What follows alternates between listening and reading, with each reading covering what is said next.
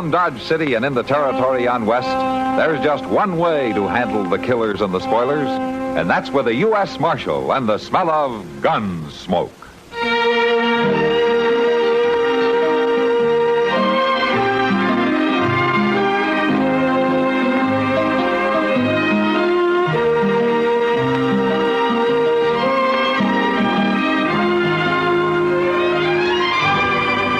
Gunsmoke, starring William Conrad, the story of the violence that moved west with young America, and the story of a man who moved with it.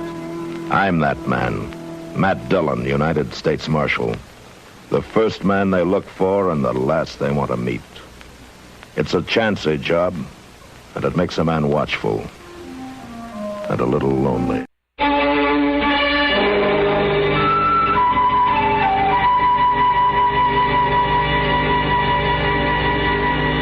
It had been a long, hard ride to Fort Larned, and as it turned out, a useless one. The prisoner Colonel Matthews had been holding for me died before I could get there, so I spent the night at the fort and then started back for Dodge the next morning. The trip back was more pleasant. A breeze from the Rockies swept across the high plains, and it was cool for the first time in weeks. And now, camped for the night just a day's ride out of Dodge, I was looking forward to a bath and a shave at Mr. Teeter's. I must have been asleep for some time when a sound awakened me. Somebody was standing just outside the circle of light cast from the dying fire. All right, hold it. Now you raise your hands and you walk in here slow.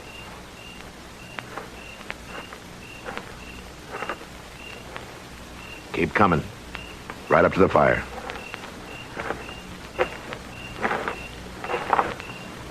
Now just stand it. Is there anybody with you? No, I'm alone. Please, mister, I didn't mean any harm. What are you doing here? I was hungry. Thought maybe I could get some food. Well, I might have shot you. I'm awful hungry, mister. I've been sitting out there watching your fire. I thought you were asleep. Well, there's some side meat in that fry pan. It's cold, but you can have it if you want. Thank you, mister. You really were hungry, weren't you? Yes, sir. What did you eat last? This morning, just before I ran away. Ran away?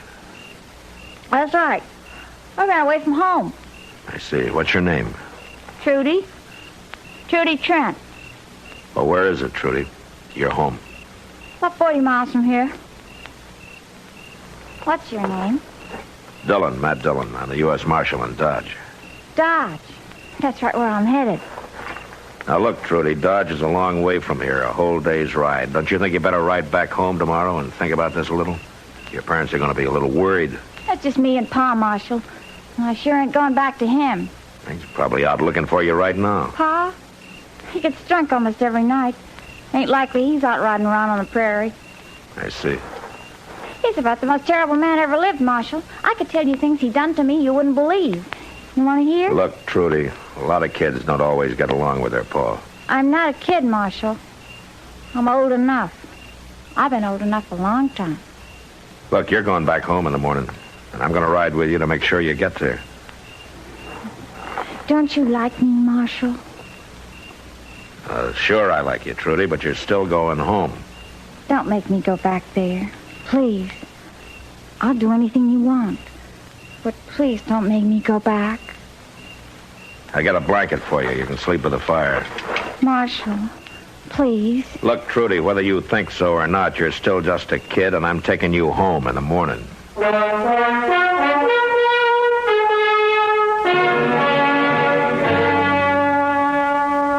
In the morning, I awakened to a clear, warm day, but the blanket I'd given to Trudy lay crumpled and empty on the ground. For a minute, I thought she'd run off. Then I heard splashing from the other side of the willows. She was taking a swim. A few minutes later, she was out, dressed, and we were breaking camp. It was wonderful, Marshal. You should have tried it. You ready to ride? You're mad at me. Trudy, you had something to eat, you got some sleep, you had your swim, and now you're going home. I changed my mind.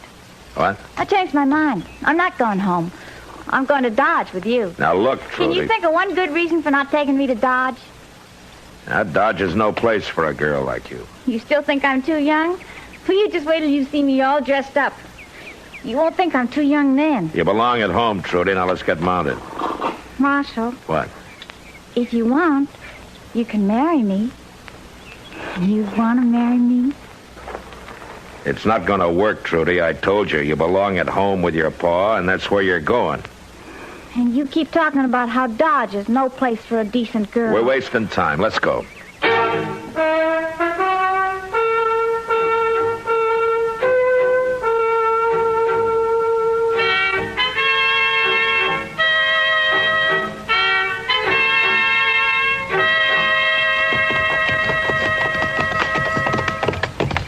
Well, there it is, Marshal. So you can see we don't make out too good. This is hard land, Trudy. Any land's hard for Pa. He had a pretty good farm once, but he left it. Why? He had to. The neighbors run him off for stealing stock. He told me about it one night when he was drunk. He laughed fit to kill. Marshal, will you stay the night and think about taking me away with you? We'll see.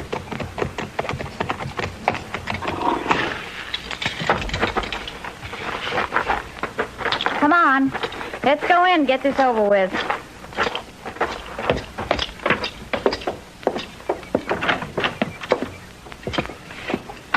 Pa? Hey, Pa. Hey, where'd you run off to, girl? I guess you was worried some, huh? You sass me and I'll fetch you a clout. This is On the Marshal head. Dillon, Pa, from Dodge. What you bringing the law out here for? He brought me home, Pa. You, I run away yesterday morning. Marshal brought me home. I ought to tell you good, girl. Running off that way. Worried about who'd do the chores, weren't you, Pa? Now, don't you talk like that, girl. 'Cause I missed you. I missed you something fierce. I'll bet you did. I worried so much that I didn't hardly eat nothing. But you sure been drinking enough, though. Hey, Marshal, don't you pay her no mind. She's my little girl, and I care a whole heap for her. Listen to him. Don't it make you sick, Marshal? I'll spend the night like you asked, Trudy.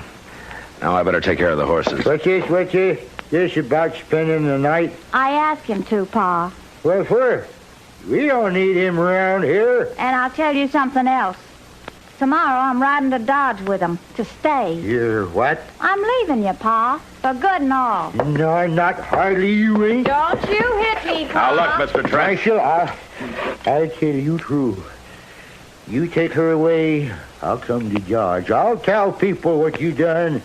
Young girl like that. Why don't we wait and talk about all this later, huh? When you're sober? Well, I don't know as I aim to get sober. But I know one thing for sure. You ain't taking Trudy away. Never mind him, Marshal. You go take care of the horses. I'll find something for supper. Drunk or sober, I'll say just one thing. Just don't mess with me and my Trudy. Just don't mess.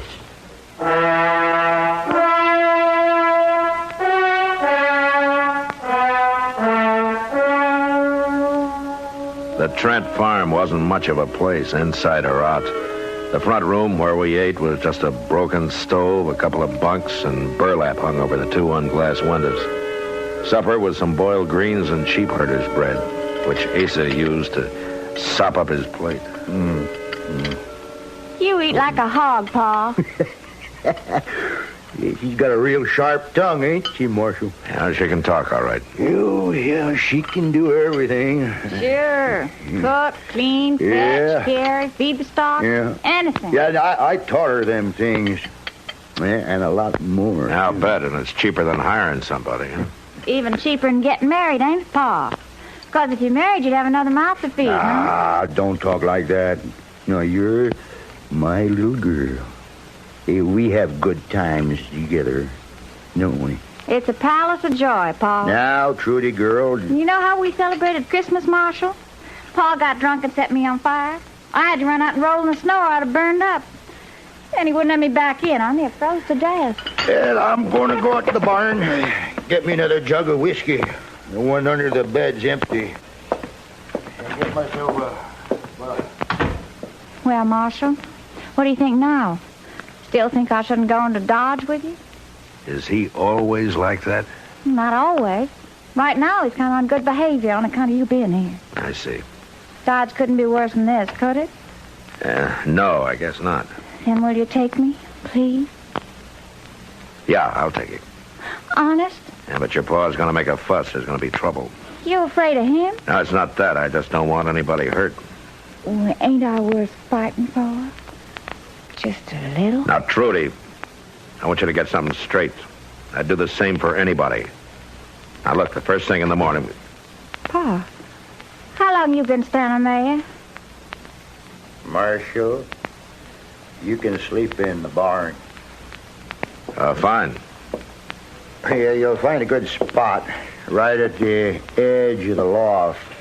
You'll like it fine there. You'll sleep good, too. The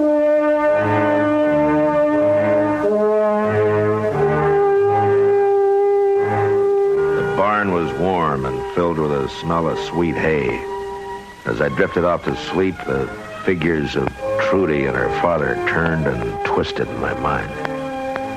Then suddenly I was awake again, wide awake, because somebody was moving toward me across the barn floor. For a moment I thought it was Trudy, and then I saw the rifle in his hand. Hold it, Trent. Die, blast you.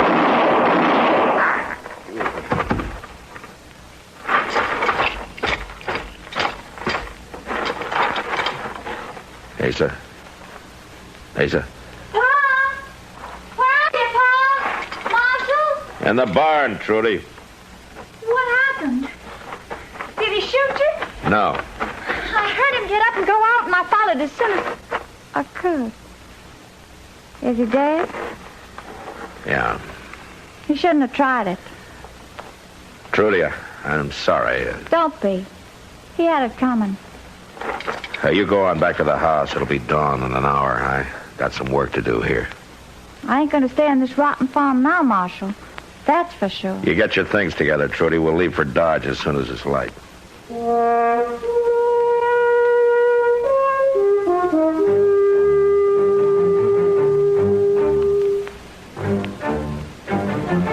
Just as the sun was breaking over the horizon, Trudy and I rode away from her father's ranch for the last time.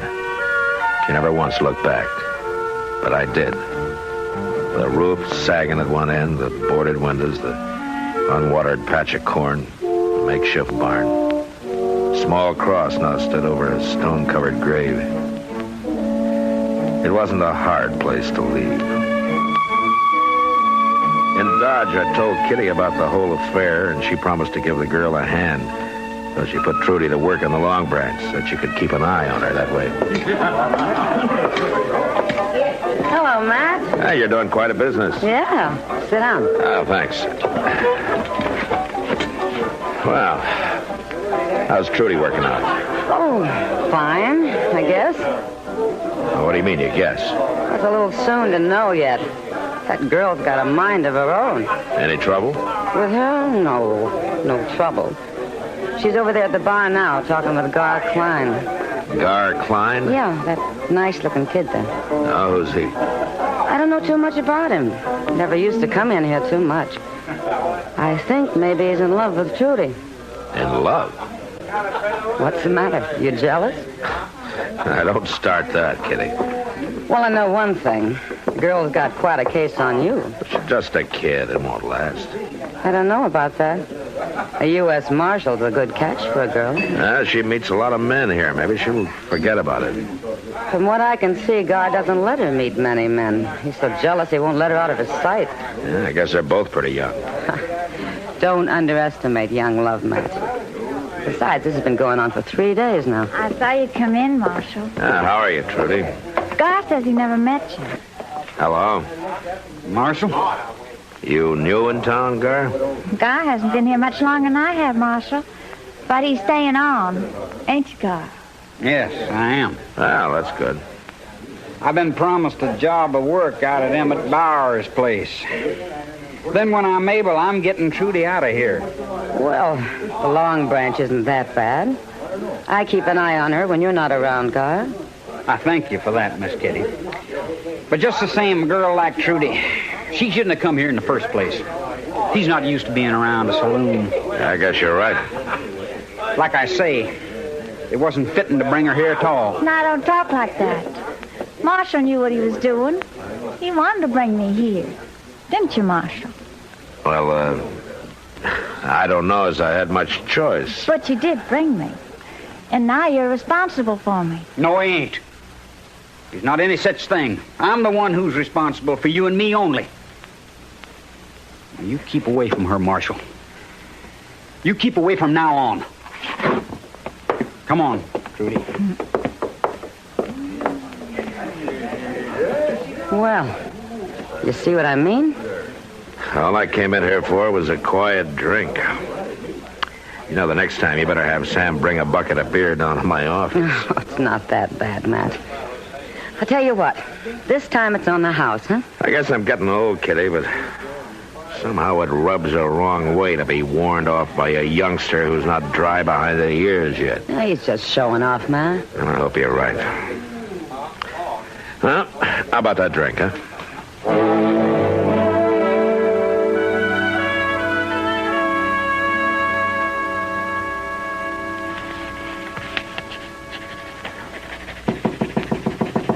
Yeah, come in. Evening, Marshall. Trudy, what are you doing here this time of night? I came to see you. Well, aren't you supposed to be working? I asked Kitty for a few hours off. Said I was sick. I see. You haven't been to the Long Branch all night. Well, I've been busy. You don't seem very glad to see me. Now, look, Trudy. Let's get this straight. Marshall, I came here to tell you something. What? I just thought you ought to know now. I'm going to get married. Well, that's fine. To you. Now, wait a minute. I thought you were talking about Gar Klein. Gar? Why him? Because he's in love with you. He got himself a job at Emmett Bowers so he could save enough money to marry you, get you a place. Gar's just a fence-riding cowboy, and that's all he's ever going to be. I'm not going to marry a man like that. Like I said, I'm going to marry you. Trudy, you're a foolish, romantic little girl, and I'm sure not about to get married to you or anybody else, not now or any time. Now, have you got that straight? Little girl, am I? You asked for I'll it. teach you how to talk to a woman. Stop it. Stop that. Take it. I said stop it. Now, you just calm down. You feeling better now? I'll tell you how I feel. I'm going to tell everybody in Dodge you killed my pa and then you ran off with me. How my pa tried to stop you and you shot him dead and forced me to come with you. Trudy, you listen to me. You don't really care about me at all. Now, you be honest with yourself. You just want to be a U.S. Marshal's wife. Isn't that right? Trudy, wait a minute. You try and do good for somebody, and this is what happens.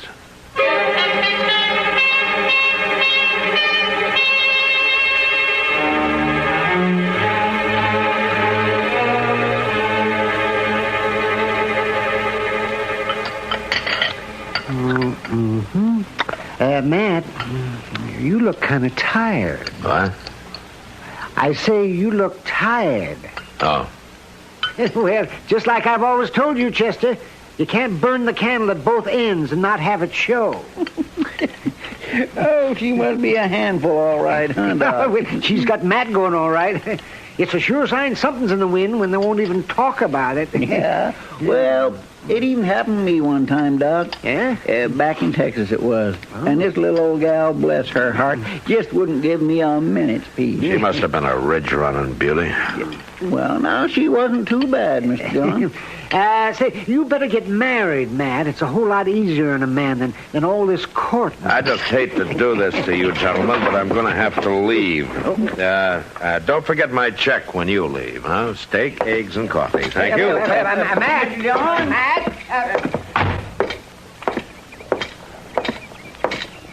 Marshal. Huh? Oh, Gar. I've been looking for you. Oh, what's the trouble? I heard all about it. All about what? Trudy told me last night. She told me everything. You been drinking? Last night I was, but not now. I see. Last night, Trudy told me how you shot her paw so she could run off with her. Now, wait a minute, Gar. Now you got her here in Dodge, and you don't want her no more. Gar, will you listen to me? Trudy's lying to you. You're a fool to believe all that talk. I love her, Marshal, and she loves me.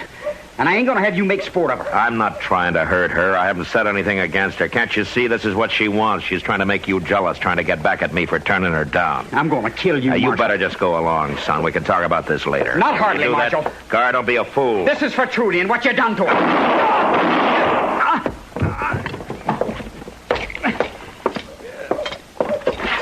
Gar, Why don't you finish me off? Why don't you?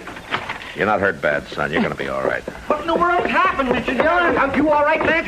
Yeah. Doc, see to this boy here, huh? And then Chester can take him over to the jail till he cools off. Where are you going? Down to the Long Branch. I'm going to have a talk with Trudy Trent.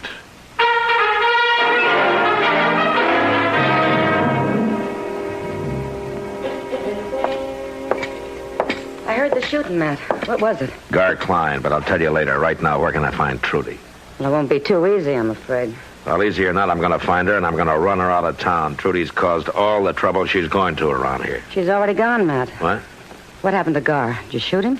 Yeah, but he'll be all right. What's this about Trudy? Well, last night Gar was in here with Trudy, and she got him pretty drunk. From what I could tell, they were talking about you. Later, Gar passed out, and I had Sam put him in the back room to sleep it off. And that's when Trudy met the gambler. Gambler? Yeah, from St. Louis. He came in last night late, real late, on his way to San Francisco. Trudy was at loose ends, and she got to talking with him, and they left together just half an hour ago on the morning stage. I see. I guess maybe he was a better catch than Gar Klein. Well, he looked like he was pretty rich. Fancy clothes and all. So I suppose she figured he was. Better than you, too, since she finally figured out she'd never get you. It's too bad about Gar. But I guess he was trying to do the right thing, at least the way he saw it. Yeah. Trouble is, she never really cared for him at all. He was fighting for just a lot of shadows. Well, maybe that's better than not fighting for anything at all. Yeah, I guess you're right, Kitty. I guess you're right.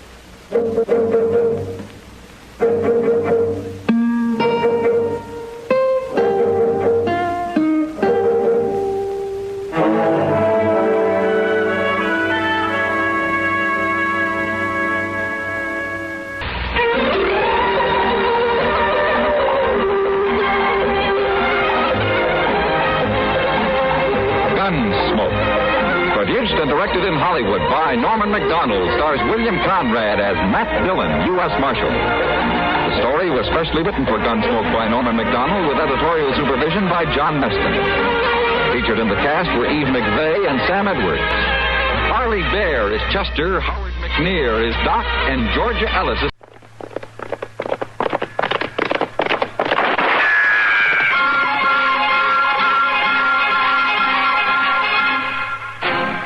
Around Dodge City and in the territory on West, there's just one way to handle the killers and the spoilers, and that's with a U.S. Marshal and the smell of gun smoke.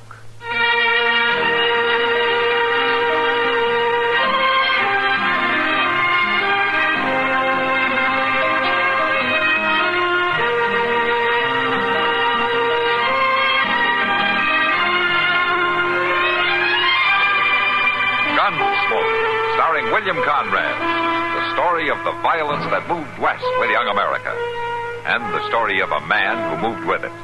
I'm that man, Matt Dillon, United States Marshal. The first man they look for and the last they want to meet. It's a chancy job, and it makes a man watchful and a little lonely.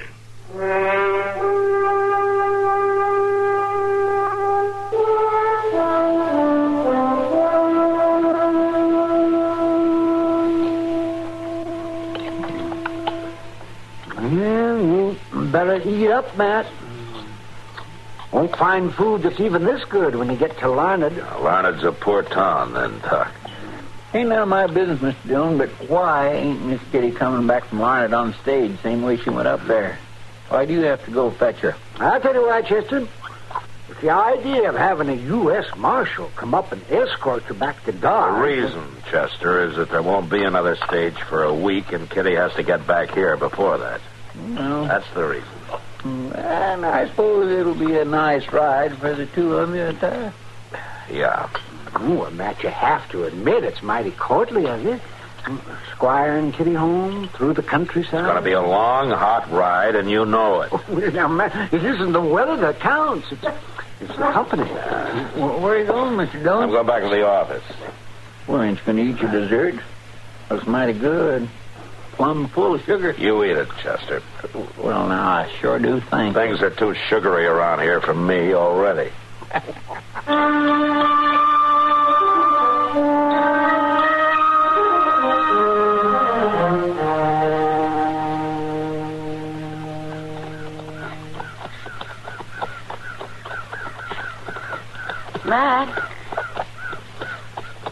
Matt? What? Oh, what's the matter? Oh, for heaven's sake. Were you asleep in the saddle? What? No, Kitty. Of course not. I just had my eyes closed for a minute. I'm sorry. Well, I guess I can't blame you. Must have taken you most of the night to get up to Larned. And starting right back this way. Still a couple hours to ride. No, I've had tougher rides than this one, Kitty. Say, how did your visit with your friend up there go? Oh, I was glad to see her, Matt. Yeah? Yeah, she's been pretty sick. I'm glad I made the trip. Really am. You're not the only one. Huh? What do you mean? Doc and Chester haven't been able to talk of anything else since they found out that I was coming up after you. I can believe that. Hey, look out, Kitty. A rattlesnake. Hold on, Kitty. Don't let him get his head. Hang on, will you? I grab the... Kitty!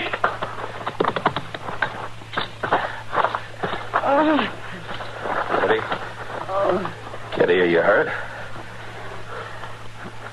I don't know, man. I'm sorry I couldn't hang on. I was a very good rider. Well, never mind that. Any bones broken? I don't know. I don't think so. Here, let's see if you can sit up.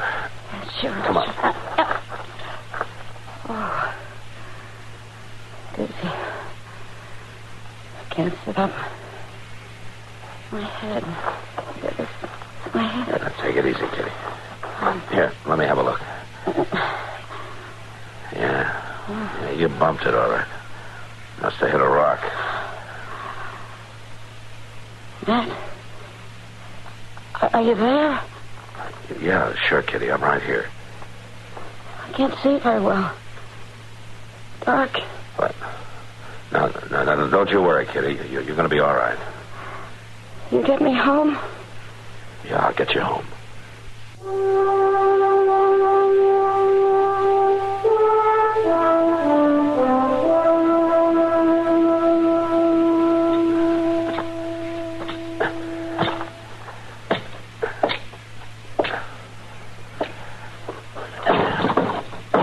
Hey, you in there. Open up. Come on, open up. I got a gun on you, mister. Well, put it down. I'm a U.S. Marshal, and I need shelter for this woman. She's injured. You got no right to bust in Now, here. listen to me. This woman is badly hurt. Well, it ain't none of my doing. Now, you look here. Let him bring her in, Rap. Ain't no call. Let him bring her in. Oh, come on in. That's a real pretty woman, Pa. A real pretty woman. Hush, Lady. She's hurt. Just set her right down there, Marshal. All right. Big U.S. Marshal moving in on them poor folks. There you are, Kitty. You got something to cover her with? Something clean?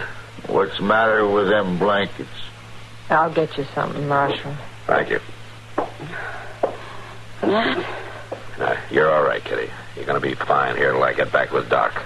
You hear that, Pa? You're going to leave that woman right here with us. You shut your mouth, Matt? Judy. Yeah, what is it, Kitty? Don't leave me. Please. I'm just going to get Doc, Kitty. Here's the cover, Marshal. I've been keeping it in my trunk. Rightly a tablecloth, but it's clean. Thank you, ma'am. My mother's. Yeah, sure. And things was always clean. There you are. Hello, woman. Don't leave me, Matt. I'll let Kitty in. Please, Matt. All right, Kitty, all right. One of you is going to have to go into Dodge and bring Doc Adams back. Well, I ain't especially feeling like no ride, Marshal. Oh?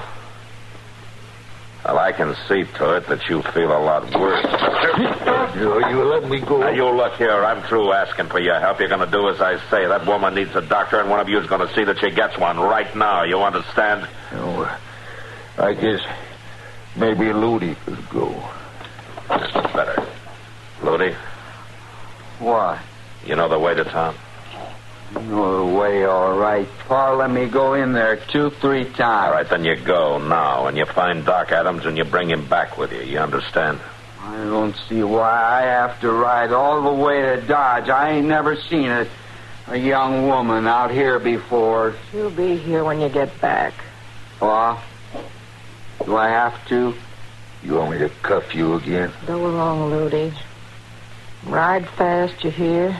Sure, I'll ride fast. I want to get back. For certain I do. Go on, then. Get out of here.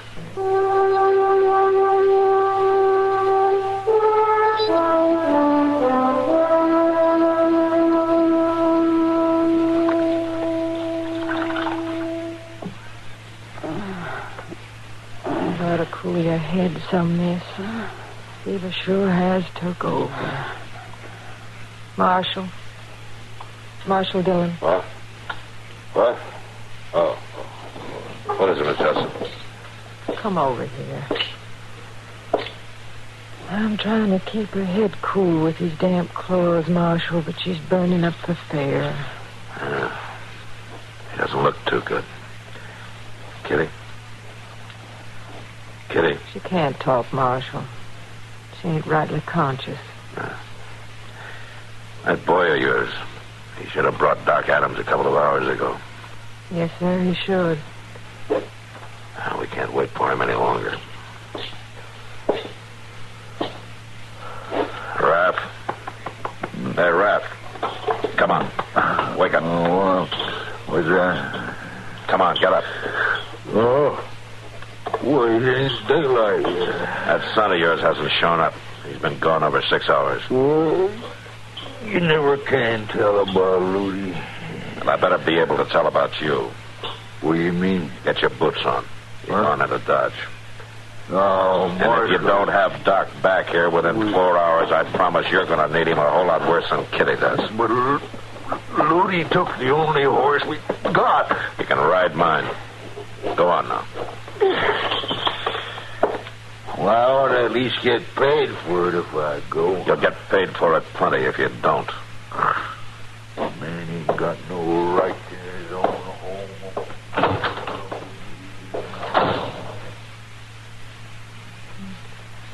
He shames me, Marshal, taking on like that. You think he'll come back? No, he'll come back. He ain't brave enough not to. He's plumb afraid of you, Marshal. I better get some more water from the well. No, here, I'll get it, man.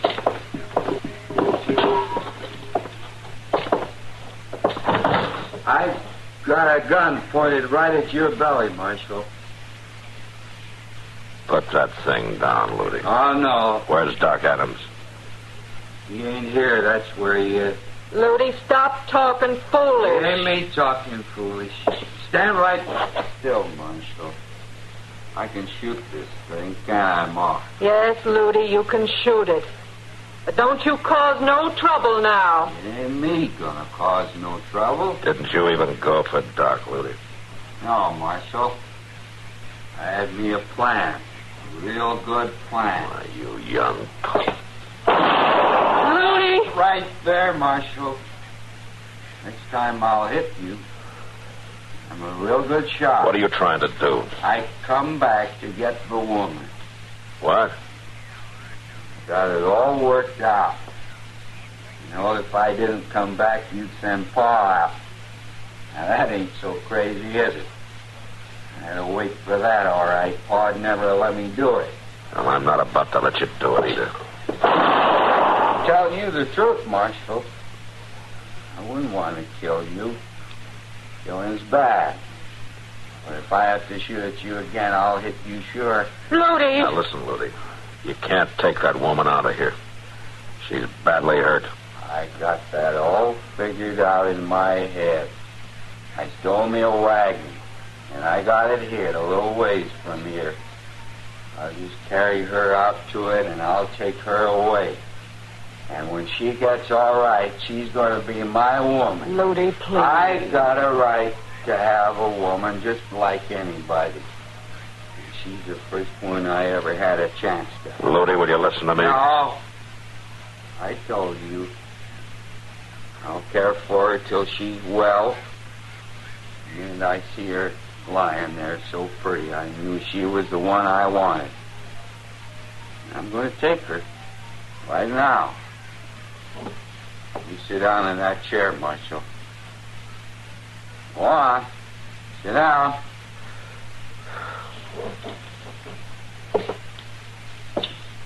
Ma, you go get me that rope that's hanging on the wall. Ludi, this will bring you bad trouble. Get the rope, Ma.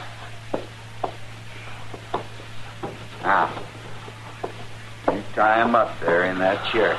Now, go on now. You give me his gun first. I'm real good, Ma. I wouldn't want to hurt you neither, but I would. Marshal? Do what he says, Miss Judson. All right. Now, you just stay there nice and quiet, Marshal. After she finishes, I'm going to bring the wagon up. I ain't looking so foolish now, am I? No, Ludi. You look fine.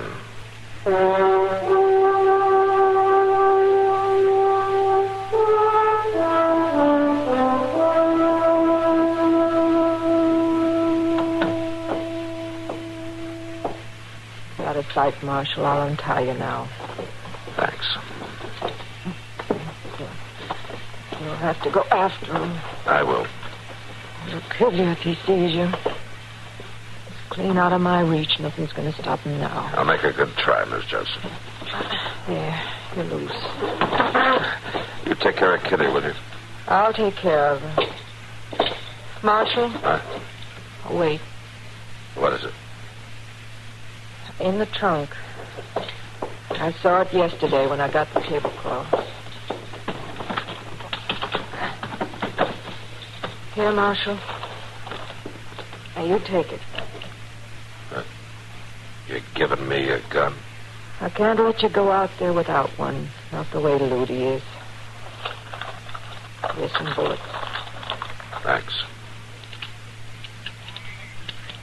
Try not to hurt him too much, Marshal. I'll try, man. I'm afraid he's in no mood to handle easy.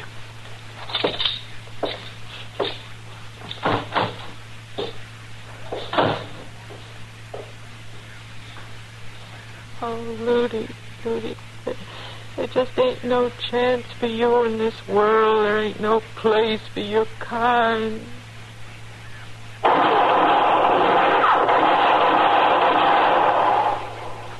Ludi.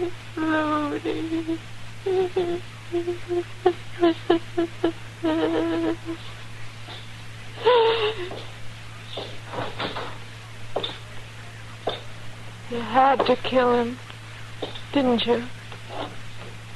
I'm sorry, Miss Judson. He's out there. Yes, ma'am. I'll take care of him. No, Marshal, he's my boy. I'll take care of him. There wasn't anything else I could do. I know, Marshal, I know.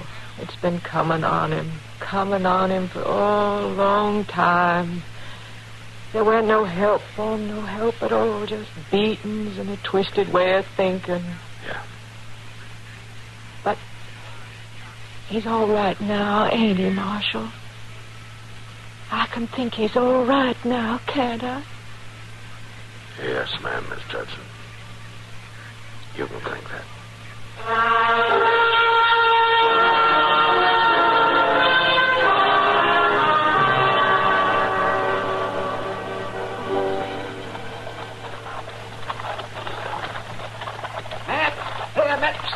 again, see ya? Sure, Doc. Whoa! Holla! Ha! What's the matter? Something wrong, Doc? No, everything's all right. Kitty's just coming out of it. She wants to see you. Oh? I'll be right there. How is she, Doc? She's gonna be all right, Matt. No, Kitty, no. You mustn't try to sit up yet. That's crazy, Doc. I'm fine. You'll do what he says, Kitty, if I have to tie you down. Okay. I guess I have caused you enough trouble, Matt. You gave me a turn when you were lying there unconscious. I will say that. I don't remember a thing after you first carried me into that shack. I guess it was pretty silly. What do you mean? Oh, insisting like you did that you stay with me and not leave me to go get Doc. Nothing would have happened to me in that place. I guess I was just spooky about it. Well, I was a little spooky myself, Kitty, before we got through. Well, what do you mean?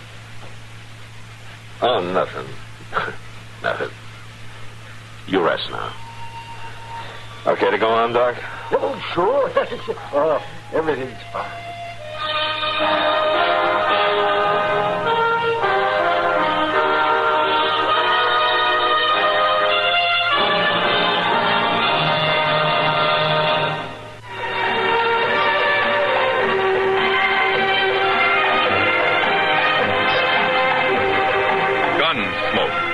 Produced and directed by Norman Macdonald, stars William Conrad as Matt Dillon, U.S. Marshal. The story was specially written for Gunsmoke by Marion Clark, with editorial supervision by John Meston. Harley Bear is Chester, Howard McNear is Doc, and Georgia Ellis is Kitty.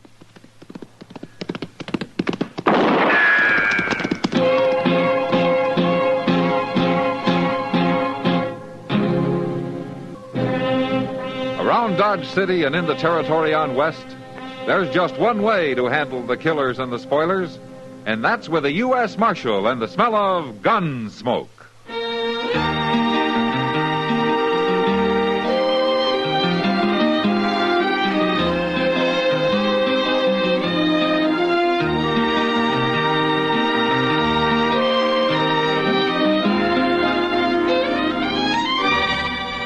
Gunsmoke, starring William Conrad. The transcribed story of the violence that moved west with young America. And the story of a man who moved with it. I'm that man. Matt Dillon, United States Marshal. The first man they look for and the last they want to meet. It's a chancy job, and it makes a man watchful. And a little lonely.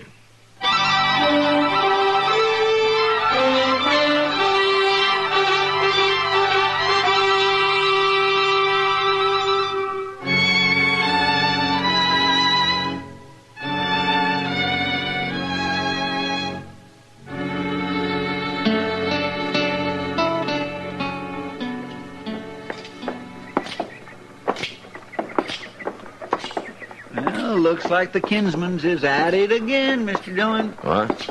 Jeff Kinsman and his wife standing by their wagon over yonder. Oh, yeah.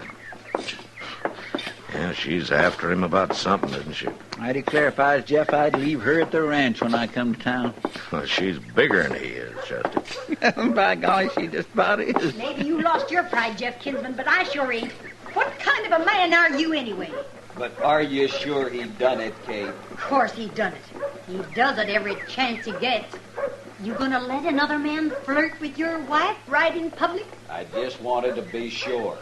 There he comes now. Ask him about it. I sure That's will. Ed Dolliver she's talking about, Mr. Dillon. Yeah, I guess they're not such good neighbors after all. Look, he's carrying a rifle. Yeah. It's a Sharps 50. It looks brand new. Hey, Well, Dolliver. I guess there won't be no trouble. Jeff Kinsman Hello, ain't Jeff. armed. Mrs. Kinsman? I want to settle something with you, Dolliver. What's wrong, Jeff? You're to leave my wife alone, you hear? What? You stop trying to fool with her. Jeff, you gone crazy? You tell her, Mrs. Kinsman. She done told me. And I'm warning you, Dolliver, you go get your own woman, leave mine be. I don't know I like being accused this way. Put that gun down, I'll learn you to like. They gonna fight, Mr. Dillon? And as long as they aren't going to shoot each other. There. Now what are you going to do, Kinsman? show you. Oh, you got a knife. You put that knife away. I ain't armed. All right, hold it, Kinsman. This is my fight, Marshal. Not with a knife. Now drop it. Go on, drop it. No. No, I won't drop it. But I won't use it on him. Not till next time I won't. Come on and fight, you coward. You're bigger than I am. I'll fight you any way you like. I see you bought a new Sharps rifle, Dollar. Never mind guns. You men settle this some other way. Sure. Only he better remember I got a Sharps rifle at home, too. Now look, Kinsman, and you too, Dolliver. If there's any shooting out your way, I'll know who to come for. And it won't take any time at all. That little coward ain't going to do nothing. And I wouldn't put salt on an old crow like her anyway. Jeff, you hear what he called me? He called me a coward. He called you? By heaven, Jeff, what things are coming to when a woman's got to put up with Chester, that? come on, let's go. I never heard of a man getting by insulting a lady right in public twice, and each time worse than the other. He's no good, that Dolliver, and you ain't much better. Oh, now, Kate. I swear she's going to have them men fighting yet, Mr. Dillon. That trouble ain't about over. That's the worst kind of trouble, Chester. You never know who's guilty of what.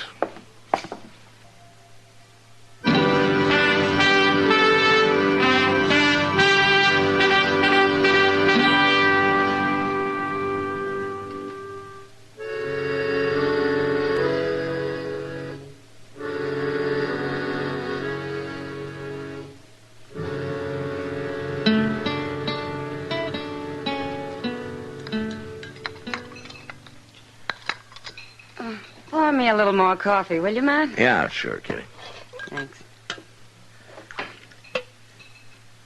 Is that enough? It's enough of this restaurant's coffee.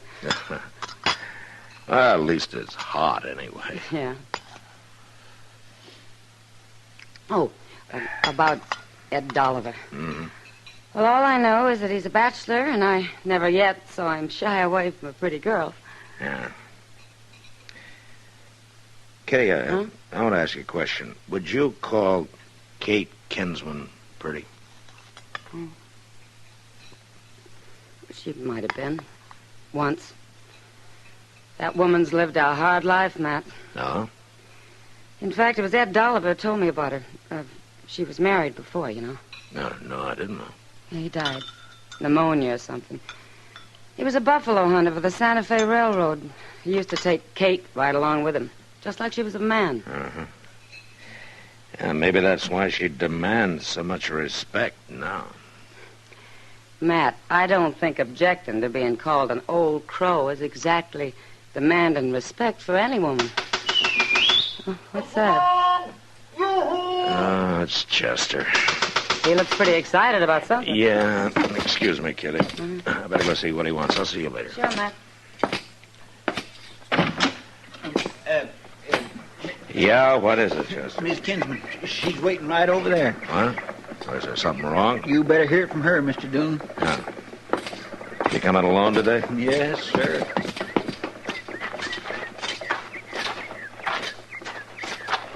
Hello, Miss Kinsman. What can I do for you? It ain't me, Marshal. It's my husband. It's Jeff. What's the matter? He's dead. What? He was murdered early this morning. Ed Dolliver done it. How do you know it was Dolliver? I'll show you how. I left Jeff right on the prairie where I found him. Chester. Yes, sir. Go get Doc. We'll follow Miss Kinsman out to the ranch.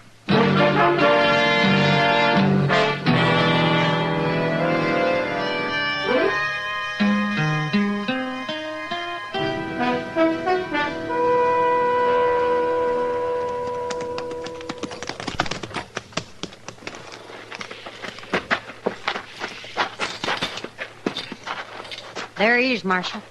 I ain't touched him, just throwed that canvas over him. Uh-huh. Miss Kinsman, how'd you happen to find him out here? I heard the shot. I knew Jeff didn't have his rifle with him. Well, whoever did it can't be accused of ambushing him. There's no cover anywhere around here. You're forgetting Ed Dolliver has a new Sharps 50, ain't you, Doc? Oh, yeah. Well, It won't shoot over the horizon, Mother. I'll take a look here, man. Marshal, you take a good look around the way I did, you'll see something. No? What? That little clump of switchgrass out there. A man could hide behind that. Clear out there? Why, that's more than 1,000 yards. It ain't too far for a sharp. Chester, right over there and take a look, will you? Okay, Mr. Jones. Matt? Yeah. Yeah, what is it? There's only one bullet in him. And it's not very far in. What do you mean? Oh, it was enough to kill him, all right, but it was pretty well spent. Whoever fired it was a long ways off. I told you.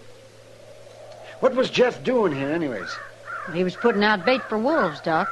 Poisoning them. We've been bothered lately.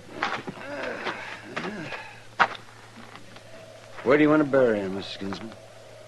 Oh, out back of the house. There's a place he liked. Well, I guess we can conduct a service of some sort. Why don't you get Ed Dolliver? I hear he reads the book real good.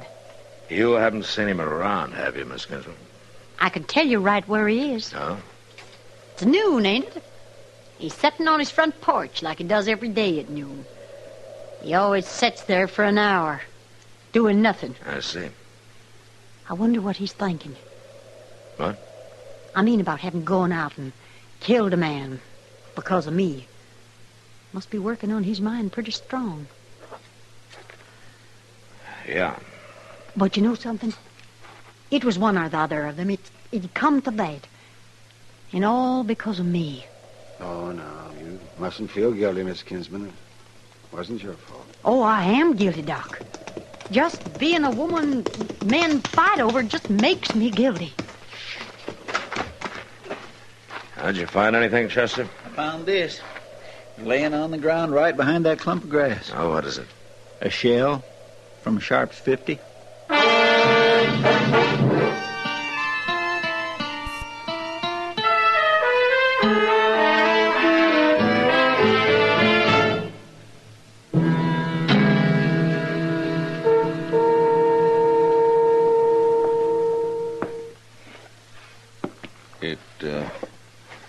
It don't look good, does it, Marshal? No, Dolliver, it doesn't. There's one thing might have worked for me. Oh, what's that? My new Sharp's rifle. Supposing it hadn't ever been fired. You could tell, couldn't you? Easy. Where is it? Ain't no use, Marshal. I was shooting it this morning, trying it out for the first time. You weren't with anybody, huh? No, I got no alibi, none at all. You don't even seem much interested in trying to clear yourself of this, Dolliver. Well, I figure sometimes if a man raises too big a holler about how innocent he is, kind of works to make people think he's guilty. Yeah, sometimes, maybe. Can you think of anybody else who might have shot Jeff? No. I'm the only one, I guess. Yeah. Dolliver, I want you to tell me the truth now. Do you have any interest in Miss Kinsman? I wouldn't be proud of it. I could do better than her, Marshal. A whole lot better. Yeah, you got a pencil and some paper around here. What? I want to write a note to Miss Kinsman. About what? Well, never mind. Just get it for me, will you? Whatever you say, Marshal. Chester. Yes, sir. Now, when I get this written, I want you to ride over to Miss Kinsman's with it. Sure. But where are you going? Well, I'm taking Dolliver into Dodge to lock him up. But don't you tell her. Now, you stay here tonight, and I'll be back by tomorrow morning. I swear I don't understand. You will. Later.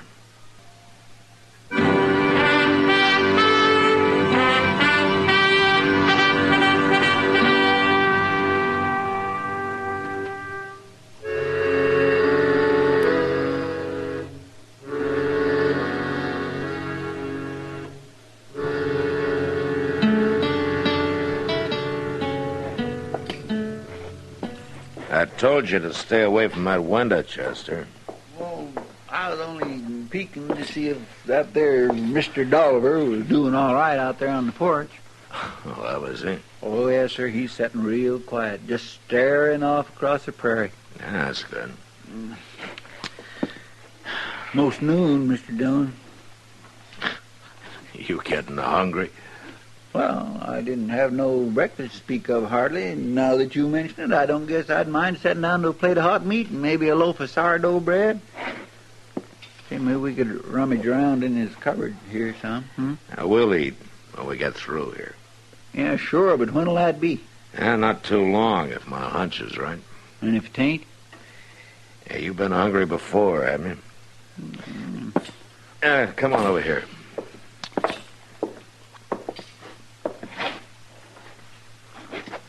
Well, I just can't hardly see nothing out of this little hole. Yeah, there's a bigger one on your left there. Oh. Oh, yeah, I can see fine now. I got an idea there isn't going to be much to see anyway. You can't never tell. You, sure our horses are out of sight, huh? I got 'em tied up back of the house, I told you, Mr. Jones. Okay. Hey, look at Mr. Dolliver. Got him. Knocked him right off of his chair. Yeah, you see that puff of smoke out there? Yeah, that's a good 1,000 yards. Oh, that's some shooting, but whoever it is pretty well hid. Yeah. Now, we'll wait a minute, then we'll go out back and get our horses. We're going to have to ride awful fast. We'll make it. Well, what about Mr. Dolliver? Leave him. He was hit square. Come on.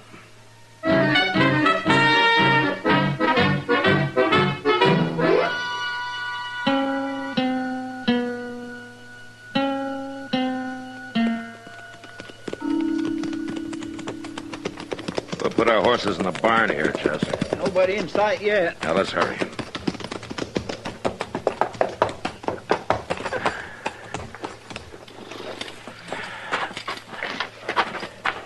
Tie him up in those first two stalls, huh? All right, sir.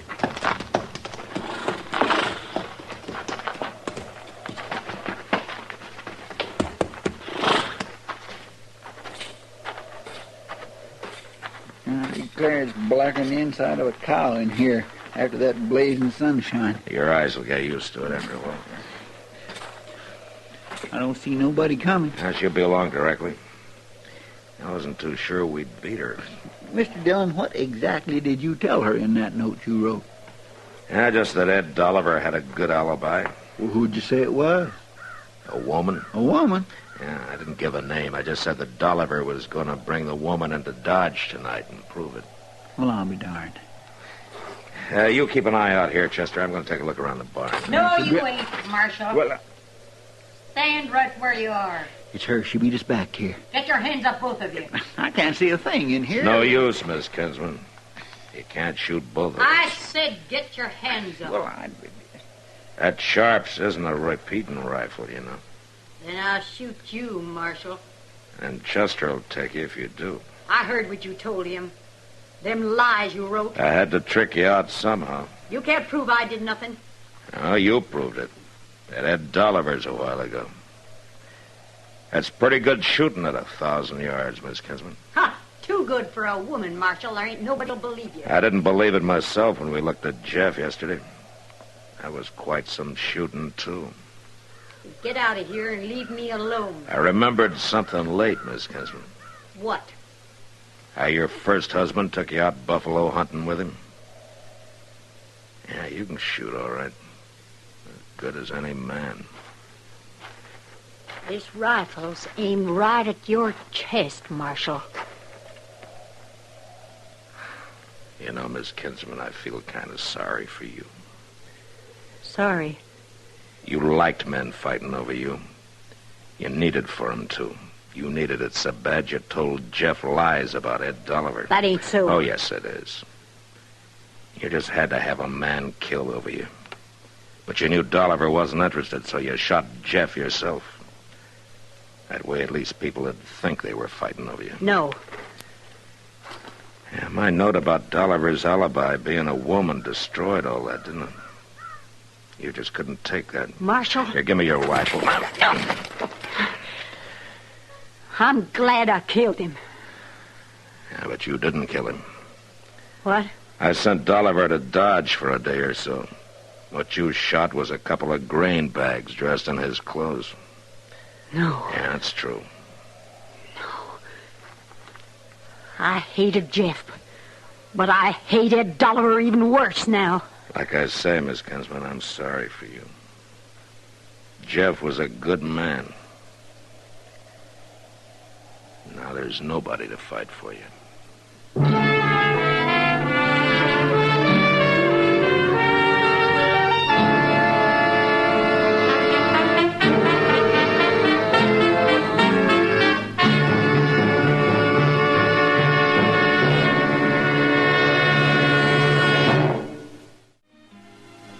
Gunsmoke, produced and directed by Norman Macdonald, stars William Conrad as Matt Dillon, U.S. Marshal.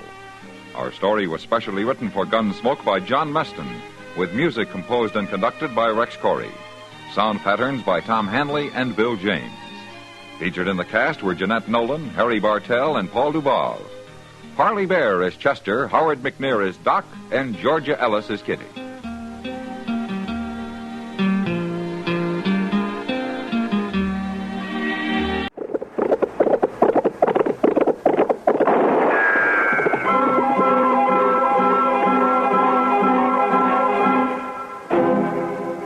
Dodge City and in the territory on West, there's just one way to handle the killers and the spoilers, and that's with a U.S. Marshal and the smell of gun smoke.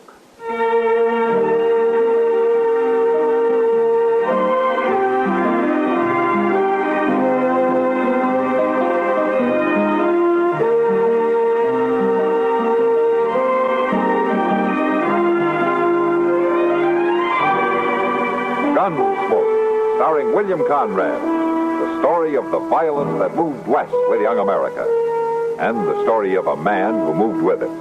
I'm that man, Matt Dillon, United States Marshal.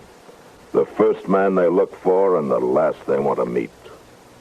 It's a chancy job, and it makes a man watchful and a little lonely.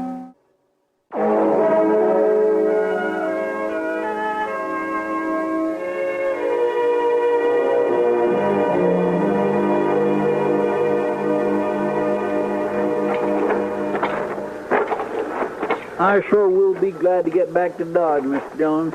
Oh, Wichita's a nice town, Chester. All right, you like it so much, next time you can come along. I got no business here anyway. Well, it's almost over, Chester. The train leaves in about 10 minutes. I've been worried all morning for fear we'd miss it. That's going to be a long ride. We wait outside here till they yell all aboard. My, you sure do hate setting down, don't you? Well, I like fresh air. But you can get on if you want. No. You could be finding us a couple of seats, you know. The train guarantees a seat to everybody who buys a ticket, Mr. Dillon. Well, I was only trying to give you an excuse to get off your feet, Chester. Well, I ain't so tired of all that. Well, I do declare, look what's coming. Where? Yonder. Oh, that's a right pretty girl. She is, ain't she? Say, you reckon she's going to Dodge, too? Oh, why don't you ask her? Oh, my goodness, Mr. Dillon, I don't even know her. Well, it's not going to stop him. Who? That gentleman standing by the car. He's seen her, too. Gentleman? He looks more like a drunk rowdy to me. Yeah. Let's kind of mosey over there, huh? Say, maybe he does more, Mr. Dillon. Yeah, maybe. I misdoubt it, though. He's too mean and ugly looking. Well, miss, as long as we're going to be traveling together, we'd best get acquainted. Now, my name is Laster. Ab Laster. How do you do? How do you do? I'm meeting my partner in Dodge, Joe Garrett. Maybe you know him? I'm sorry, but I've never been in Dodge. No? Make two of us. At least we ain't gonna be lonely, are we? Well, that depends. It depends on what? If you're a gentleman. If I'm a... Oh, of course I am, honey. Hey, I know, look. I got a bottle here. Let's just get aboard, and then we have a little drink, huh? Please, Mr. Lasseter. Oh, come on. No. The train... What's the matter with you? Start out real friendly, and then you freeze up. Come on, get in that train like I say. Let me go. Oh, Yes, sir. Have a little drink. What do you want? Let the lady go. You're asking for trouble, ain't you? No. He tried to force me onto the train, and he wanted me to drink with him. Now, don't you worry, miss. He won't bother you anymore. She wasn't minding it none until you busted in. Ab Laster, huh? How do you know my name? Well, I heard you tell the lady. You're real snoopy, ain't you? Sometimes, yeah. Do you know what you're getting into, mister? Now, you tell me. I'll show you. Well, you're carrying a gun. But I don't always use it. You hit him.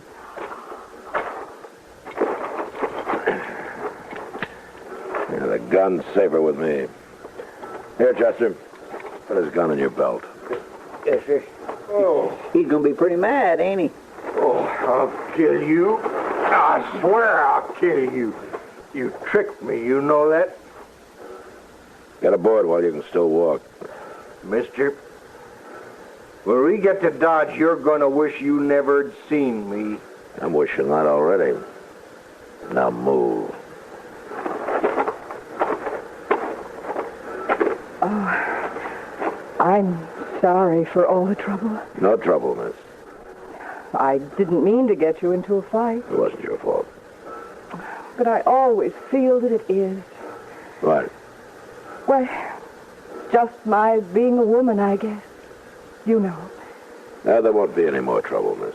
Not till we get to Dodge, anyway. Come on, let's get aboard.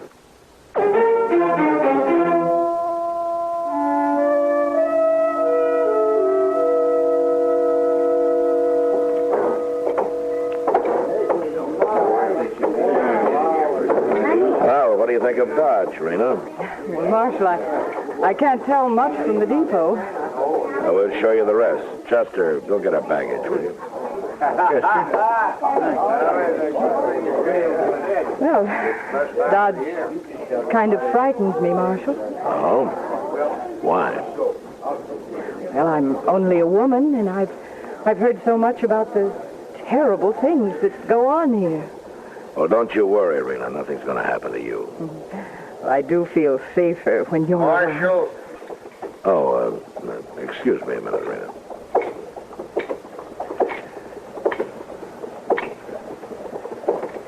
Yeah. What do you want, Lester?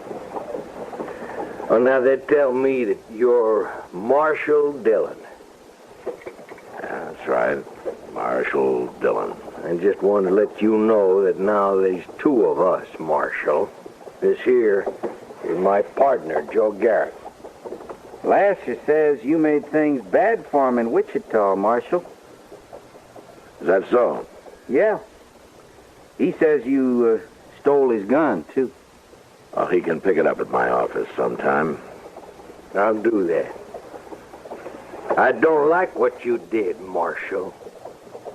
Well, I didn't do it for you. Yeah, all right, I know.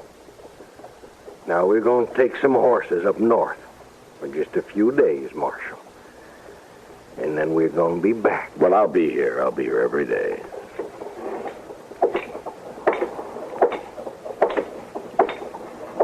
What did those men want, Marshal? It was nothing, Rena. Nothing important. Oh, I'll bet there's going to be more trouble over me, isn't there?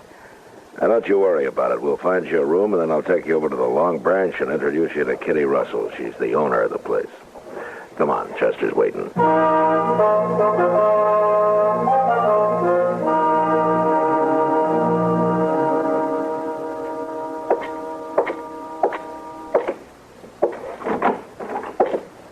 There he is. Come on in, Matt. It's your office. How have you been, Doc? Oh, fine. Oh, Matt, Chester's been telling me about this new girl, Rena Decker. Oh? Sounds like a mighty sweet little apple. Is that what Chester said? No, I didn't say no such a thing. Well, that's what you meant. Is it true, man? Hey, you can go see for yourself, Doc. She'll be working on the Long Branch. Oh, the low Kitty hired her, huh? Uh-huh. I left them talking together about an hour ago. Good. I'll drop by there tonight, if I have the time. You'll find time, Doc. Well, I will if somebody doesn't fall off his horse or jump out of a window or go get himself shot. Leave him die. It'll be worth it. It's a good thing nobody has to depend on a sybarite like you, Chester. Doc, I don't know what that means, but it sure don't sound nice. Well, then don't ever let me catch you saying. Well, Miss Kitty. Come on in, Kitty. Join the fun. Oh, I'm afraid I'm going to spoil the fun, Doc. Oh, what's the trouble, Kitty? I thought I'd better come tell you before you hear it from her, Matt. What? Rena Decker isn't going to be working at the Long Branch. Oh, why not? I didn't hire her. You didn't hire her? Well, I'm not saying she's not pretty and all that, but I've seen her kind too often. They mean nothing but trouble. Oh, I don't understand, Kitty. She seems like a nice little girl. Oh, you men are all alike. Pretty face throws you every time. No, not Kitty. I have no interest in her beyond trying to help her the way I'd help anybody. Who started that fight in Wichita, Matt? Ab Laster. He was annoying her. She didn't lead him on? Oh, now, Kitty, you're being unfair. That girl's here all alone. She doesn't know anybody, and she needs a job. Sure. And when I had to leave her at the bar a few minutes after you brought her in, she almost got another fight started. What? Kitty, why would she do that? Some women like men fighting over them. Kitty, what really is it that you don't like about her? Doc, you haven't seen her yet, huh? No, but I sure am interested now, Kitty. Yeah, you'll be just as stupid as they are. Now, Kitty. All right. Just to show you, I'll hire her. But don't blame me when somebody gets killed, because it's bound to happen.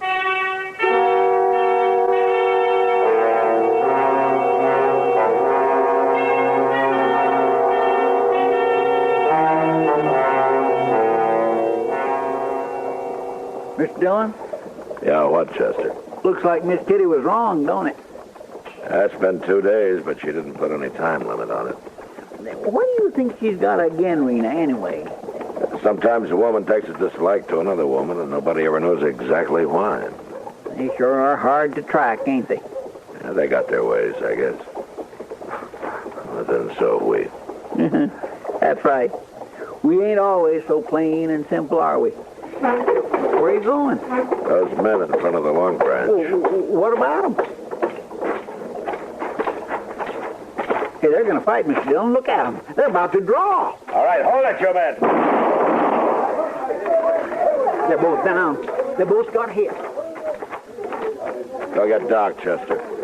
Well, they look dead to me. Get him anyway. I'll see if I can find out what this is all about. Yes, sir.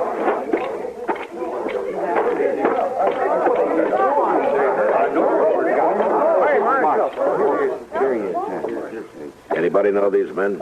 I never know. No, not me. And I didn't see you here, Kitty. Hello, Matt. Maybe you know these men, huh? Just a couple of riders. I don't even know their names. What started it? You wouldn't believe me if I told you. What do you mean? Talk to her about it. Who? Oh. I'll go with you. All right.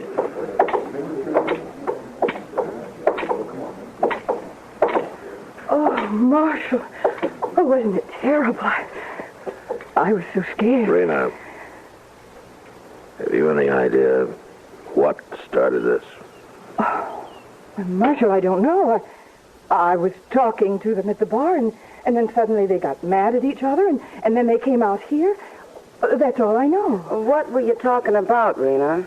Why, nothing. Just talking. Then why'd they get mad? You know how men are? Yeah, I know. I know how some of them are. See you later, Matt.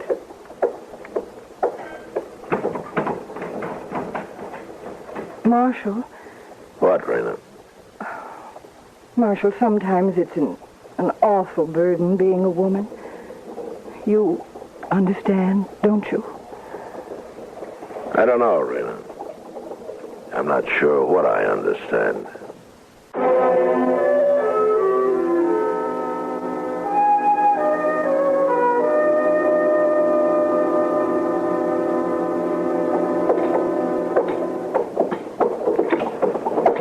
My ding, Mr. Dillon, I sure would hate to be buried that way. Nobody not knowing who you are, not even a marker on your grave. It's a sad, poor way to end up. Yeah. It's been a troubling you, too, ain't it? Some, yeah. You've been awful quiet ever since yesterday, Mr. Dillon.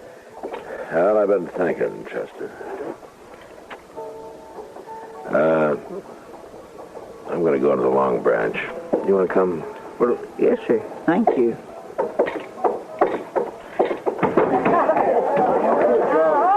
My land, they're busy, ain't they? Yeah. Hello, ma'am. Chester? Well, hello, Miss Kitty. I missed you at the burying, Kitty. Oh, that must have been real fancy. Is Rena around? Right over there at the bar. 2 men, as usual.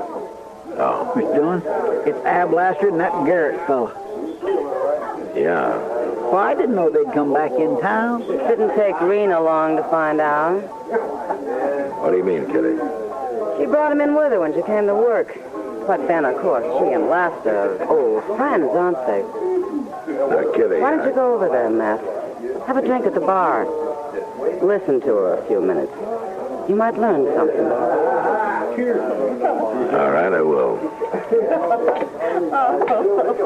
Oh, Al. Sam, give me a beer. Rena, honey, it's sure good to see you.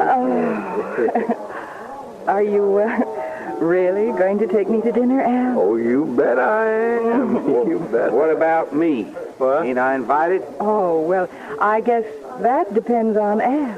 Yeah. Some other time, Garrett. This is going to be my night tonight.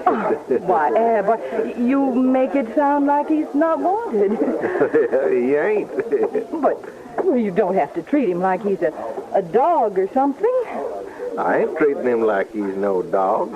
Am I, Garrett? No. I ain't. Of Now, I course don't you know. are, Ab. Now, no man's going to put up with that. Is he, Mr. Garrett? What? No real man is. Well, no.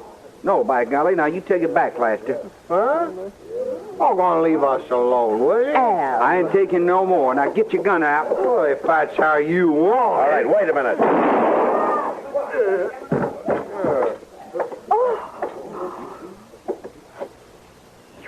Killed him. You killed him, Ab. Give me your gun, Lester. No. Give it to me. No, I expect to take a man's gun when he's already got it in his hand, Marshal. Now, don't be a fool. Marshal, he killed him. Don't let him get away with it. Shut up, Rena. Stay where you are, Marshal. Don't you back away from me.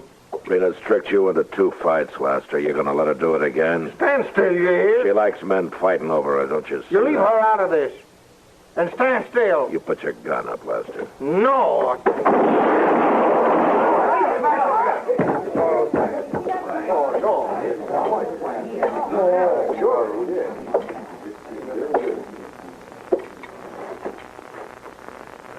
Oh, Marshal, I was so worried. I thought sure he killed you. I was so scared. Rena, 4 men have died because I wouldn't believe Kitty about you. What? You get out of Dodge right now, and don't you ever come back.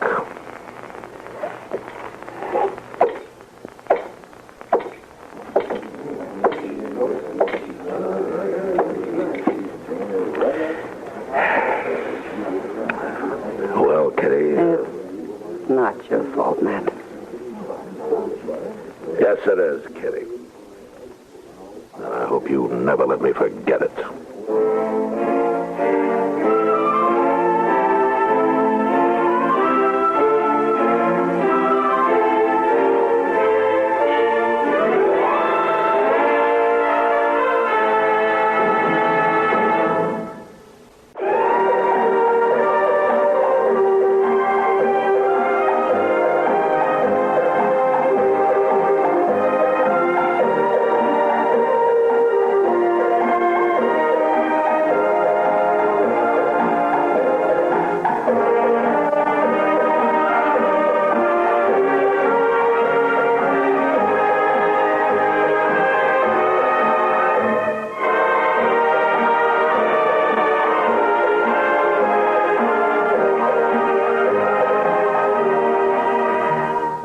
Gunsmoke. Produced and directed in Hollywood by Norman Macdonald, stars William Conrad as Matt Dillon, U.S. Marshal. The story was specially written for Gunsmoke by John Meston. Featured in the cast were Lynn Allen, Lawrence Dobkin, and Vic Perrin. Parley Bear is Chester, Howard McNear is Doc, and Georgia Ellis is Kitty.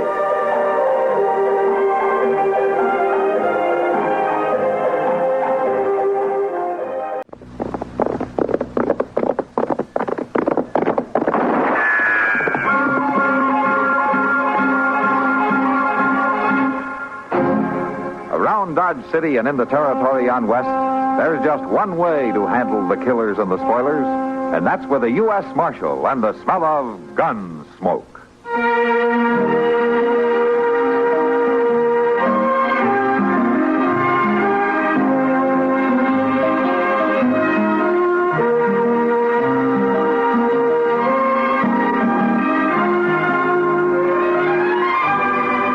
Gunsmoke, starring William Conrad. The story of the violence that moved west with young America. And the story of a man who moved with it. I'm that man. Matt Dillon, United States Marshal. The first man they look for and the last they want to meet. It's a chancy job, and it makes a man watchful.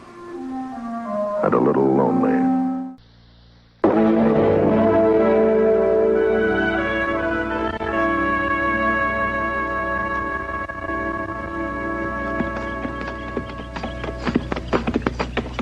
That there was a big one. You see that, Mr. Dillon? No, I didn't, Chester. Oh, my. If you're counting heads, I didn't see it either. Only heads I'm counting is catfish, Crown. And that there was number 6 since we've been riding down here along the riverbank. You right sure you can count that high? To 6? Well, you ain't saying you can go higher. When you listen to me, Ben Crown, I can count high as need be. I'll stand up to anybody doing sums. Ain't that a fact, Mr. Dillon? Mr. Dillon. What was that, Chester? Well, I was just remarking to Ben Crown how I can do my sums with the best of them. Well, that's fine. It come to mind the way I was counting catfish. How are you on cottonwoods? Oh, every bit as good. Well, I count 3 just ahead there. Yes, sir. 3 it is, Mr. Dillon. All right, we'll stop there and water the horses. Yes, sir. And you can do your sums while we're resting, Chester. Sort of keep your hand in, you might say. I'll tell you something, Mr. Crown. Me and Mr. Dillon, we brought in prisoners before that was a sight funnier, and you are just a sight funnier.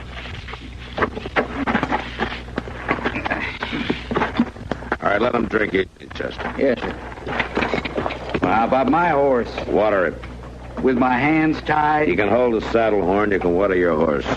I ain't scum, Marshal. I'm not a killer, neither. Just on your say-so. It's not my say-so, Crown. You're the face on the wanted poster. That's all I know. And that's good enough for you, is it? Good enough for me to bring you in. Now, you gonna water your horse?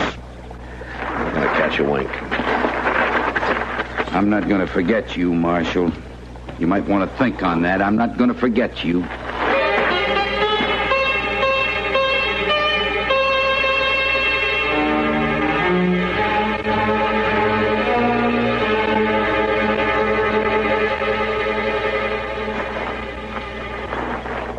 Mr. Dillon.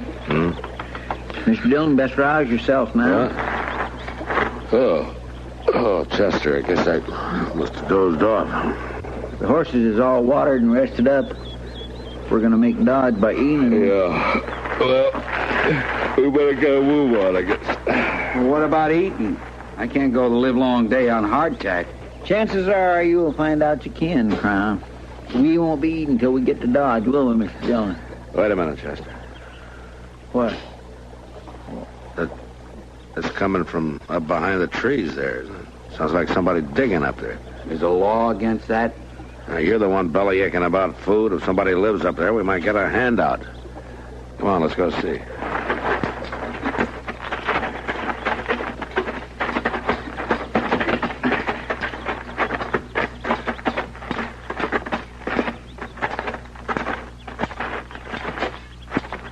Well, she ain't even looking up, Mr. Dillon. She must have heard us, though.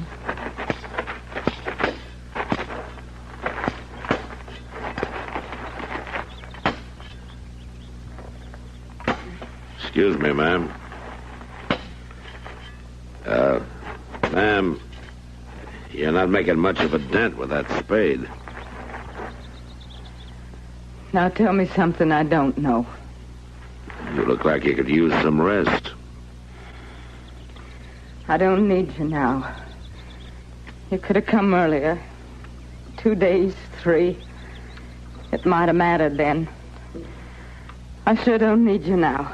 Mr. Dillon, she's just skin and bone. You're no good to me coming now. Well, you sure shouldn't be out in the heart of the day this way.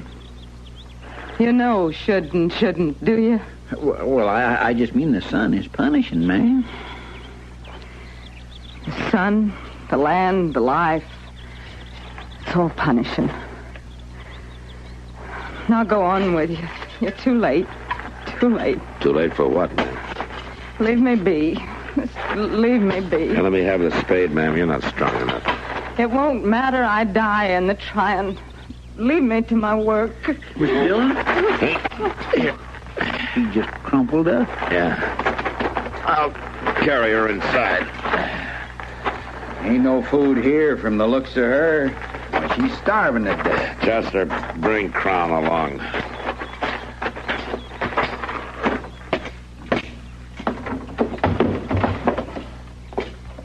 I'll just spread out that bed so you can put her down, Mr. Dillon. Now, there's a cot here.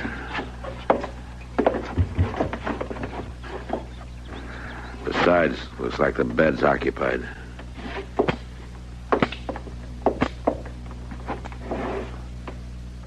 He's dead. Yeah. 2, 3 days dead. Like she said. She was trying to dig a grave. Well, that poor thing.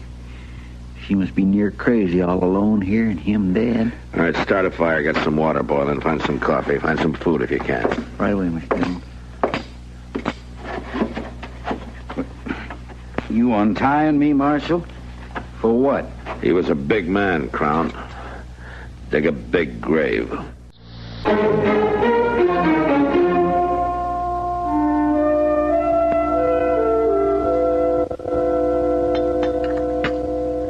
You feeling some better, ma'am?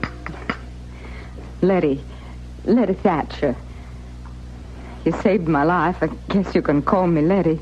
You want some more coffee, Letty? Oh, this'll do me. I thought there was 3 of you. Oh, they're outside. I guess you found Luther. Yes, we found him. Did you set him in the ground yet? We thought you'd want that. I've been trying to do it myself all these days. I lost track of how many. He was a long time dying, a long time lying there dead. I couldn't help him die, and I couldn't help him once he did. You got no neighbors? Nobody fool enough to live here but Luther Thatcher. He was bound he wouldn't live near no settlement. It'd choke him, he said. Crowd around him and choke him. Well, I could have stood a little of the choking myself. We're heading for Dodge City, Letty. We'd be glad to take you along. I'm the marshal there. Might be able to help you get settled. Settled at what? At living. With people around. Oh, I don't need folks now. I don't need nothing now. Everything I got's here. You can't stay on here alone, Letty. Off this way, it's not safe for a woman alone. Safe? I don't know what that means, Marshal. Don't talk safe to me. I got the roof Luther left me. I got a stove and a bed. But you can't work the land. We couldn't find much food around. We got potatoes in the ground. And the Lord knows the prairie's alive with rabbits. I'll make do.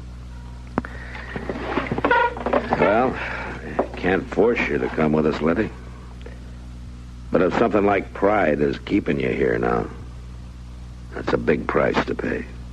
Pride. I'll show you something, Marshal. Here, out the window. Now, if you look close, you can still make 'em out. Toward the river from Luther's grave, there's 5 more. You see, just little mounds of dust now. But you can make 'em out. Yes, I can make 'em out. My babies. 5 of them. 1 for each year we've been here. Them and Luther now. All I got in the world is here, Marshal. I'm not leaving them. You're not afraid to stay? I guess I'd be afraid to go.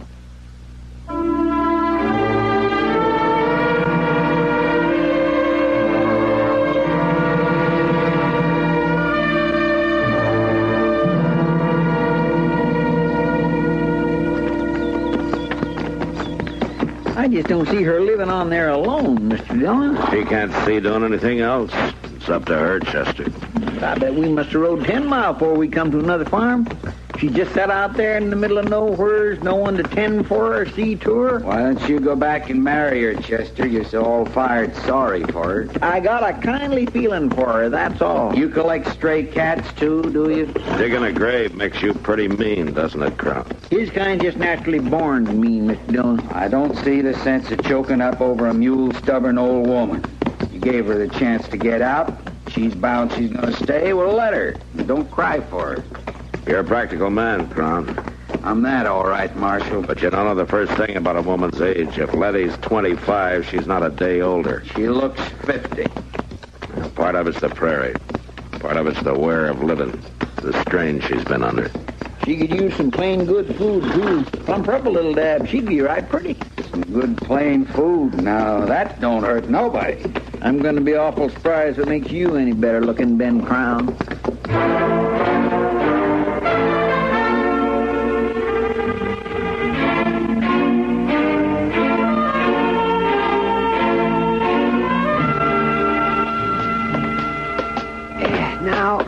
Just a minute. Now, let me get this straight, Chester. You want me to prescribe something for you, is that it? No. Now, Doc, I didn't say that exactly. What I said was I wanted you to prescribe something. Well, that's what I said. You said prescribe something for me. Well? I didn't say it was for me. Oh, well, then, well, who's it for? You'd have to know that, I suppose. Well, it'd help. Now, you tell me who it is, and I'll go and see him. No, I can't do it that way. Chester, there are times when you don't make any sense at all, and this is one of them. Now, I've had a busy day, and I'd just as soon go to bed as play this game, whatever it is, with you. It's no game, Doc. My goodness, it's serious as can be. Now, look, I'll tell you. Let's say it's me that's ailing. And I don't know any powers that'll fix what ails you. Well, let's say I'm off my feet. I'm dragging around, half-starved. I need something to pick me up. Like a tonic. That's it. Now, you just give me a nice bottle of tonic, and we'll forget the whole thing. A nice bottle of tonic? It don't matter the color, red or green. I got red from the last medicine show that come through here, but I ain't in the least particular as to color. Just something to put the bloom in my cheeks again. Oh, for heaven's sakes, Chester. Well, now, Doc, I aim to pay. Now, you listen to me. In case you don't recollect, we just came from dinner at Delmonico's. You ate steak and eggs and 2 helpings of stew, bread and gravy. And a slice of pie. All right. Now, I don't call that being off your feed. And you're not dragging around. You're waddling around from eating too much. You don't think I need a tonic, do you? I would put tonic last on the long list of things that you need. Well, what about the bloom in my cheeks? Chester. Good night. Now, Doc, you... Good night. Oh. Good night.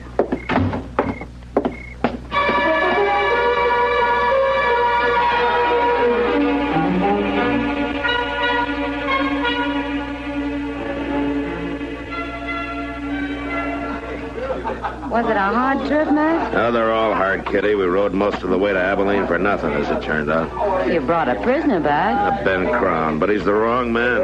Got a telegram this morning from Wichita. A man named Keeper confessed. Crown wasn't even implicated. Well, Chester says Crown kept telling you all along he was the wrong man. When did you see Chester? Bright and early this morning. Sam gave him some money, and he picked out a couple of my old traveling dresses. Wait a minute. He picked out what? A couple of my old dresses. Why? Well, to tell you the truth, he wasn't too clear. He said they'd be put to good use, and he told Sam the same about his money. He muttered something about Doc not seeing fit to give him any tonic, And they went off to Jonas to collect from him. I suppose you knew about it. All I know is Chester hasn't been around much since we got back. I kidded him a little about it, asking if he'd picked himself a wife while he was gone. And, well, I know this sounds far-fetched, but I swear he blushed. I'll be darned. Well, where are you going? I think I better go find Chester. Now, Matt, if you're not supposed to know, don't you dare tell him I told you. No, I won't, Kitty. This is something I think I'd rather Chester told me himself.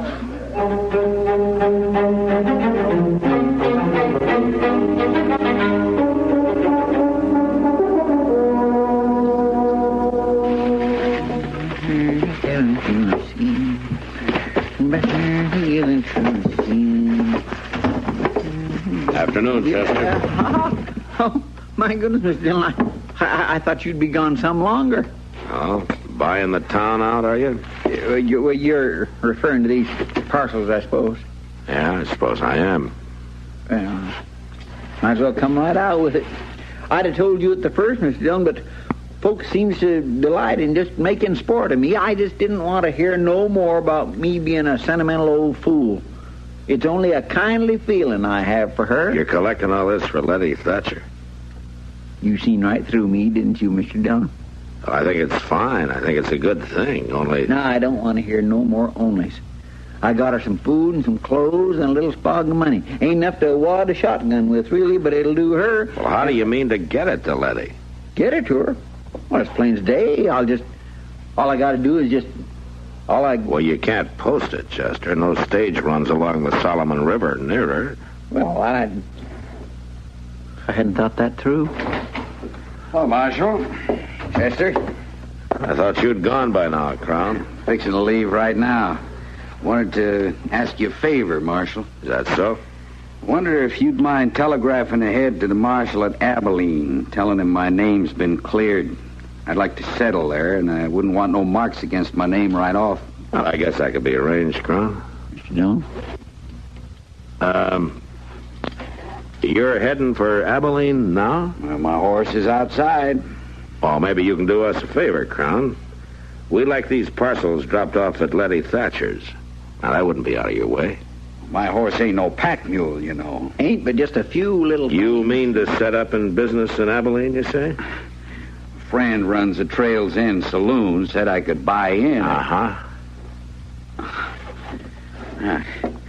Guess if I want you to send that telegram, I'd best oblige you, huh? Well, now, you're nice to offer to take these, Crown. I'll just carry them on out for you. Somehow I get the idea you were just waiting for me. We'll be much obliged, Crown. I'll send a telegram right away. And you tell Letty hello for us, will you? Sure, Marshal. Sure I will.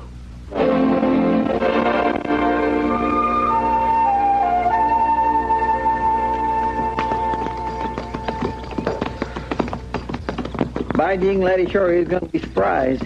Us showing up here not a week after Crown come through. I still don't see why she stays on out here. She'd be much better off in town. I'll water the horses, Mr. Dillon. Oh, here. You want to take the tonic Doc sent with you? Oh, you bring it when you come back, Chester. All right, sure, thank you. I will.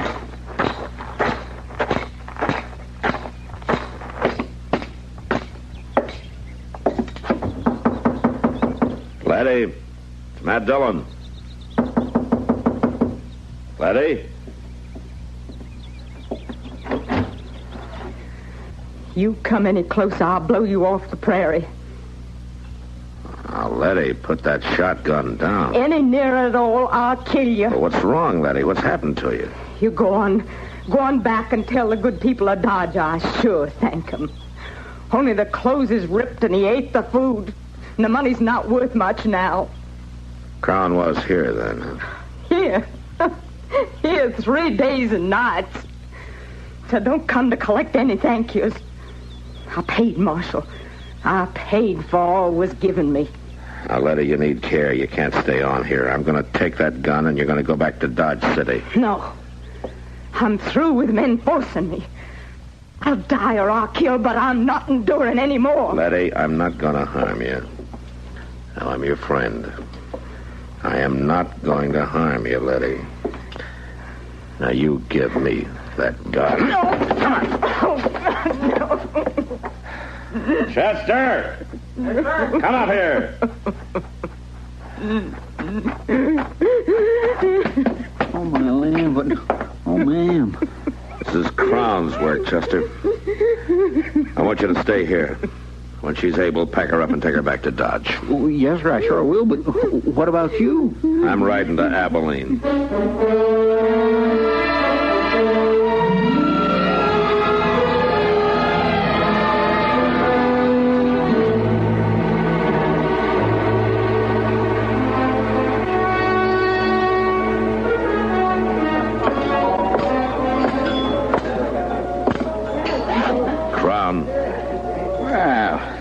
Marshal Dillon, welcome to Trail's End.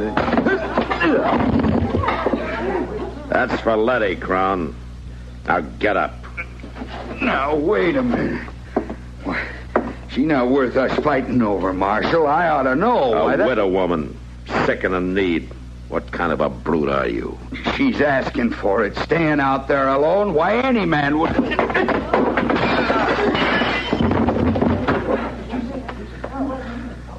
If anybody cares, he needs a doctor. Bad.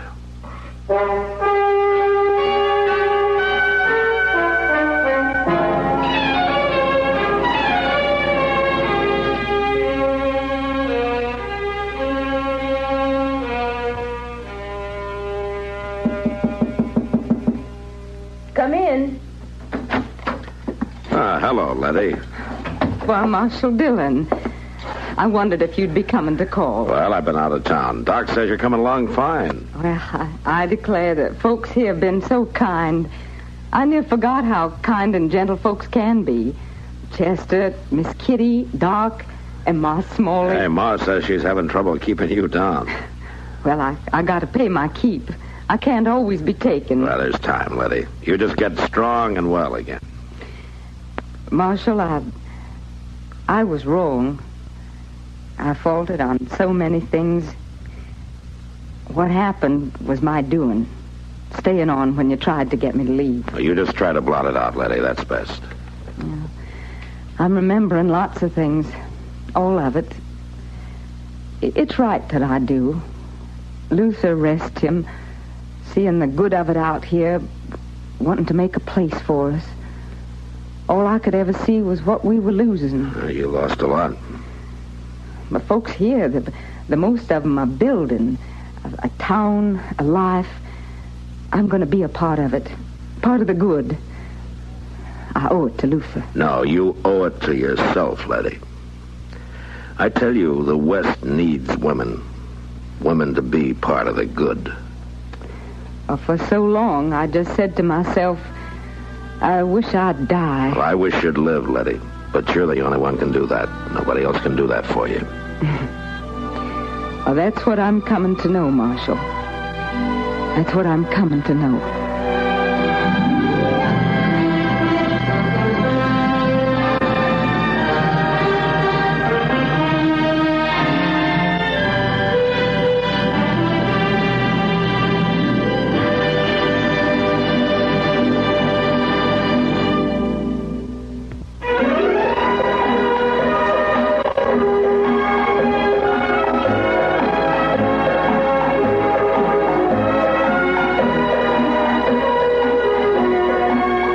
Gunsmoke. Produced and directed in Hollywood by Norman Macdonald, stars William Conrad as Matt Dillon, U.S. Marshal. The story was specially written for Gunsmoke by Kathleen Hite, with editorial supervision by John Meston. Featured in the cast were Virginia Christine and Vic Perrin. Harley Bear is Chester, Howard McNear is Doc, and Georgia Ellis is Kitty.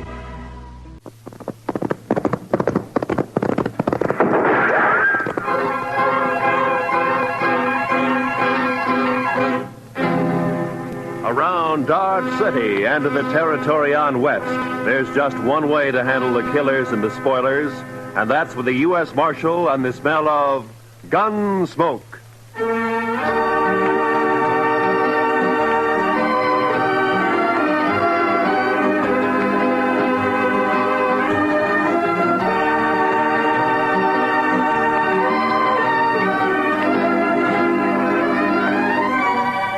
Gunsmoke, starring William Conrad.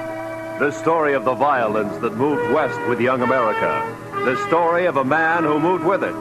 Matt Dillon, United States Marshal.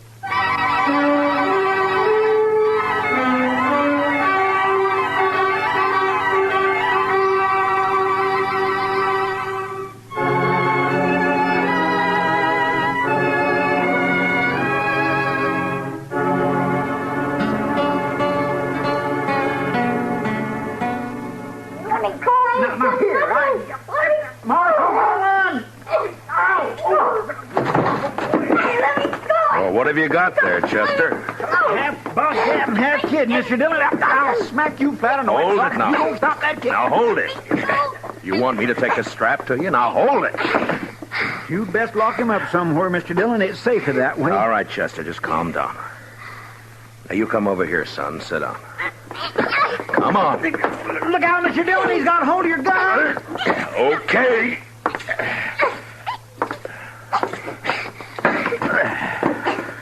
Now you sit there. And don't you move an inch. You hear me? Not 1 inch. He is a mean little bug. Now what's it all about, Chester?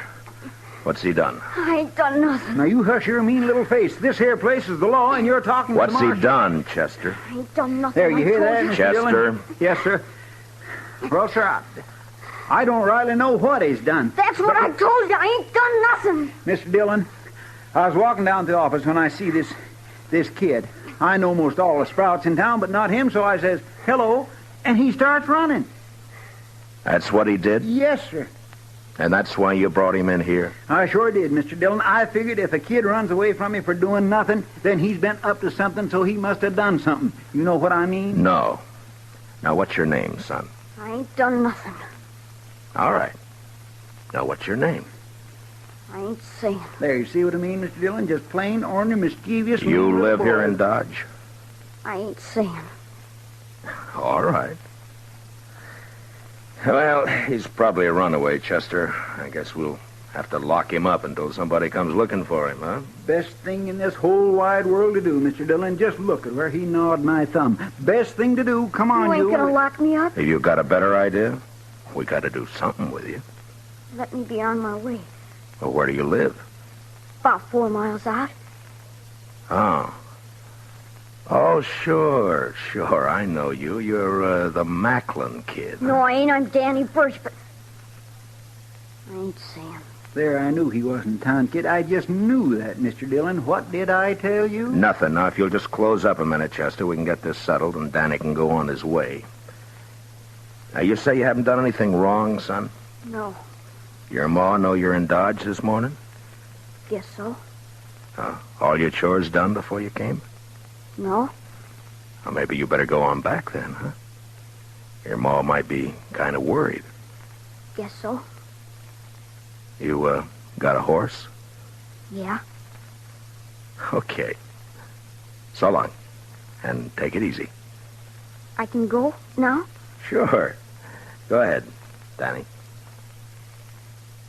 You're Marshal Dillon, ain't you? Yeah, that's right. Well, I guess I come to Dodge to fetch you. My sister sent me. Oh?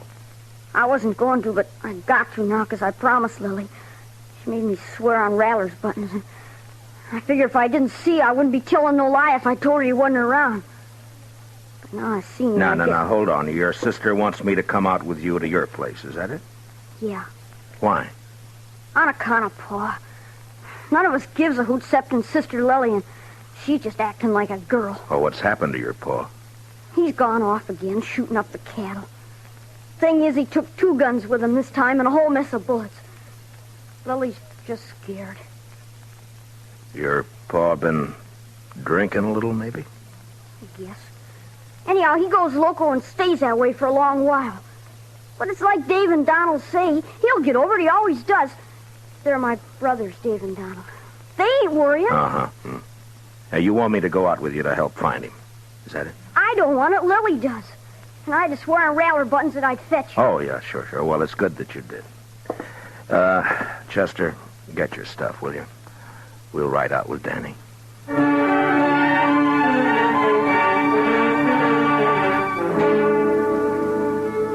I didn't get anything more out of the boy on the way out to the Birch place. No one in town knew much about the family. They'd moved in about a year earlier, came up from the territories. The folks about said Birch and his brood kept pretty much to themselves. There'd never been any trouble with anybody. I looked at the boy riding his horse bareback. He was nice looking enough, but there was something the matter with his mouth. It was too hard. You could tell he wasn't a kid who did much smiling. Maybe with his paw acting that way, I didn't blame him. He sure rode his horse proud, though.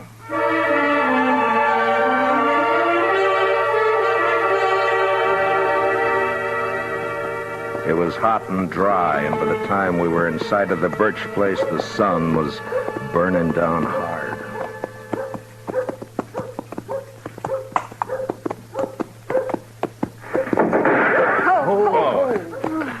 That'd be Donald, I figure. Yeah, there he is. Kid, get off on that horse and get over here. You're going to get yourself a licking. Lily made me go. It's not my fault. Do as I say. And you, mister. The name's Dillon. I'm the U.S. Marshal out of Dodge. Your brother asked me to come out and help. Don't need no help. Shut up, Ham. Nothing to help with. Danny, you heard. Put the horse away and get in the house. You ain't giving me no licking. Put up your gun. I'm coming over to talk. Come on, Chester.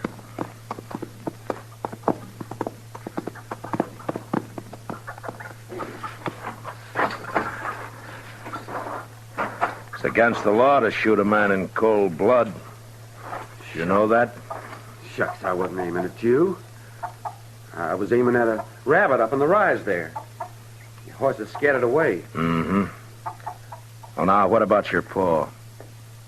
What about him? Have you found him? Shucks, he don't need to be firing. He'll come back when he's good and ready. Pa's off hunting. That's not what your brother says. Where'd he go? Oh, he's going to get himself a licking, that's what, and he knows it. Got himself away, that's what. Donald, that's your name, isn't it? Yeah. Well, look, I'm not one to interfere in family matters, but if you do need help, if your paw's shooting up cattle like Danny says, well, maybe he'll be practicing next on people, and that wouldn't be so good. That brother of ours, he's a dirty little liar. No, he's not, Donald. I'm glad you came, Marshal. You come into the house, please?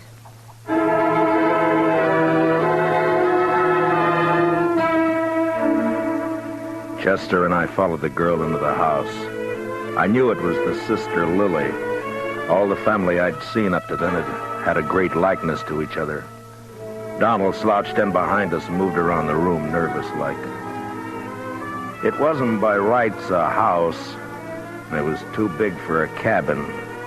I had the feeling that they'd put up boards and studs where the fancy took them, and the place just grew another room like a lizard's new tail. I don't know what it was, but I got a funny feeling. It was too hot, and something was wrong. All wrong. And the girl Lily looked square at me with hard eyes.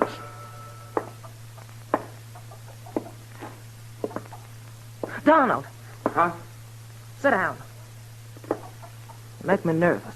Oh, sure. Marshal Dillon, I want you to help us find Paul. Oh, Lily, Dave's going to be awful mad. Somebody's got to do something around here. Did your paw take a horse? No. Oh, where do you think he went, Miss Lily? I don't know. Maybe up to Horse Flats. Maybe over by Gorman's Creek. Creek's all dried up. There's going to be no water in there. Did he take a water skin with him? No, he didn't. Kind of bad wandering around without no water. When did he leave? Yesterday morning. We heard a couple of shots along about noon. Dave found a calf laying dead over in the North Range. You can see it there through the window. Haven't had time to bring it in yet. Was he drunk? Well, sure. Drunk as you can get. Weren't he, Lily? I'm feared for him, Marshal Dillon. Yeah, I understand. Well, it makes good sense you sent for me.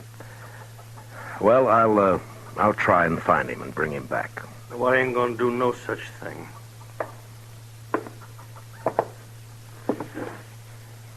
You that Marshal fella out of Dodge? This is Marshal Dillon, Dave. My brother, Dave Birch. How are you? I told you, Lily. Told you keep our business to us, not outside. It's got to be somebody else's business the way it is, Dave. And you know it. No such thing, Lily. I told her, Dave. I told her. I knew he was going to be mad. I figure the four of us, you and your brother here, and Chester and me, ought to be able to get him in before night. Now, mister, I told you we don't need you. Nor no one else. I'll be obliged you get off this property. Dave! Shut up, Lily. I'll see you and your fella there to the door, Marshal. I'm sorry, but if your paw's running around dangerous, it's my duty to find him. Donald. I got him. Get up slow, Marshal. And you fella, reach up high. Okay, Dave. Take the guns. The younger brother, Donald, had got behind my chair, and now he was covering us with a shotgun. Dave took our guns. It was kind of crazy, and I almost wanted to laugh when I saw the kid, Danny, peeking in around the door. But then I saw his eyes, and there was the same thing in them. Hard, angry, as in the others. The girl started to say something. Then she shut up. Now get on your horses and ride back. And I don't want you out here again. This ain't no matter for the law, and you're trespassing. You're making it a matter for the law right now. You know that. Start walking. Them guns is U.S. property. Okay. I ain't no thief.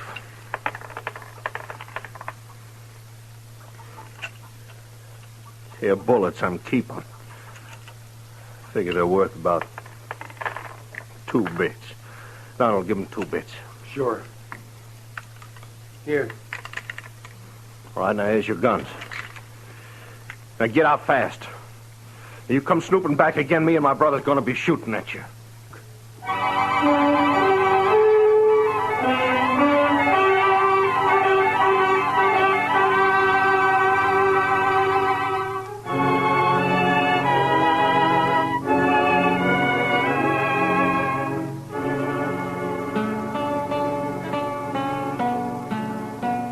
The 2 brothers followed us out and over to the horses.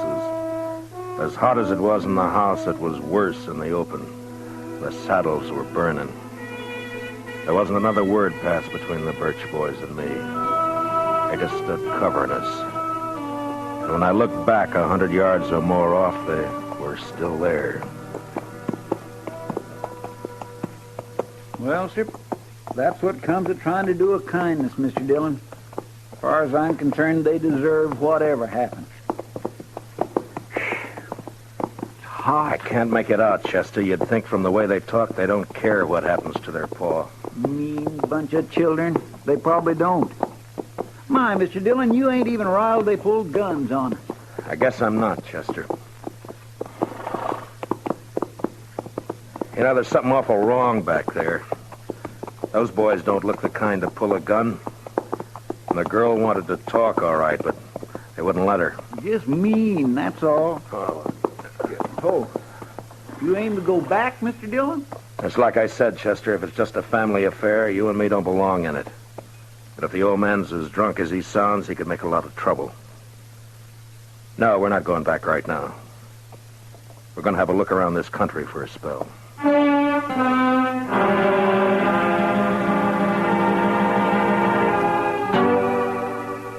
Chester and me covered a lot of ground that morning and into the afternoon. I had an idea that we might find Birch wherever we could find water. Without a horse, he couldn't get too far, and without water, he was going to get sick pretty quick.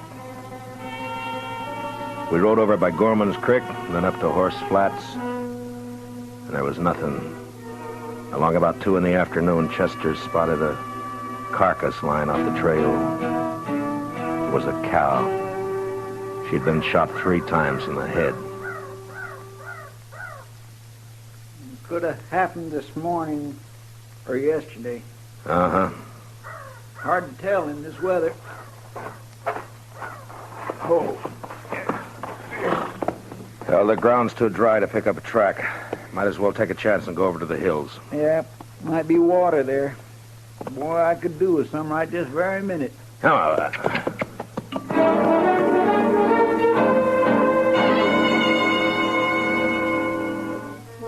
I got a funny taste in my mouth looking at that dead cow. When a thing dies natural or gets killed for food, that's one thing, but even an animal has a look about it when it's been murdered. We rode the 6 miles to the hills. They weren't rightly hills, maybe more like humps rising up from the brown, dry earth. And we could get a good view across the plain. There was a patch or two of wild oats up there, long turned to rust, and foxtails. Maybe it was in our minds, but just those few feet higher made us seem closer to the sun and hotter.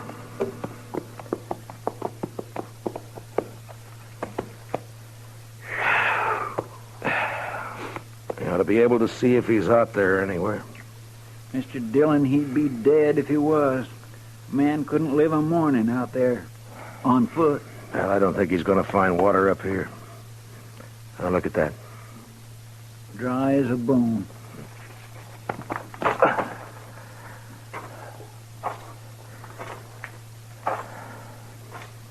You see something, Mr. Dillon? Yeah, tracks, I think.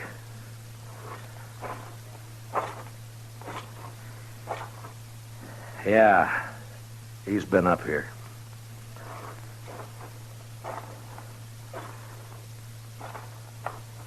I went down again, though. Over there. He sure made a long way on foot. Must be more than 8 miles from his place. Yeah.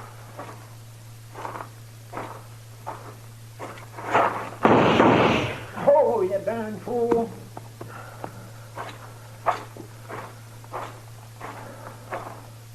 Rattler. Yeah, I saw. Blew his head clean off. I was afraid you was going to step on him. Well, we'll follow the tracks until they give out. Come on.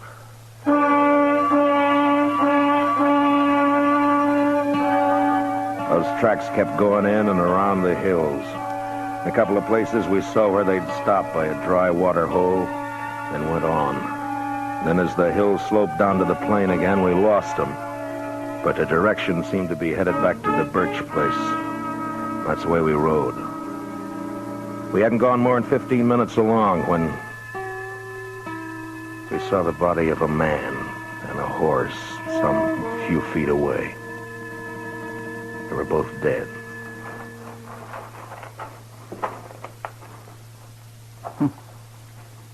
He wanted to make sure, didn't he, Mr. Dillon?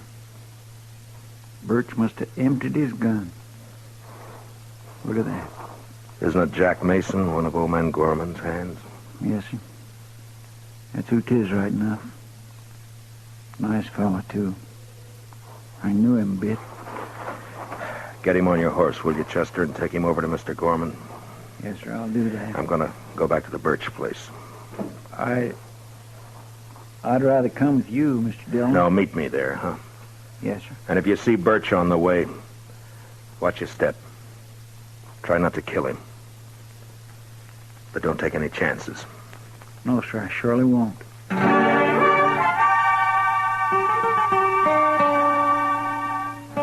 There was killing now, and I wasn't in the mood to talk gentle and kind with the sons and girl at the house.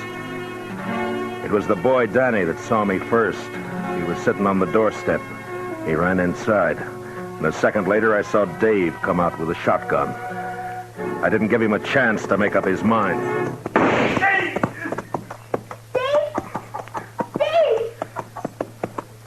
What did you shoot my brother for? What happened to Shut up, kid. Get inside. Ain't nothing. your arms? Get inside now, you hear me? I'm sorry, but I'm not arguing with you anymore. Where's your paw? I don't know. He killed a man back on the plain away. You're a liar. Told you get in the house, kid. Now get. I'm staying. He's a liar. Pa never killed nobody. Where's Donald and your sister? Out looking. Mister, did he? He killed someone. Yeah. Jack Mason, one of Gorman's boys. Don't you say that. Don't you say Danny, get me some whiskey, will you? My arm pains. Yeah, I will. But you ain't gonna tell no lies about my pa. You tell him to quit, Dave. Where do you think he is? Donald heard a shot up Horse Flats when he'd gone up there. And he must have doubled back from the hills. Listen, you told the boy to ride into town and fetch the doc out here. He'll take care of that arm. Okay. When my deputy rides in, Chester Proudfoot, tell him where I've gone, will you? Sure. Marshal. Yeah. Marshal, you gonna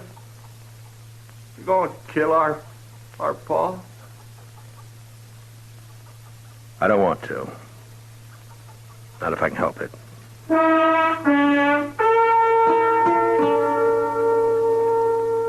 Over at Horse Flats, I caught up with Donald and Lily Birch. I told them about the killing. And a half-mile further on, the three of us saw the old man. He was crouched down on his haunches by a parched water hole, stripped naked. He was crying. It was a bad sound. And when I saw his eyes, I knew he wasn't drunk. There was no sign of his guns or his clothes.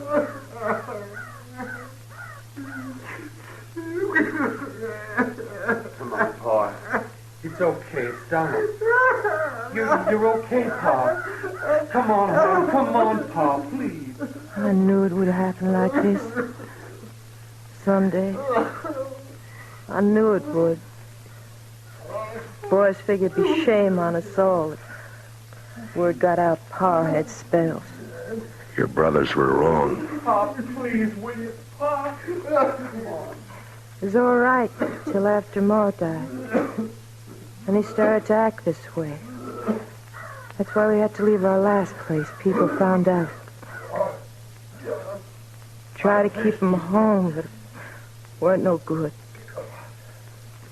Give your old Pa a cup of water. Your Pa's thirsty now. Come on, Pa, get up. We're going to bed. Funny. Pa never took a drink in his life. We always said he was drunk when he carried on like this. People could figure a man drunk. I'm sorry, Miss Lily, but I'm going to have to take him in. I got to. What'll they do to him? I don't know. But he's done murder. It's my job to take him in. They'll hang him. I don't know. Maybe not. I don't know. Son, where's your brother? He didn't want to let you come out here alone. And you're too young now. Where's your Ma? She ought to know better now. Miss Lily, come over here. Oh, no, son. Now, I want you to listen to me. It's not my business, but will you let me give you some advice? Miss Lily? Huh? Now, you sell this place. I'll see what I can do to help. And you and your brothers go somewhere else and start afresh. You can get a good price for your land. You do that. It's best. Yeah. We'll go. I'm not saying you've got to. I'm saying it'd be better. It'd be better for the kid. He's seen too much of this. It's not good. You gotta teach him to smile again. Act like a kid again. You understand? You understand? Sure. I understand. Okay. I'll be taking him along now. We'll stop off at your place with some clothes. All right.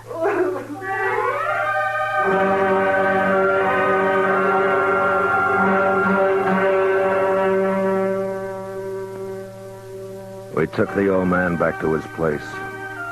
Got him dressed.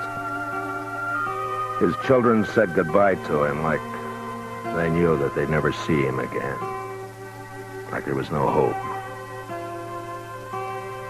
Chester rode in, and the old man seemed real happy to go back with us to Dodge. He didn't know. He didn't care. On the way, we passed the Doc and Danny riding out to take care of Dave's arm. Funny thing, the old man didn't even see the kid. He was prattling to us about the Indian Wars. The last I saw of Danny Birchie, he was looking back over his shoulder at his paw. And we heard him still crying a long way off.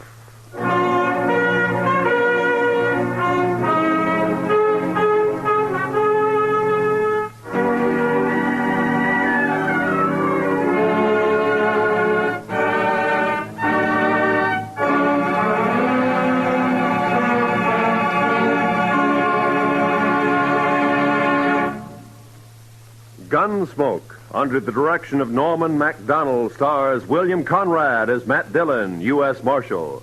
Tonight's story was specially written for Gunsmoke by Anthony Ellis, with music composed and conducted by Rex Corey. Featured in the cast were Richard Beals as Danny and Michael Ann Barrett as Lily, with Lee Millar, John Boehner, and Lawrence Dobkin. Parley Bear is Chester. Gunsmoke is heard by our troops overseas through the worldwide facilities of the Armed Forces Radio Service. Join us again next week as Matt Dillon, U.S. Marshal, fights to bring law and order out of the wild violence of the West in Gunsmoke.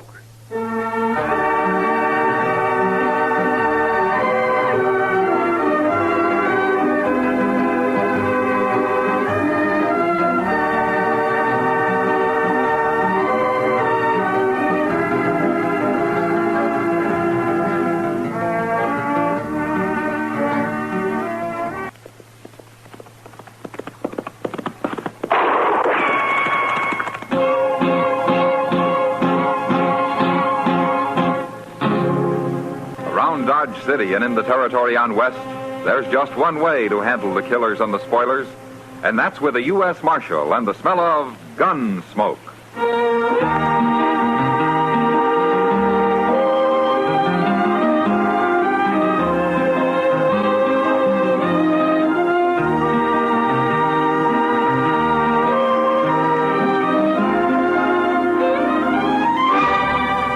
Gunsmoke, starring William Conrad. The transcribed story of the violence that moved west with young America. And the story of a man who moved with it. I'm that man, Matt Dillon, United States Marshal. The first man they look for and the last they want to meet. It's a chancy job, and it makes a man watchful and a little lonely.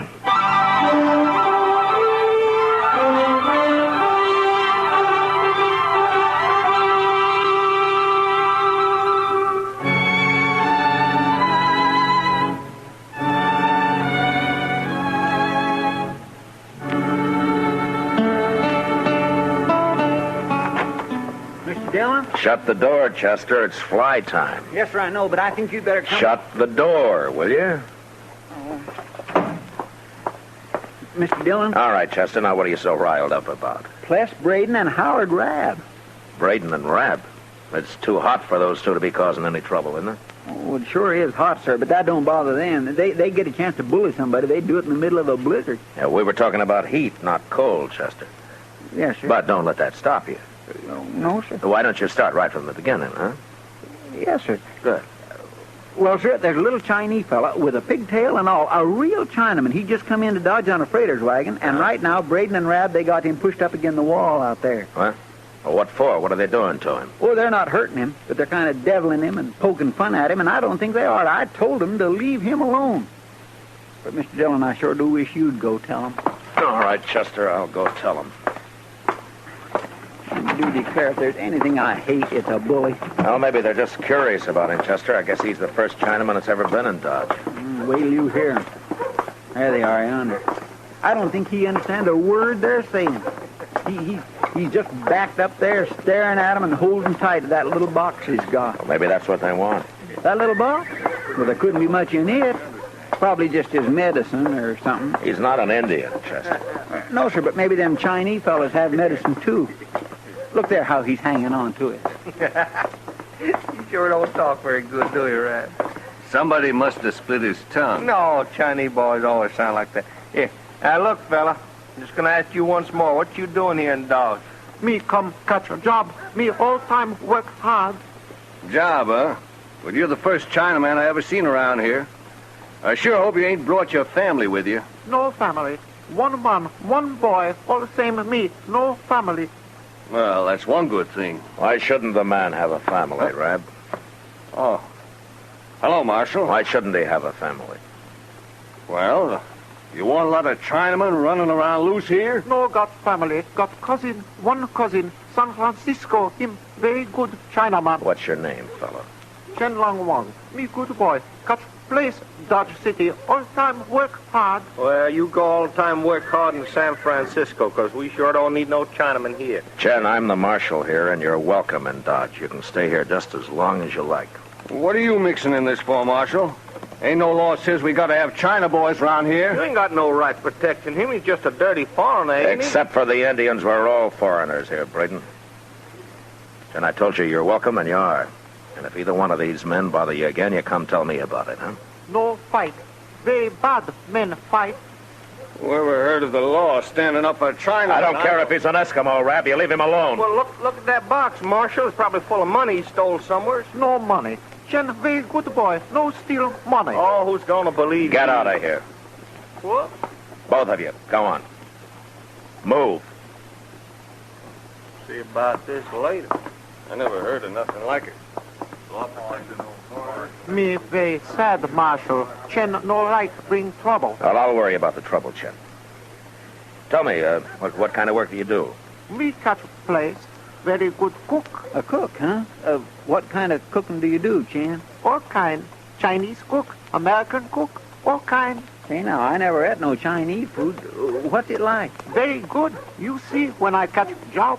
You know what, Mr. Dillon? We ought to take him over to the Dodge house. Oh, why? Well, sir, Mr. Green fired the cook he had yesterday. Might be he ain't found another one yet. Well, all right, Chester. You take him over, huh? I got to do some work back at the office. Okay, sir. You come on along with me, Chan. Very good. We come. And remember what I said about Rab and Braden, Chen. You come tell me if they give you any trouble.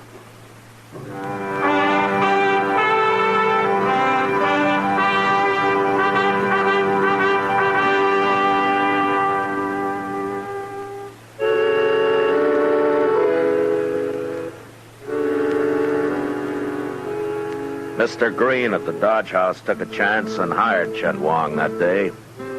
And it turned out he wasn't lying about being a good cook. He was about the best that we'd ever had in Dodge. And neither was he lying about working hard. Mr. Green let him sleep in a storeroom off the kitchen, and there he stayed, out of sight. And for a while, out of trouble. There was some talk about heathen Chinese and how we didn't need any of them in Dodge, but nobody did anything about it. And I was hoping everything was going to be all right. Until one day when I happened to go up to Doc Adams' office just to kill a little time. Oh, hello, man. Come in, come in. How are you, Doc?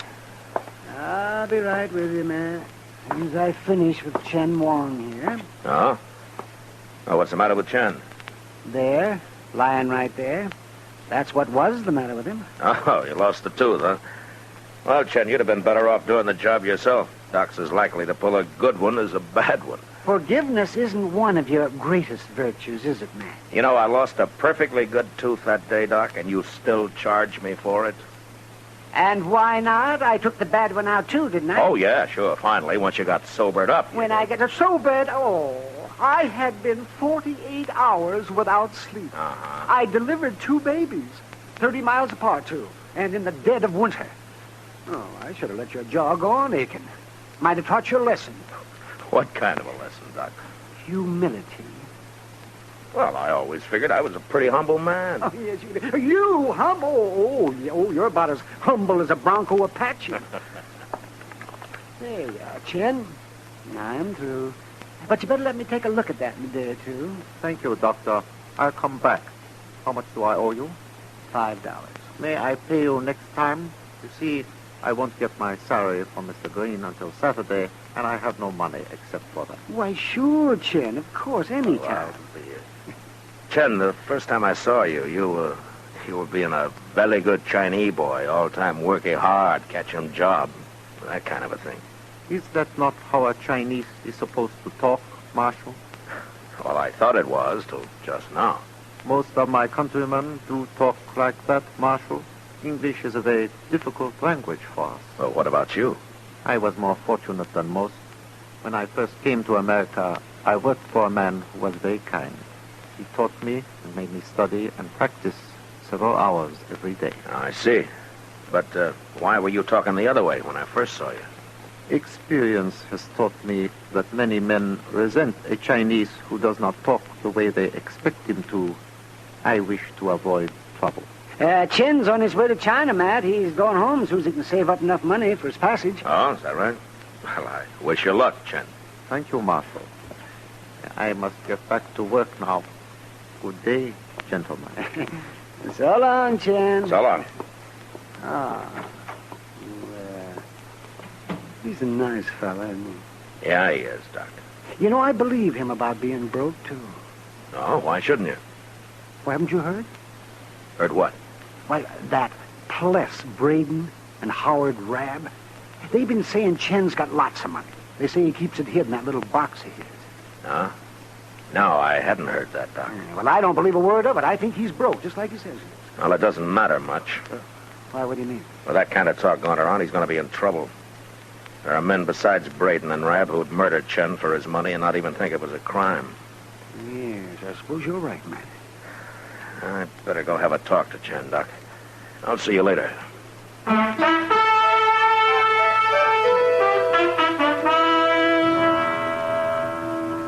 I had a talk with Chen. Tried to get him to put his box in the bank and then let everybody know that he'd done so. But he said he wanted the box near him and that he'd keep it hidden in his room. I couldn't argue him out of it, and I knew there'd be trouble. And sure enough, a couple of days later, it happened.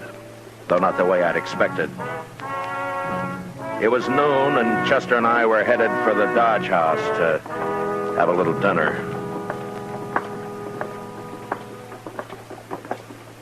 Mr. Dillon, you know what old Teeters has went and done? No, what, Chester? He has started charging 30 cents for a haircut. Huh? Now, can't something be done about that? Well, I can think of one thing, Chester. What's that? Let your hair grow. Oh, hello, Marshal. Hello, John. Let my hair grow and look like a buffalo hunter? Hey, the restaurant looks mighty deserted, Mr. Dillon. Well, maybe it's closed today. Let's find out. There's Mr. Green. Hello, Green. You closed today? Hello, Marshal. Chester. Hello, Mr. Green. I'm closed, Marshal. I haven't got a cook. What? Chen. He won't cook today. I don't know what's the matter with him. He won't even talk. Well, where is he? Sitting in his room back there, on the floor, just sitting there and staring at his hands. Well, maybe he's sick. No, he isn't sick.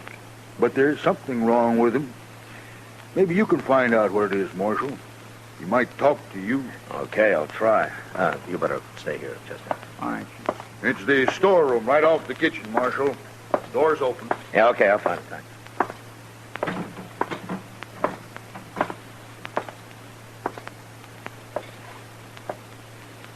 Hello, Chen. Hello, Marshal. Can I come in? I'd like to talk to you. Come in.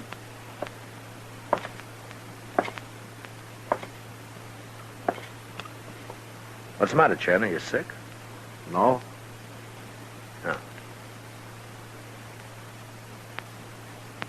Tell me something, Chen. What, Marshal? Do you consider me a friend? I believe you are. Good. Well, then maybe you'll let me help you. In what way? Well, I don't know. You're going to have to tell me what's wrong first. It would be difficult for you to understand, Marshal. Well, maybe, but tell me anyway. I am Chinese, Marshal. I have lived many years in America, but I am still Chinese. Yeah. Well, go on. Years ago, my country was overrun by a tribe of Tartars called the Manchus. As they took each city, they required the inhabitants to shave around their heads, leaving only a long strand of hair to be braided into a queue. It was a sign of subjugation, but that has been forgotten, and now the queue, or pigtail as you call it, is of great importance to us. Wait a minute, Chen. I just noticed. Where's yours? To lose the queue is a great disgrace to us, Marshal. Yeah, I've heard that. Well, who did it, Chen? 2 men. The same 2. Braden and Rab? They came here last night. They wanted my treasure box. And you wouldn't tell them where it is, so they cut off your pigtail, is that it? They took it away with them, Marshal. That makes my disgrace even worse. Ah. Chen, I think maybe I understand how you feel about this. Would it help any if I get it back for you? I am a peaceful man, Marshal. But if I do not get it back, I must kill those 2. No, don't you go killing anybody. You let me handle this, huh? I am very sorry, Marshal, for all the trouble. You wait here, Chen. I'll see what I can do.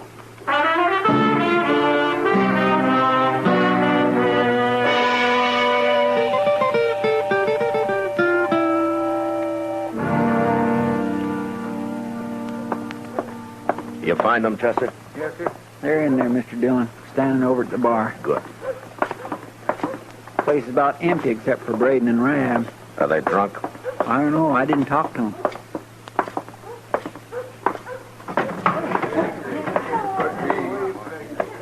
There they are. Yeah. Pretty good family. Well, if it ain't Marshal Dillon. Hey, you gonna buy us a drink, huh, Marshal? I thought I told you men to stay away from Chen Wong. Chen Wong? Well, now what's he yelling about? His pigtail. He wants it back. I don't know what you're talking about, Marshal. We ain't seen Chen since the day he first come here. You went to his room last night, didn't you, and cut off his pigtail when he wouldn't tell you where his treasure box was? No, we didn't, Marshal. I don't even know where his room is. Chen's been lying to you, Marshal. All them heathen foreigners is liars. I want that pigtail, Rab. Now, where is it? I don't know nothing about it, I tell you. What are you standing up for him for? He ain't even a citizen. I don't care what he is. I'm standing up for him. Well, it wasn't us, honest, Marshal. We didn't do it. Well, maybe I ought to beat the truth out of you, huh? We're telling you the truth now, Marshal. I don't believe you. You get that pigtail back to Chen or you're in trouble. What do you mean, trouble? You'll find out when it's too late. And there's nothing I can do to stop it.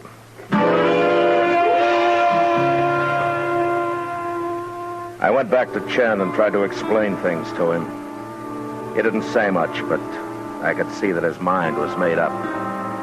And so I told him what had happened if he killed anybody.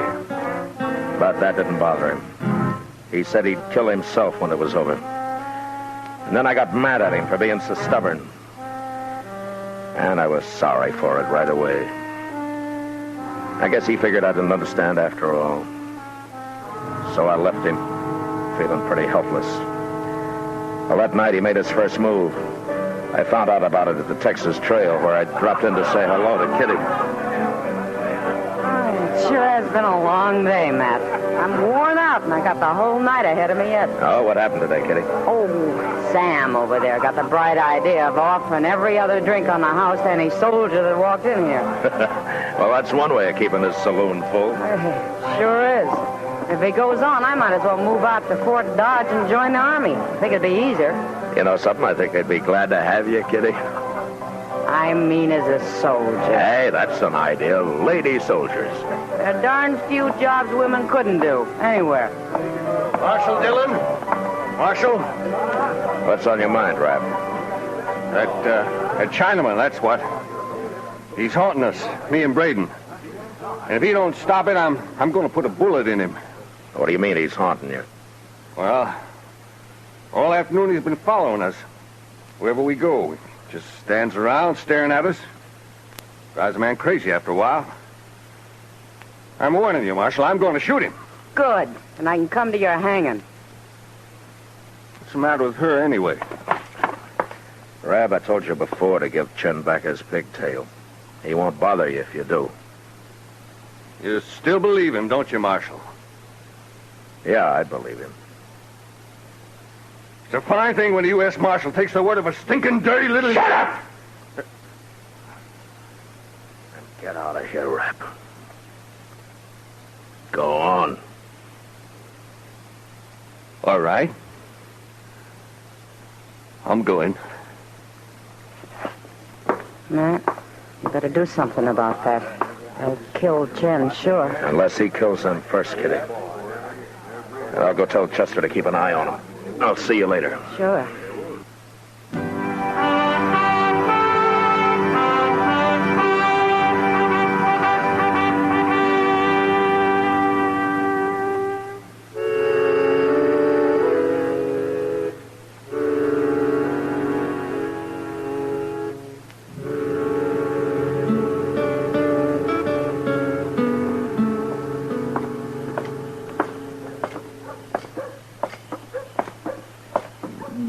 I sure am sorry, Mr. Dillon. Where did you lose them, Chester?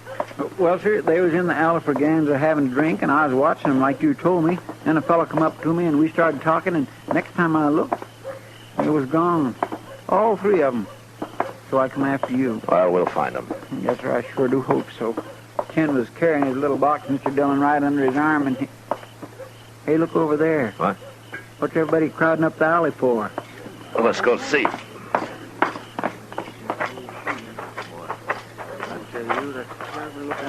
All right, fellas, let the marshal through here now. All right. Stand back, everybody. Clyde, stand back and let him through. Mr. Dillon, it's Chan. Yeah. He's been strangled, Chester. Strangled? With his pigtail. Yeah, they gave it back to him, all right. Say, look there. It's a knife. Got blood all over it, too. Yeah, give it to me.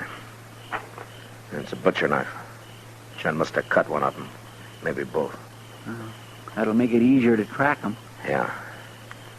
All you men stay here. I don't want anybody following us, you understand? All right, come on, Chester. Easy now. They may be waiting for us. Yes, sir.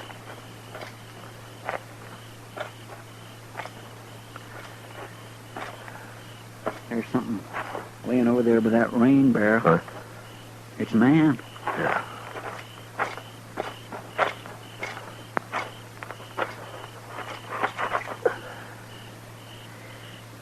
That's Howard Rabb, Chester. Looks like Chen cut him up pretty bad. Is he dead? Yeah, he's dead. Well, now let's find Braden. Get out, Chester. Go on back, Marshal. You ain't gonna take me. He's out by that shed there, Mr. Dillon. Yeah. Now, look, you stay here, Chester, and keep down. I'm going to crawl up to where I can see him. I'll yell at him a little to keep his attention. Okay. You ain't got a chance, Braden. Go on back, I tell you. That's mighty poor shooting, Braden. You must be awful scared. Did Chen get his knife into you, too? You stand up, Chester. I'll be happy to kill you. All right, drop your gun, Braden. No.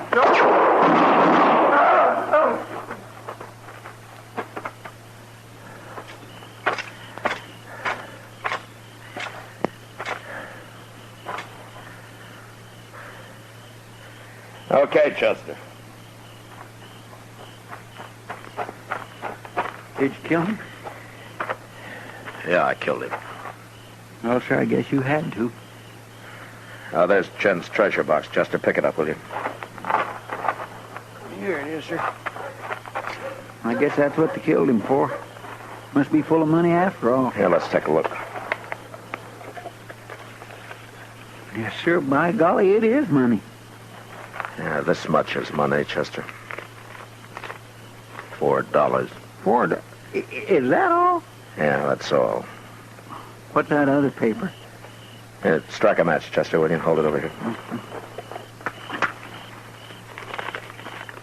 Well, looks like kind of a document, don't it? What's it say? Well, I can't see it very well. Yeah. Something about Chen Lang Wang was of invaluable service, intelligence, General McClellan's Army of the Potomac, Peninsular Campaign, March 1862.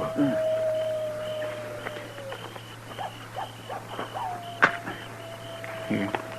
Yeah. In recognition. Something. Chen Lang Wang is hereby granted full citizenship of the United States. Signed, Ulysses S. Grant, President.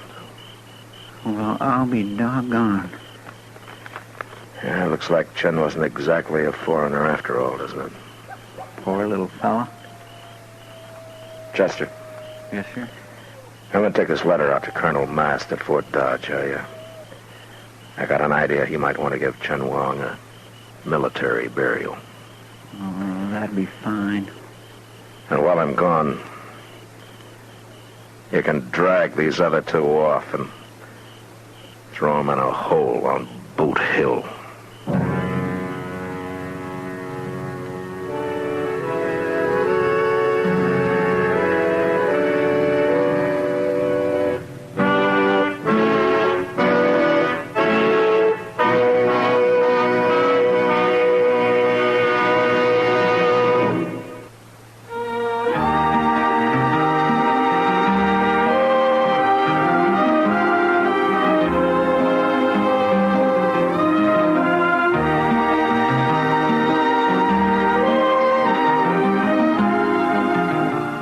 Gunsmoke, transcribed under the direction of Norman Macdonald, stars William Conrad as Matt Dillon, U.S. Marshal. Tonight's story was specially written for Gunsmoke by John Meston, with music composed and conducted by Rex Corey. Featured in the cast were Edgar Barrier, Lawrence Dobkin, Paul Dubov, and John Daner. Parley Bear as Chester, Howard McNear as Doc, and Georgia Ellis as Kitty. Join us again next week as Matt Dillon, U.S. Marshal, fights to bring law and order out of the wild violence of the West in Gunsmoke.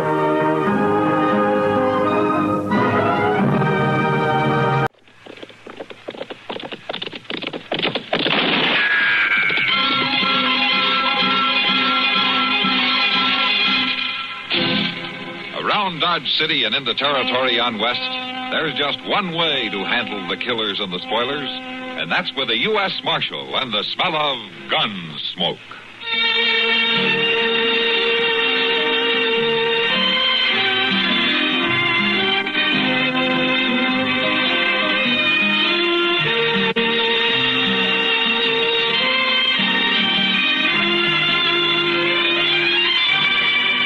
Gunsmoke, starring William Conrad, the story of the violence that moved west with young America, and the story of a man who moved with it. I'm that man, Matt Dillon, United States Marshal.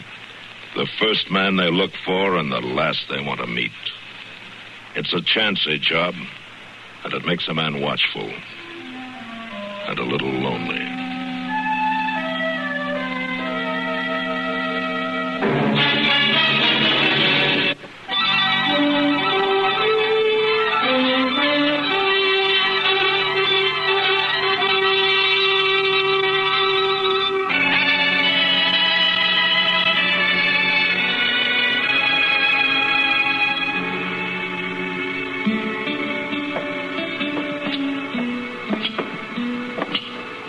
Yes, sir, there's times it can be real nice, Mr. Dillon. Oh, what can be real nice?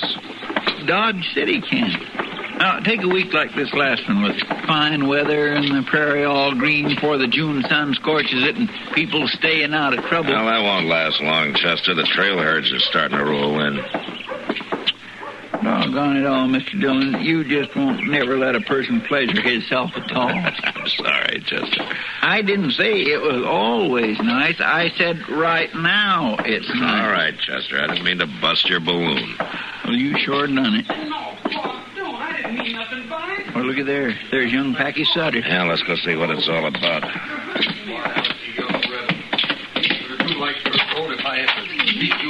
My goodness, Leif's going to twist that boy's arm right off if he ain't careful. We'll get no thanks for poking our noses into a family row. I just rode into town with him, Pa. I can't see nothing wrong in that. Maybe I'll learn you to see a little different. Pa, please! Hey, late. Mind your own business. What's the trouble? Oh, you, Marshal. That boy's getting pretty near as big as you are, Leif. If you're not careful, one of these days he's going to turn on you. You lift a hand to me just once, I'll take a horsewhip and cut him to ribbons. But all I done was to ride into town with Mr. Roll. You mean Jason Roll, Packy? Yes, sir. I met him on the trail south of the creek. Shut your mouth, boy. Now get on over to the livery stable and wait for me.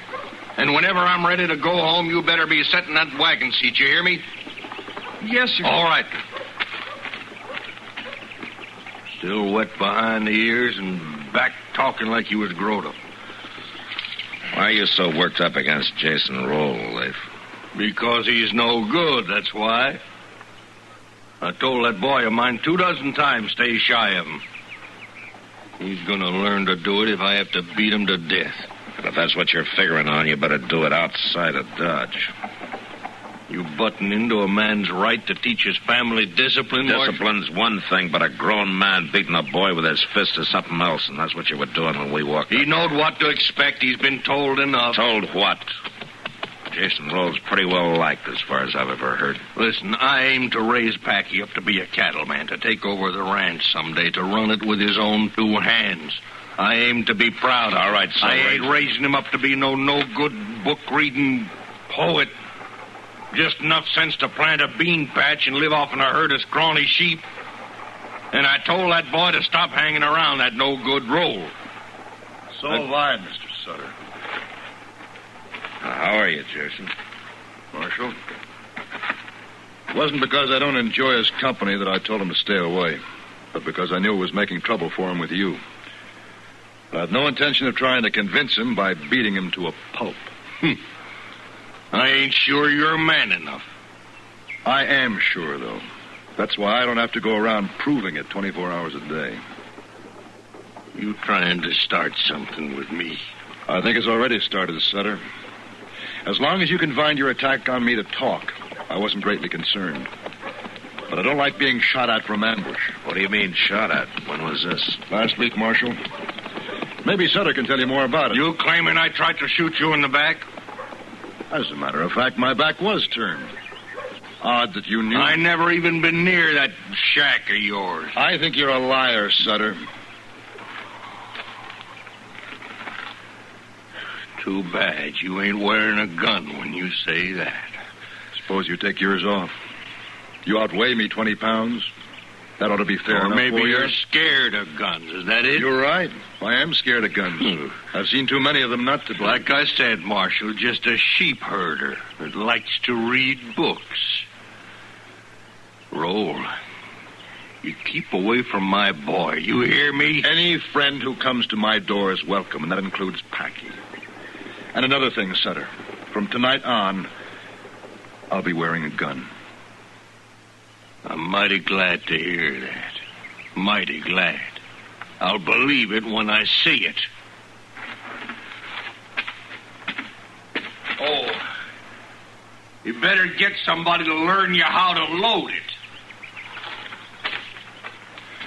Marshal, that boy ought to be taken away from him.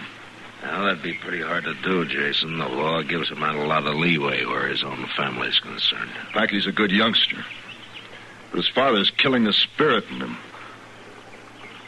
He may do more killing than that, Jason, if you give him a chance. By wearing a gun, you mean? No, Marshal. I'm afraid he's worked himself up to a point now where he'll try, whether I'm armed or not. What started all this, anyway? Packy happens to like me. And I've talked to him and given him books to read. Leif's a cattleman, and I run a few sheep. Maybe that's reason enough in itself. Yeah, maybe. Mostly, though, I think it's because he's scared. That's why he's always blustering, trying to cover up. And he knows I see it, so he hates me. And deep inside, he's scared of me, too. Yeah, that's possible. The worst enemy you can have in the world is a man who's scared of you. Yeah. I know that, Jason, but I wasn't sure you knew it.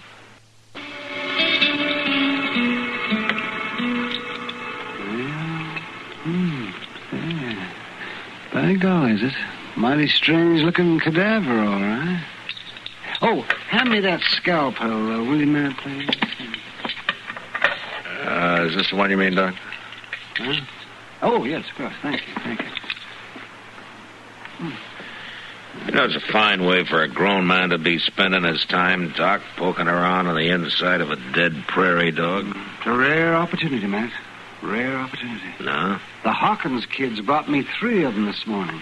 Found them out south of town. Rare opportunity for what, Doc? Matt, how many dead prairie dogs did you ever see?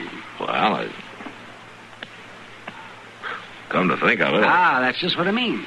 A prairie dog is a tough little animal. Oh, they get killed by hawks and snakes, coyotes, and so forth. But they don't just up and die. No, I guess not. Yeah? Come on in. Door's unlocked. Howdy, Doc. Oh, well, Packy's... Come on in, Packy. I was looking for you, Marshal. Oh? Chester said you might be up here. Oh, what can I do for you, son? Well, nothing much, I reckon. I just wanted to talk, I guess. Yeah, go right ahead. I'm through here. Why don't you two talk out there in the front room while I kind of clean up in here? All right, Doc. Come on, Packy.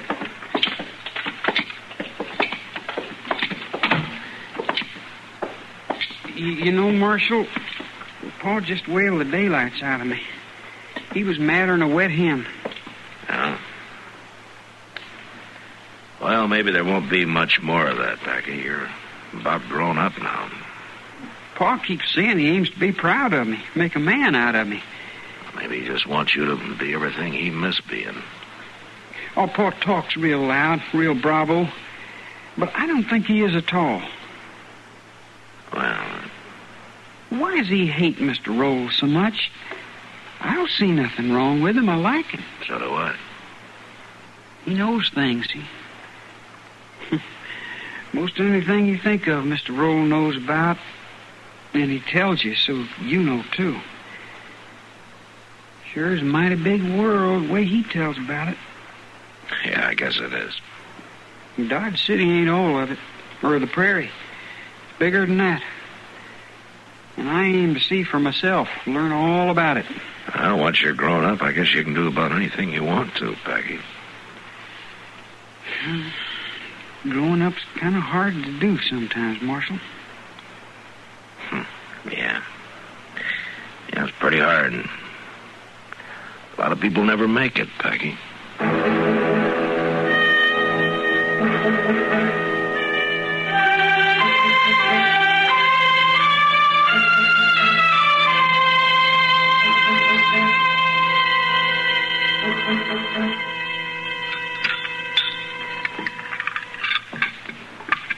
You know, Mr. Dillon, it just ain't nothing like a half-dozen fried eggs to start a man off right in the morning.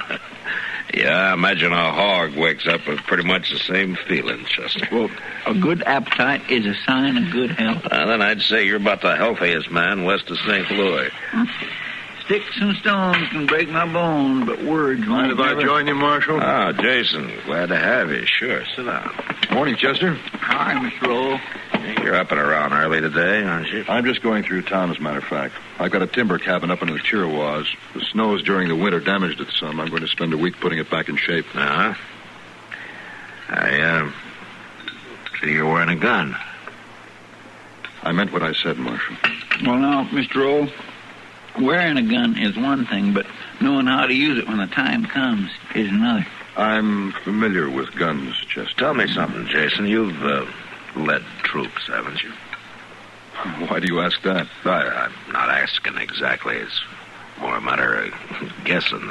Well, during the War of the Rebellion, I served as a captain. 29th New York Volunteers assigned to the 7th Cavalry. Uh-huh. Do me a favor, would you, Jason? If I can, Marshal. Stay clear of Sutter. Let me talk to him, huh? Let me see if I can knock some sense into his head. I've no intention of looking him up and calling him. But I doubt that'll make any difference, Marshal. He's like a blind, mad bull, ready to charge anything that moves. Yeah, I'm afraid you're right. Marshal, I want to know what's happened to Packy. I ain't seen him. Morning, Sutter. You're behind this, you sneaking rat. It's just about time you... All right, hold it, Laban. Get your hand away from that gun. Let him Give it. All right, settle down now. What's the matter with you, anyway? Packy's gone. Run away during the night. Well, ask Roll. He knows. He put him up to it. Have you seen Packy, Jason? Not since yesterday out there in the street when Sutter was trying to beat him half to death. You're lying. You're hiding him out somewhere. Sutter, since you seem determined to force this, watch. Well, my goodness, that was the fastest draw I ever seen. My gracious. Marshal, I think I'll push on. I'll eat breakfast on the trail. I'll see you in about a week. Have a good trip, Jason.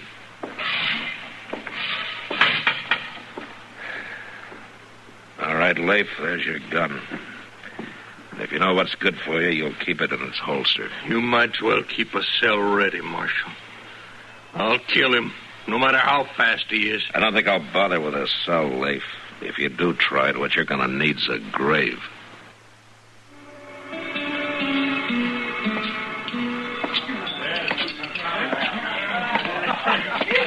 Hello, Matt. Good evening. How are you, Sam? Evening, Marshal. How about having a drink with me? Yeah, I could use a beer. Good. Sam, shuffle over a pitcher of beer, will you? Sure, Kate.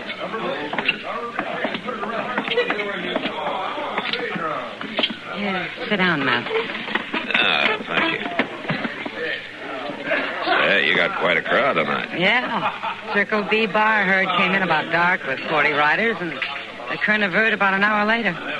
I guess we'll be open all night. Here's your beer, Kitty. Thanks, Sam. Thanks, Sam. Put it on my house tab, will you? Sure. You know, I can't figure these trail drivers, Kitty. They work all winter long, make a 1,500-mile cattle drive, and then blow their whole wages in 3 nights. One night, a lot of them. Then they have to borrow money to eat on until they head back to Texas. But I guess that's the way they like it. Yeah, I guess so. Found my boy yet, Marshal? No, not yet, Leif. Are you even trying? As much as I know how to. He hasn't been seen on any of the trails out of town. I checked with everybody I can. Why don't you check with Jason Roll? That's who he's gone with. You heard what Jason said this morning. He was going into the Chiricahua. Be gone a week or more. And he took Packy with him. I talked to the driver of the Pueblo stage this afternoon. He saw Jason Roll at Rhyolite Pass, and he was alone. You're letting your hate twist your thinking, Leif. I wouldn't trust that Jason Roll no further, and I can see him. Well, that's up to you. But it seems to me your main concern ought to be your son, not your feud with Jason. It is. If anything happened to that boy, Marshal, you find Packy. You find him and fetch him back home. You hear me? I'll do what I can, Leif. You find him and fetch him back.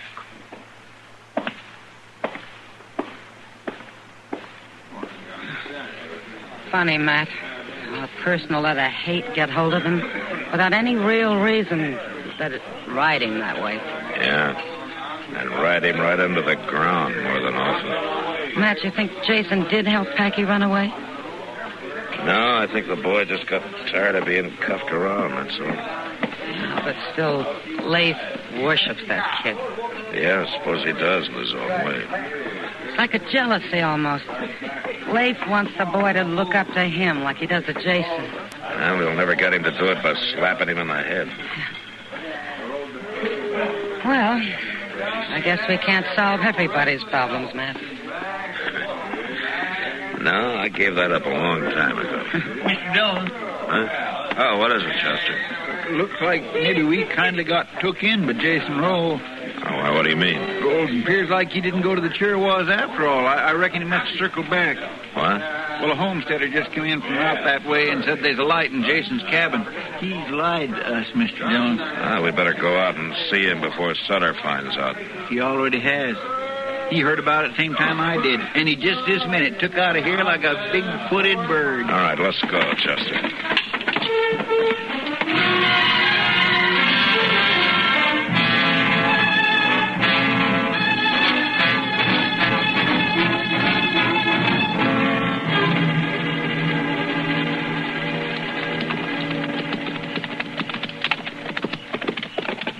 cabin's just around the bend there, Mr. Dillon. There still ain't no sign of Sutter. Oh.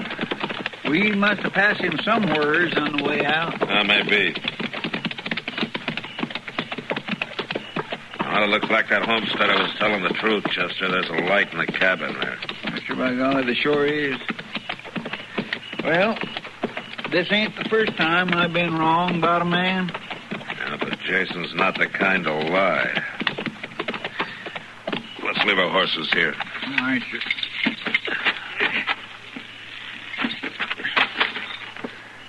You would have had plenty of time to circle back, though, even if you was seen at Rhyolite. I guess so. All right, let's go. It is kind of disheartening, though, ain't it? When you figure a man lied to you. I know you're in there, Rose. There's Sutter, over there in the brush. Come on, you rotten coward. Slade, hold it. Look, somebody's opening the cabin door. Get out of the light. Get away from that door. Shot him, Mr. Dillon. Shot him, Sutter. Shot him down in cold blood. Maybe he isn't dead. Let's go see. Marshal, tell him, Slade. Put down that rifle. We're going to the cabin. Sure, Marshal. I got no trouble with you. Fired from ambush without giving him no chance at all. Here, give me a hand, Chester. Help me turn him over. Maybe there's a little chance he's still open. Oh, Mr. Dillon. Yeah, it's just what I thought. I'll take my medicine, Marshal. But I don't reckon a jury will go too hard on a man for shooting somebody that kidnapped his son. Leif, I told you that hate was going to twist your thinking. Jason Roll is somewhere on the Chirrawas. Huh? Are you telling me that this ain't Jason? Blackie. Was a good shot, Leif. One bullet right through the heart. Your son never knew what hit him.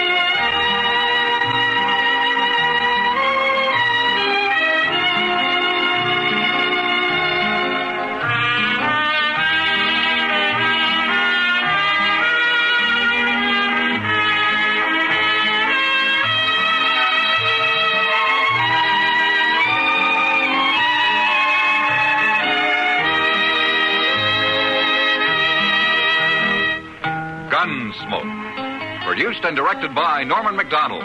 Stars William Conrad as Matt Dillon, U.S. Marshal. Featured in the cast were Parley Bear as Chester, Howard McNear as Doc, and Georgia Ellis as Kitty.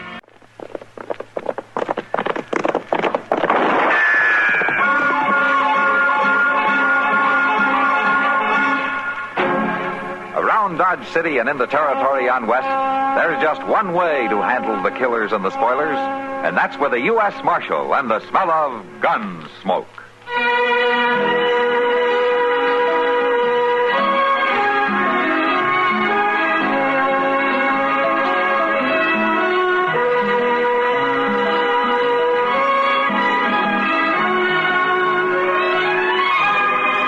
Gunsmoke, starring William Conrad. The story of the violence that moved west with young America. And the story of a man who moved with it. I'm that man. Matt Dillon, United States Marshal. The first man they look for and the last they want to meet. It's a chancy job, and it makes a man watchful. And a little lonely.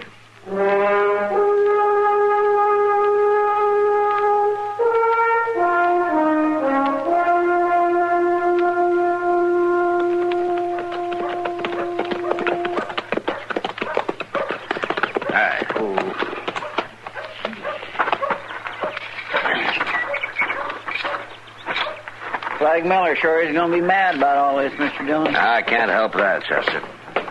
He's coming up the street right now, some of his men. Yeah, I see him. Get the keys, will you? Yes, sir. I can't say I blame him much at that, though. There's not much to be done about it. The law's the law. I reckon so, but still and all... Come on.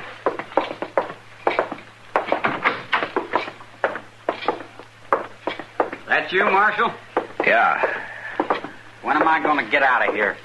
Right now, Grody. All right, unlock it, Chester. Yes, sir. So you finally come to your senses, huh? I didn't decide anything one way or the other, Grody. It's a court order from Judge Bent. Well, at least he had gumption enough to clear me. Now, you're not cleared exactly. He just ruled that there wasn't enough evidence to bring you to trial. There wasn't no evidence. Except for them lies Flag Miller's girl told. Now, come on, Grody. I'll give you your gun back.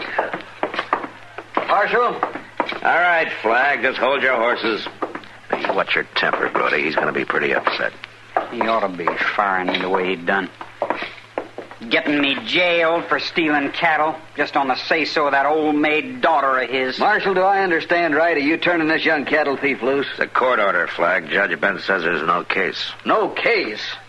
My girl seen him come riding in at daybreak the night them cattle was took, and he stood up and lied and said he hadn't been out of the bunkhouse. It wasn't me doing the lying, you hard-nosed old badger. You calling my daughter All right, a liar? shut up, both of you. You know, Flag, it might have helped your case some if your girl had come in and told her story. I told you why she wouldn't.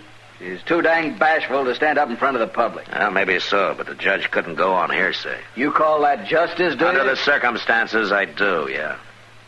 Chester, do you get Grody's gun? Okay. Well, I got another name for what you're doing, Marshal. Oh, is that so? No, thanks, Chester. And there you are, Grody. Much obliged, Marshal. I call what you're doing aiding and abetting an outlaw. What are your plans, Grody? I don't know. Hire on at some other ranch, I reckon. Ain't a rancher in Kansas that's going to take on a branded thief, and I'll see to it that they know all about you. Flag, you better rein in that mouth of yours. All right, take it easy, both of you. He shuts up, he won't be bothered.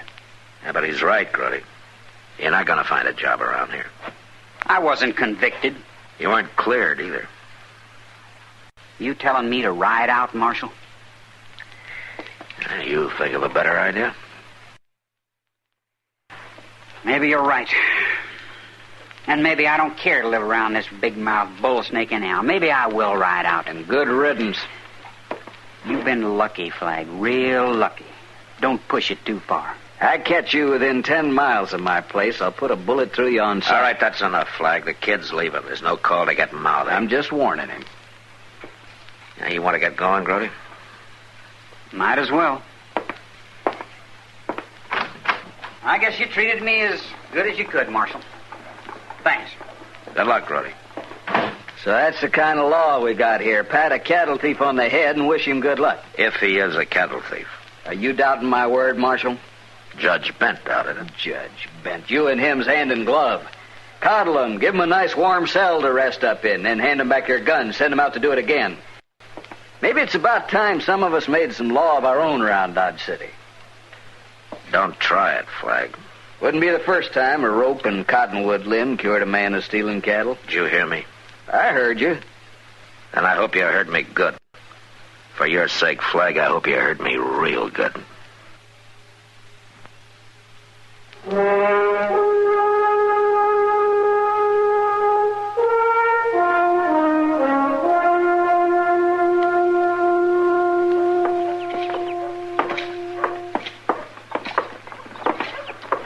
It sure beats me, Mr. Dillon.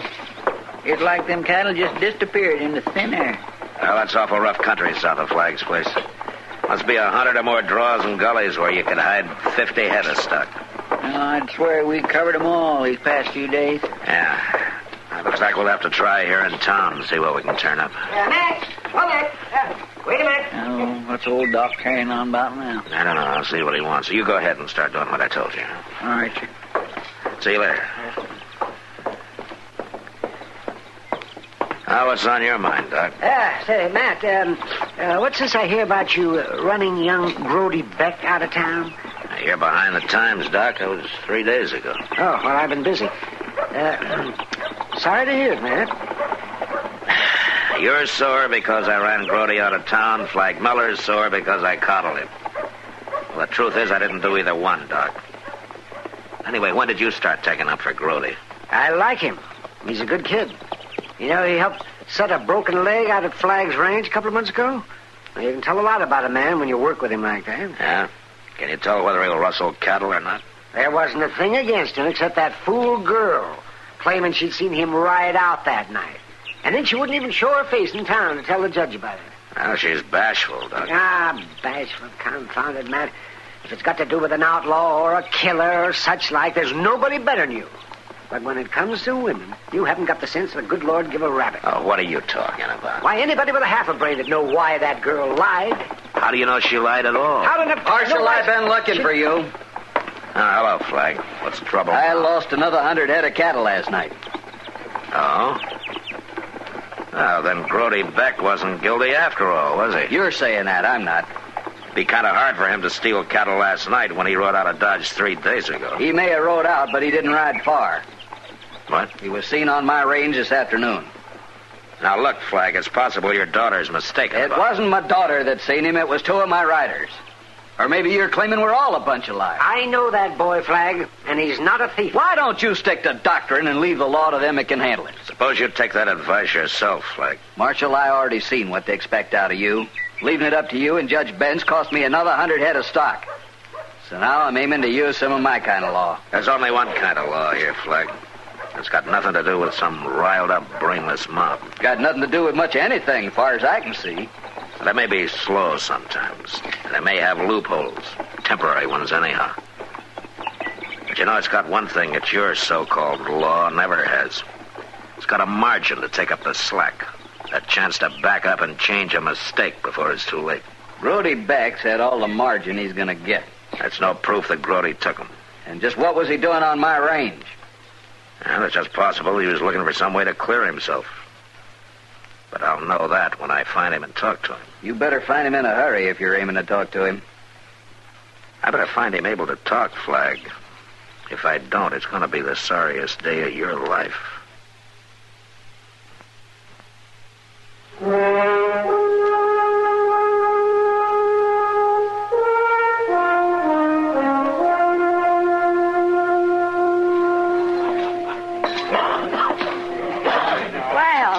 Look what drifted in. Hello, Kitty. Here, Matt, pull up a chair. Thanks. Where you been for the last 3 days? Trying to find out who stole Flag Miller's cattle. Any luck? No, not yet. Chester around? Yeah, he's in that poker game over there in the far corner. Oh, yeah. He's been acting real funny, Matt. The last hour and a half, he sat in on every game in the house.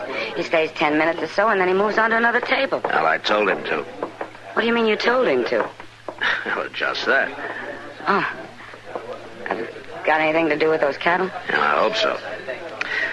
By the way, Kitty, Doc claims that Miller's daughter was lying about Grody Beck. Of course she was. Well, why did she do it? Matt, when it comes to women, you haven't got the sense the good Lord gave a rabbit. Oh, so help me, Kitty, if now, I... look, Matt. Grody is a very handsome young fellow, right? Well, I suppose he is. I don't know. Well, he is. You take it from me. And every girl in town knows that he could have his pick of him. All right, so he could have his pick. What about the Miller girl? Her looks, I mean. Well, she's not exactly the prettiest girl. Say it right out. She's as homely as a mud fence. She's never had a man look twice at her in her life. You ever seen her in town on Saturday, the way she follows Grody around? No, I never noticed it particularly. Well, I have. So there you are, Matt. There I am what, Kitty? Hell hath no fury like a woman scorned. I know. Are you claiming that she lied to get Grody into trouble just because he wouldn't have anything to do with her? It's been done before. Well, maybe, but... Look, there's another thing now. Grody lied about leaving town. I just found out he's still here. Yeah, well, I knew he was planning to stay. He stopped in here the day you let him out of jail, just to talk. He has some crazy idea of clearing his name. It looks like you know more about this than I do. He's a good boy, Matt. He didn't steal those cattle. Mr. Dillon, could I see you a minute? Yeah, what is it, Chester? Well, I think maybe I spotted somebody.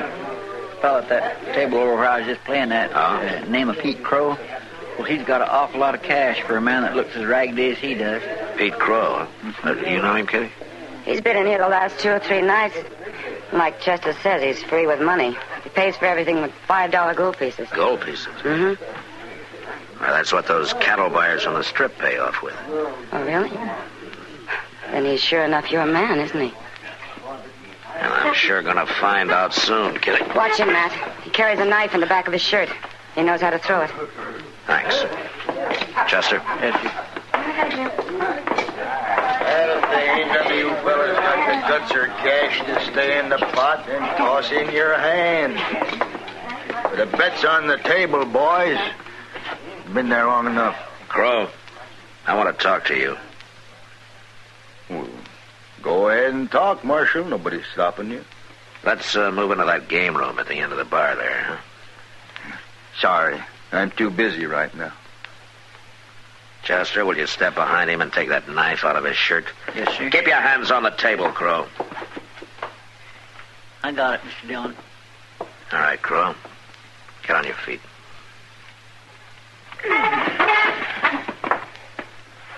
You're making a big mistake, Marshal. I don't mind. I get going.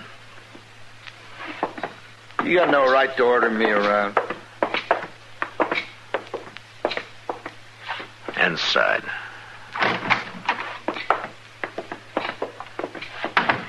What do you think you're doing, anyway? I want to know where you got that money you've been tossing around. I figure that's my business. Sure. And your business might be cattle rustling. Got proof of that, have you? No, but I got a good hunch you're the man I've been looking for. The law don't convict nobody on hunches. No, but Flag Miller probably would.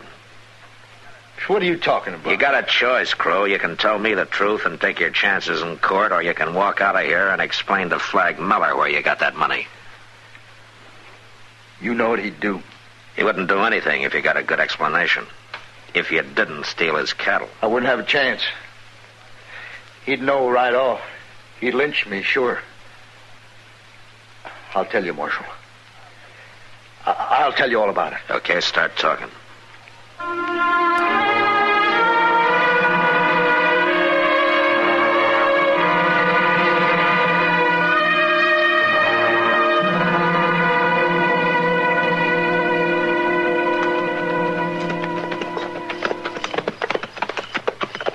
That must be them, Mr. Dillon.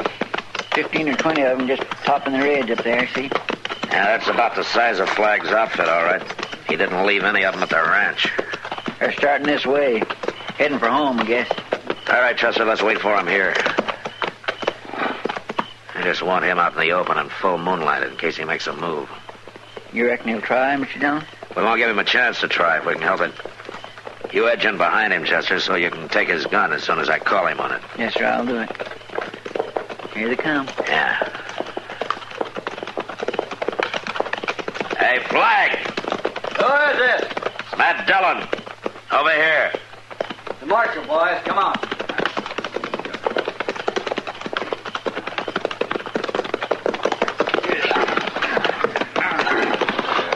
You're riding late tonight, Marshal. No later than you are. Well, me and the boys been out hunting cattle rustlers. That right, boys? I've been hunting the same kind of game, Flag. Now, what's more, I caught one. You what? We rode out here to pick up his partner.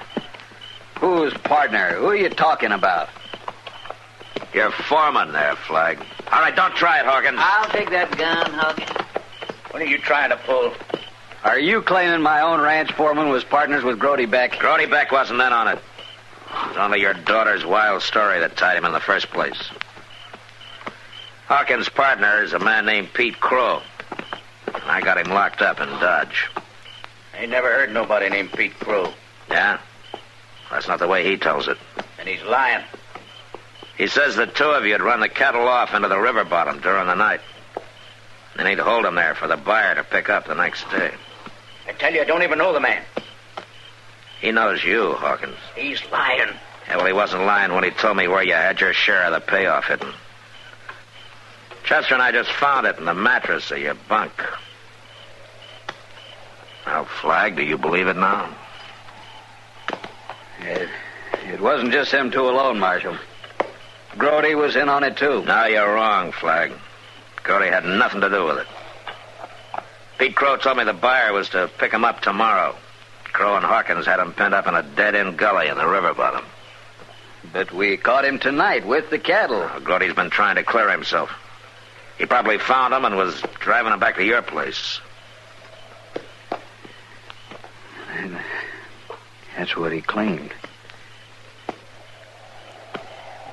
Marshal, I guess you were right. You said this could be the sorriest day of my life. What are you talking about? When we caught Grody with the cattle, we hung him.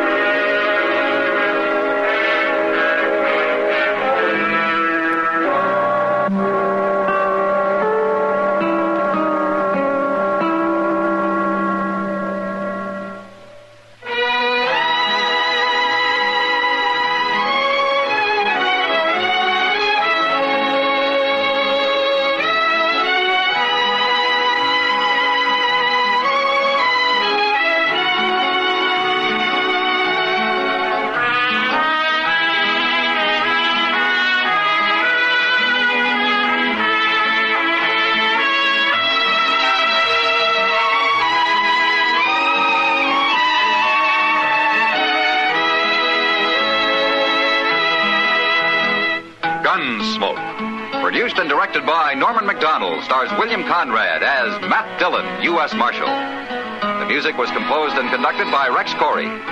Sound patterns were composed by Ray Kemper and Bill James. Featured in the cast were Parley Bear as Chester, Howard McNear as Doc, and Georgia Ellis as Kitty.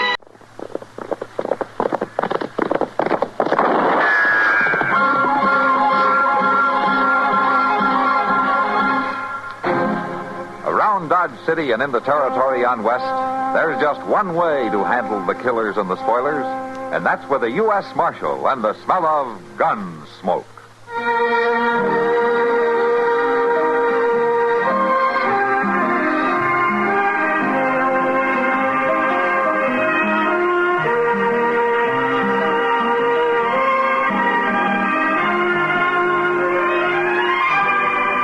Gunsmoke, starring William Conrad, the story of the violence that moved west with young America, and the story of a man who moved with it. I'm that man, Matt Dillon, United States Marshal. The first man they look for and the last they want to meet. It's a chancy job, and it makes a man watchful and a little lonely.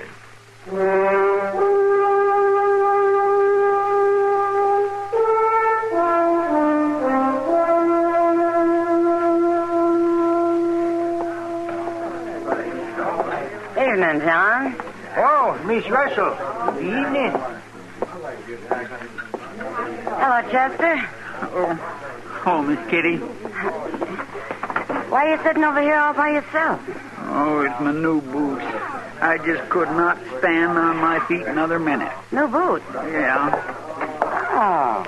Hey, they're mighty good looking, Chester. Yeah, but I'll be thankful when they feel as good as they look. Here's your coffee, Chester. Oh, my, I sure do thank you, Sam. Waiting on me hand and foot this way.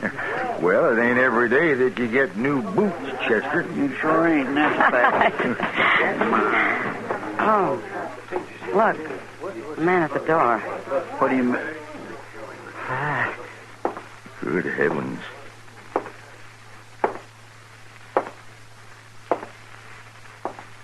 Did you see his face? Yeah, I did. Hey, you. He means you, Sam. Say, look, maybe I better go get Mr. Dillon. I want to talk to you.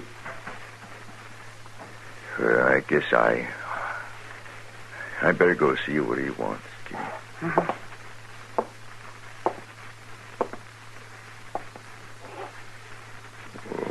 What is it, mister? Can I get some food here? The store is closed. You put it in this bag. I'll take it with me. Well, okay, mister. Charlie, put some bread and meat and some ground coffee in this bag right away. Okay, Sam. The food will be right out, mister. Thank you. He just wanted something to eat, Kitty. I know. Sam, I can't bear to look at him. Well, maybe he'll leave when Charlie brings him food. I hope so, Sam. I really do. It'll be 35 cents, mister. Oh. Thank you. Yeah, he's leaving now, Kitty.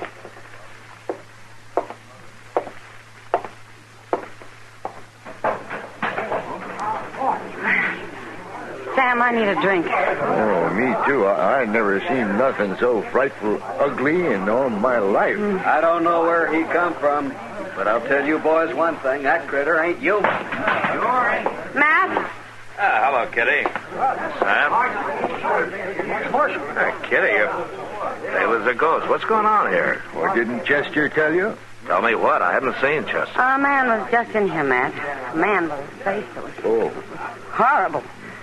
Well, there are some faces still here that won't take any prizes, you know. Oh, no, it's no joke, Marshal. This was worse than anything I ever seen. That's true, Matt. Well, what'd this fella do? Nothing. He just bought some food and left us all. Marshal Dillon? Yeah.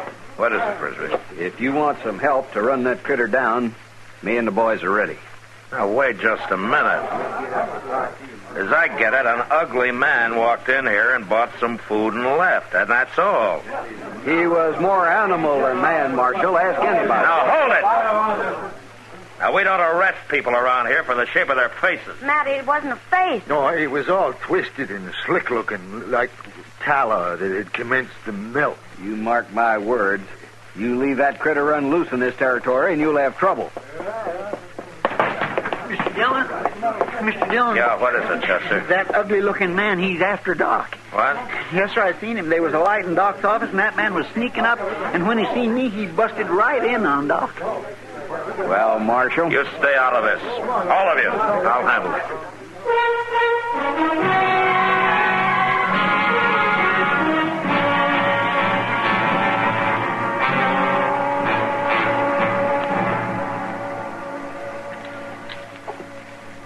You see what I mean, Doctor? Yes, just tilt your head back a little more, Bruno. My, oh, my.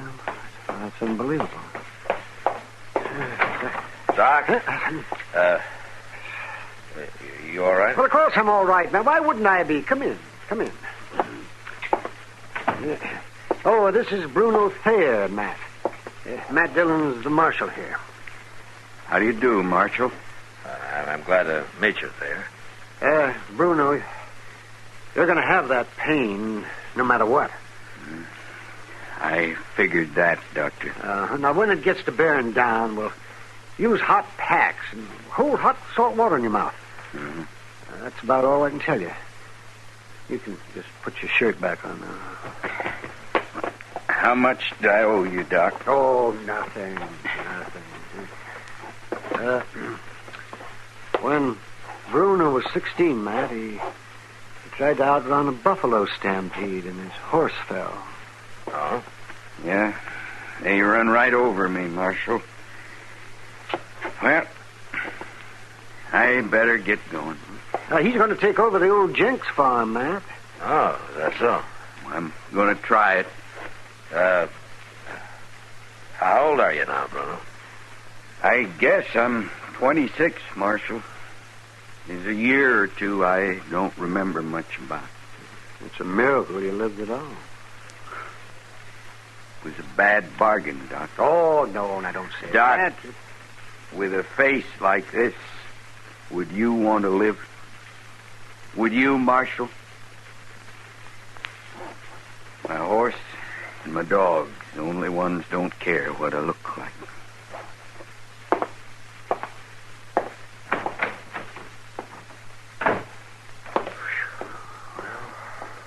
Well, man? I don't know about you, Doc, sure that I would want to live.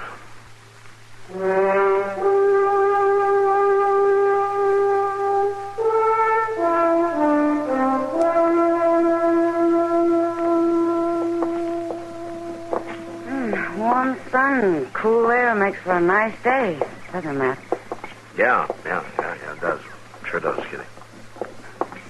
What are you thinking so hard about? What? Oh, Bruno Thayer, Kitty. Huh. Yeah, he's been out on the old Jenks place 2 weeks now. Maybe I ought to ride out there and see how he's doing. Why? Well, everybody else in Dodge has, judging by the number of wild stories going around. He murders travelers and buries them in his garden. He conjures up evil spirits. He calls the coyotes to counsel with him in the middle of the night. All kinds of crazy stories like that.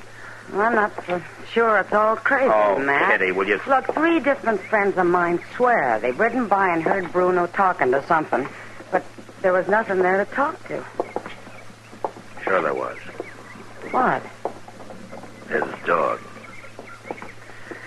Come on, let's get some dinner.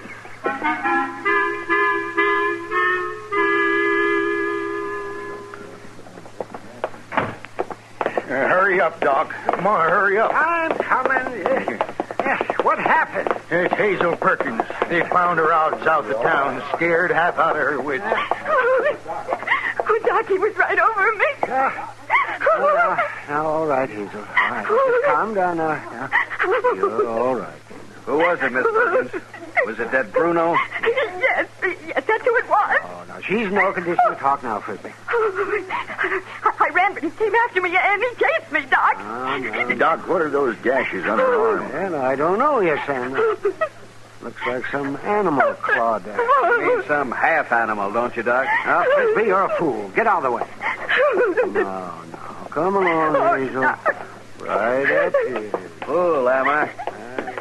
Maybe I'm just fool enough to believe that the women folks ought to be protected. I say it's time something was done. I say we got to stop that ugly brute and stop him for good, like they used to do in the old country. Yeah, but how do you mean, Frisbee? My grandpappy knew. He told me when a hateful, unnatural monster like Bruno was found, they burned it. And they took what was left and drove an oak stake through it. Then they were safe. And not before. Well, I never heard of that. Seems to me the marshal... The marshal had his chance. My chance to do what, Frisbee? It was you let that critter loose on us, Marshal. What happened to Hazel Perkins is your fault. Hazel Perkins? Bruno grabbed her, Marshal. She's all bit up and scared half to death. Where is she? She's up in Doc's office. What are you aiming to do, Marshal? I'm aiming to find out what really happened, Frisbee. We've had about enough talk. We want action. Just one more word out of you, and I'll give you more action than you can handle. After I've talked to Hazel, if Bruno Thayer needs bringing in, I'll go get him and I'll bring him in, but I'll do it without you or anybody else.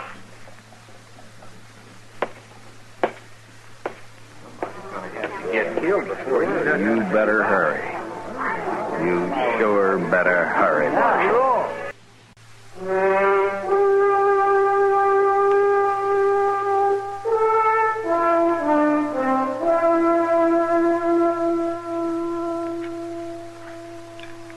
Hand me that bottle, will you, man? Yeah, sure, Doc. Yeah. Just hold still now, Hazel. Oh, well, that stings a little, doesn't it? But it's better than getting blood poisoning. Now, Hazel, I know you're still upset, but try to think clearly this time, huh? Now, just once more. Before you saw Bruno, what happened? Well, my horse shied and threw me. And what did your horse shy from? I don't know. But the next thing I remember is that hideous face bending over me. And then what? He grabbed me, and I felt his long nails sink into my arm. This arm here, where these scratches start? Well, yes, of course. And then? Well, then he began to laugh. To laugh? That's right. Oh, it was dreadful, just dreadful. I tried to fight him off, Marshal, but he was terrible strong.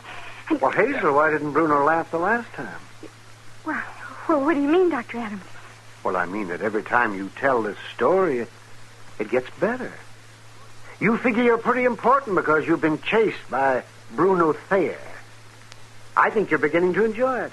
Enjoy it? Yes, enjoy it. Sure, he's ugly, and perhaps you were shocked by his face, but you're not entitled to tell lies about him, to be sopped up by some of the fools in this town. Oh, Doc, These scratches were made by a dog or a coyote or maybe a wolf. Right. But not by a man.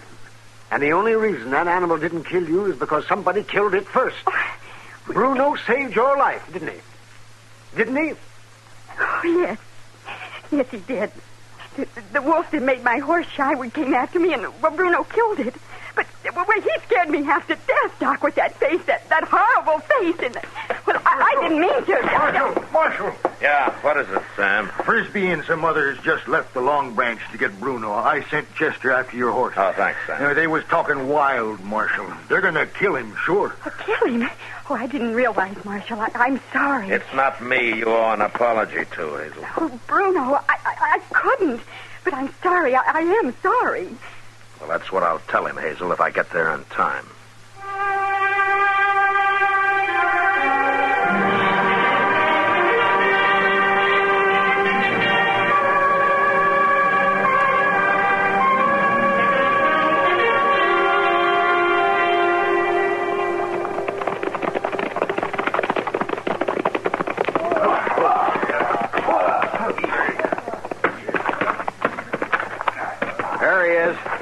He ducked in his shack. We got him trapped now, just like we wanted. We'll spread out and circle him. I'm going to go this way. Watch me. We'll close in on my signal. Yeah, all right. Hey, man! Hold it, you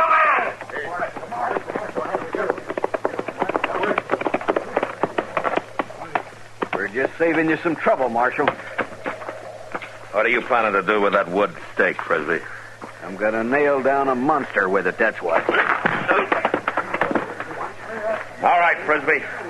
Don't you try to get up or I'll splinter this piece of oak across your skull. Now, the rest of you men, get back on your horses and don't stop in Dodge City. If I see any one of you there again, I'll lock you up. Now, move!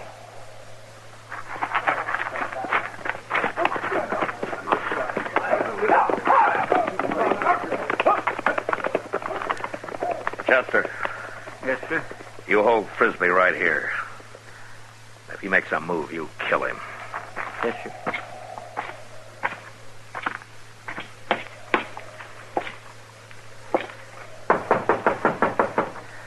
Bruno, it's Matt Dillon.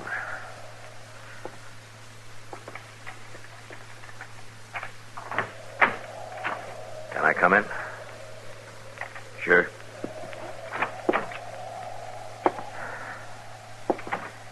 You saw those men out there, huh? I saw them. You knew that they were out here to get you, didn't you? I figured somebody'd be coming out here. That girl got pretty scared of me. But there wasn't anybody else around to help her. Aren't you even going to defend yourself? I hadn't decided, Marshal. I saw what you did to them, though. I'm grateful. You're grateful? For what? Well,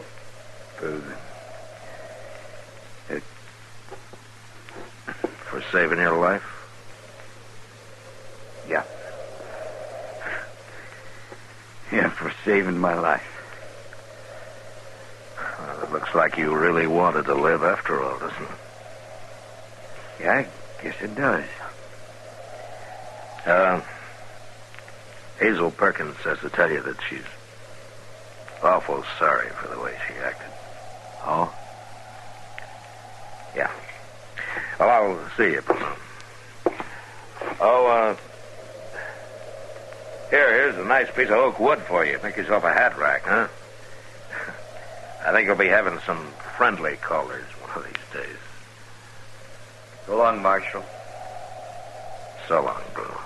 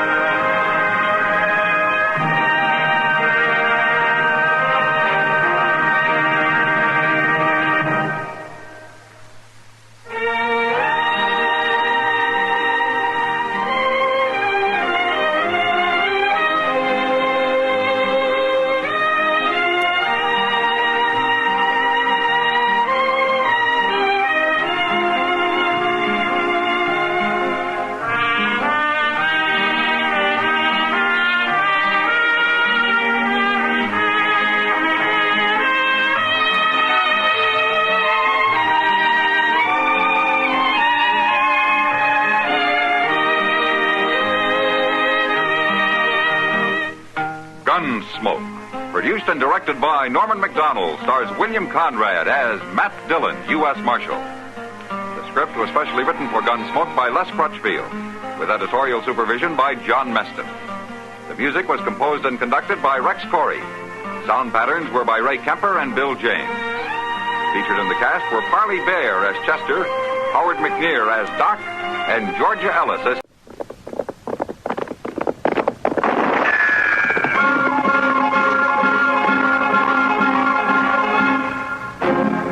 Around Dodge City and in the territory on West, there's just one way to handle the killers and the spoilers, and that's with a U.S. Marshal and the smell of gun smoke.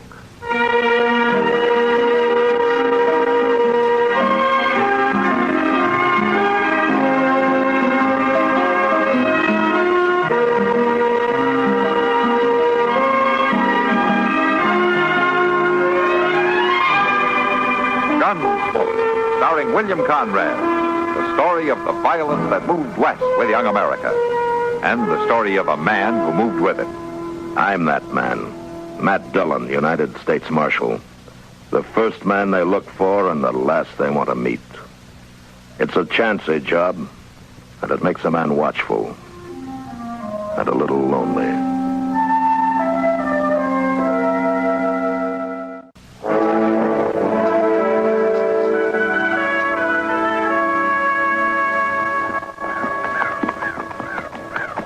You know, Mr. Dillon, a man can get mighty hungry when he don't eat. 30 more miles and we'll be in Dodge, Chester, then you can eat to your heart's content. Yes, sir. Listen, that wind comes up again and freezes us to death. Yeah, that didn't freeze us to death last time. Well, that was just because we was lucky enough to find that sodbuster shack. I couldn't have stood another 2 days of wind and cold like that. It aged me something awful. Aged you? Well, freezing's supposed to keep you the way you are, isn't it? I'm too wore out to joke. Well, I'll admit that was about the worst blizzard I ever saw. But it's behind us now. We can forget about it. Forget about it. Still starving, man. Hey, look yonder, Mr. Dillon. Yeah. Looks like a hunter's camp. Conestoga wagon, couple horses ticketed by them trees. Don't see much sign of life, though. No. But with them horses there, there's got to be somebody around. And it's been 20 below for 3 nights now. They could have frozen to death.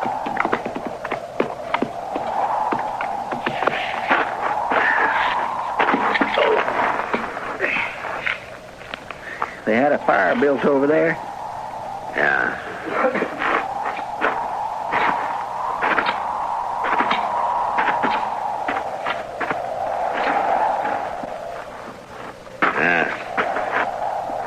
Ashes weren't made today.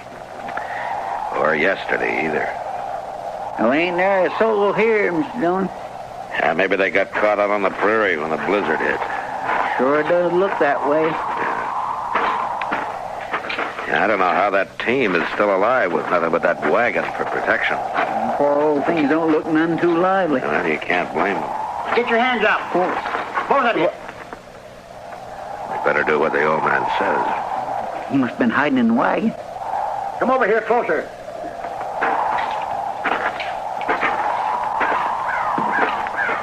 Now stop right there. This your camp, mister? Of course it's my camp. Now you two drop them guns.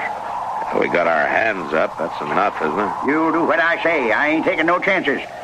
I ain't going to get left here again. What? You're going to hitch up that team and you're going to take me into Dodge. You ain't running off like Jed Lorner. Who's Jed Larner? He's my skinner. Why'd he leave you? Well, he seen this blizzard coming and didn't want to take any chances, so he rode off. He's probably been in Dodge all the time, warm and cozy. Well, why didn't you go with him? Well, I twisted my leg and my foot, so I couldn't ride a horse, that's why. Larner figured driving a wagon beat too slow. You mean he left you out here to freeze? Yeah, I'll kill him when I find him. And I'll kill you, too, if you don't drive me into Dodge. He's a U.S. Marshal, mister. He ain't gonna leave you here. Marshal? Now, why don't you put down that rifle and tell us who you are? All right. My name's Pucket, Marshal. I'm usually up north following the Republican herd, but I come south this year. I'm getting old, and I thought it'd be warmer down here. You sure made a mistake about that, didn't you? You'll get me into Dodge, won't you? Yeah, of course we will. That foot I twisted. I don't feel nothing in it. Must be froze. Yeah, it could be. I'll kill Jed Larner for this. Forget it, Pucket. I'm not taking you back to Dodge just so you can hang. All right, I'll forget it. Till I find him.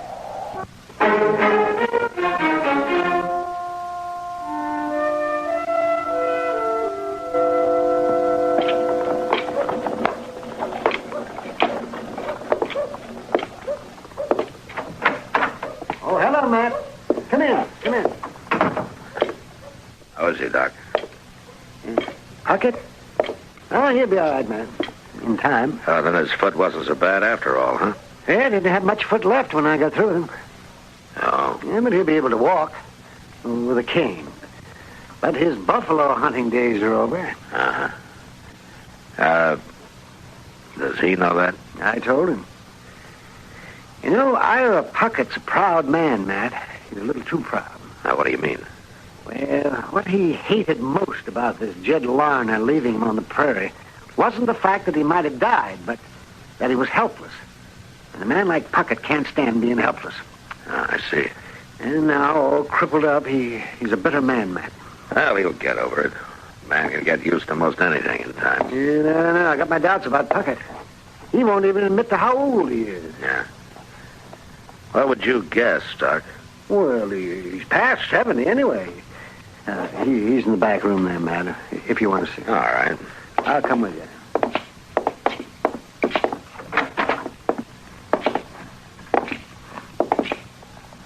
Hello, Pucket. Marshal? How you feeling? Doc tell you what he done to me? Yeah? He ruined my foot. I saved your life, Pucket. And I ain't sure I'm grateful, Doc. You're gonna be all right, Pucket. You'll be able to get around. Yeah, like an old woman. What am I going to do for a living? I ain't one of you city people. I live off the country. I always have. I'm a man, not a dude. Yeah, you'll get used to town life. And you'll find men here, too. Yeah, but what kind of men? Walking around all slickered up, parting their hair in the middle, bowing to the ladies. Well, there ain't one of them could do half the things I done. Well, I was living with Comanches when most of them was sniveling in their mother's aprons. Yeah, I know, but you'll find something to do. I'll help you. You will? Sure. Then help me find Jed Larner. Bring him in here so that I can kill him with my bare hands. What does he look like? Oh, he's tall, black hair. He got a big scar running across one eye and halfway down his right cheek. Good. I'll try to find him. And if I do, I'll run him out of town before you get to him. I can't even trust you, can I? Not when you want to murder a man, Aaron. I told you I didn't bring you in so you could be hung.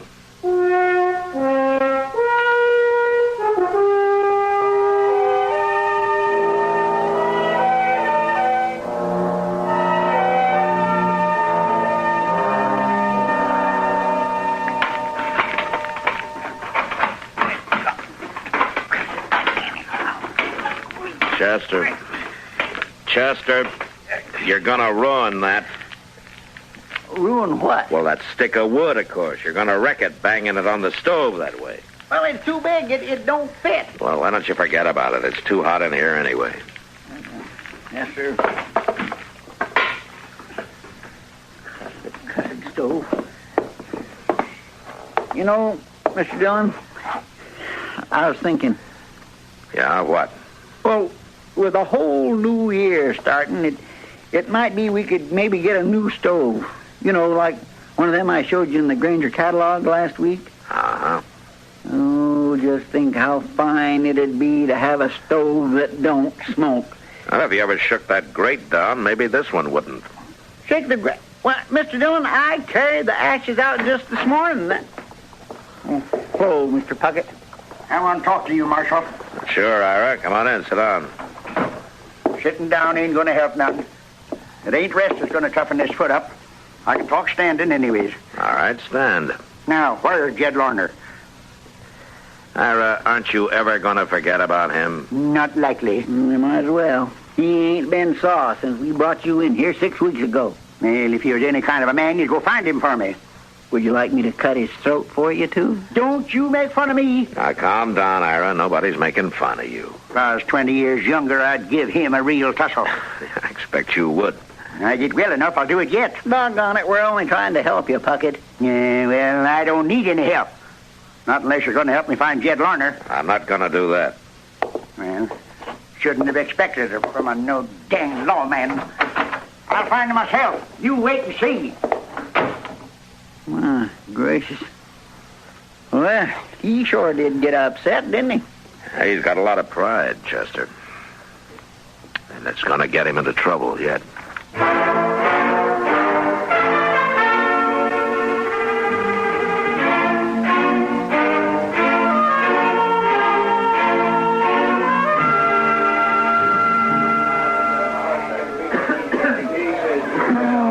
This is a great way to start the new year, Matt. Oh, what do you mean, Kitty? Well, all last year I was hoping maybe I'd be in San Francisco by now. San Francisco? Yeah. You never told me. What would you have done about it? Well, nothing, I guess, but why San Francisco?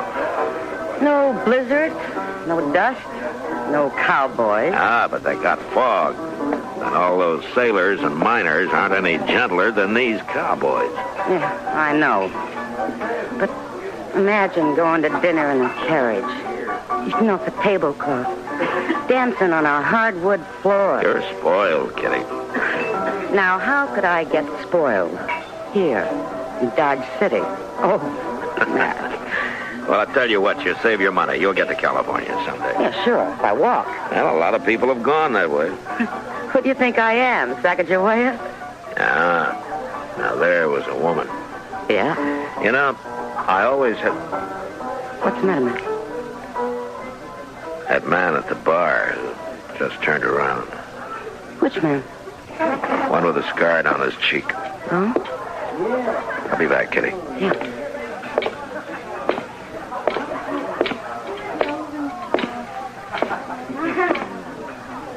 Yeah.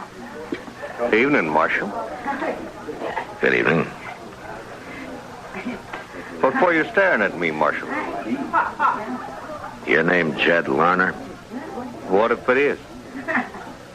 How long you been in town, Larner? About an hour. Something wrong, Marshal? You remember the big blizzard we had 6 or 7 weeks back? Who don't? Yeah, we all do, I guess. Especially Ira Pucket. Especially... What? He didn't die, Larner. Well, that's fine. I went back looking for him.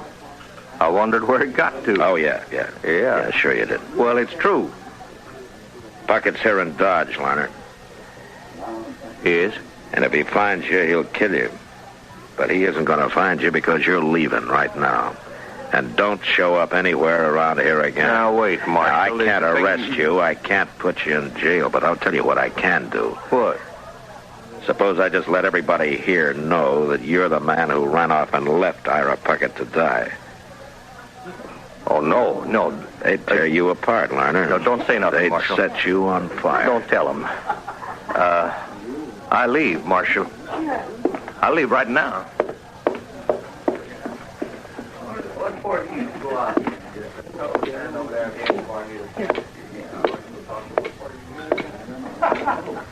Well, you got rid of him in a hurry. Yeah. I just saved him from being shot and Ira Pucket from hanging for it. Oh, that was Jed Larner. Uh-huh. He's the one that ought to hang. He didn't mean to kill the old man, Kitty. Well, what's the difference? Well, legally there's some. Enough to give Ira his foot back? You're kind of hard to argue with, aren't you? Why? Because I think straight? Why don't we talk about San Francisco, huh? No, I've changed my mind. I think I'll go to New York. I don't think I'd... I got to talk to you. Yeah. He looks awful mad. Good thing he isn't armed. You can always find a gun. You done it, Marshal. It was you, wasn't it? You saw Judd Lerner, huh? Yes, he jumped on his horse and rode out of town before I could stop him. And I had to stand there and watch. I didn't even have a rock to throw at him. Why'd you do it, Marshal? What'd you run him off for? To save you from hanging? Well, I'd rather hang and live this way.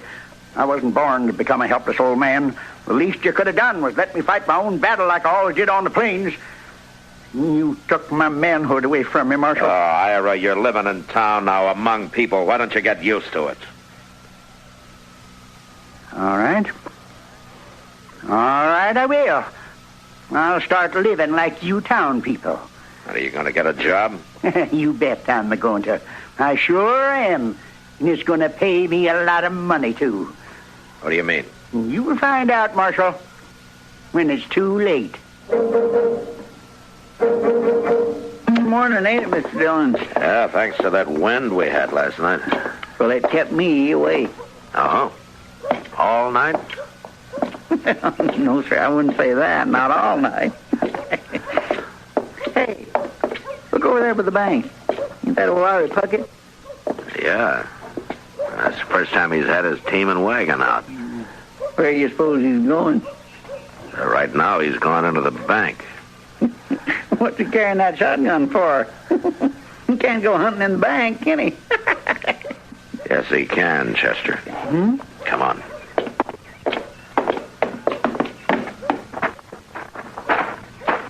My land, you don't mean to say old Pucket's going to hold up that bank, Mr. Dillon? He said last night he's going to start living like town people.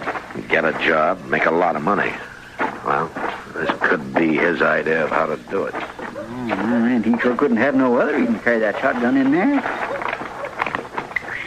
You going in after him?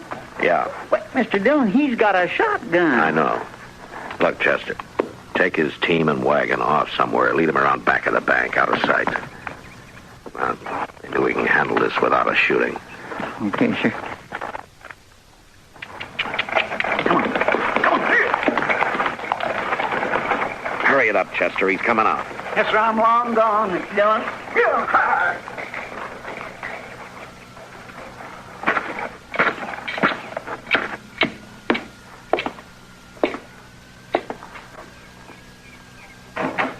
Oh, Marshal.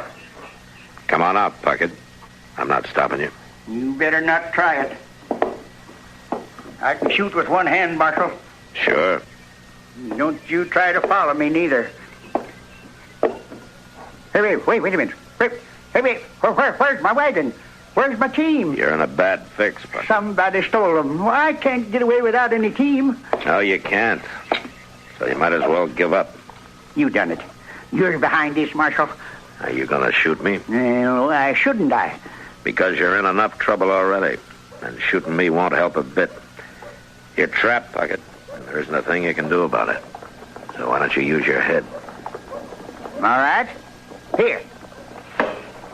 There's your money. Now you bring my outfit back. I ain't going to jail, Marshal. Like I said, Pucket, shooting me isn't going to help you. And I'm not going to do a thing about your outfit. You think you've outsmarted me, don't you? Why don't you give it up, Pucket? You're licked. You should think I just can't shoot you, Marshal. Here, take the gun. Good.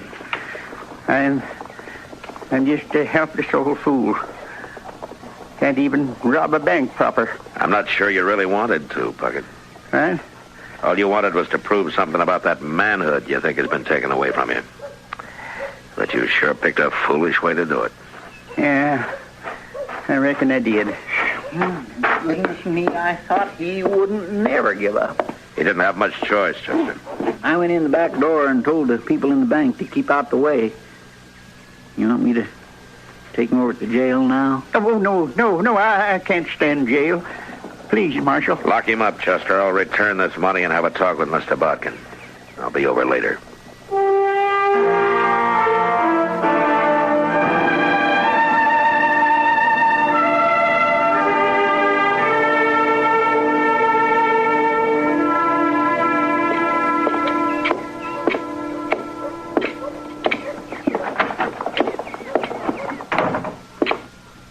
I thought I told you to lock him up, Chester. Well, I started to, Mr. Dillon, but I just couldn't stand the look on his face after I put him in the cell. You know, Ira, seems to me everybody treats you pretty well. Yeah, everybody but Jed Larner. That's true. But Chester and I bring you in. Doc saves your life. I keep you from hanging, and if I hadn't outsmarted you at the bank, you'd probably be lying dead somewhere now. It seems to me that everybody's gone to a lot of trouble for an old man full of a lot of foolish pride. Now, what do you think? Yeah, now I've been thinking, Marshal. Sitting here thinking.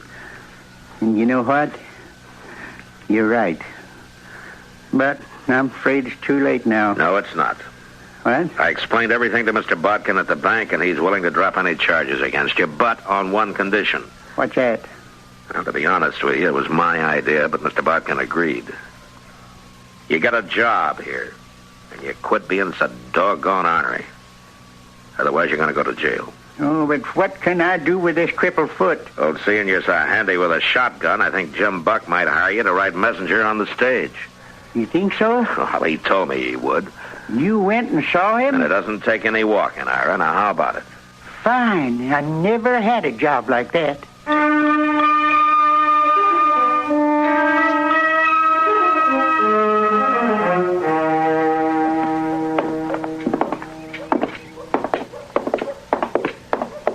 Well, it is, Mr. Dillon. 12 low stage, all ready to pull out. Yeah? And look at there, old Pucket sitting up there on the box, proud as a banty rooster. Hello, I'm Marshal. You got business with me? No, Jim, just came down to see you off. You about ready to pull out? Yeah, just as soon as I check the harness and that lead horse. Hello there, Marshal.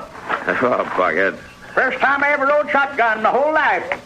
I sure hope we get held up. Well, I hope you don't, for the outlaw's sake. That's a pretty fair shotgun you got there, Pucket. Don't go shooting just anybody now. I know what I'm doing. Well, we're off, Marshal. Good trip, Jim. Thank you. Now then, you all set, Pucket? I sure am. Say, Marshal, you know something? What's that? This ain't a bad way to start the new year. No. Man's got to make a change once in a while. Sure. All right, Jim, let's go. We're behind schedule already. Hang on, Pucket. Here we go. Hey-ah!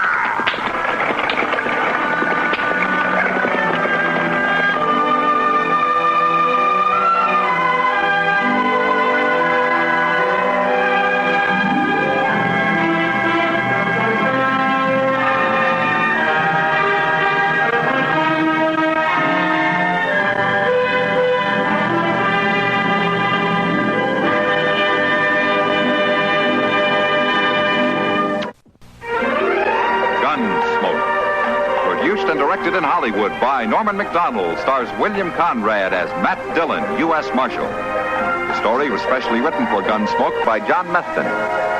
Harley Bear is Chester, Howard McNear is Doc, and Georgia Hawkins is Kitty.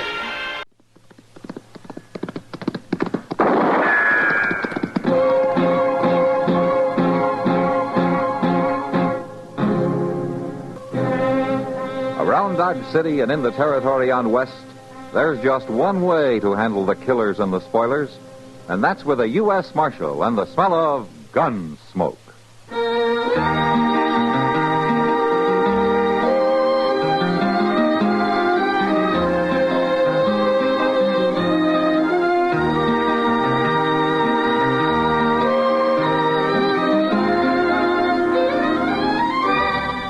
Gunsmoke, starring William Conrad. The story of the violence that moved west with young America. And the story of a man who moved with it. I'm that man. Matt Dillon, United States Marshal. The first man they look for and the last they want to meet. It's a chancy job, and it makes a man watchful. And a little lonely.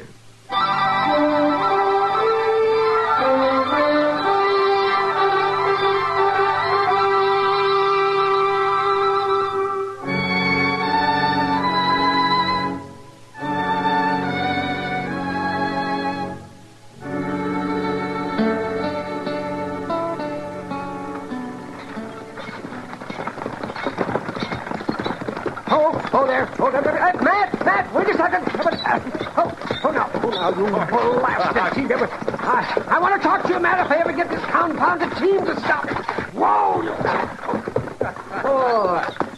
You driving that buggy, Doc, or you're just being tucked? Oh, this blasted team. They got mouths of solid iron. They're probably trying to run away from that squeaky wheel. You know, grease that thing, you're going to twist off a spindle one of these days. It'll last as long as I will. Oh, say, Matt, I just drove in from Meadow Flats. Oh? Well, every man to his own pleasure. It wasn't pleasure, confound it. Now I got something that'll wipe that grin off your face, too. That's so? Yes. Burke Reese and that ornery boy of his. They've been kicking up their heels again. Oh? Who are they after this time? Pezzy Neller and his wife. They've got that homestead, next to the Reeses. Yeah, I know the place. What happened? Well, it seems Burke Reese and his boy kind of hoorah'd him a little bit last night. They burnt one of Pezzy's chicken houses and fired off a few shots, and Pezzy's acting real funny about it. How do you mean? Well, he didn't want me to say anything about it. He claims he doesn't want any trouble. Doc, with Burke Reese after him, he's already got trouble.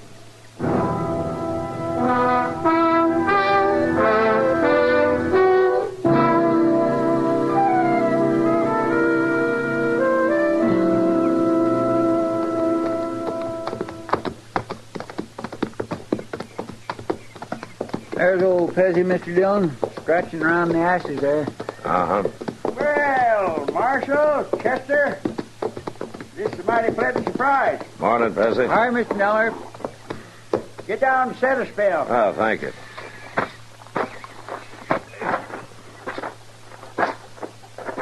Cora's got some coffee on. Be ready directly. Oh, fine. We could do with some. Oh, looks like you might have had a little trouble out here last night, Pezzy. Trouble, Marshal? Well, that chicken house burnt right down to the ground. Oh, yeah. Yeah, but the studding ain't hurt much. Be no chore to fix it up. Lose many chickens? Oh, about a dozen, I reckon. Got most of them out, though. Oh, you're mighty lucky. Yes, sir. That's just the way I look at it, Marshal. Mighty lucky. It's a downright hollering shame, if you ask me. Pezzy, I understand there were some shots fired last night. Look, Marshal, you hadn't ought to road clear out here just on account of this little go-around. Well, it didn't amount to a hill of beans. You're a patient man, Pezzy. Just can't abide trouble, I guess. Never could for some reason. Too bad the Reeses don't feel the same way. Isn't that who it was? Burke Reese and that bullying son of his, Spike? Well, I just wouldn't really know for sure. It was awful dark last night, Marshal. There was two fellas on horseback. That's all I could tell. Uh-huh. You been bothered before? Oh, a couple of nights this week. Might be the same two fellas. Might not. Hard to say. What'd they do? Oh, just galloped around the house a couple of times, shooting off the guns. Didn't do no harm much, though. Has Burke Reese been trying to buy you out, has he? Well, he did make me an offer last week. Only about a third of what the place is worth, though. Anyhow, I ain't aiming to sell. Neither was Ed Talmadge. He had the homestead north of Reese, remember? Yes, I remember. Reese bought that place for about a third of what it was worth, has he? From Ed's widow. You know, I never could figure who Dry Gulch did that night. Look, Pezzy, if you'll sign a complaint, I'll have both the Reeses locked up inside an hour. Won't do no good, Marshal. It is dark. I couldn't swear in court it was them. And you know what'll happen. You don't even pack a gun, Pezzy. Guns just lead to trouble, Marshal. I'm a mild sort of man, I reckon, and a believer in nature. Like with their herd of cattle. Storm comes up, they just turn their tails to the wind and wait it out. A man can learn a whole lot from animals. Sure he can, Pezzy. But Burke Reese learned his from a mountain lion.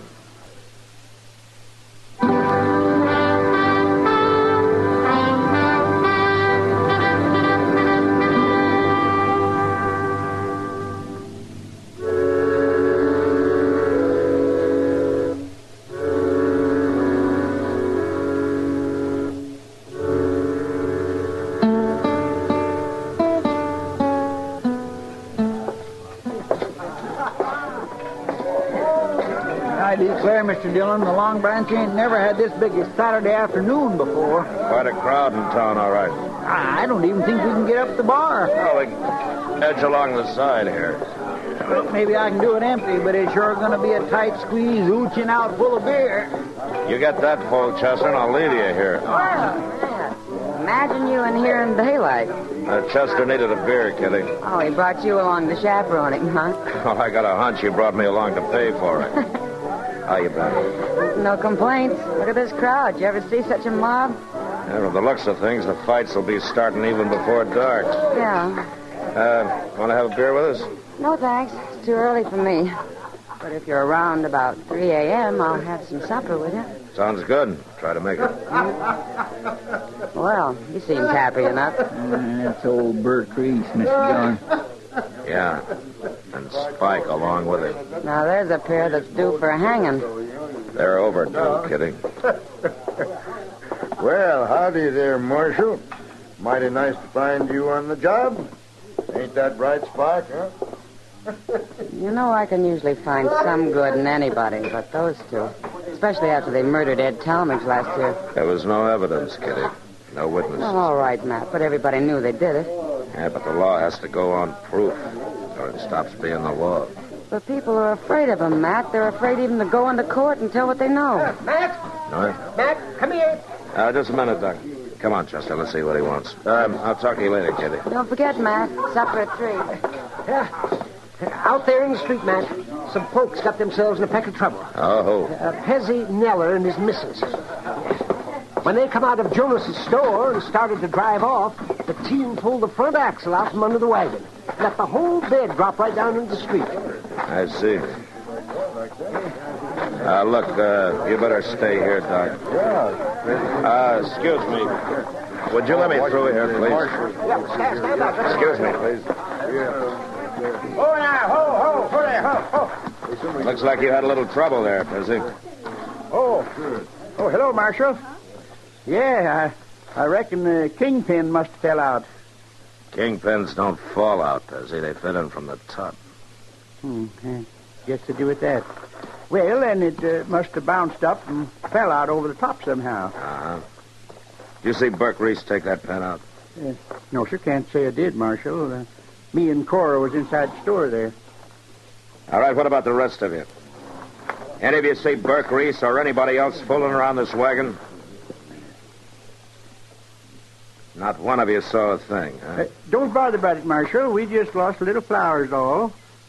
About all we bought, in fact, except a roll of heavy wire for a clothesline. Of course, it wasn't hurt none.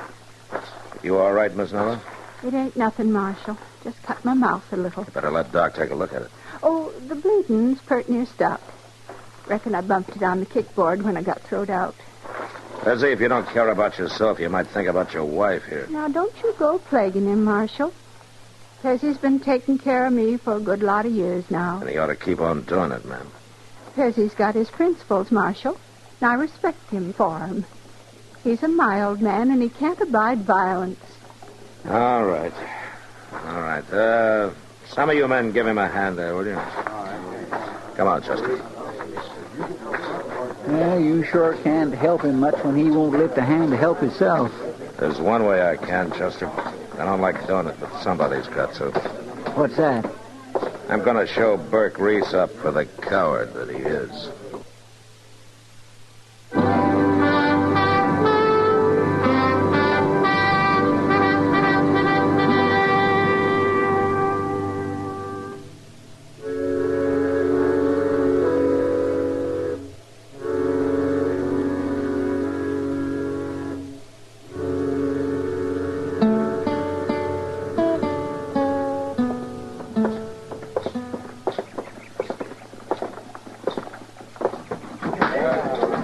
There they are, Mr. Dillon, sitting over there at the poker table.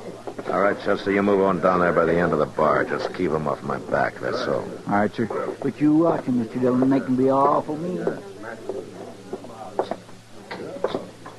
What's the trouble out there, Matt? I didn't hear any shooting. Later, Kitty.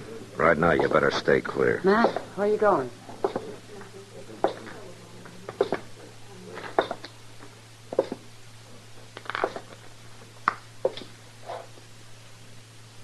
Well, Marshal, me and the young'un's getting up a little game. Like to sit in? Would you? Reese, you're a filthy murdering coward. Now, you got no call to talk like that, Marshal. You shot Ed Talmadge in the back last year so you could buy out his homestead. That's so? Now you're after Pezzy Nuller. You shot up his place a couple of times and burnt one of his buildings. Pezzy say all that, did he?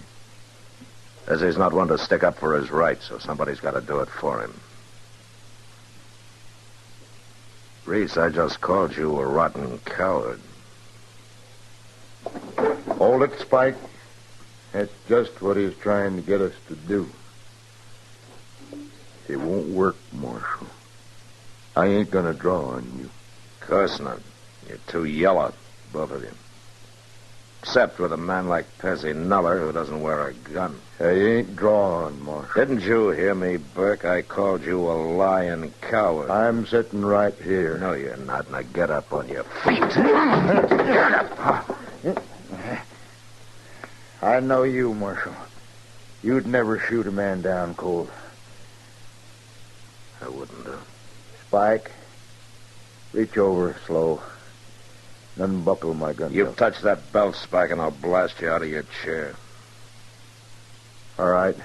Leave it, Spike. But I still ain't making no move. No? Well, maybe this will do it.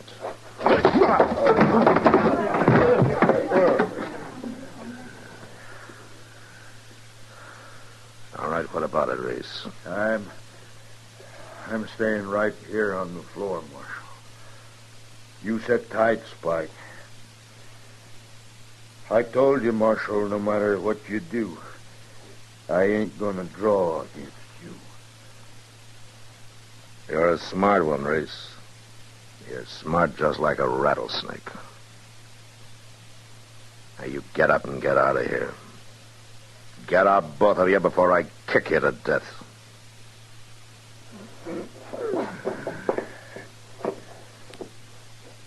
Come on, Spike.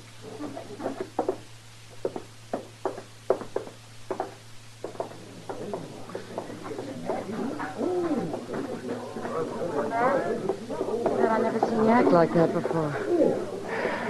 Yeah, I know, Kitty. Not that I blame you. I know they wouldn't draw either one of them. I just wanted to show them up for the cowards they are. Well, now I'm afraid there's only one more thing I can do for Pezzy Nuller. What's that, Matt? Attend his funeral.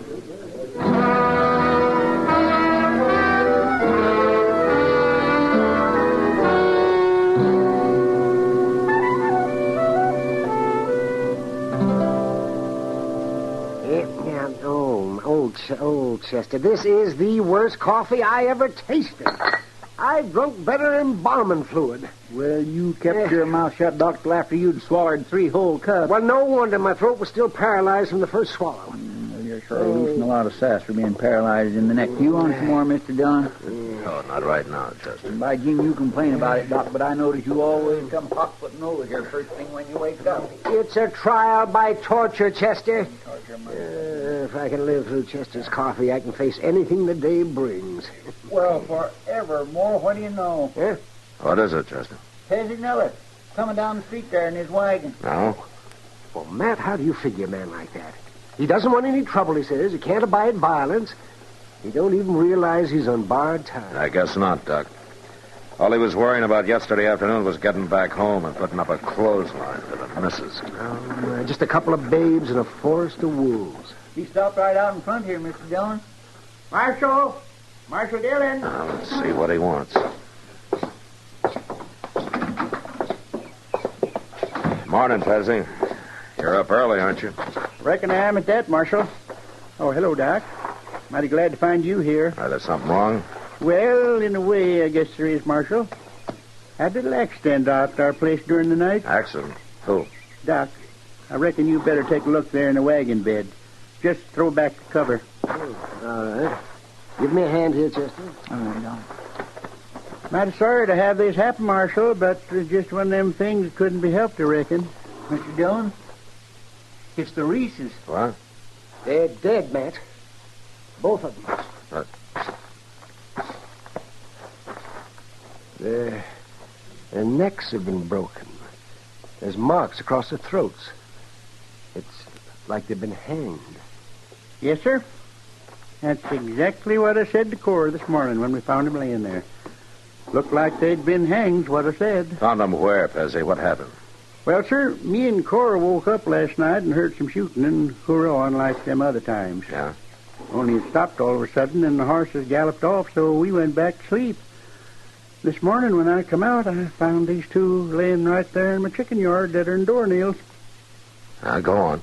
Yeah, I figured it was that doggone clothesline, Marshal.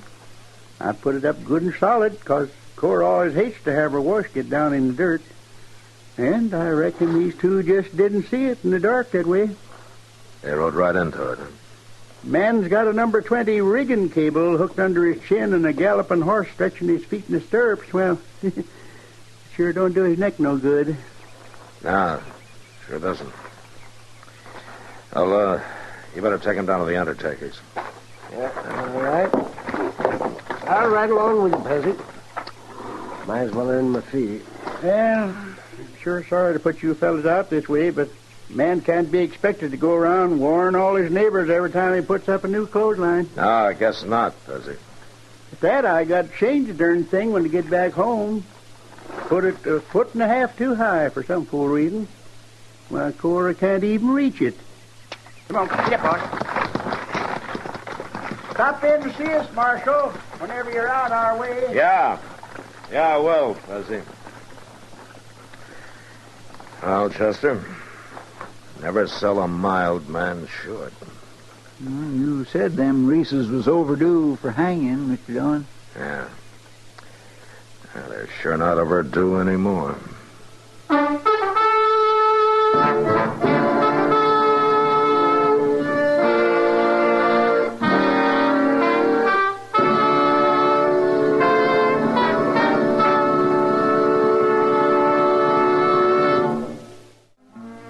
Gunsmoke. Produced and directed by Norman MacDonald, stars William Conrad as Matt Dillon, U.S. Marshal. The story was specially written for Gunsmoke by Les Crutchfield, with editorial supervision by John Meston. The music was composed and conducted by Rex Corey. Sound patterns by Ray Kemper and Tom Hanley. Featured in the cast were Ralph Moody, John Daner, and Helen Cleve. Harley Bear is Chester, Howard McNear is Doc, and Georgia Ellis is Kitty.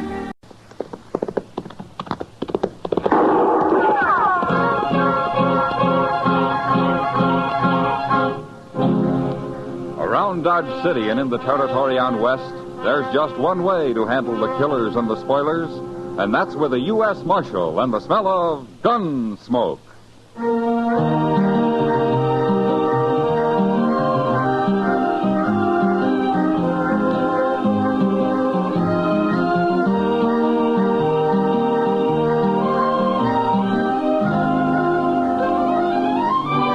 Gunsmoke, starring William Conrad.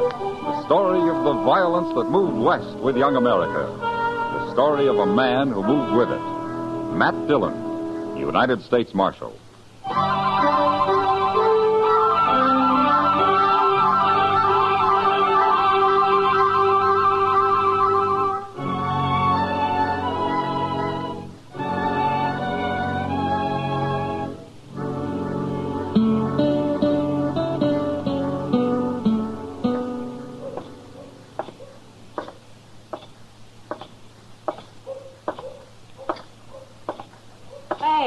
Huh?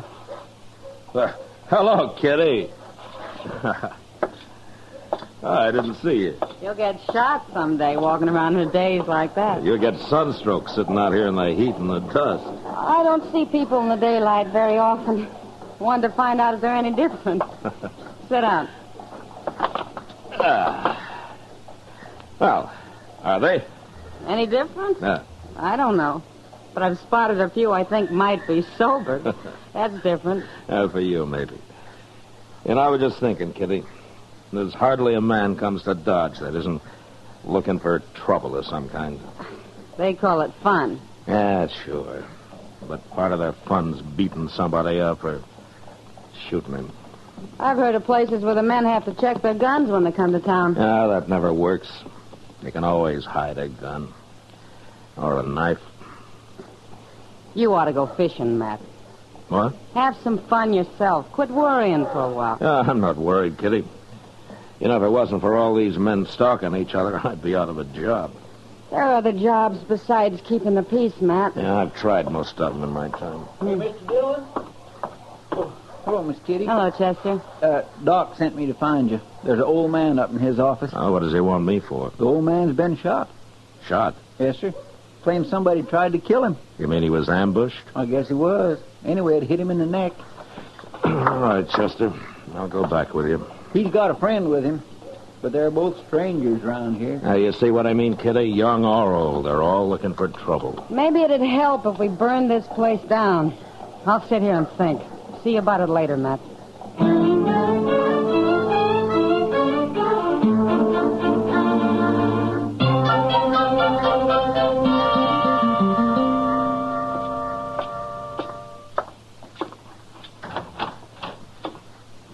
Where's the doc?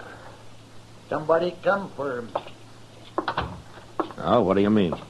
Somebody come for him. That's what. Said somebody else was sick. You're the man that was shot, huh? We don't need you, Marshal. We'll handle this. What's your name, mister? Peavy.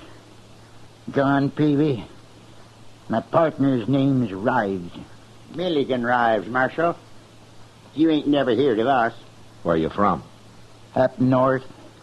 Sodbusters don't usually wear 6 guns. What are you doing in Dodge? We quit the land, Marshal. We're going to enjoy ourselves for change. We ain't never going back. Oh? You're a little old to be making a move like that, aren't you? I ain't hardly 60. Neither is Rives. Mm-hmm. Well, it didn't take you long to get into trouble, did it? We ain't in trouble. Maybe you're not Rives, but Peavy here's just been shot. I told you we'd handle this, Marshal. Ain't nobody gonna sneak up on John Peavy and shoot him. I don't care if she is a woman. A woman? What woman? Oh, you already did talk too much, Peavy. You might as well tell him now. I ain't going to tell him. I'll fix her myself. You'll tell me or I'll throw you in jail till you do. I'm not going to have any women killed around here. Now, do you understand that? Hey, go on, tell him. You already started. Well, all right. She come up the alley, Marshal, next to our sleeping room, and she shot right through the window. Rives seen her running around the corner after. I'm going to fix her good. She's been threatening him, Marshal. I hear to do it. Who is this woman? What's her name? She's one of them gals that works at the Texas Trail, Marshal. Name of Kitty.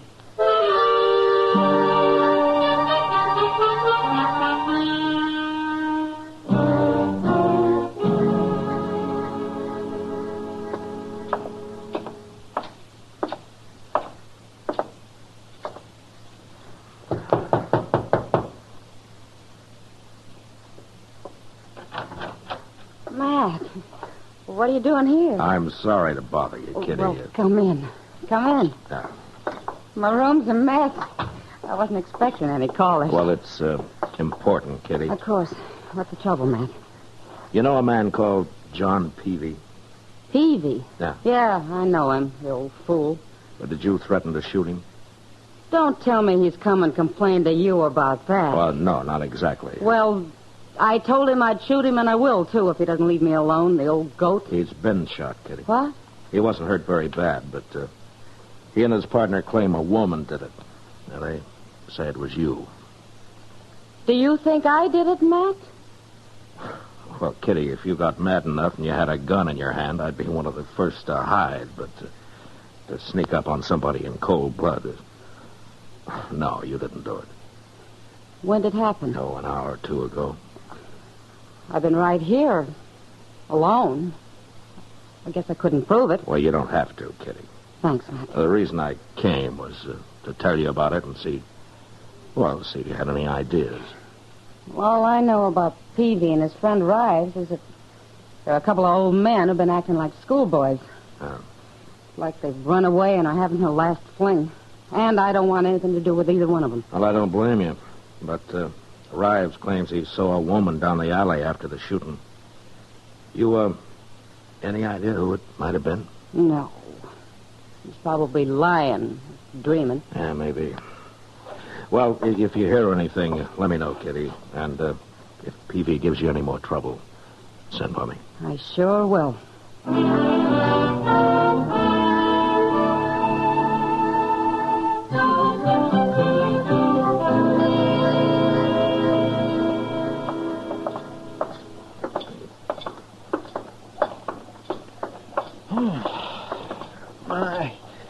I ain't been up this early in the morning since I can remember, Mr. Dillon. Oh?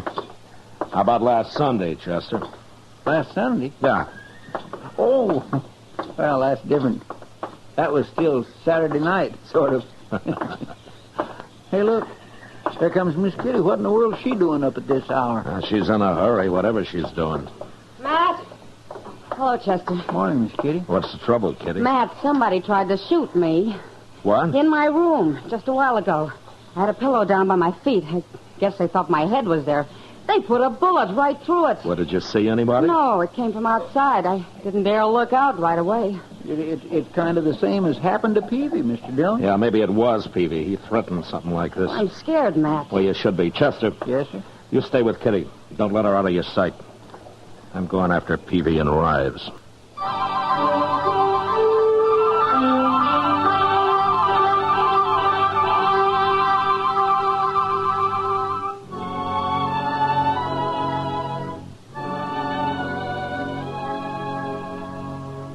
By noon, I'd searched the whole town, and there was no sign of Peavy or his friend Rives. They'd disappeared. And until I found them, I didn't dare leave Kitty where they could get at her. So I had Chester drive her out to a friend's place a few miles from Dodge, and she was happy to go. Now, we didn't have any luck until the next afternoon. Cowboy happened to mention to Chester that he'd come across a couple of drunks camped about a mile up the Arkansas. I decided it was worth riding out and taking a look. And it was.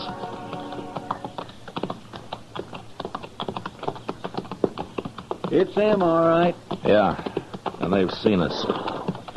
Keep your head up now. You think they'll fight us? You never know.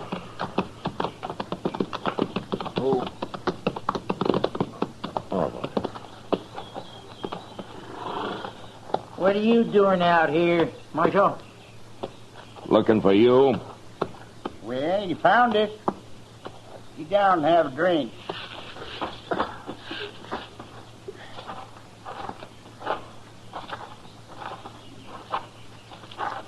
Well, what you got there? Corn liquor. Only about half a jug left, though. What's that other jug? We killed that yesterday.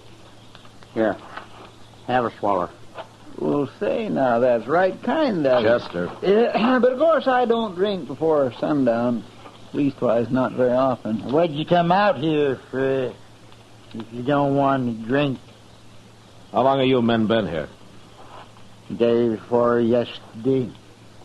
Peavy's neck was bothering him, and I figured a couple of days in camp like this might ease it off some. I get to feeling better. I'm going back and teach that gal Kitty a lesson, though. I swear I am, Marshal. Somebody tried that this morning. Eh? What do you mean? She got shot at, Peavy, the same way you did. That don't make no sense. Why, he's just thinking you done it, Peavy. How could I do it? I've been laying here drunk for 2 days. Anyway, I wouldn't shoot no woman, Marshal. I beat him up a little, that's all. You know, knock him around. Well, what kind of men you think we are? I don't know. Why did you leave home in the first place? Yeah, home. Man don't live forever, Marshal. You got to enjoy yourself while you can. Rives, you tell him what you told me about them graves. Well, I was in the graveyard once, long time ago, and I noticed something I never forgot. No, sir. Never. Yeah, tell him, Rise. Well, Marshal, I looked around, and I seen that there was as many graves shorter than me as there was graves longer. And that got him to thinking about dying, Marshal. So, one day we decided to enjoy ourselves and quit working so hard. Hey, hand me that jug, Rives. Yeah, help yourself. Hold it a minute, Peavy. Huh? I want to tell you something. What? I'm going to leave you here, but if I see you around Dodge, either one of you, I'll throw you in jail. What for? We ain't done nothing. You have it in mind to beat up Kitty. And if you did that, I might kill you. So stay out of town. Come on, Chester.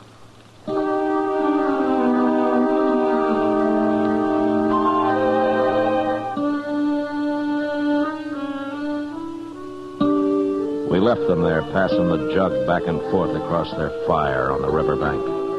Talking of death, probably, and of the hard, empty lives that they'd had. And the prairie often left men a little too hungry and a little too dry. Chester and I were talking about it when we spotted a woman up ahead. She was walking after a saddle horse, which we figured must have thrown her and got loose. She was an old woman, and dressed for Sunday in a long black skirt and a big hat with a fancy pin stuck through it. I sent Chester to catch the horse while I rode up to her and dismounted. My friend will bring your horse back, ma'am. Are you all right? I'm all right. Well, how'd he get loose? Mean critter, he run off. Oh, I see. You live around here? No. You been down by the river, ain't you? I just came from there. Why? See anybody? Well, a couple of men lying around a fire, that's all. Drinking? Yeah, they were drinking. You know them? I might. Are you looking for somebody? I might be. Well, maybe you'd like us to ride back there with you. And I don't need nobody to ride nowhere with me, mister. Oh, what's your name, ma'am? What's my name? I don't take to scallywag cowboys asking me my name. Well, I'm sorry. I didn't mean to offend you. You didn't? Well, no, ma'am. Of course I didn't. What's yours? Matt Dillon, ma'am. Dillon. I heard that name somewhere.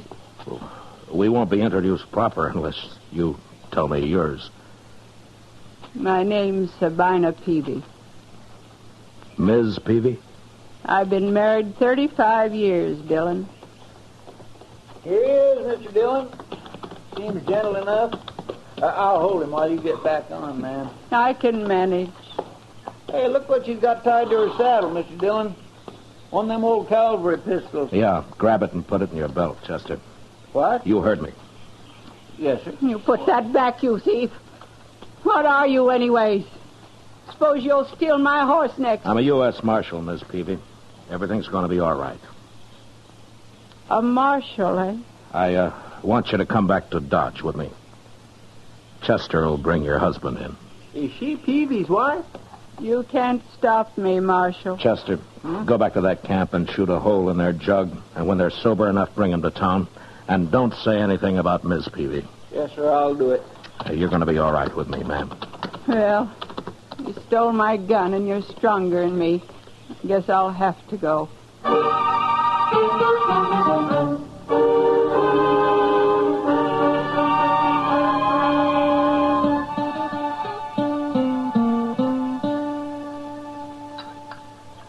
Shall I make another pot of coffee for us, ma'am? No. No, thanks, Dillon. They ought to be here pretty soon. It's nearly evening. You'll tell that girl, Kitty, how sorry I am I tried to shoot her, won't you? I'm sure Kitty will understand. Imagine me being blind jealous after 35 years. You, told me you were out to kill your husband. If that's true, why would you be jealous? You can be jealous, even if you hate a man, Dillon. You hate Peavy? I didn't know how much I hated him till the day that old fool Rives come by. The two of them rode off together. He come into the house and took the money and left, just like that. After 35 years. How'd you know they'd come here? Oh, they was always talking about Dodge. They was always talking about laying on the bank of the Arkansas and drinking corn liquor, too. I knowed where they was. You're mighty dressed up for a woman riding out to shoot a man. Well, it seemed fitting somehow. Only good clothes I ever owned, Dillon. Wore 'em when I left home, St. Louis. Yeah. Well, I'm glad I ran into you, Miss Peavy, before it was too late. I'll talk to him. I told you I would. But I ain't never going back to him. He's had his fun. Maybe he'll settle down now. Not with me, he won't. Dillon, I bore that man 13 children. 13? 11 of them died. And he beat me every time we lost one. Every time, Dillon. Oh, I see. Well, where are the other two? He ran them off. Don't know where they are. Oh.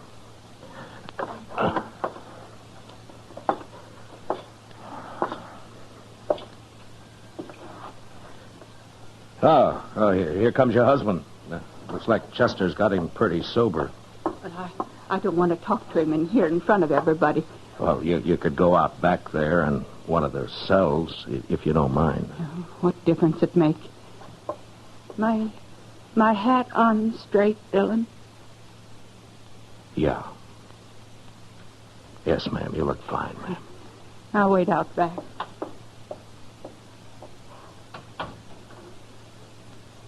All right, in here. Here they are, Mr. Dillon.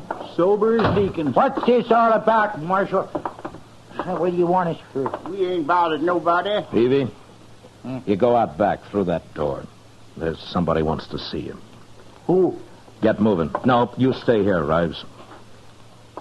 Go on, Peavy. Well, all right.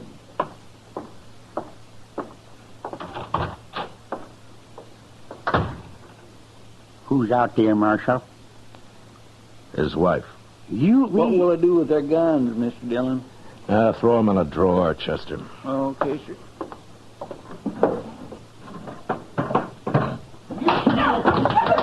Hey, what's that? He's beating her. Come on.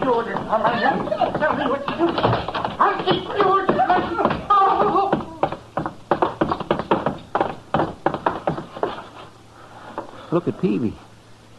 She knocked him out. I think I killed him, Dillon. You killed him? He sure looks dead.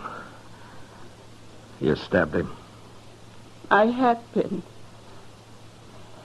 He beat me for the last time. Said he was going to kill me. I put it right in his heart. When you old devil, I'll bet you... No, you won't, Rives. Miss Peavy, you come with me. Chester, lock up Rives in another cell. What for? You can't lock me up. Oh, you ain't even armed, Rives. Get moving. How about I tell you I'm an innocent man? All right, Fred. Come into the office, man. Shut up. Your voice itches my ears. I reckon this... He was going to kill me, Dillon. I know he was. Well, I shouldn't have let him be alone with you. You didn't know. What are you going to do with me now? You mentioned St. Louis, Miss Peavy. You have any people there? My sister. She's all that's left. Huh. Well, how'd you like to see her? You ain't holding me? It was self-defense. Then I can go. I'll hold Rives here till you're out of town. Oh, but I can't get to St. Louis. Took all her money when he run off. It's all spent. I know it. Miss Peavy, would you think I'm a scallywag cowboy if I offered to stake you to St. Louis? Thanks, Dylan. Wait till I tell my sister about you.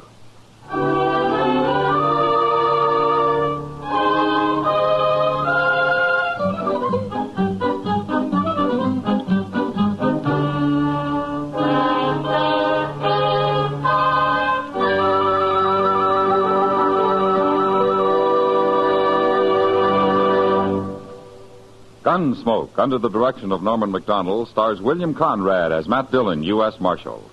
Tonight's story was specially written for Gunsmoke by John Meston, with music composed and conducted by Rex Corey. Featured in the cast were John Daner, Ralph Moody, and Helen Cleve.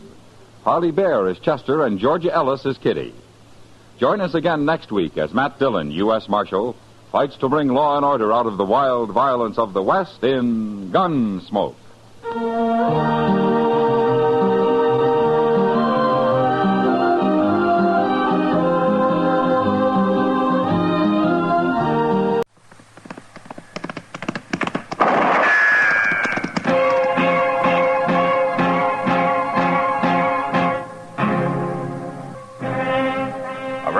City and in the territory on West, there's just one way to handle the killers and the spoilers, and that's with a U.S. Marshal and the smell of gun smoke.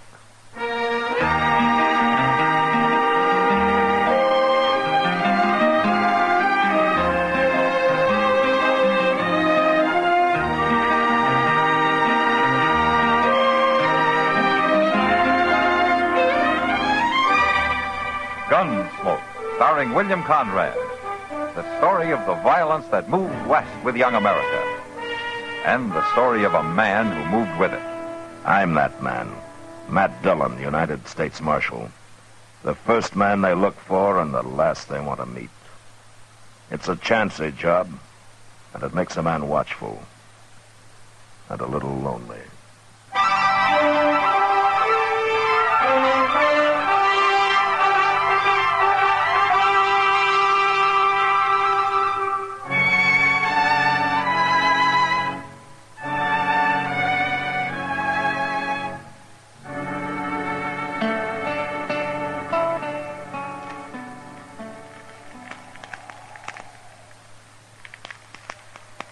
Good thing we packed in all that stove wood, Mr. Dillon. Gonna need plenty of it for morning. Yeah, it'll be a real cold night, looks like. That snow keeps on there, so it's gonna be 2 foot deep on the level and 4 in the draws. And if you don't take your boots off that stove, you're gonna have 2 feet on the bare ground, Chester. What are you talking about? Well, your soles are starting to smoke. Now, take them off. My golly, I thought I smelled something burning in here. The stove's red hot. Yeah, well, at least my feet's warm for the first time in 2 days. Yeah, maybe I'll rub my boots with tallow. The leather ought to soak it up real good, being so hot that way. Evening, Matt. Oh, hello, Kitty. Come on in. Kitty. Oh, it's cold out tonight. Yeah, well, come over here and stand by the stove and burn with Chester. Oh, no. I can't stay, Matt. I got to head back to the Long Branch. Ah, big crowd tonight? Yeah, but quiet one. Men get sentimental around Christmas time. Oh, I'm that way myself, Miss Kitty. So am I, Chester. I was thinking earlier this evening what it was like when I was a little girl. We used to always... Well, that was a long time ago. Well, why don't you stay a while, Kitty, and let Sam run the place tonight, huh? Well, the boys sort of need me, Matt. Talk with them and laugh with them, even though they're thinking of somebody else at the time. Well, yeah, I know, but... Well, I don't mind, really. Kind of nice to be needed by somebody. What I was thinking, though, Matt, later around midnight, maybe the 3 of us could get together. Make some hot rum, maybe? It's a good idea, Kitty.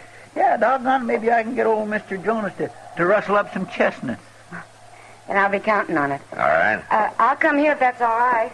I'd kind of like to get away from the Long Branch. Okay. Well, how are you, Mr. Beeker? Good evening. Well, I'd better get on back. I'll see you later. All right, Kitty. Come on in, Jethro. You look like you could stand some warming up.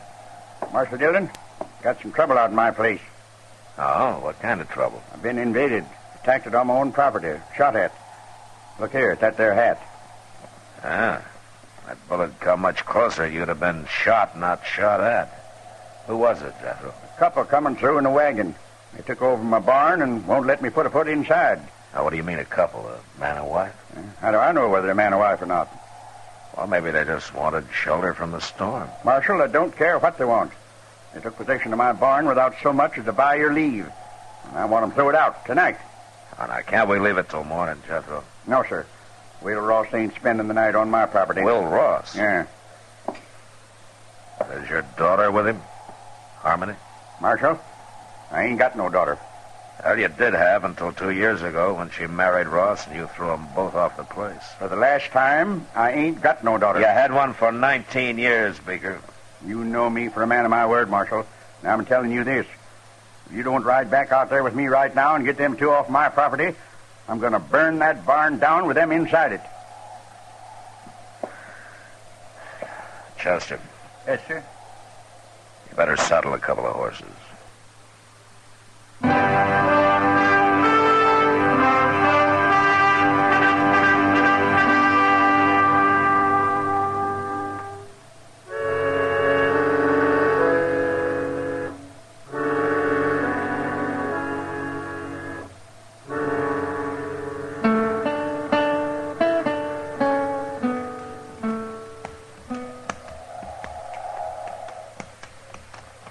I don't see any wagons, Jethro.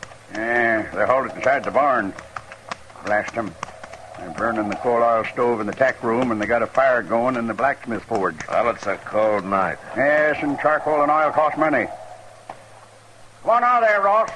Got the law with me now. Jethro, if I'm going to handle this, I'll handle it my own way. Now, you stay right here. Come on, Chester. Yes, sir. Now, don't you go easy on them. I want them two treated like any other criminals.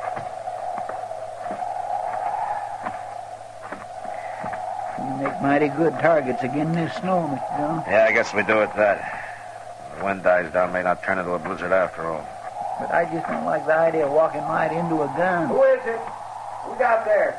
It's Matt Dillon. Hold your fire, Will. You stay back. I'm warning you, Marshal. Just want to talk to you, Will. Now, come on, open the door. It's cold out here. Is old Jethro with you? No, just me and Chester. You can come in alone, Matt. You leave your gun out there with Chester. All right, open it up. Here, Chester, hang on to this. Mr. John, I just don't like this. Well, we got no choice. All right, hurry up, Matt. Well, welcome home, Will. You took a big chance walking up here like that. Oh, I doubt that. You wouldn't have shot anybody in cold blood before. I don't think a man changes that much in 2 years. Not unless he's pushed hard enough. Maybe. Now, take that gun, Will. You said you just wanted to talk. I do, but not over a gun sight. Now, hand it over. No, now stay back, Matt. No! Like I said, Will, a man doesn't change that much. No, I guess not. I wouldn't even have shot old Jethro. I figured that. We didn't aim to stop here, Marshal. We was trying to make Dodge, and the storm come down on us. A man takes shelter where he can. I wouldn't even ask him for a drink of water. Not after the way he treated us when we got married. But we didn't have no choice. Where's Harmony, Will? She's in the tack room. It's warmer there. I made up a bed for her with some straw and some blankets. A bed? You better go talk to her, Marshal. She'll be right glad to see you after all this time. All right. Chester. Yes, sir? Come on in. I'll be right back. All right, sir. How you been making out, Will? Not too bad. Harmony? Who is it? Matt Dillon. Oh, Matt. What's going on here, young lady? Oh, everything, Matt. We're in trouble. Real trouble. What's wrong? You sick? I reckon you might call it that. It'll be any time now, I think.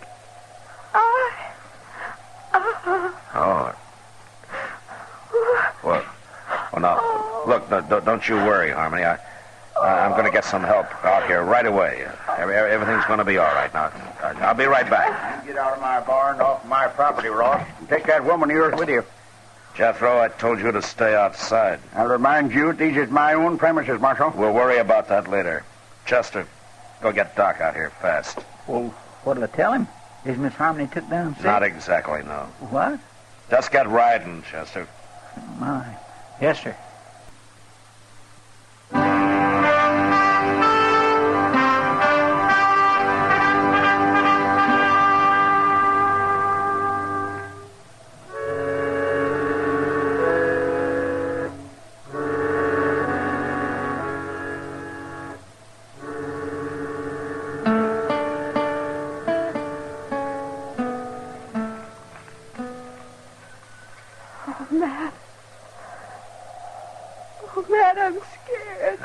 Take it easy, Harmony.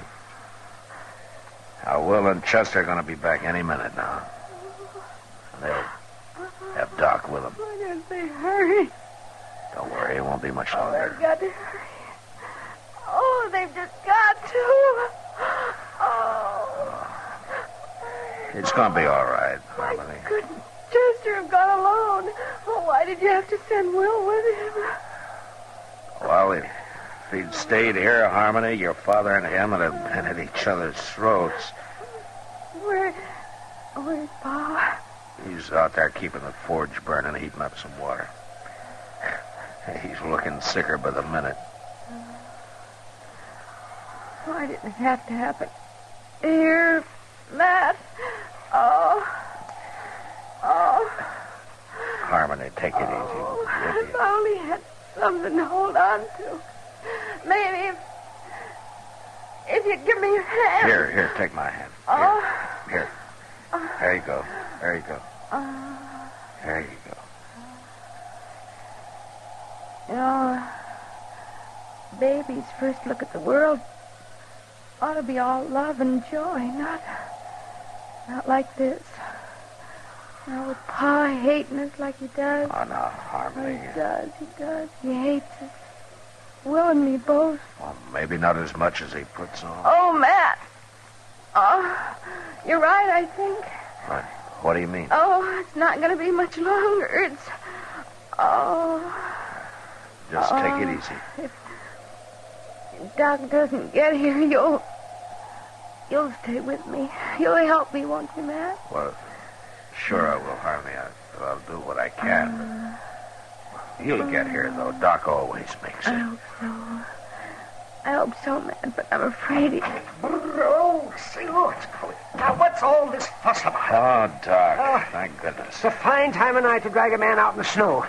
Yeah, put my bag right there. I can't see why you didn't plan this thing at a decent hour, young lady. Doc, I'm scared. Oh, scared? Fiddlesticks, not a thing to worry about. Women were having young'uns long before you and me was even born. Hurry, please. Oh, well, now then, you just settle back here and you quit worrying. I'll tell you when it's time to hurry. Doc, do you mind if... Well, now, Matt, why, you're as white as a sheet. Oh, well, Doc, Oh, you thought you was going to have to take over by yourself, huh? Now, you go on out there and you tell that old buzzard out there to heat up some more water. He hasn't got half enough. All right, Doc. And then stay out from underfoot. Me and Harmony's got some work to do. Go on, now, get.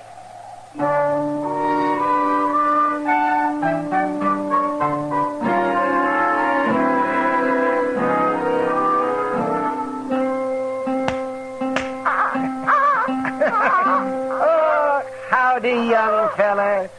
Welcome to the world.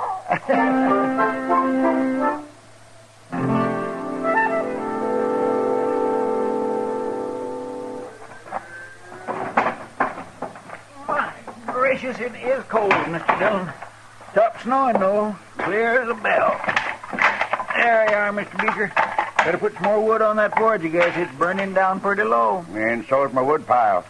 It's a fool waste trying to heat a barn in midwinter. I'll cut enough to make it up before we leave. Yeah. One thing sure, Jethro, we ain't going out beholden to you. You always was a fine one to talk. Mostly, I can back it up. You didn't with Harmony. We don't need your old man's farm, you said. We'll have us one twice as big, you said. We run into bad luck. Yeah, sure you did. And you come crawling back with your tail between your legs. Not to you, we didn't. We got caught here tonight by accident. Bad luck accident. That's all you was born for. Just what I told Harmony when she defied me and up and married you. That's so. Now, you listen to me, Jethro. All right, that's enough. Settle down, both of you. Well, I didn't give you back your gun just to have you start another argument. I'm sorry, Marshal.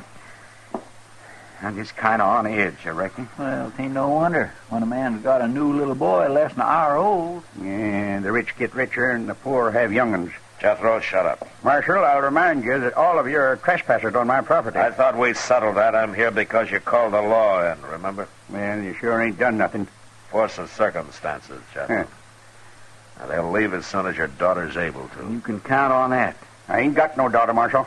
Well, anyway, while they're here, you're going to keep the peace. And ain't no law against talking. There is if the talk leads to violence. And just remember that Harmony and Will don't like putting up with you any better than you like putting up with them. Real high and mighty, ain't they? And without a ruff over their heads. A lot of folks might figure that makes you look worse than them. Now, what kind of talk is that, Marshal? Well, with a ranch this size, a big house on it, and a man your age trying to work it all by himself while his own kin roam the countryside. Some folks might figure a man like that's got a lot of meanness in him. I told her what to expect if she married this feller. A man might tell somebody most anything when he's mad, Jethro. But it's plain stubbornness that makes him stick to it afterward. Yeah, they come sneaking into my barn like bandits, Marshal. Didn't even knock on my door. Now you're saying I ought to go crawling to them. I didn't tell you what you ought to do. Well, it comes to that, though, and I ain't doing it. Don't worry, Jethro. We don't want no part of your ranch. And it ain't being offered to you. I worked mighty hard to make this place look like what it is. A little peace and quiet out here wouldn't do the patient any harm, you know. How is she, Doc? Is she going to be all right? She's fine. And so's the young'un. She'll live to have a dozen more, and he'll grow up and probably come to a bad end. Like being a marshal or a country doctor. Oh, now, young lady, I'll be back in the morning. You get yourself some sleep. All right, Doc. But would you tell my pa that... If you got any telling to do, you do it yourself. Pa? Pa? Well, answer, you old coot. She's talking to you. Yes? What is it? Pa? Would you come in here and say howdy to your grandson? Grandson? Did she say my grandson? Of course he's your grandson. Well, I hadn't thought of that. My grandson. Now, wait a minute. I don't know, Jethro. You just got through claiming you didn't even have a daughter. Confounded, Marshal, you're trying to put words in my mouth. Of course I got a daughter. And a grandson. And as fine a boy as you could ask for. Will. What? Well, I'd be much obliged to you if we could shake hands and kind of forget about things. Well, I can't see no reason not to, Jethro. Yeah, good. Now, come on, Will. Let's look him over. By golly, a grandson. Oh, look at him, the crazy old fool. Young'un's born every day. It's nothing to get all worked up about. Who you fooling, Doc? Huh? Nobody. Well, what are we going to do? Head back to town? Might as well, Doc. You know, they'll probably have some ups and downs yet, but I guess the four of them will be able to work it out now. They'll spoil that kid rotten.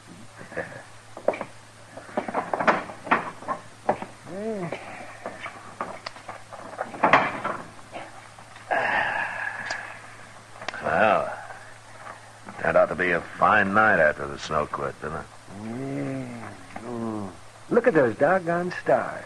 Say, Doc, why don't you come by the office when we get in town? Kitty'll be there, and we thought we'd have a little something to drink and sit around a while and talk. Oh, that sounds fine. Yeah, hold on. It's pretty near 4 o'clock in the morning, Mr. Dillon. That's right, Chester.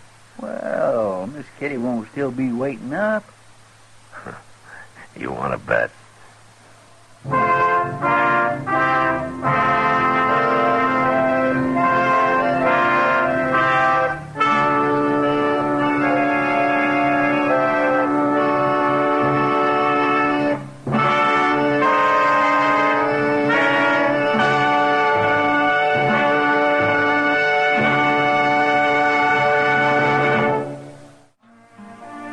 Gunsmoke. Produced and directed by Norman Macdonald, stars William Conrad as Matt Dillon, U.S. Marshal. The story was specially written for Gunsmoke by Les Crutchfield, with editorial supervision by John Meston. The music was composed and conducted by Rex Corey. Sound patterns by Tom Hanley and Bill James. Featured in the cast were Ralph Moody, Vic Perrin, and Virginia Gregg. Parley Bear is Chester, Howard McNear is Doc, and Georgia Ellis is Kitty.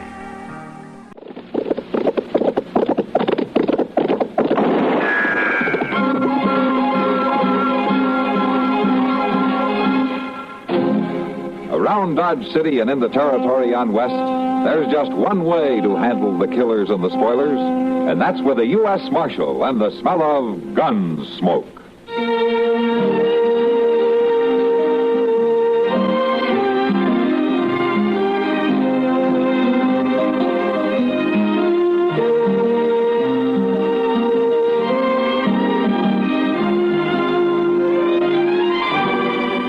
Gunsmoke, starring William Conrad, the story of the violence that moved west with young America, and the story of a man who moved with it.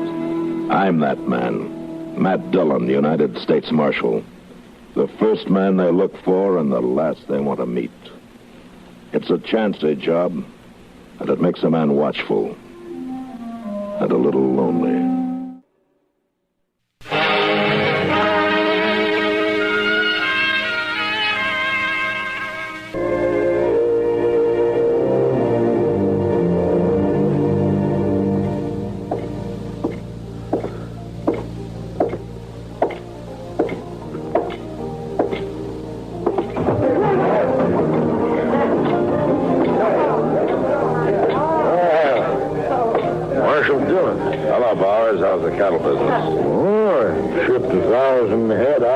This morning. Guess I can afford to buy you a drink. Thanks, but I hear Doc Adams has been looking all over for me. I better go find him. Well, he was in here a while ago talking to Kitty.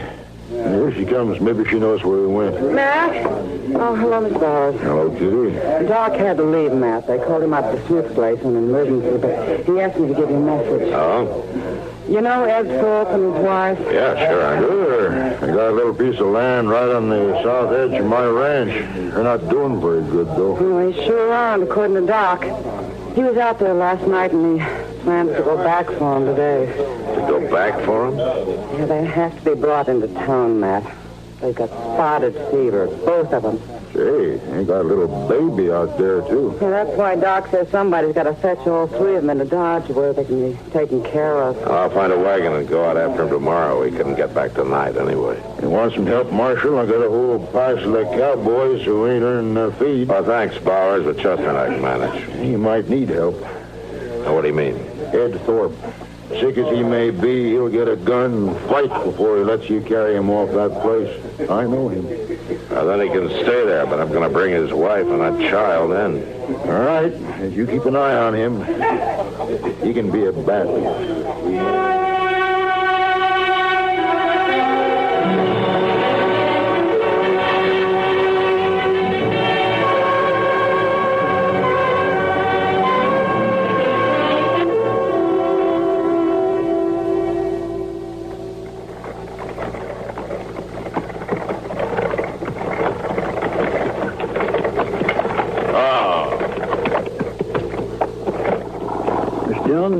This ain't Ed Thorpe's place. Yeah, I know, Chester, but I want to meet these people. They must be new. Come on.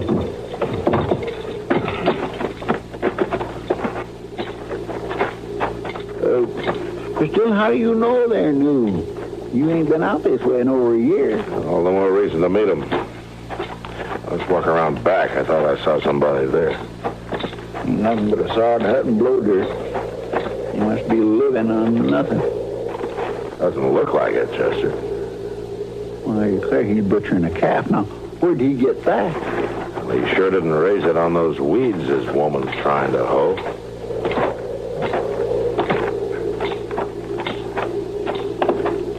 Hello?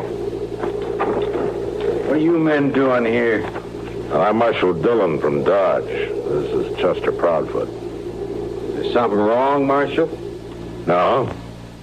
Except your hat's going to get all bloody where you put it on this calf. You leave it be. Here, you'll get sunstroke without a hat. Well, I was trying to cover up Emmett Bauer's brand. We're starving out here, Marshal. I had to kill that calf. You ain't gonna arrest my husband, are you, Marshal? No, ma'am. Not unless Emmett Bowers complains. Joe had to do it, Marshal. We just can't go on without something to eat. Look over there where I've been hoeing. I couldn't plant enough seed for hardly anything to come up. And we can't afford no more seed. Our credits run out in Dodge. The ground doesn't even look plowed. Well, I've done the best I could. It ain't easy. No, not for a woman. But we're on our way to Ed Thorpe's. I guess you know that they got spotted fever. I was there this morning. Ed Thorpe's dead. What? Died in the night, I guess. Well, you didn't tell me that, Joe. You mean you left Mrs. Thorpe alone with that baby? I ain't gonna chance catching no fever. But, Joe, the baby... My woman here's always worrying about babies. It's only 'cause she can't have none, I guess. She's like one of them there dry gourds. Don't, Joe. You're putting shame on me. Chester. Yes, sir.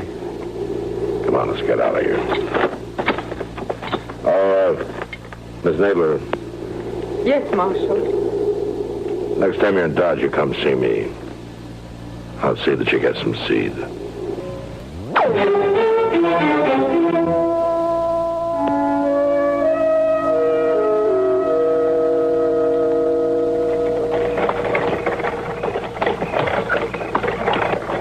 My goodness, John, I thought we wouldn't never make Dodge tonight. How's the baby, Chester? Well, it's asleep anyway. I guess I've been holding it right, huh? Yeah, just like a mother. Oh, no. Oh, there's Doc waiting for us. Oh. Now, you sit tight a minute, Chester. We'll help you with the baby, huh? Sure do hope it don't wake up. Where's Ed Thorpe and his wife there? Now, Ed died before we got there, Doc. Miss Thorpe's lying down and back there. We covered her up good. She's been asleep most of the way. Mrs. Thorpe? She's still asleep. Give me a hand up. Yeah, sure. There you go.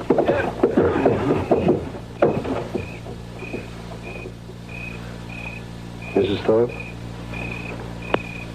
Oh, my. What's the matter, Doc? She's not asleep, man. What? She's dead.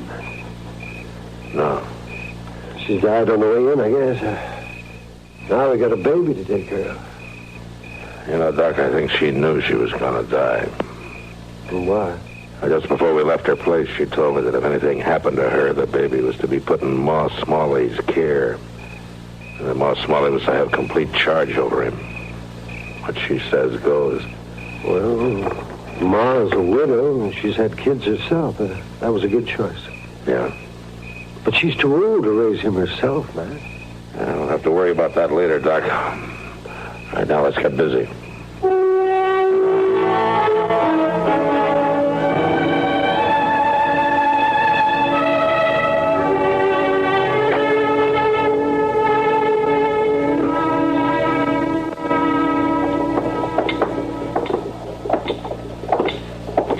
Yonder they are, Mr. John.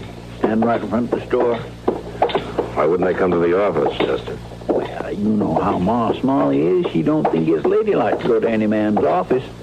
What she's doing with Miss Nadler, she didn't say. Well, you go on down and get the mail, Chester. I'll wait here for you. All right, sure. Hello, Ma. Hello, Marshal. How have you been, Miss Nadler? Pretty good, Marshal. Ain't everybody can send for the marshal and bring him on the run? Oh, now, Ma, you know your word's always been law with me. Oh, listen to him. Ain't he a terror, Mrs. Nadler? Well, that's true, Ma. Marshal, Mrs. Nadler wants to adopt the Thorpe baby. Well, Miss Thorpe left the baby in your charge, Ma. It's all up to you. I've had him over a week, Marshal, and I'm going to keep him a while longer so he'll be near Doc just in case. But Mrs. Nadler here seems like a mighty fine woman to me, and I'd let her take that baby, only I'm worried about one thing. I told her the truth, Marshal, and She thinks maybe Joe and I can't make a go of it out there. You remember what you said when you was leaving that day? Yes, I said to come to see me and I'd help you get some seed to plant. Well, now that's all I need. I'll get a little corn up. I might even raise a few hogs. I'll work awful hard, Marshal. I promise I will. When she gets started, she can have the baby, Marshal. I'll pay you back. I ain't begging. I'll pay you back every cent, Marshal. Miss Nadler, you come by my office before you leave town. I'm going to go into the store here and have a talk with Mr. Jonas right now. Oh, Marshal, I do thank you. Come on back to the house, Nadler. You can look at him a little while longer.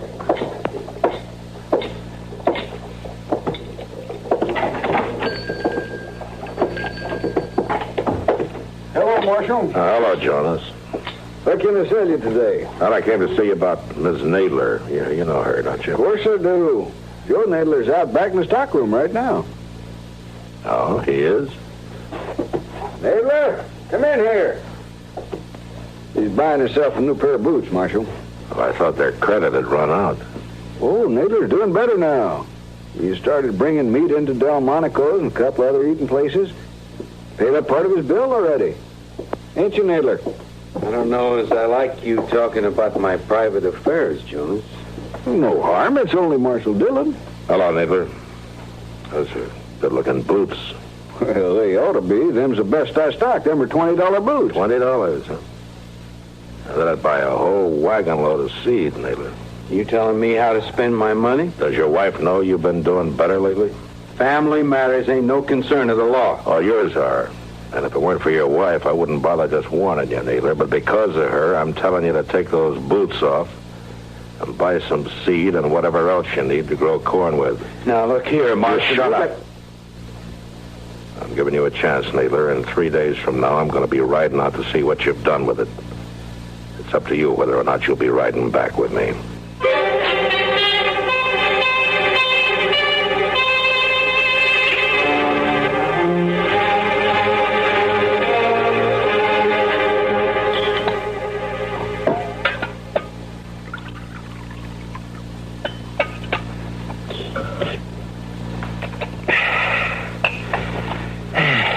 Today is Thursday, Mr. Dillon. And we're going to ride out the Nadlers? Well, we can wait another day, Chester. You know something? I don't think you want to go tall. Yeah, you're right. I don't. Marshal, Chester. Oh, Mr. Bowers. Hello, Bowers. I was just up at Delmonico's, Marshal. Had myself a feed. Oh, good. How was it? It was fine. Till I went out back and got a talking with the cook. No? Marshal, I reckon any man's got a right to complain when he goes to a restaurant and finds himself eating his own beef. Yeah, well, I know about that, Bowers. You do? And why ain't you done nothing about it? Oh, because of Ms. Nadler, I guess. Look, Marshal, I'm a rich man. I don't mind a nester slaughtering one of my calves when he's starving, but nobody is going to start selling my beef. I'll kill him. He keeps that up. I'll handle it, Bowers. I admire that woman of his, Marshal, but letting him get by with rustling ain't going to help her. Oh, by the way, Ma Smalley brought some pies down to the kitchen while I was there. She's waiting outside here. She wants to talk to you. She'll be right out.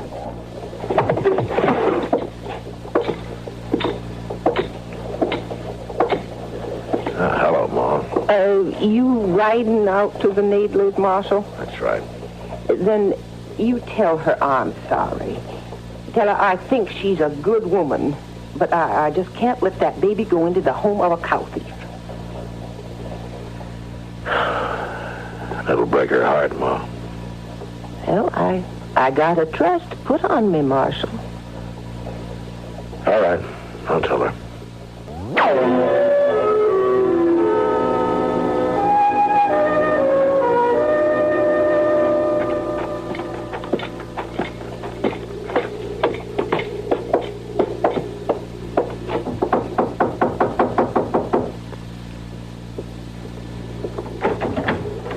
Hello, Miss Nadler.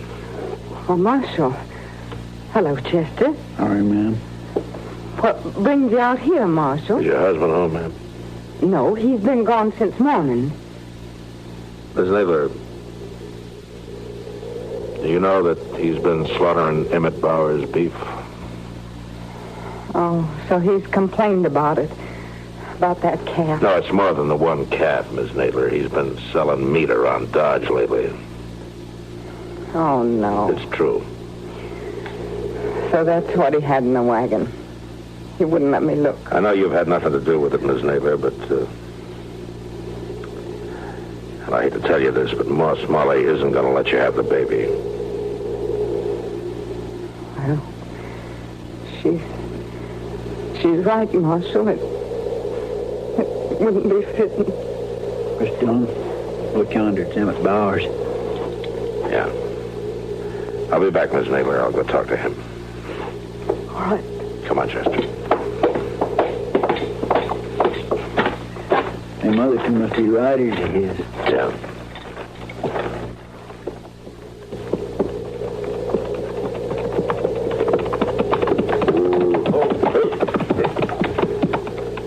I thought I might find you here, Marshal. Something wrong, Bowers? One of my men's been murdered, that's all. What? We found him out yonder, about 5 miles. He's been left for dead. But he talked a little. What happened? He's gone now, Marshal. So you'll have to take our word for what he told us. All right. You run across Joe Nadler, slaughtering another steer. And Nadler shot him? That's what he said. Anything else? Only that Nadler got on his horse and headed for Dodge. I guess he figures he'll get caught. He might as well get drunk one more time. He'll get caught. I promise you that.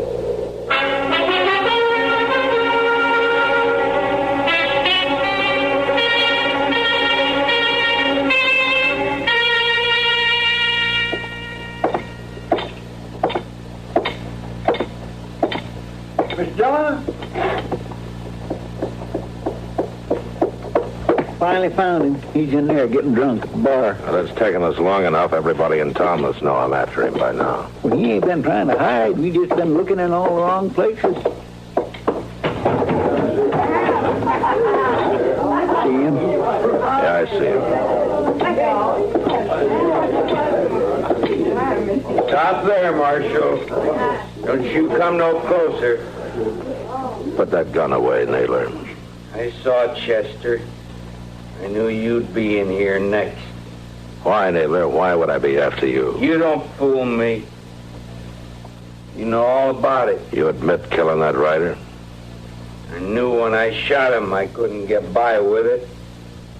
My horse's tracks were all over the place. Oh, don't make it any worse than it is. I told you not to come any closer. Put your gun on the bar, Nadler. You watch what I'm going to do with it. No, Nadler, don't. Why not?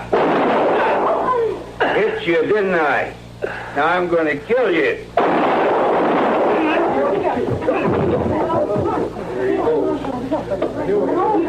I know. You hurt bad, Miss Dillon? Oh, he hit me in the arm, Chester. I'll be all right. You killed him? Yeah, do something with him, will you? I'm going over to the docks. Yes, sir, I will.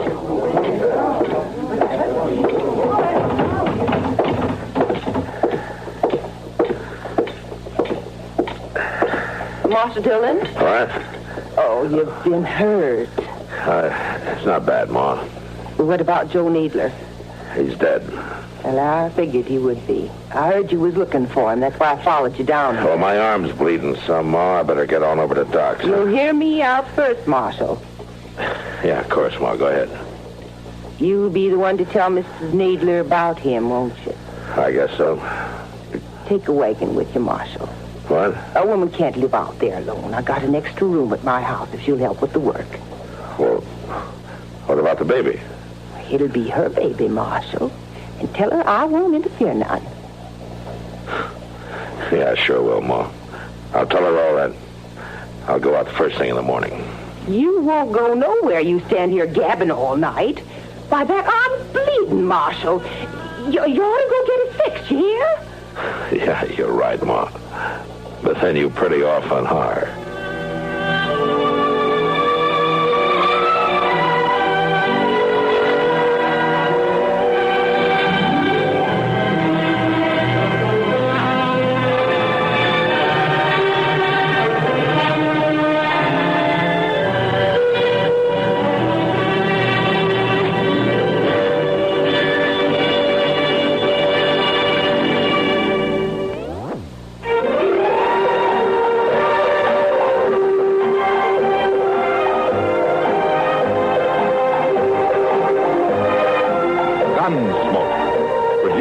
Directed in Hollywood by Norman Macdonald, stars William Conrad as Matt Dillon, U.S. Marshal. The story was specially written for Gunsmoke by John Meston. Featured in the cast were Virginia Christine, John Daner, Vic Perrin, Ann Morrison, and Harry Bartell. Harley Bear is Chester, Howard McNear is Doc, and Georgia Ellis is Kitty.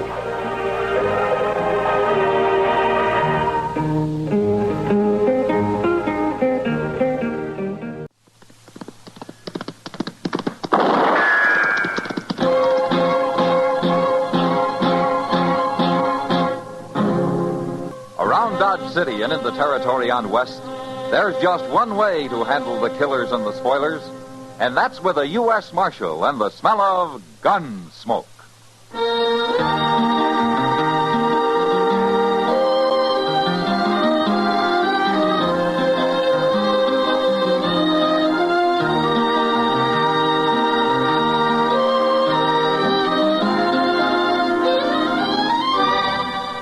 Gunsmoke, starring William Conrad.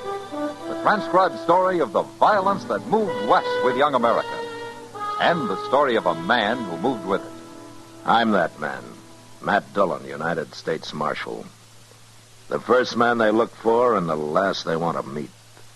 It's a chancy job, and it makes a man watchful and a little lonely.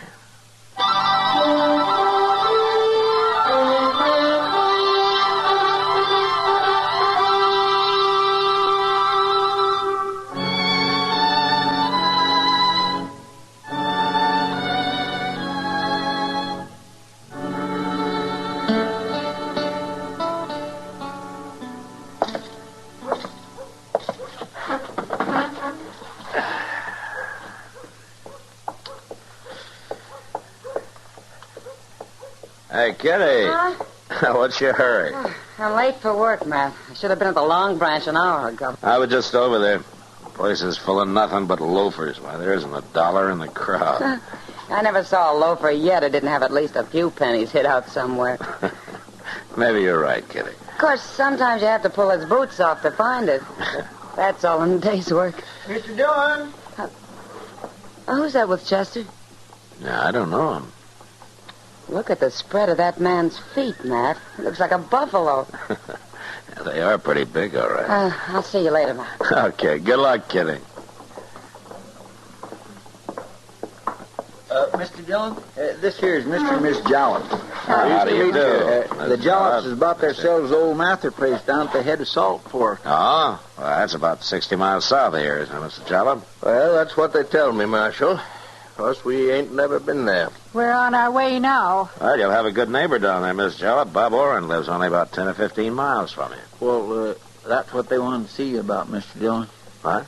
We met this here Bob Oren right here in town today, Marshal. Oh, did you? Now, see, we paid good money for that place. But, well, my wife and me, we've about give up going down there. All we've been hearing about that country. And we met this Oren fella down the Santa Fe Depot today. Now, he said it was all lies. And they want you to tell them the truth, Mr. Dillon. Yes. What? The truth about what? About them Indians, Marshal. Them Comanches. Now, everybody but Bob Oren. Everybody says that country down there is just full of them. And he lives alone. He's got no woman with him. But me, I didn't come west to get captured by no Indians. I've read about that. It's bad what they do to women. I don't intend to expose my wife to nothing like that, Marshal. And we want you to tell us the truth, Marshal. You're the law here, and we'll believe you. Well, that was Comanche country, yeah, but it isn't anymore. I doubt if a single Indian's been seen down there for 2 or 3 years. They're all on the reservation now. Is that the truth, Marshal? You swear that's the truth? Well, you can go out to Fort Dodge and ask the Army. They'll tell you. No, we believe you. Well, you can believe Bob Oren. He's lived there quite a while. All right, then. Laura? Well, let's get going, Will. I'll brave it. All right. I've got to ride down your way in a few weeks. If you don't mind, I'll come by and say hello. Oh, you'll be welcome, Marshal. Pleased to see you, Marshal. Goodbye. Bye. Goodbye. Ain't you taking a little too much responsibility for that, Mr. Dillon? What do you mean, Chester? Well, how can you say every Comanche in the country is on that reservation? I think they're taking a big chance. Maybe Bob Orrin ain't seen none, but that don't mean nothing, not when it comes to Indians. They're chancing the weather, too, Chester. And they know it. Yeah, maybe so. But I'm glad it wasn't me told them.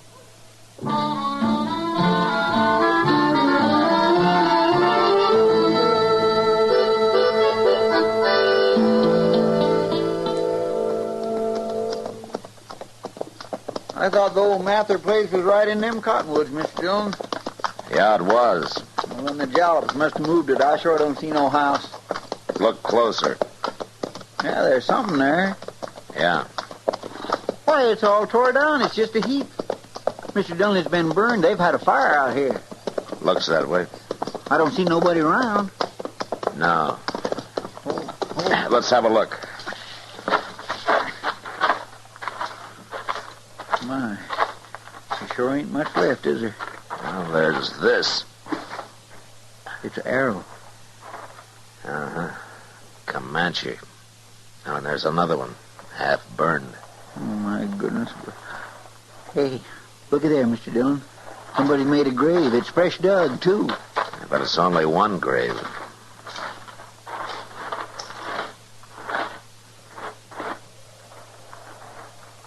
It's not very deep either. Just a few inches. You gonna dig it up? I gotta find out who it is, Chester. Oh. You mean if it's Mr. Jalop, then they took her alive? That's right. Yeah, but Comanches wouldn't bury nobody, Mr. Dillon. No, they wouldn't. It's her. She's been scalped. Oh, ain't that awful?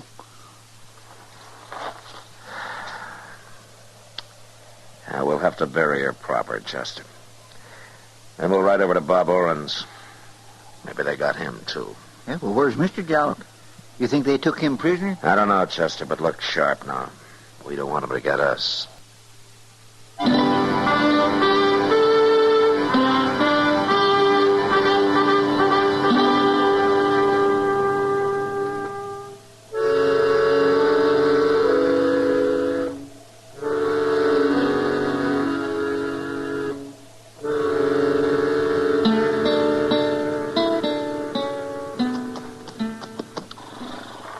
Time to the rail here, Chester. All right, sir. Well, Bob Warren's pretty lucky. Doesn't look like them Indians been anywhere near here. From the tracks of the Jallops, it was a small party. Yeah, well, I know, but that wouldn't keep them from coming over here. Only a big party will hit every ranch, Chester. Small one attacks and then rides on for miles before trying it again. Now, wait a minute. What? Well, there's footprints.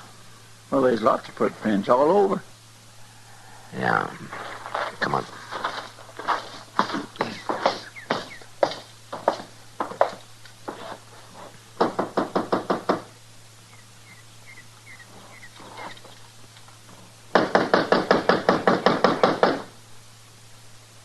I guess Arn ain't home. He's gotta be. Didn't you notice that saddled horse in his corral? You gonna walk right in? Oren. Hey, Oren. Marshal Dillon. Oren. I told you there ain't nobody here, Mr. Dillon. I'll look in the kitchen, Chester.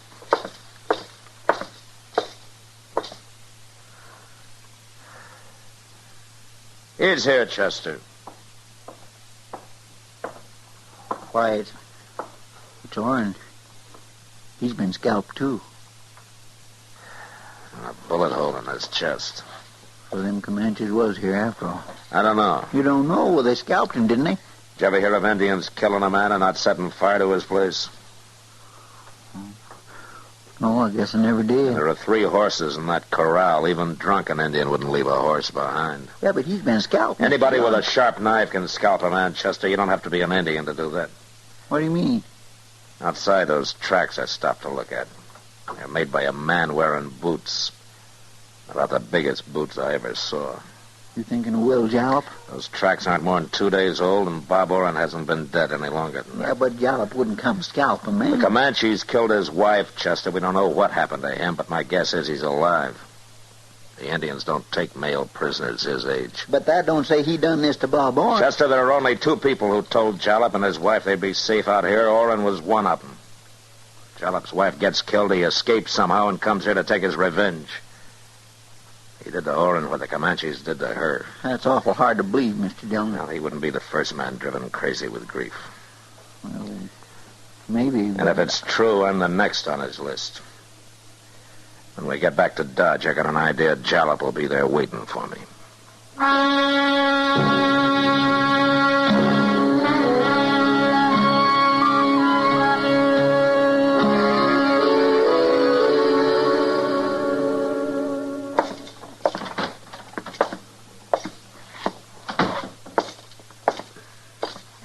Evening, Matt. Hello, Kitty. Sit down. Oh, any coffee left in that pot? Sure. And here's an extra cup. Ah, thanks. You look tired. Well, we rode all night, Kitty. I haven't been to bed yet. No, Chester came in the Long Branch. No luck, huh? Not so far. You could be wrong about him, Matt. Jalop might be in Colorado by now. Yeah, maybe. He might have killed Bob Oren, sure, but it's kind of hard to believe he'd come to Dodge looking to scalp a gun-bearing U.S. Marshal. Well, I'm beginning to think maybe you're right, Kitty. Maybe I made a mistake about the whole thing. But somebody killed Oren. Yeah, they sure did. Guess I better go out there and have another look around. With all those Comanches on the warpath? I know there are only 3 or 4 of them, Kitty. Some young braves who jumped reservation last week.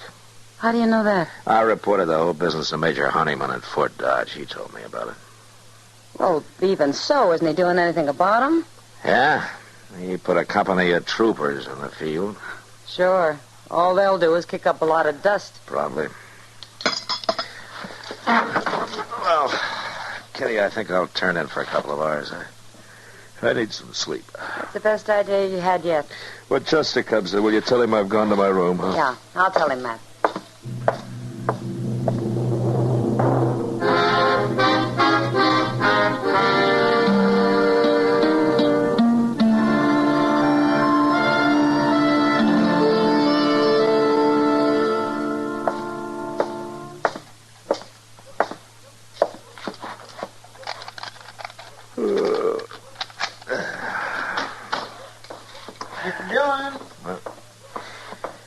Oh, did you see Kitty, Chester?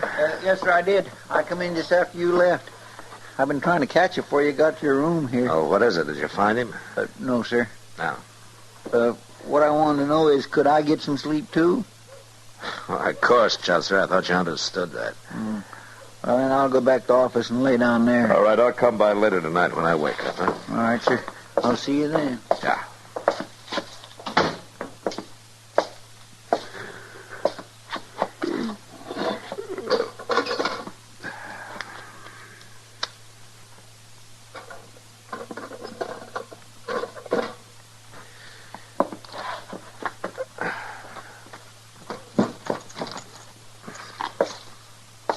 Don't move, Marshal.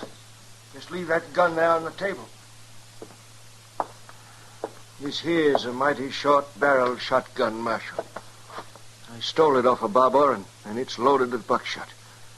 I've been waiting for you. I've been waiting hours. Busted in the back window, if that's what you're wondering. No, that's not what I'm wondering, Jalop. What? I'm wondering how you got away from those Comanches. Seen them coming. Climbed up one of them big cottonwood trees. They looked. They never found me. You mean you left your wife to fight them?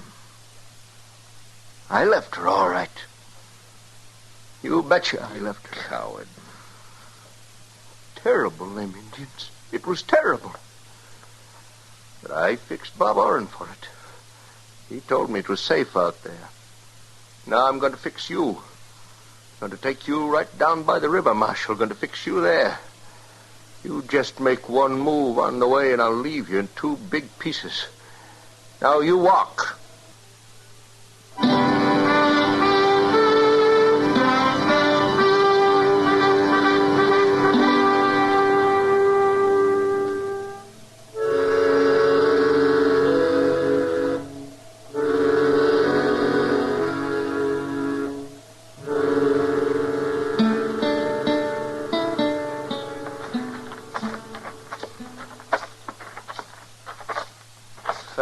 Marshal.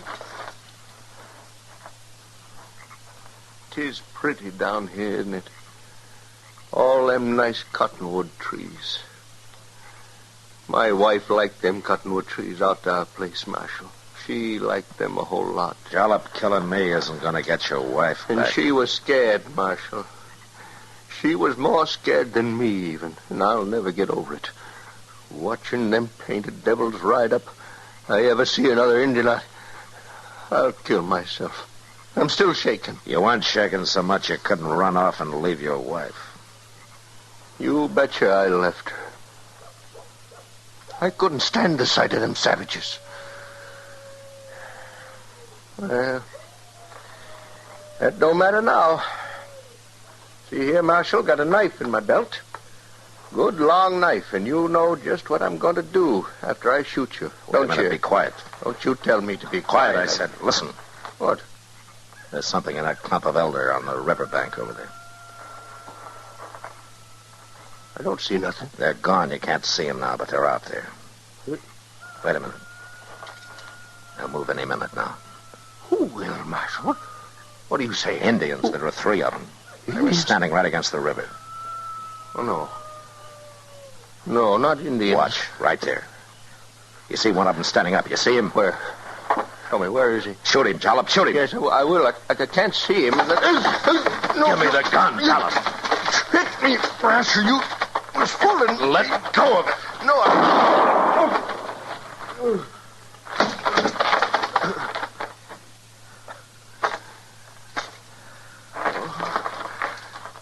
my chest.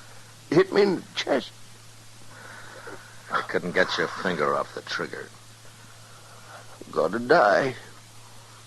Bleeding all over. I'm sorry, Jalop. Oh, I shot myself. I shot everybody, Marshal. I'm the 3rd one. The 3rd? Oh, I ain't a coward like you think. I'm scared of Indians, but I didn't run off to leave my wife to them. Not alive, I didn't. You mean you shot her before they got there? You killed her? It was terrible, Marshal. She begged me to. Begged me before they could get her. Ain't been right since. Not till now. Now I know I done wrong. Killing Bob Orant, trying to kill you, I done wrong. But I'm all right now, Marshal. I'm all right now.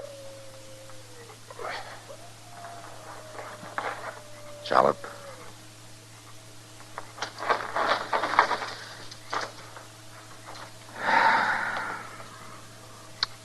Yeah, I think maybe you are now.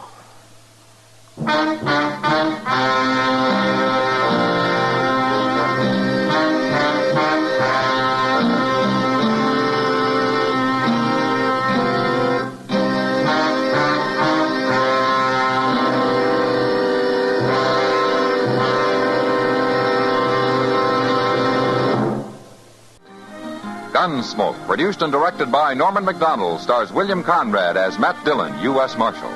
Our story was specially written for Gunsmoke by John Meston, with music composed and conducted by Rex Corey.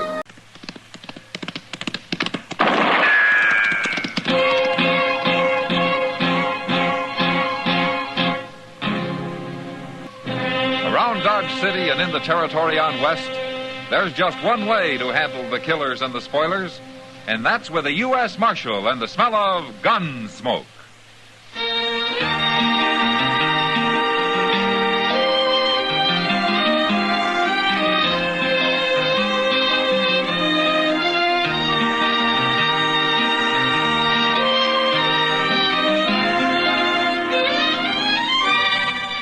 Gunsmoke, starring William Conrad. The transcribed story of the violence that moved west with young America. And the story of a man who moved with it. I'm that man. Matt Dillon, United States Marshal. The first man they look for and the last they want to meet. It's a chancy job, and it makes a man watchful. and a little lonely.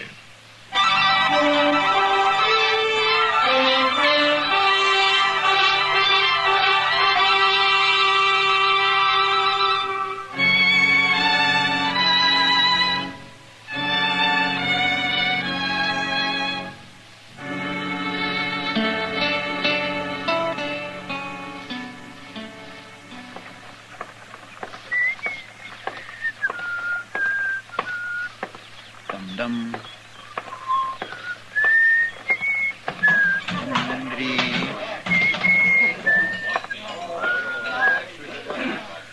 Hello, Chester. Well, hi, Miss Kitty. Hey, look what I got. Oh, what about it?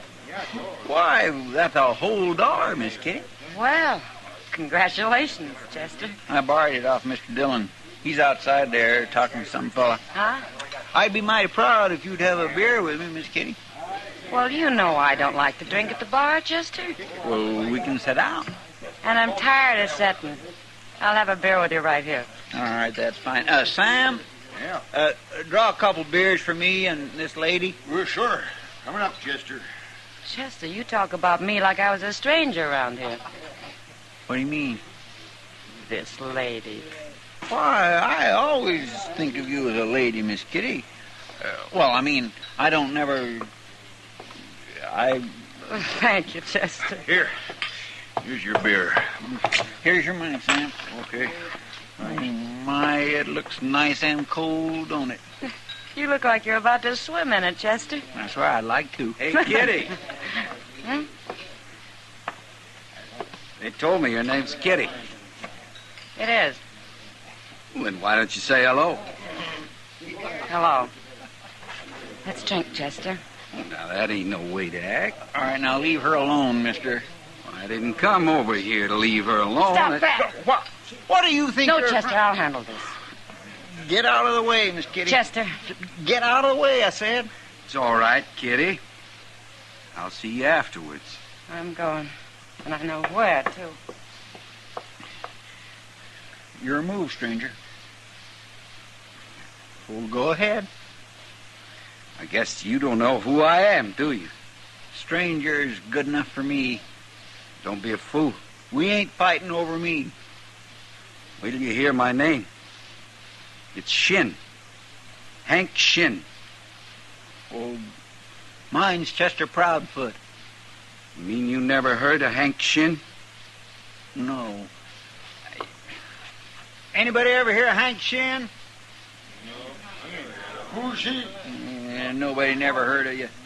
Now, fight or get out. There must be somebody. You heard him. Chester. No, sir. This is my fight, Mr. Dillon. I interfere in all fights. You know that. But he insulted a Yeah, lady. she told me. But there isn't going to be any gunplay over it. There better not be. That's right, stranger. So you get out of here. You don't know who you're talking to. Hey, Marshal. Marshal? Yeah, what is it, Davy? I followed you in here, Marshal. It's a good thing, too. Oh, why? This here's Hank Shin. I've been telling him that. I never met him, but I seen him. So? Well, maybe you never heard of him here, Marshal, but I was up in Dakota Territory last year. Hank Shin's got quite a reputation up there. Oh? For what? For gunman, Marshal. Why, there ain't nobody up there to go against him. Ain't that so, Shin? 3 men tried it once. By golly, that's right. That was in the town of Blackhawk, wasn't it, Shin? That's where it happened. 3 men tried to take him in a saloon there, Marshal, and he killed every one of them. It was all gunmen, too. People are still talking about it. Hank Shin's got about the biggest reputation of anybody up there. I guess the word don't get to Dodge very fast. Well, maybe I ought to apologize to you, Shin. Oh, it's all right, Marshal. You didn't know. Forget it. Okay, I'll forget it. But I want you to remember something. What? You're going to impress a lot of citizens around here. But I don't care how big a man you are in Blackhawk or anyplace else. You start trouble in Dodge and I'll cut your string. You're talking mighty loose, Marshal. You know, somehow I got a feeling you kind of thrive on talk. I don't think I like that. Don't you? Come on, Chester. Yes, sir. I'd have fought him anyway, Mr. Dillon. I don't care who he is. I didn't step in to help you out, Chester. I did it to stop a gunfight. Oh, Somebody's going to fight him if he keeps going on like that. Maybe. And I hope there's no trouble while I'm gone. Yeah. Say, I plumb forgot. You're taking Santa Fe up to Abilene tonight, ain't you? Yeah, I'll be back in about a week. But if this Hank Shen starts on a killing spree, you telegraph me. Yes, sir, I sure will, Mr. Dillon.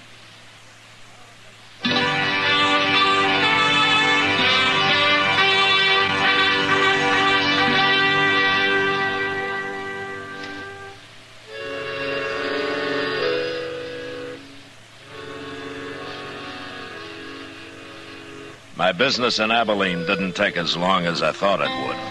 And I was back in Dodge 4 or 5 days later. And I found that the growth of Hank Shen's reputation hadn't taken long either.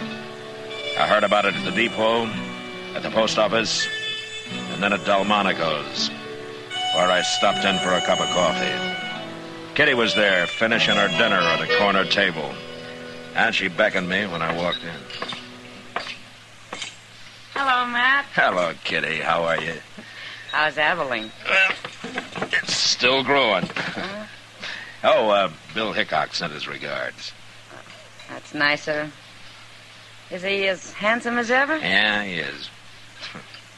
You know, I'm kind of worried about him, Kitty. Oh, why, Matt? That's his eyes. I don't think they're as good as they used to be. Oh, well, that's bad. Yeah. Well, how are things around here? Well, the only thing that's growing here seems to be Hank Shen. Yeah, they tell me he's having a real fine time. Oh, he's acting mighty proud, Matt. But I've seen his kind before. Oh? Oh, how do you mean?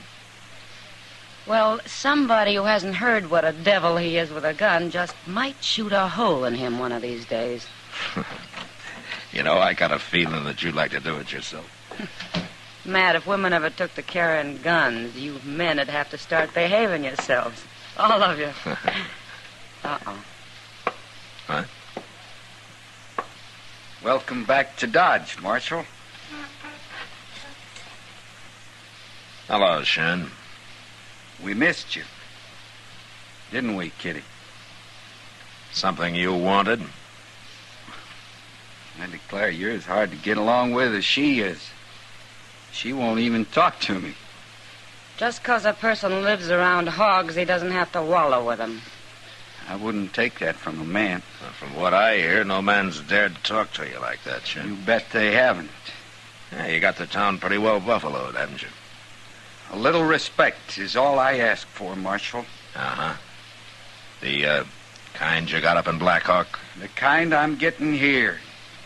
From most people. But not from me. I got no quarrel with you, Marshal. You know, you can't seem to make up your mind. What's your trouble, Shen? I got no trouble. Why do you say that? I don't know. Just a feeling, I guess. But, don't let it spook you. Nothing spooks me. Oh, you're lucky. So far. I don't like this talk. Nobody's making you listen to it. Well, you bet they ain't.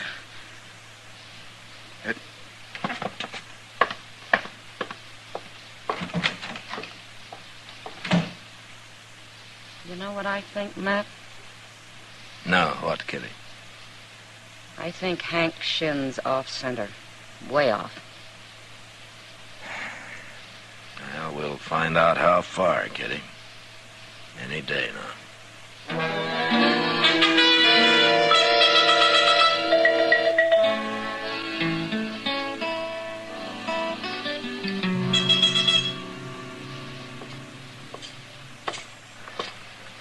Matt! What? Oh, Matt! Well, how are you, Doc? When did you get back, Matt? Oh, about an hour ago. I was just coming up to see you. You were, yeah? Yeah. Hey, you remember Jim Branch? Jim Branch? Oh, Jim Branch. Yes, I oughta. I cut a frozen toe off of him last winter. Yeah, well, I ran into him up in Abilene. He wanted me to give you this. He did? But what is it? $20? Oh, $20. Well, that was worth waiting for. He didn't know exactly how much it was that he did owe you. I'd nick him for more if he was here, but this'll do all right. What's he doing in Abilene? He give up buffalo hunting? He told me he'd never go out on the prairie again. He's running the old golf house right now. The old golf house? You mean, did he buy that? No, he bought into it. Oh, yes, I always knew that man had money hidden away somewheres. Well, he's quite a dude now, Doc. Beaver hat, fancy shirts. Oh. I hardly recognize. What's that? It came from the Alafraganza. I thought things had been too quiet around here lately. It's about time we had to kill him. There's Chester. Oh, good. At least it wasn't him that got shot. Mr. Dillon? What happened, Chester? It was Hank Shin, Mr. Dillon. He just killed a man in there. What, a fight? Yes, sir. Oh, this fellow was awful drunk. Some stranger, I don't know who he was. Well, him and Shin got to arguing, and he went for his gun, and Shin shot him. Killed him dead. Well, I'll look at him anyways. He seemed half scared, Mr. Dillon. Oh, Shin? Yes, sir. He kept trying to say who he was, but the fellow was too drunk to pay any attention. And then afterwards, Shin looked kindly surprised, like he didn't quite know what had happened. Oh, is that so? There he is at the bar there. Oh, well, where's the dead man? Well, he was right here with you. Oh, somebody drug him off the corner there. Oh, yes, I see him. I see him. Stand back. Here's the marshal, Shin. Now, what's he want? Now, it was a fair fight. Now, you tell him, Davy. Sure, I will. Marshal, I seen the whole thing. Chester already told me about it, Davy. That fella drawed first. I tried to tell him who I was, but he wouldn't listen. I did, too. I told him this here is Hank Shin from Blackhawk. I told him that before he ever got started. He was drunk. He was too drunk to know what he was doing. Too drunk to fight? He shouldn't have tried to fight me.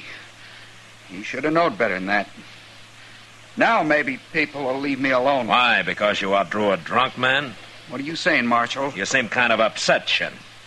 Did it get you this way when you killed those 3 men up in Blackhawk? I'm all right. I'm all right. Now, you leave me alone. I want everybody to leave me alone. Yeah, sure. That next time it may be a little different. What do you mean? Somebody might come along who hasn't been told what a killer you were. A real gunman, Shin, not some drunk who probably couldn't shoot straight if he was sober. You're the worst man I ever met, Marshal. Anyway, I told you to leave me alone. Okay, Shin, I'll leave you alone. Here. Have a drink on me. You need it. Come on, Chester. My, he's so mad he can't talk, Mr. Dillon. He's already talked too much. What's wrong with him, anyway? Maybe he's not getting all the respect he needs. No. Wait a minute. What? That man tying up his horse over there. I don't know him. He knows you, though. He's coming over here. Yeah. Who is he? He's a gunman from New Mexico, Chester. His name's Al Janes. By golly, I was right. Matt Dillon. Yeah, that's right. Hello, Janes. It's Marshal Dillon now, ain't it? Uh-huh. Oh, this is Chester Proudfoot. Al Janes. How you do? Chester? Oh, what are you doing in Dodge? Oh, nothing, Marshal. Looking around. Yeah. You, never came here before? No. I never did. Man like you has usually got something in his mind, hasn't he? I'm here on pleasure, Marshal. Little gambling and the like. Uh-huh. All right, Janes, but you stay out of trouble, huh? Dodge isn't as wide open as some of the towns you've been in. Man gets a reputation, it sure stays with him, don't it? You wouldn't be able to sell your gun if it didn't. Now, ain't that the truth? See you around later. I'll buy you a drink, maybe. You too, Chester. Sure.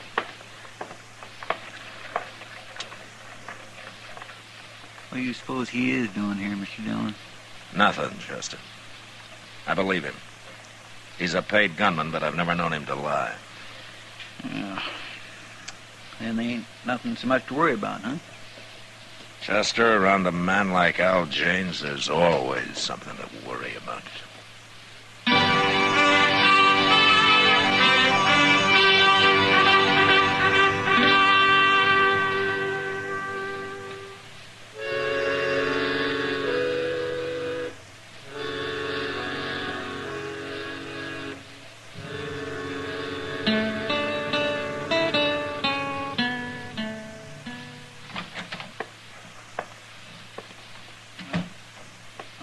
Mr. Dillon. Did you have a good supper? Oh, just terrible. Oh, where'd you eat? Over at the Durango Cafe. Ah. Could have been chili beans. Yes, sir. Oh, I'll never go there again. Not after tonight. Why not? Well, they were sour, Mr. Dillon. Like they had been cooked a month ago. My, I had an awful time getting them down. Well, you didn't have to eat them, you know, Chester. Well, after putting out 15 cents, of course I had to eat them. Oh. If I wouldn't have been so hungry, I wouldn't have had them. I ain't one to...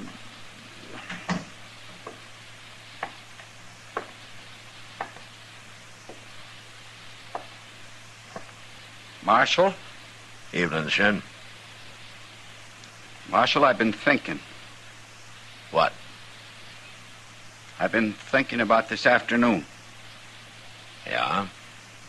You was right. I needed a drink. So? I don't like killing people, Marshal. And that's the truth. I don't like it. Why are you telling me about it? I tried to tell Davy and some of them fellas, but they wouldn't believe me. I'm tired of it, Marshal. I just don't want no part of it. Oh? I thought maybe you could explain it to them, to everybody. And they'd listen to you. You tell them I'm through, Marshal. Tell them I ain't a gunman no more.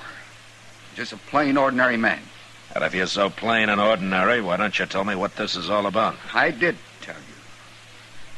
And if you don't believe me, you know what I'm going to do? I'm going to take off my gun. And I'm going to leave it right here. Now, there. Now you believe me? Well, do you? I don't know what to think of you, Shin. But I proved it. Now, there's my gun. And you got to tell him, Marshal.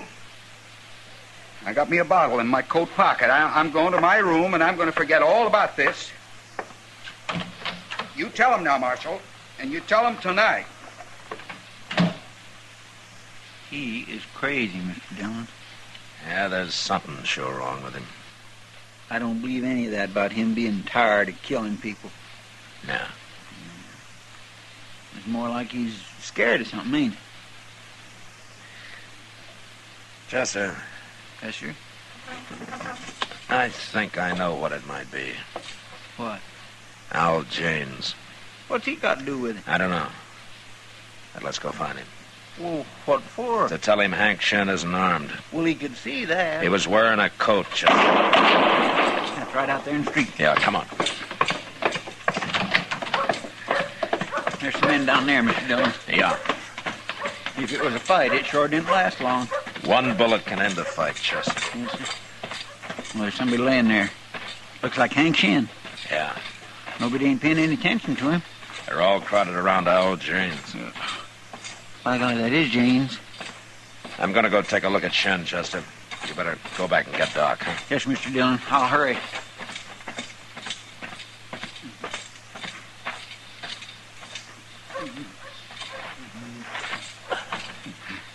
Shin. Shin. He shot me, Marshal. He shot me. Al Janes. He run into me here, but I was so scared I couldn't say nothing. I tried to open my coat to show him I wasn't armed, and he shot me. Doc will be here in a minute, Shin. Marshal? Yeah. Marshal, I never killed nobody before today. No, I didn't think so. Them fellas up in Blackhawk, they had a fight. I was the only other man there, and I hid out till it was over. They killed themselves. And you took credit for it. Mm-hmm. It made people respect me. All kinds of people. You understand? Yeah, I understand. How's he doing, Marshal? I hit him twice. Marshal? Marshal?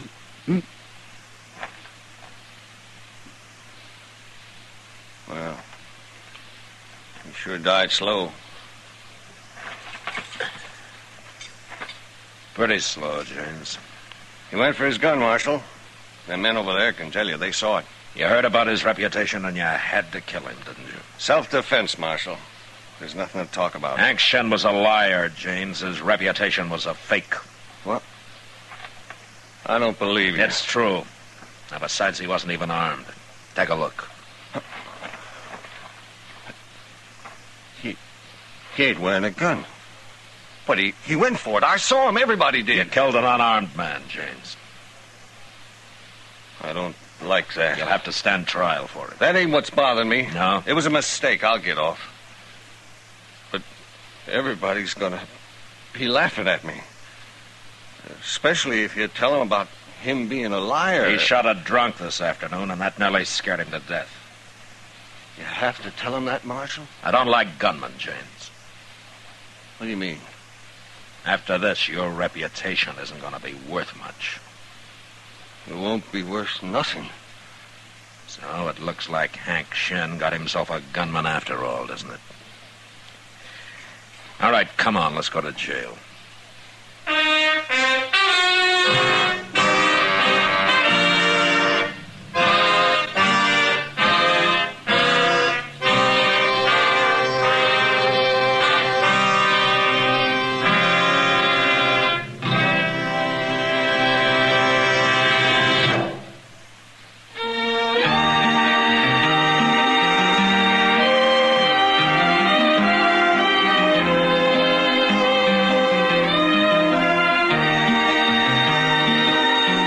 Gunsmoke, produced and directed by Norman Macdonald, stars William Conrad as Matt Dillon, U.S. Marshal.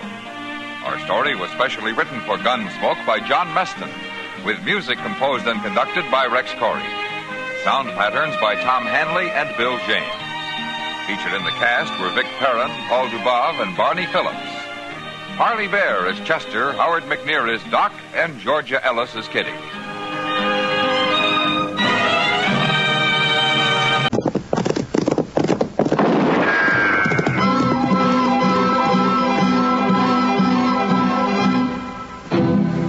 Around Dodge City and in the territory on West, there's just one way to handle the killers and the spoilers, and that's with a U.S. Marshal and the smell of gun smoke.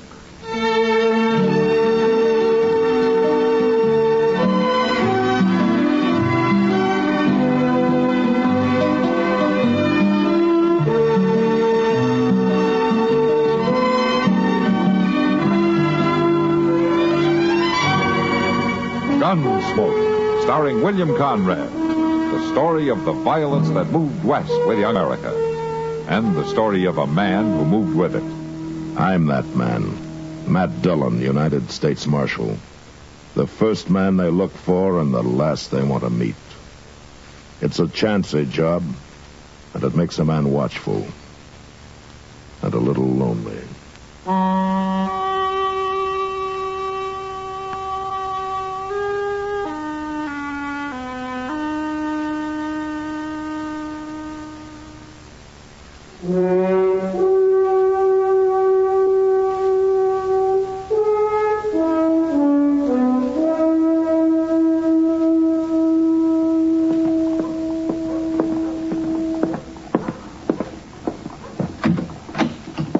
Marshal Dillon? Oh, come on in, son. I'm looking for Doc. Doc's office is upstairs. I've been there, been everywhere. Is it somebody sick? My pa told me to bring him out to our place. Or is it your pa that's sick? He wants the Doc bad, Marshal. Well, who is your pa, son? Ben Pitcher. You been Pitcher's boy? My name's Jerry. Oh, Jerry, your pa must be pretty sick if he sent for Doc. I know. He hates doctors. He don't believe in them. But he wants Doc to come, Marshal. told me I had to find him. I've looked everywhere. I'll go with you.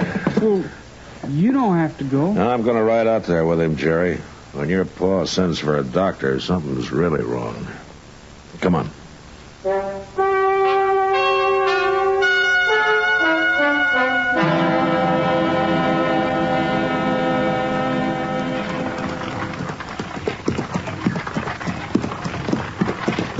How do you like riding in a buggy, Matt?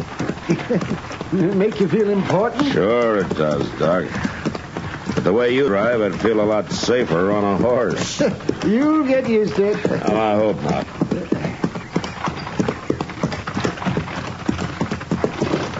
Oh, there you go. Oh. Hey, don't see anybody around, man. You expect a sick man to be waiting on the porch for you? I'd expect most anything of Ben Pitcher.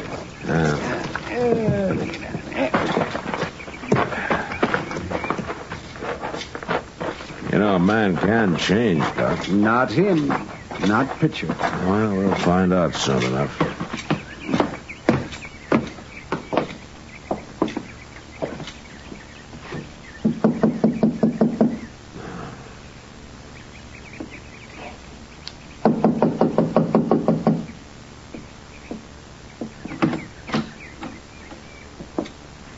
What are you doing out here, Marshal?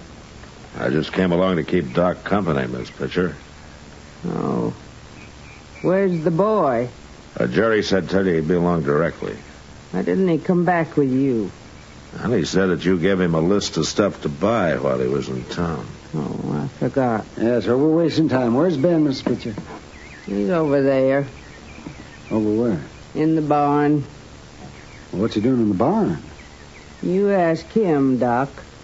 I don't interfere in my husband's way of doing things.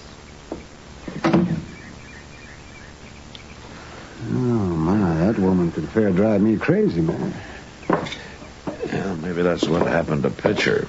Between the two of them, it's a wonder the boys made out at all. Jerry seems okay so far. Yeah, if they have their way, they'll make a spook out of them, yeah. They could, all right. Pretty good barn he's got here. Yeah. Doc, I'll go in first, huh? What? You follow me.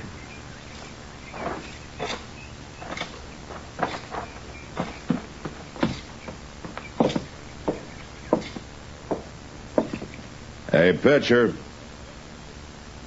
Hey, Pitcher. I'm back here. Oh, come on, Doc.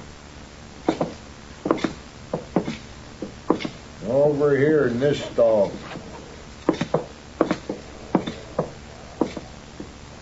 I thought it was Doc. He's here, Pitcher. What are you doing in there with that cow? I thought you were sick. I ain't sick, Doc. Well, who is sick? My cow. What? Well, my cow's got the colic or something. I done everything I can for her. You mean you had me come all the way out here to doctor a cow? Well, I sure wouldn't let you doctor no humans. But a cow's different. I don't mind so much you working on the cow. Oh, you don't? Huh? No. Humans can get well by themselves, but cows is helpless. They're kind of pitiful. I ought to kick you right in the head, Ben Pitcher. If you're so smart, do something for my cow. Before she dies, Doc. All right. I'll look at her. But you sure don't deserve it, Ben. You ain't doing it for me. You bet I'm not. Now get out of the way and let me in there.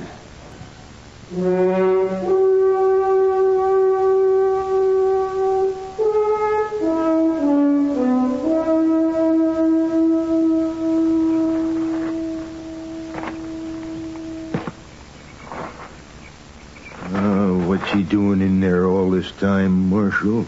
Leave him be, Ben. He'll let us know if he wants any help. I guess he's through. How's my cow, Doc? Here's your knife, Ben. Did you stick her with it? I did, and she's going to feel a lot better. You can give her all the water she wants, but don't let her eat anything for a day or two. Is she going to live? I don't know, Ben. If she dies, I ain't gonna pay you. I wouldn't take money from you anyway. What's wrong with my money? It's not your money. It's you. What do you mean? Hey, Paul, I'm back. I got all the stuff Ma wanted. You'd better have. Oh, Doc, Marshal. Jerry? Say, Doc, you missed all the excitement. Yeah? What's that? It happened just after you left. Everybody was running around looking for you. What happened, Jerry? On this hill. She was walking down the street, and I guess the sun was too much for her or something. Anyway, she kind of fainted like, and she fell against the window right there at the general store, and it cut her arm real bad. Nobody could get it stopped bleeding. They couldn't? No. That's why they was looking for you, Doc. I told them you'd come out here, but they wouldn't believe me. Well, what happened to Mrs. Hill, Jerry? She died, Doc, just before I left. She died? Did you hear that picture? A woman died. If I'd have been there, I could have saved her. But she died. Don't talk at me. She died because of you and your rotten, lying ways. Hey, take it easy now, Doc. I'll show you. Nobody eats me. Paul's got a knife. Hey, no, Pitcher. Oh! He cut him. Pitcher! Here, I got your Doc. You ripped me with that knife, Matt. Yeah. You hurt bad. It's bleeding. Help me in the house, Matt. We can look at it there. Sure, Doc. Come on. What about Paul? Let me know when he comes to. I'll come back and knock him out again.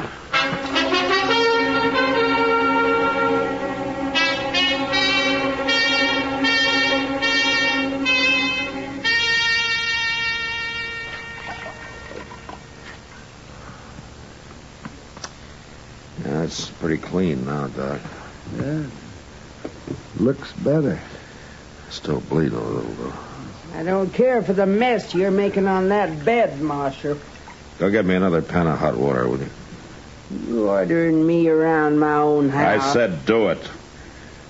All right.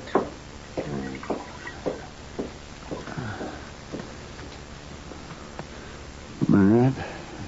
Yeah, Doc. I'm not sure, but I don't think that knife ruptured anything. Oh, good. Yeah, but a couple of those veins have to be tied off. And then I got to be sewed up. Oh? There are needles and thread in my bag. Oh, I'd do it myself, but I can't reach it easy enough. Oh, you mean you want me to do it? Well, I'll tell you how. You think I can? Oh, it's easy, especially for a gunfighter. Yeah, that's what I was thinking. Yeah, I can bleed to death this way. Yeah. I won't have any trouble, Doc. I'll go get your bag. Now, here, you hold the cloth on it. Huh? I've got it.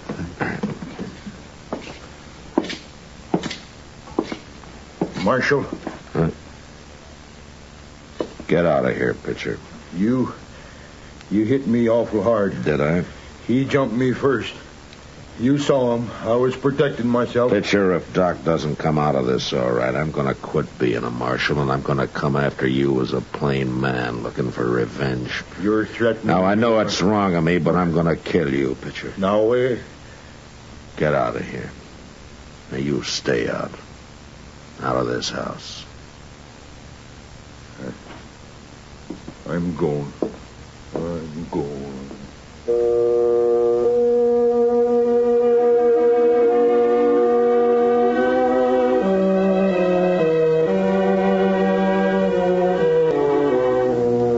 It wasn't easy, and I felt like I had fence posts for fingers, but I finally got Doc sewed up. He'd lost an awful lot of blood, and he passed out before I finished, so all I could do was just sit there and watch him. Yeah, maybe that was the hardest part.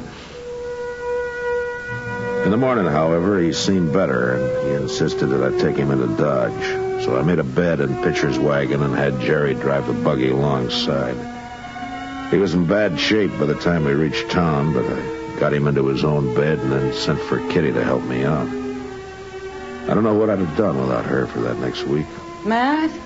Yeah, I'm coming, Kitty. You know what he wants now? Oh, what? He's tired of drinking plain water. He says if we don't start cutting it with some good corn, he won't drink any more. Then let him go thirsty. He won't hold out long. No public servant's going to tell me what's good for me. Send that lawman down for some whiskey. Now, Doc, we've gone to a lot of trouble to keep you alive. We sure have, Doc. Well, don't you worry about me. I'd get out of bed right now, only I like being waited on. Who's that? That's a dumb question. How'd I know? Go look. You know, Doc, I never thought anything could make you any ornerier than you've always been, but by golly, getting stabbed did it. Never mind the gap. Just answer the door. Oh, come on in. Oh, what manners. Come on in, I said. Good heavens, man. All right, go ahead, Doc. Fire me. Doc? Doc? Go in here. Hello, Doc. Why, it's Jerry. Well, here, come in, son. Well, what are you doing in town, Jerry? I come for Doc. You what? Pa's sick. He's about to die. He's so sick. Oh, now look, what is this? It's the truth, Marshal. Pa made me lie last time, but he don't even know I'm here now. He doesn't know you're here? He's too sick, Doc. It's like he's out of his head. He don't know nothing. Well, what about your ma? She know you're here? I didn't tell her. She'd have stopped me.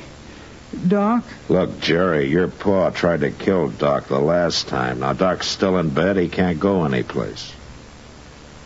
Please, Doc. Why should he risk his life for your pa? Wait. I'll come, Jerry. No, Doc. No. A man's dying. Doesn't matter what man. I'm a doctor.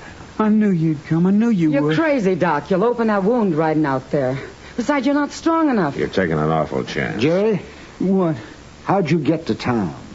I figured you'd need it, so I brought the wagon. I thought so.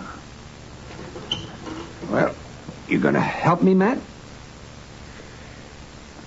All right, I'll help you, Doc.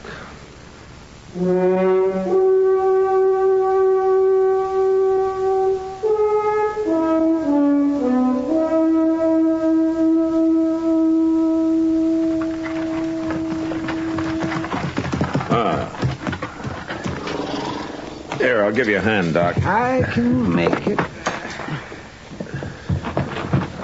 There. Wish you'd let me carry you. I said I can make it. He's awful weak, ain't he? Yeah. Here, I'll get the door. Come on in. Ma's probably in the bedroom. It's over this way. Yeah, we know where it is, Jerry. Oh, I forgot. That you, Jerry? It's me, Ma. Where you been? What are you doing here? Jerry came after me, Mrs. Pitcher. We don't want no doctor. Your husband's sick? He's terrible sick. But you can't do him no good. Now get out. Now, wait a minute, Miss Pitcher. You look at Doc. You can tell he shouldn't be here at all, but he came. He came to help a man who tried to kill him. And nobody's going to stop him now. Come on, Doc.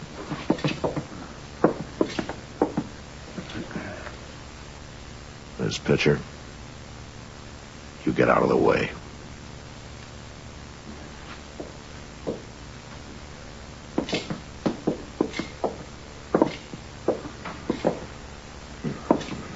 Yeah, I'll get you a chair, Doc. Thank you. There you are.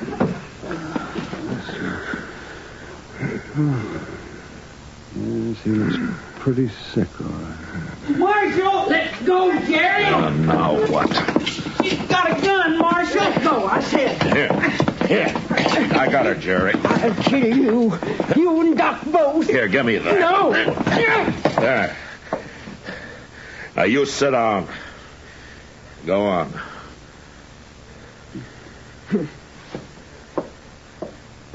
Jerry, you go see if Doc needs any help, huh? Okay, Marshal. You don't deserve Doc being here, Miss Pitcher. You don't deserve it at all.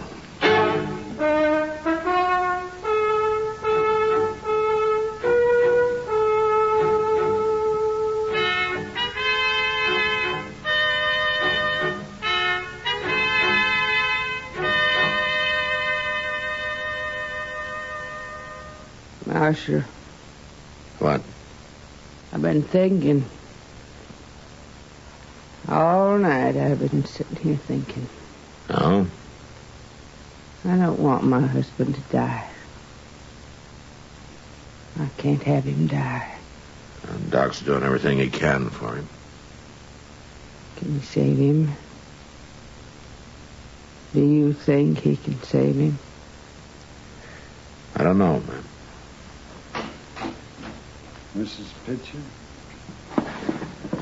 How is he, Doc? He's past the worst. I think he'll be all right. Can I see him? Can he talk? Yes, but not for long. He needs a lot of rest now.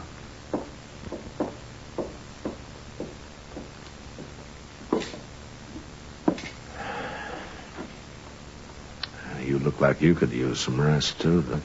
Well, we'll go back to Dodge, Matt, and I'll sleep the whole way. Doc, he wants to talk to you.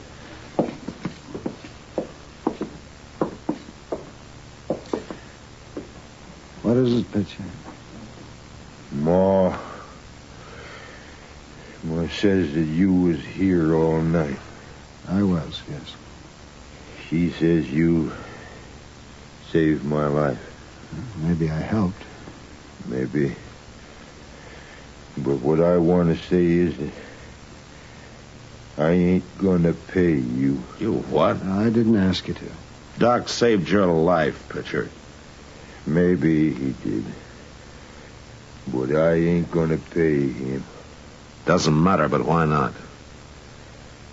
'Cause my cow died. Elfin. Pitcher. Matt. Yeah, what, Doc? Don't bother. Let's go. Okay. Doc. Yes? He means what he says, Doc. I can't change him. It's all right, ma'am. I can't change him. But there's something I gotta say. Yes? I'm proud to have you in my house, Doc. I'm real proud. I can't say no more.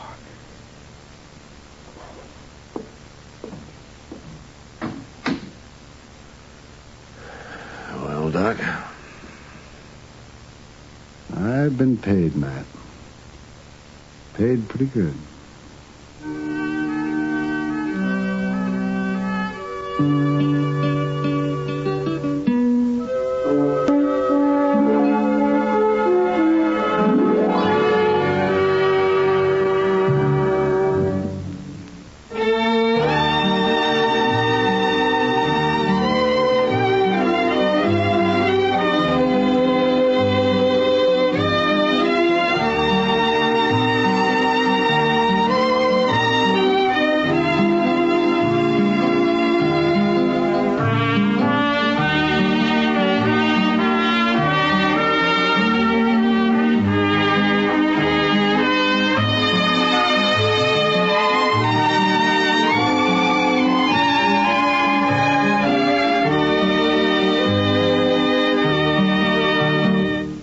Gunsmoke, produced and directed by Norman Macdonald, stars William Conrad as Matt Dillon, U.S. Marshal. The script was specially written for Gunsmoke by Les Crutchfield, with editorial supervision by John Meston.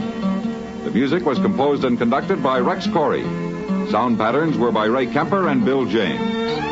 Featured in the cast were Parley Bear as Chester, Howard McNear as Doc, and Georgia Ellis as Kitty.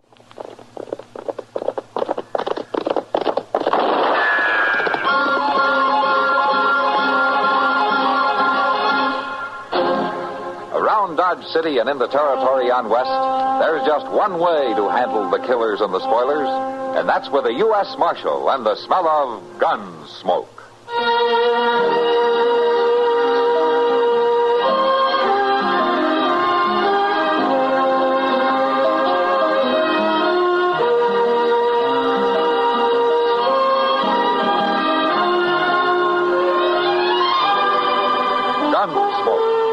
William Conrad, the story of the violence that moved west with young America.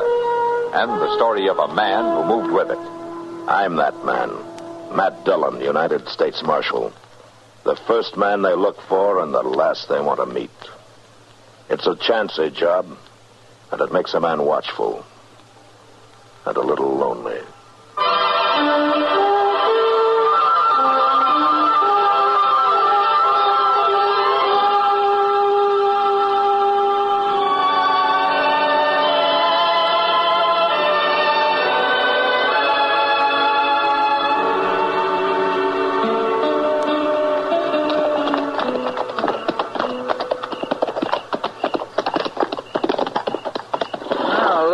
Moss has closed up the stable and gone home for the night, Mr. Dillon. Well, Andy Weaver must be around, though. He always is.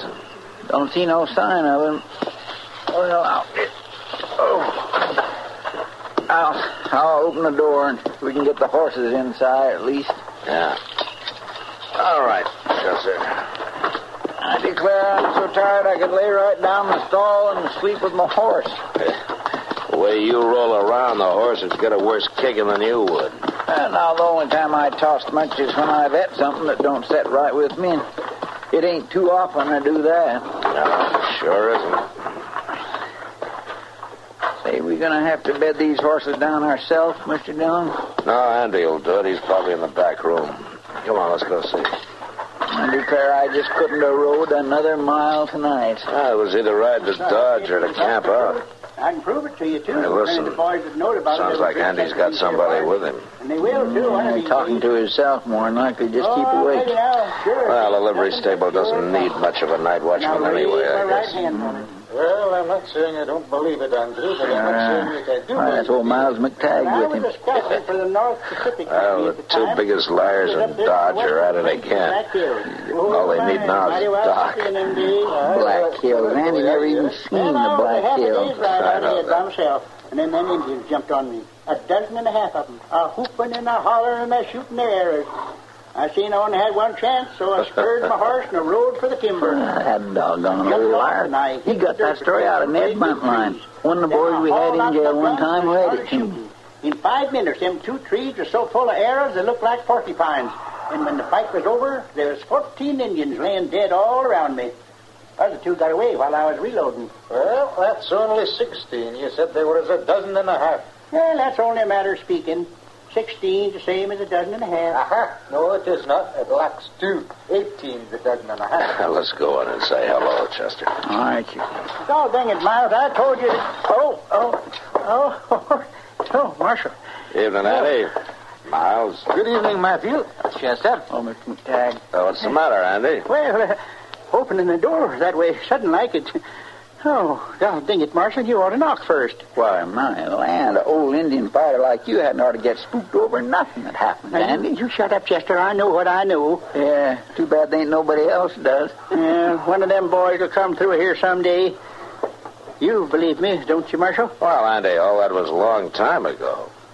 Oh, you doubt my word, is that it? No, I didn't say I doubted your word, Andy. Oh, and it's all right, Marshal.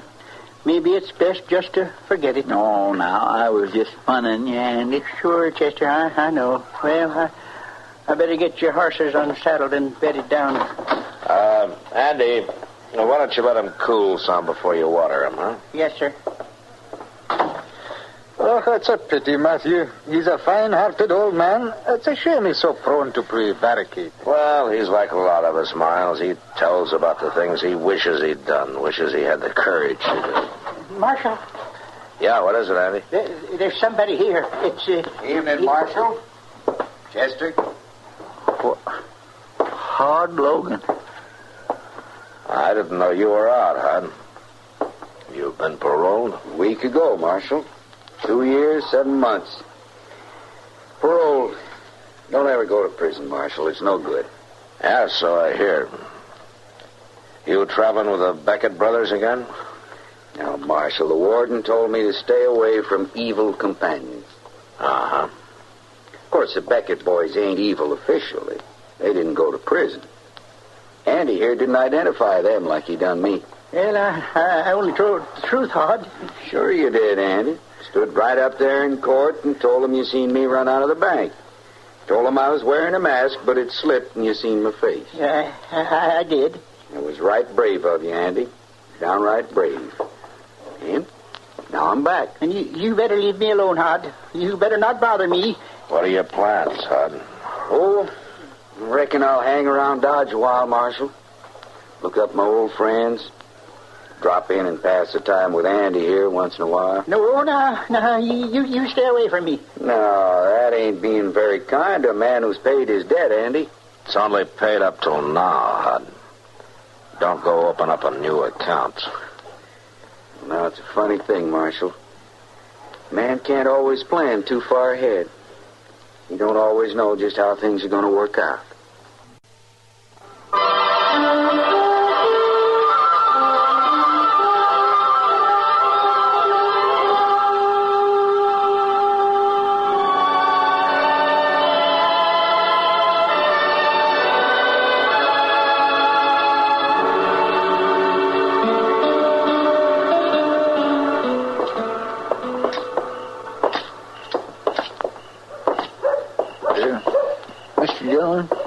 Yeah, Chester. There's the Long Branch right there ahead of us. Yeah. It's always been there as far as I remember, Chester. Well, yes, sir, I know, but as long as we're passing it anyhow, don't you reckon we might as well look in for a minute? No, what for? Well, my land, to say hello to whoever's in there. Like Sam Noonan, for instance? Well, yeah, Sam. Anybody else, too, of course. What's the matter with you? You got a dime that's burning a hole in your pocket.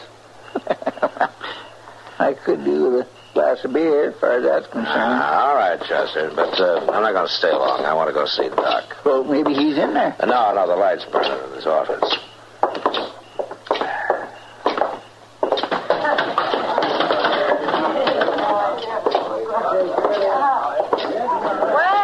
What's here? Hello, Matt.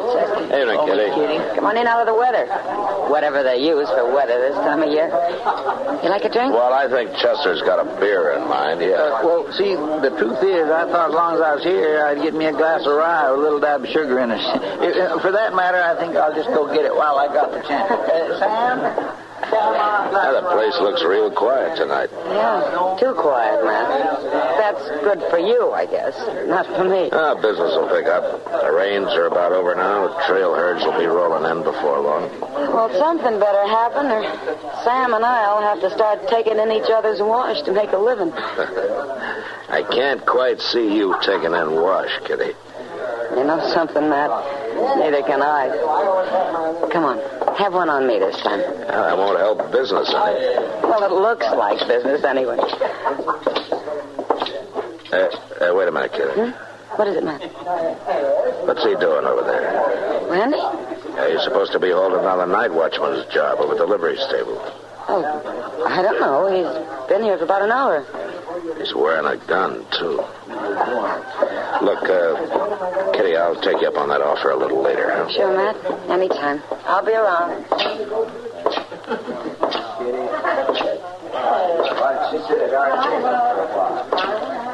Hello, Andy. How's it going? Now you got snuck up on me there. Yeah? The stable running itself tonight? No, I was just going over. I just fixing to leave. I see. Marshal. Yeah? Marshal, Hod Logan's aiming to kill me. Did he say so, Andy? He don't say nothing. At least, mostly he don't. He's just there, is all. 4 or 5 times a night. Every night this week. At the stable? Yeah. Oh, why? Well, looking in on his horse, he says. He's keeping it there. But that ain't why he hangs around, Marshal. He's fixing to kill me. That's what he's doing. How do you know, Andy? You just told me that he never said anything. Well, he don't have to. It's the way he looks. Just a grinning, not saying nothing. Last night, kind of late it was, I went out the back door toward the corral.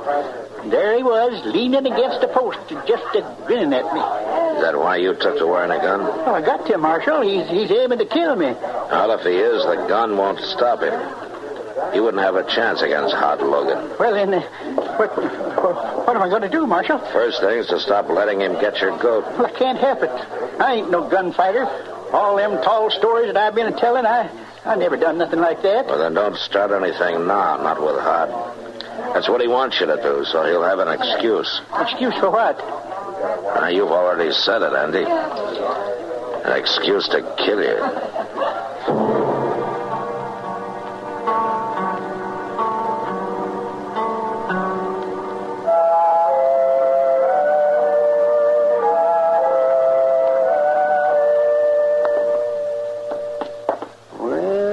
Let's see how this is coming along, Matt.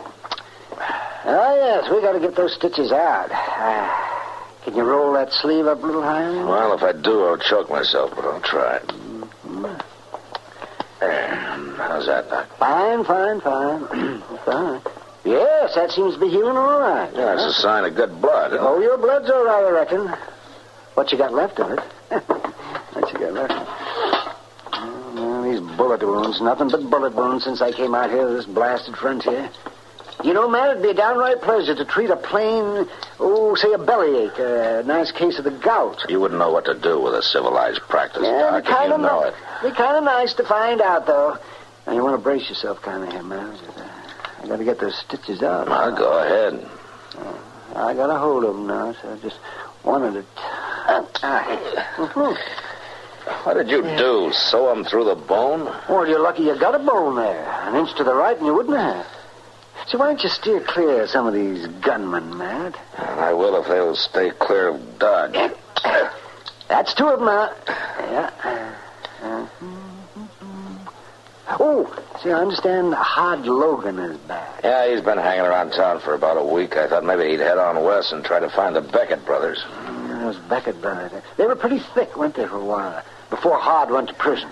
They ought to have gone, too, but we didn't have enough case against them. Hurts, doesn't it?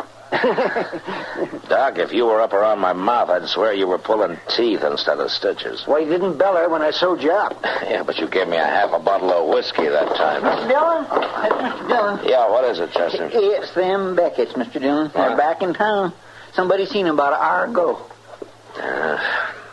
Doc, the rest of these will have to wait. I want to go talk to them before they meet too many old friends.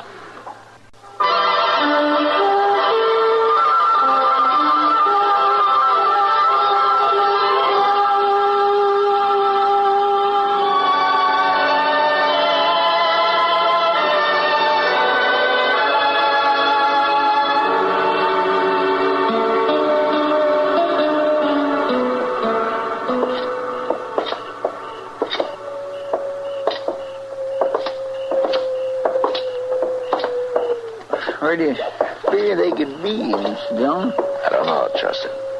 Hod Logan took his horse out of the stable 2 hours ago, and he checked out of the Dodge house. Maybe they've all hit the trail together. No, they're still in town somewhere. Well, there's no reason to expect them to try something the minute they get together, are they? Oh, why not? That's what Hod's been waiting around for. I couldn't figure him wasting a week like that just to get even with Andy Wingmer. Wait a minute. What's the matter? I was just thinking. Now, Hod's been hanging around the stable there at odd hours of the night. I figured that he was just trying to prod Andy into drawing on him, but... Yeah, that might be something else. Chester, let's take a walk down between the stable and the general store, huh? All right.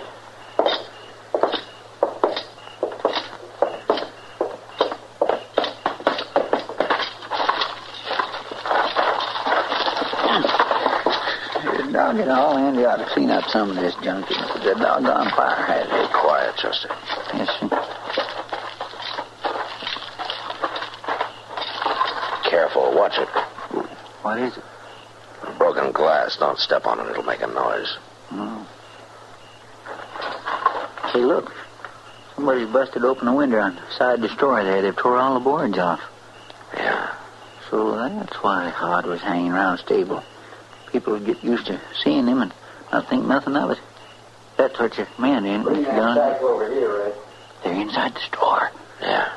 Probably after Jonas's safe. You could bust it open with a crowbar. They're going to be mighty surprised when they find us waiting for him here.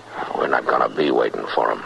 Why not? I'm not sure that all three of them are in there. One of them might be out back of the stable with their horses. Now, look, you go back out to the street and go across to the Long Branch and get Sam Noonan to help you, and you wait there. And if Hod and the Beckets come out that way, you stop them. Well, now, they ain't coming out the front with it. You know it. You do as I tell you. I'm going to be back at the stable. Yes, sir. But you be careful, Mr. Down.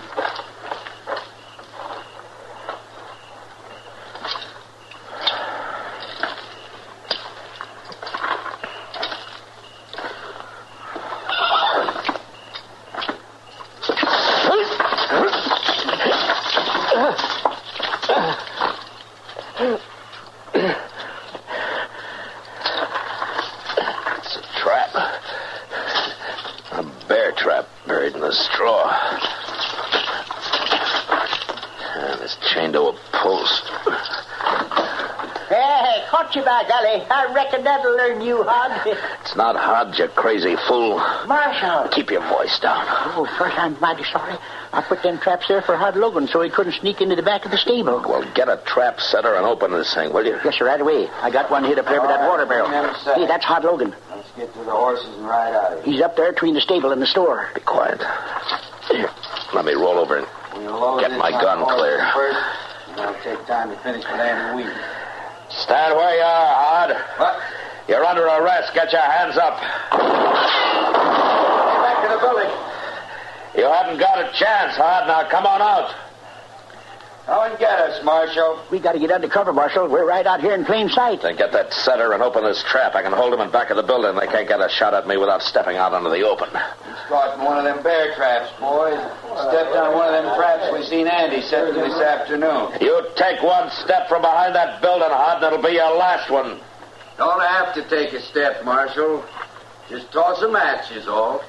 Toss a match? Hey, he's going to set fire to the straw. Oh, you will burn to death, Marshal. I'll try and find something to force that trap open. No, there's no time for that. Look, that barrel of water there. Run out and tip it over, will you? Well, that's right by the corner of the building. I can't go out there. There ain't much cover. Here, take my gun. And go out shooting. It'll keep them off balance. Now, hurry. That fire's going to get close. I can't, Marshal. They'll kill me.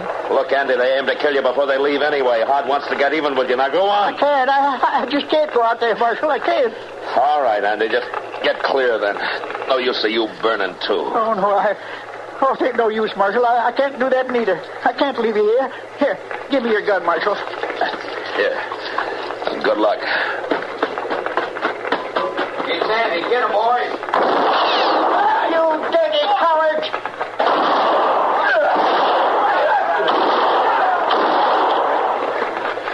Andy, dump that barrel over. I got it, Marshal.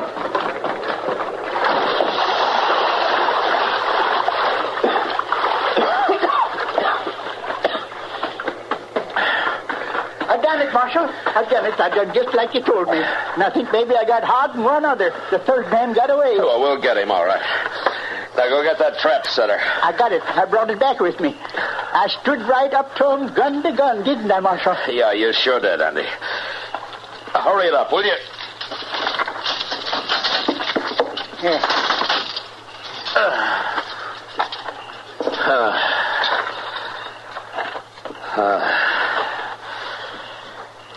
Well, Andy, you can forget about that Indian story now. I think this one's better. And I'll sure be around to back you up.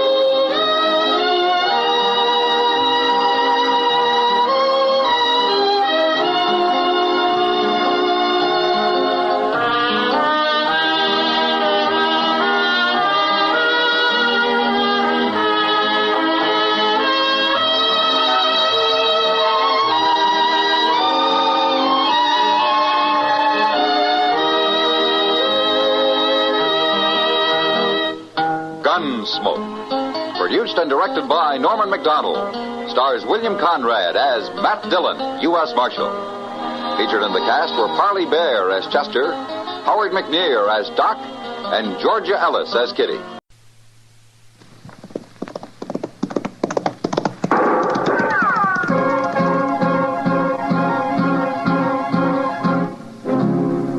Around Dodge City and in the territory on West, there's just one way to handle the killers and the spoilers, and that's with a U.S. Marshal and the smell of Gunsmoke.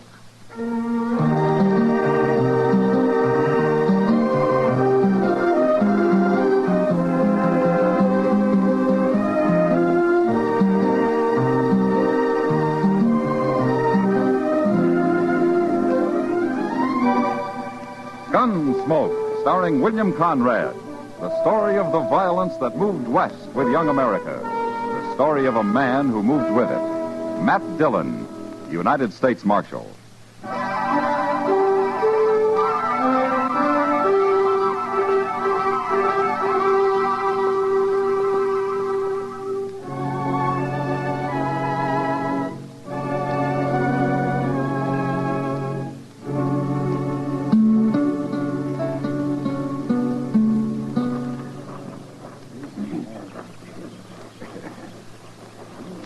Go bring his horse over here, Benson. Sure, Jake. Wait till we get him up on his horse before you tie that rope, Duval. There'd be too much slack otherwise. Yeah. We couldn't hang you very good with your feet touching the ground, could we, Tillman? No, Jake, you couldn't. We've been neighbors a long time, Tillman. If I could figure some way to make the noose bust your neck, I'd do it for you. It's all right. But you get to hanging, I could put a bullet in you. I'd be beholden to you. Okay, I'll do it then. Would you drop by and tell my wife on your way home, Jake? Sure. I figured on doing that anyway. Thanks. I always liked you, Tillman. Kind of too bad about this. Sure. You're mighty calm for a man with a noose around his neck. You men got your minds made up. Well, we can't have no man stealing horses around here, but none of us feel safe less than we caught and hung them. I reckon I'd feel the same way, Jake. Of course you would. You'd hang me just as fast if I'd done it. I would. Only difference is I'd want to be awful sure it was you that done it. Oh, I'm sure. Heck, we caught you red-handed, didn't we? Told you 100 times I found them horses running wild. I was driving them back to you. Now, Tillman, you was headed in the other direction. He got away from me. I was trying to turn him back. Excepting we don't believe you. None of us do. Well, ask Jennings. He saw me rounding him up for you. Jennings ain't here. Well, why don't you find him? Can't take the time. You delay a hanging, the first thing you know, the man's got loose. It'd just encourage horse thieving. Like I said, you got your minds made up.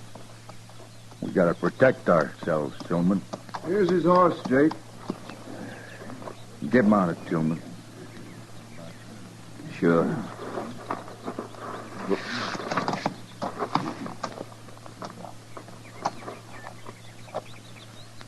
Okay, Duval.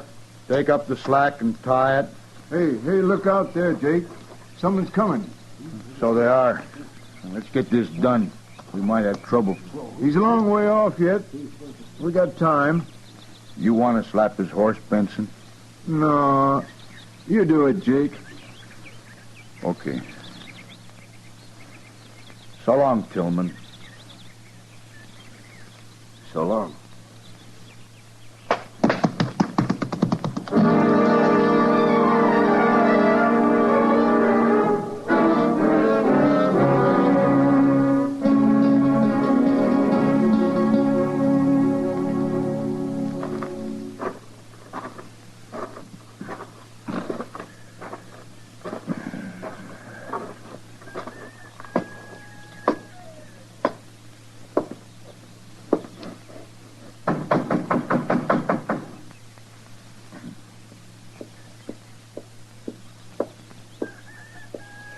Hello, Jake. Hello, Miss Tillman. Come on inside. Oh, thanks, ma'am. I'll stay out here. Suit yourself. My husband ain't here, Jake. He's out in the prairie someplace. I know. Clave's around, though. Want to see him? No, I wanted to see you. Me? What about? About your husband, Miss Tillman. Something's happened to him. Well, it was like this, ma'am. You know, me and Duval and Benson's been losing some horses lately. I heard. But Tillman ain't, somehow. And when we caught him driving a bunch of mine this afternoon, we figured it was him who's been stealing them. I don't believe it. My husband's an honest man. I know that. Now, Jennings saw him rounding them up where he found them running wild on the prairie. I guess whoever had stole them got scared and left them there. Where's my husband, Jake? That's what I want to explain to you, ma'am. Jennings come and told us about it, but he got there too late. Too late? We'd already hung him. Hung him? Yes, ma'am.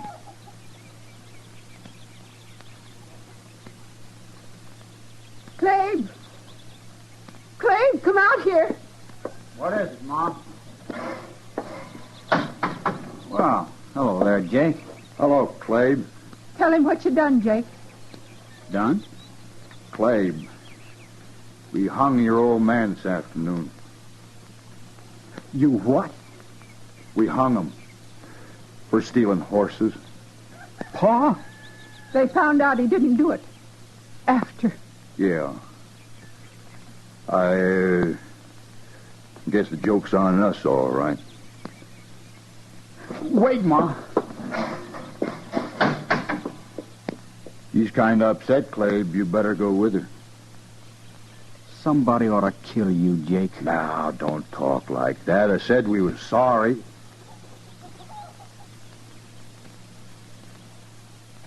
I gotta get home. It's kind of late. So long.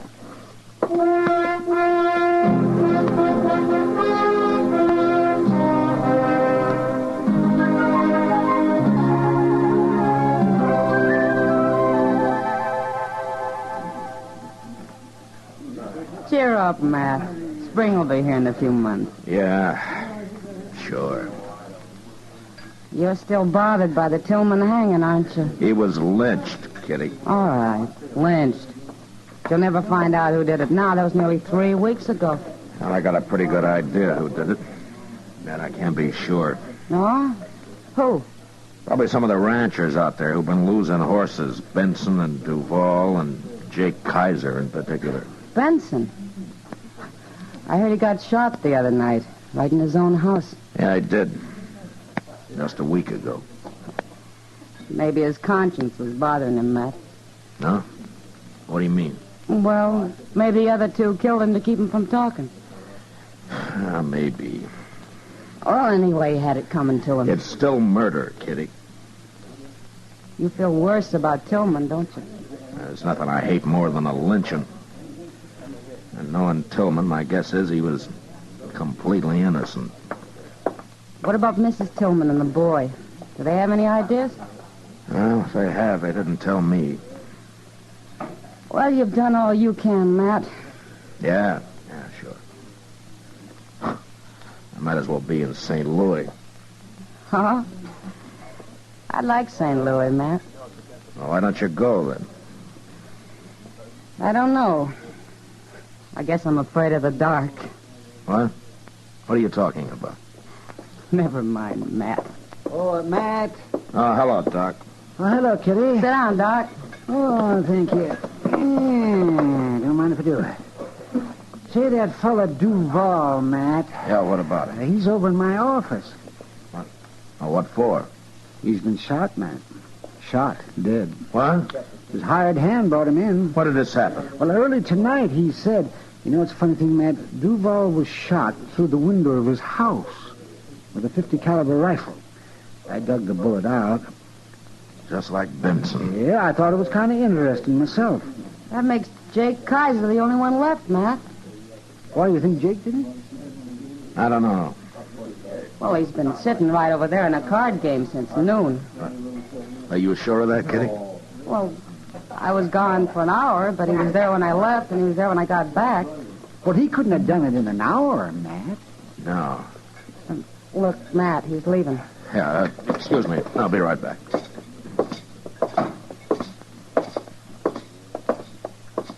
Oh, Jake. Hello, Marshal. Jake, let's sit down a minute, huh? I want to talk to you. Sure, Marshal. What's it about? Here's the table.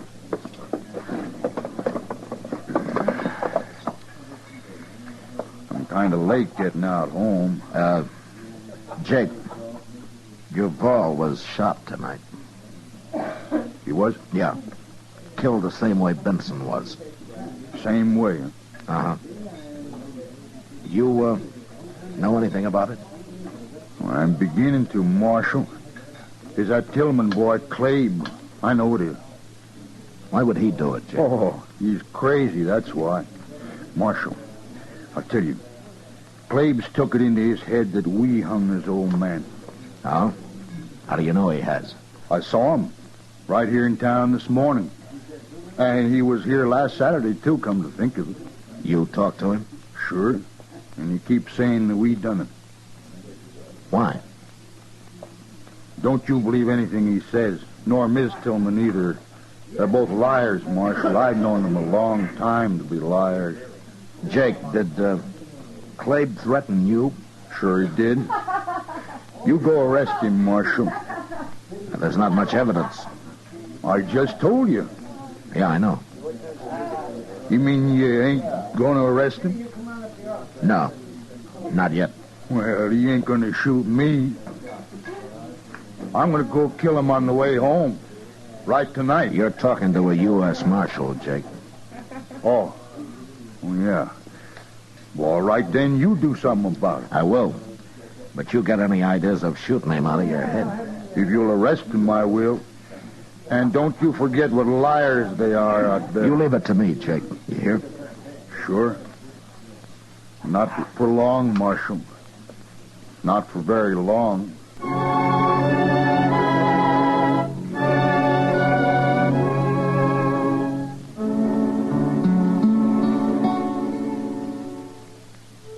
Jake Kaiser was a senseless kind of man. And I knew he'd probably go kill young Clabe Tillman the first time it happened to occur to him again. Still, I couldn't arrest Clabe for 2 murders just on Jake's word that he'd threatened him. I needed a lot more evidence than that. And the only way of getting it I could think of was from Clabe himself. So the next morning, Chester and I rode out to the Tillman place.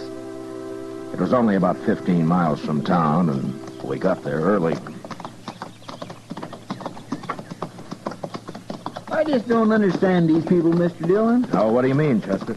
Well, sir, if young Clabe was sure enough about Duval and Benson to kill him, why didn't he come to you and have him arrested? He's taking an awful chance this way. Well, nobody came to the law when they hanged Tillman. But maybe someday they'll learn to. Well, they won't if they can go on murdering each other and get by with it. Now, let's tie up here, Chester. Hold on. Oh.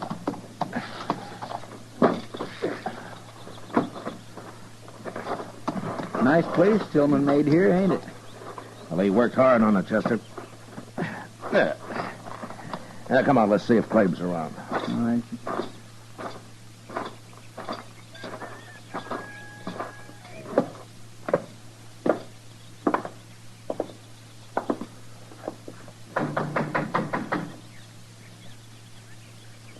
My, I'd like to have me a place like this. Well, he didn't build it on gambling money, Chester. No, sir. Hello, Marshal. Chester. Morning, Miss Hello, Tillman. ma'am. Come on inside. Thank you.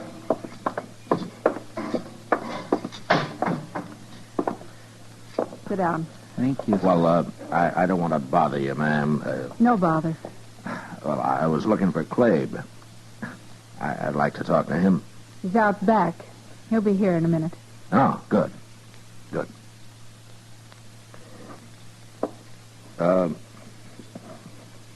Miss Tillman, have you heard about Duval? He was killed last night. All right. Well, don't you care? Several people have been murdered around here lately, Marshal, including my husband. Oh. Well, do you think Benson and Duval were in on that? I didn't say they were. What about Jake Kaiser? You're prying, Marshal. That's the trouble with the law. It's always prying. What do you want Clabe for? Well, I thought he might tell me what he knows. You won't. We don't know nothing.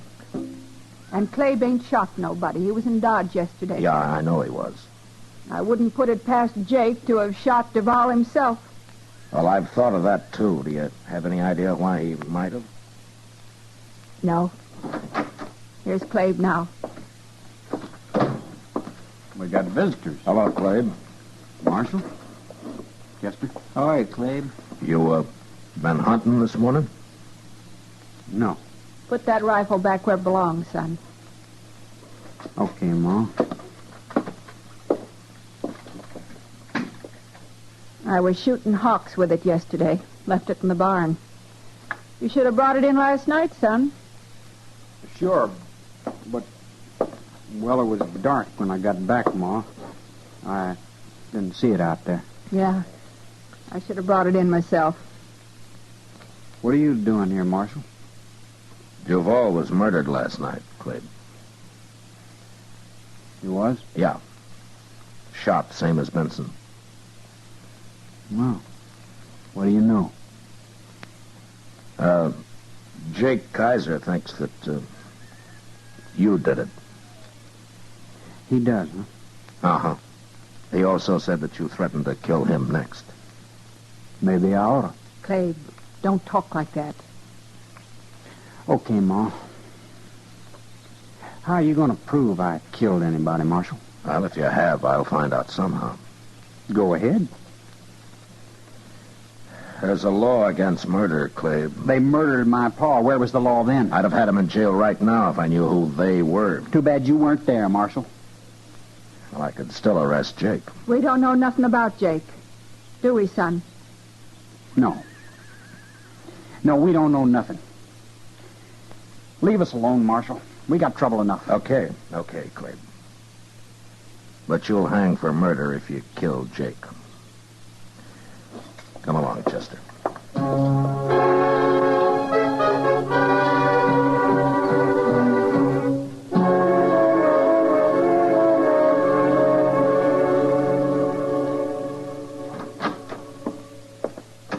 I just saw him, Mr. Dillon, walking right up Front Street. Oh, Clabe? Yes, sir. It's Saturday, and he's back in town, just like you said he'd be.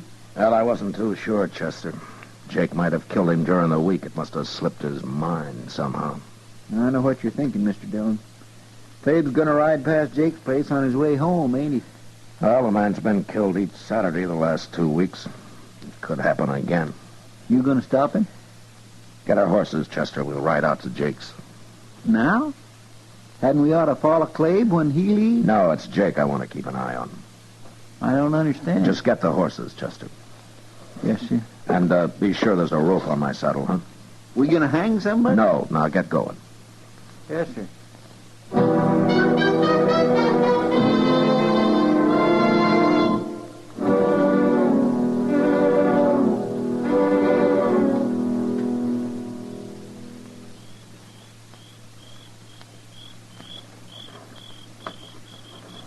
Jake's just sitting in the house there. Plumb unconcerned, Mr. Dillon. Somebody just got off a horse out there by the corral. I thought I heard a horse. Gosh, I wish there was a moon tonight. Oh, it's better dark. Stay out of the way of my rope, Chester.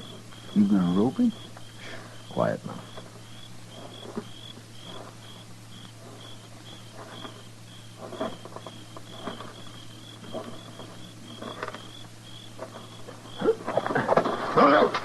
All right, now, Chester. All right, grab the rifle, Chester. Yes, I got it. No, let me go. Why, he's a woman, Mr. Dillon. Yeah, that's why I used the rope. All right, stand up now, Miss Tillman. Come on. Shouldn't have stopped me, Marshal. It won't do any good. 2 murders are enough, aren't they? I was saving Jake for the last. I wanted him to sweat. And I'll kill him yet. Who's out there? It's Marshal Dillon, Jake. Now put the gun down. What's going on here? Why, it's Miss Tillman. Yeah. She wants to kill you, Jake.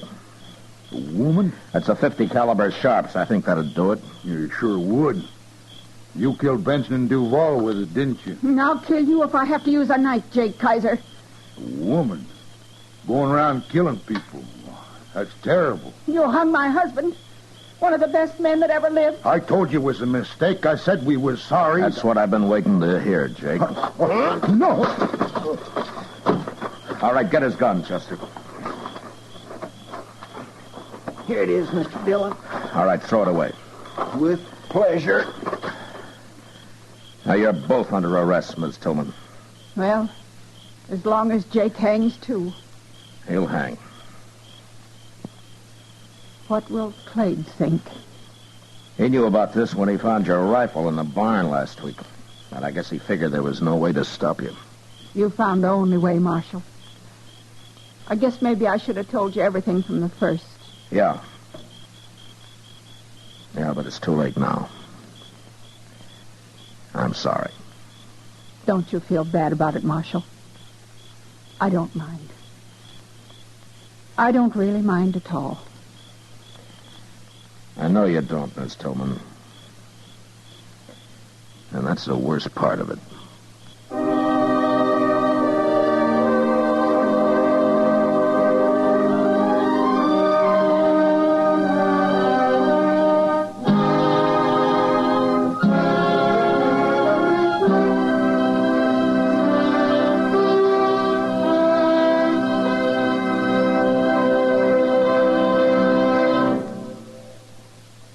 Gunsmoke, under the direction of Norman Macdonnell, stars William Conrad as Matt Dillon, U.S. Marshal.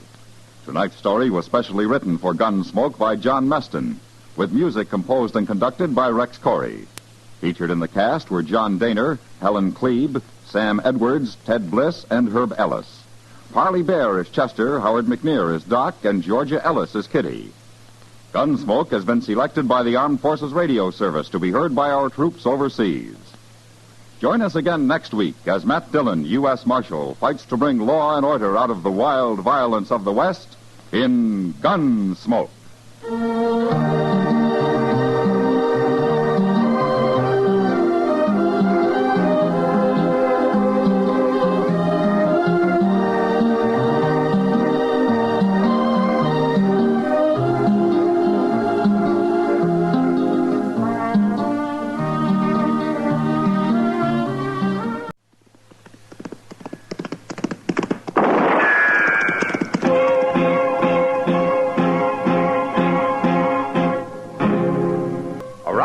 City and in the territory on West, there's just one way to handle the killers and the spoilers, and that's with a U.S. Marshal and the smell of gun smoke.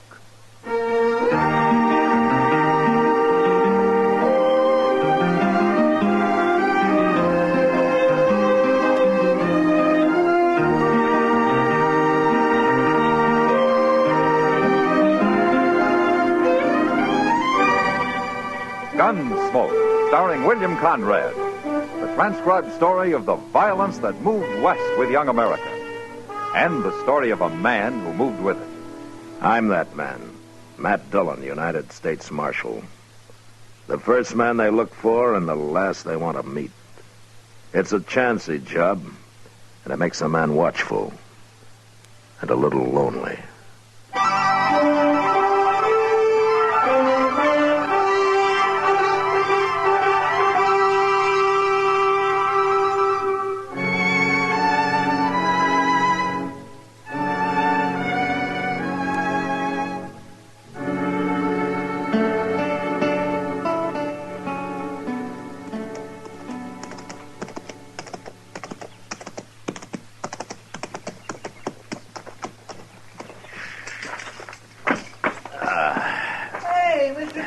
Mr. Dillon, how are you? Hi, Chester.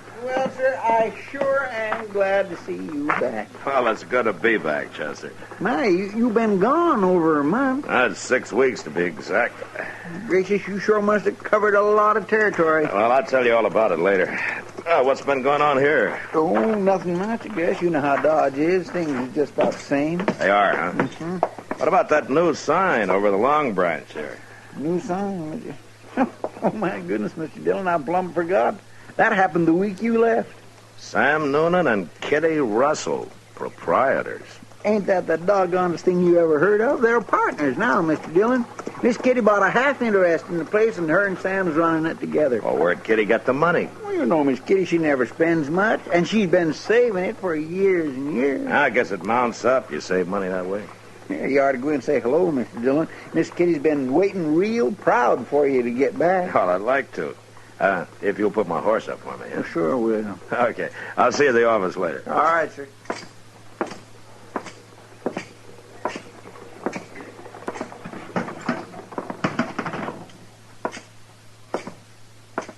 Hello, Sam. Well, Marshal Dillon, when'd you get back? Just now. Saw your new sign outside, and I came in to see if the price of whiskey had gone up. Well, Marshal, the price of whiskey went down at the Long Branch. What? Yeah. First thing Kitty talked me into it. Well, knowing you, that must have taken some talking. Well, you know, she was right. We're making more money than ever. I sure got to hand it to her. Ah, good. Where is she? Well, she went to her room, Marshal. And, you know, I wish you'd go up and see her. She got me worried. Oh, why? Well, we were sitting here talking business, and a boy come in with a telegram for her, and she read it, and well, she turned kind of pale and then got up and left. Huh. Yeah, sure, Sam. I'll go see her.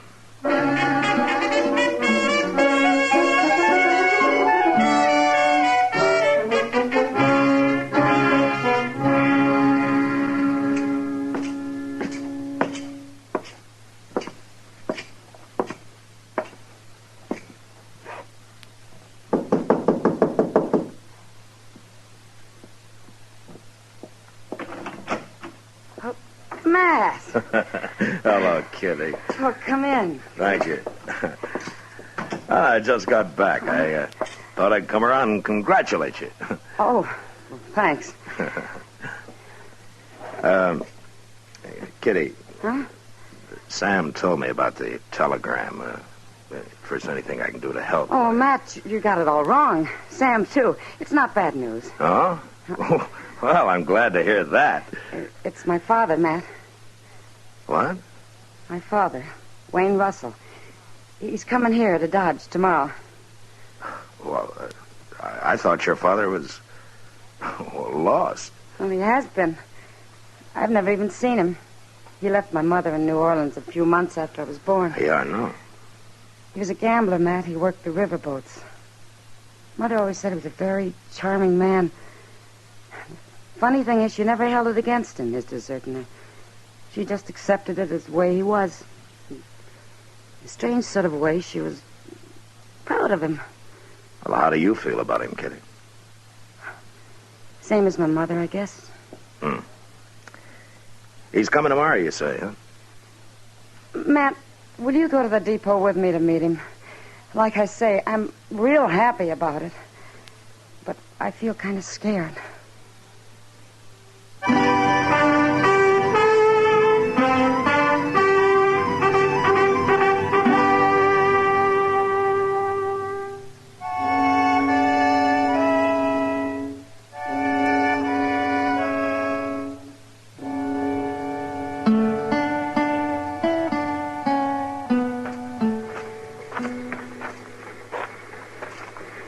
Matt, you really think he'll be on it? Now, you just keep calm, Kitty. People are starting to get off, see? Yeah, I see. Oh, I just thought of something. What? Oh, I recognize him. I don't even know what he looks like. Matt, what'll I do? Now, wait a minute. Ah, here comes Chester with somebody now. Oh, you think that's him? Well, he's about the right age. Yeah. Gray hair. He's dressed mighty fancy. What'll I say to him? Maybe it isn't him at all. Easy now, kid. Well, I found him, Miss Kitty. He come right up to me and asked if I knew you. Now, can you imagine that? So you're Kitty. Hello. You're beautiful. I knew you'd be beautiful. Thank you. I know how you feel, child. We'll get acquainted. We're going to be great friends, Kitty. Well, sure. I mean, of course. Well, this is Marshal Dillon. Welcome to Dodge, Mr. Russell. Thank you, Marshal. It's a pleasure to know you. Kitty, I want to meet all your friends, and I've an idea. Yeah? I'd like to give a dinner tonight. I trust there's a restaurant here that could accommodate us. Oh, there sure is, Mr. Russell, and that is a fine idea. Delmonico's, that's the best. We could go there right now and tell them to get started cooking. Chester. Well, I'm only trying to help. Well, that'd be pretty expensive, wouldn't it? Kitty, my child, expense doesn't matter. I own a very prosperous freighting business in New Orleans now. I've had it for some time. Well, that's wonderful. Will you invite your friends for me, Kitty? Yeah. Well, Chester and Matt and Doc Adams and... Oh, I don't know. Well, ain't you going to ask Sam, Miss Kitty? After all, he's your partner now. A partner? What partner, Kitty? Oh, it's nothing. Nothing? Why, Mr. Russell, she's half owner of the goingest saloon in Dodge, that's all. Is this true, Kitty? Well, it's really Sam Noonan's place. But you're associated with him in the saloon business? An unmarried woman has to make a living. I'm making a good one. Of course, of course. Well, we'll talk about all this later, Kitty. But tonight we'll celebrate, shall we say, 8 o'clock at Delmonico's. I'll see you there, too, Marshal? I certainly, sir. I'll take you over to the hotel, Mr. Russell. Well, thank you, Chester. Very kind of you to put yourself out this way. Well, Kitty? So that's my father, huh? He's quite a gentleman, isn't he? Matt? Yeah. I need a drink.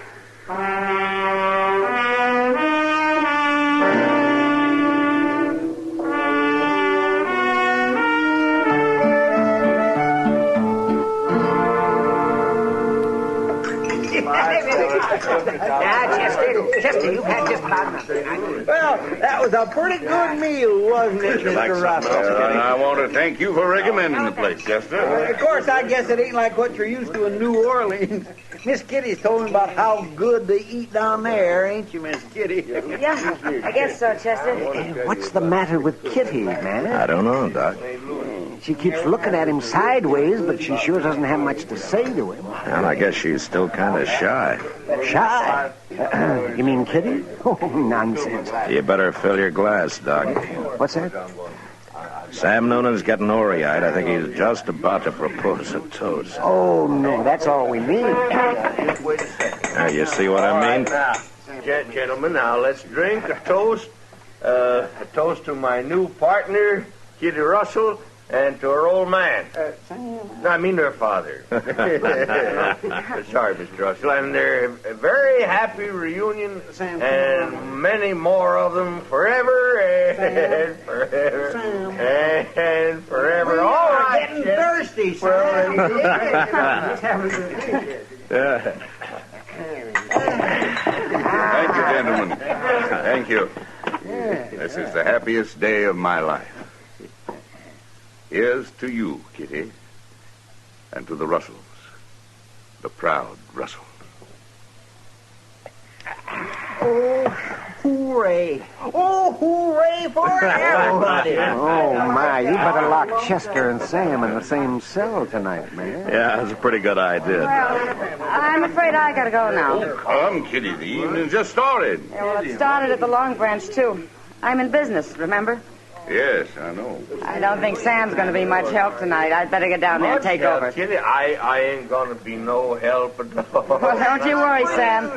You stay and have a good time. Kitty, you can't go out there on the street this time of night. Well, I'll go with it, Mr. Russell. Well, if she must leave, I'll stop in later and say good night, Kitty. Good night, sir. Good night. Doc, keep an eye on those two, will you? Now, doggone it, Sam, you shouldn't be drinking all that. I'll give you some.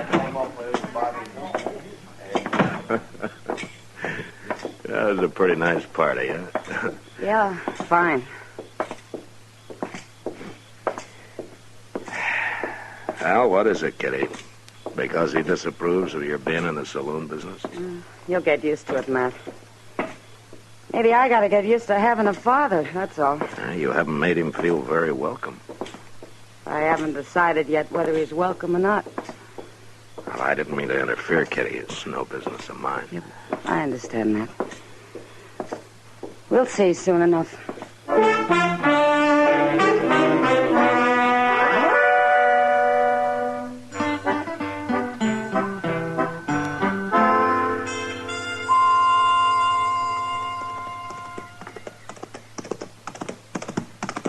Well, that's a good-looking horse Chester's riding, man. He's thinking of buying it, Doc. Buying it, buying it. With what? That horse will be as old as Methuselah before he closes the deal. Well, that could be. Isn't that Kitty and her father coming out of the bank? Yeah. She treating him as cold as ever, man? It's been 2 weeks, and she hasn't changed a bit toward him, as far as I've noticed. Yeah, well, she's waving to you. She wants you to come over there. Yeah, I guess so. I'll be back directly, Doc. Yeah, the sun will keep your seat warm. Okay. Morning, Marshal. Morning, Miss Russell. Morning, Kitty. We've got some news for you, Matt. Oh? Good news, Marshal. Matt, we've been talking to Mr. Botkin, and he'll buy my share of the Long Branch anytime for cash. You mean you're thinking of selling out? Tomorrow morning, just before we leave. Just before you leave? I'm going back to New Orleans, Matt. I'm going to take my money and put it into my father's freight business there. Makes sense, Marshal. Kitty and I should be together. And besides, the saloon business is no place for a lady. I can see that now. I've had to learn a lot in the last couple of weeks, Matt. Yeah, I guess you have. Well, if you're going to get packed, you better start, Kitty. I am, right now. I'll see you at supper. Fine. I'll go over to the depot and see the Santa Fe agent about our tickets.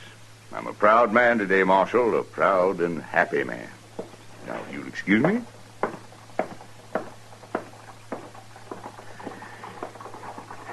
Kitty. Yes, Matt? Whose idea was this? You're selling out and all? Well, he likes to think it was both of ours. But? I'll have to give him the credit, Matt. He's been talking about it one way or another for 2 whole weeks now. He's awful smart. He can convince anybody of anything. Yeah, I guess he can. What is it, Matt? Don't you like him? It doesn't matter whether I like him or not, Kitty. No, I guess it doesn't. But, I sure don't trust him, Kitty. Now we're getting somewhere. What? I'm going to need your help, Matt. I don't trust him either.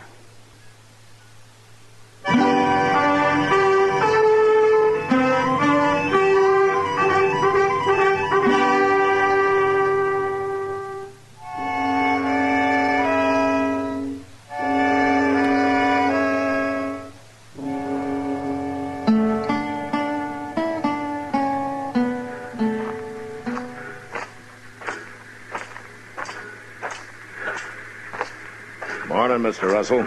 Morning, Marshal. Well, I see the train's ready. Where's Kitty? She insisted on meeting me here. She wanted to do her business at the bank alone for some reason. Well, maybe it's because that's the last time she'll be doing any business on her own. I hope so. No woman should be in business anyway. Yeah, especially Kitty. She, trusts people too much. They take advantage of her. Not anymore, I can assure you. I only hope she gets here with that money. Well, nobody's likely to hold a woman up in broad daylight, Mr. Russell. But they would at night, eh? Oh, there are some men who'll do anything for $1, day or night. Yes. Ah, there she comes. I told you she'd be all right. Nobody'd bother Kitty anyway. She's awful well-liked around here, Mr. Russell, by a lot of people. Yes. Yes, of course. They take it mighty personal if anything happened to her, no matter who did it, Mr. Russell. Morning, Kitty. Morning, Matt. Father. You're late, Kitty. Dane hasn't left. No, but we'd better be getting aboard. All right. Don't you have a bag of some kind? Oh, my baggage is all taken care of. Oh, I mean a handbag. You're not carrying anything. I know. Well, where's the money, Kitty? Didn't you get it? No, Father, I didn't. What?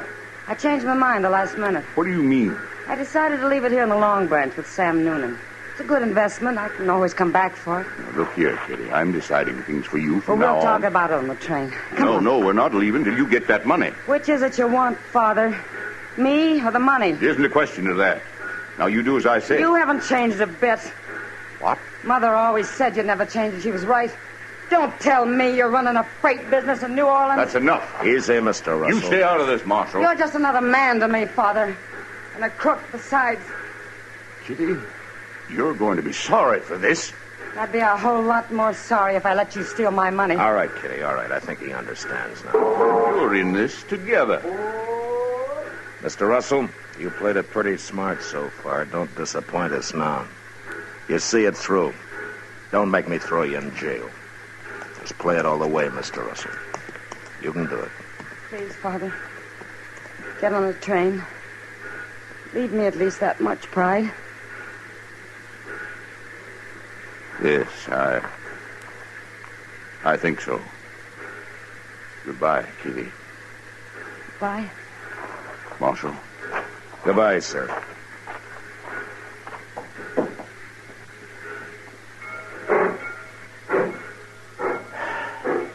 Well, he did it, Kitty. You were right. Sure he did. You bet he did. All of us Russells have pride.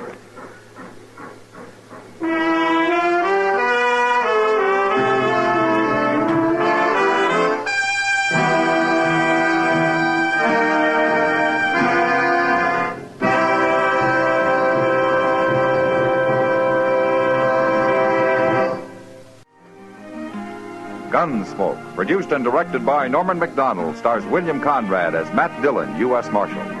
Our story was specially written for Gunsmoke by John Meston, with music composed by Rex Corey.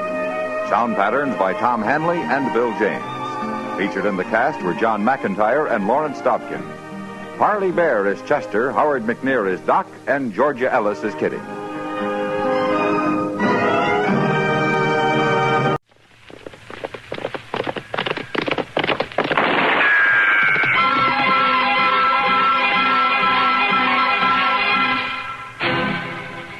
Dodge City and in the territory on West, there's just one way to handle the killers and the spoilers, and that's with a U.S. Marshal and the smell of gun smoke.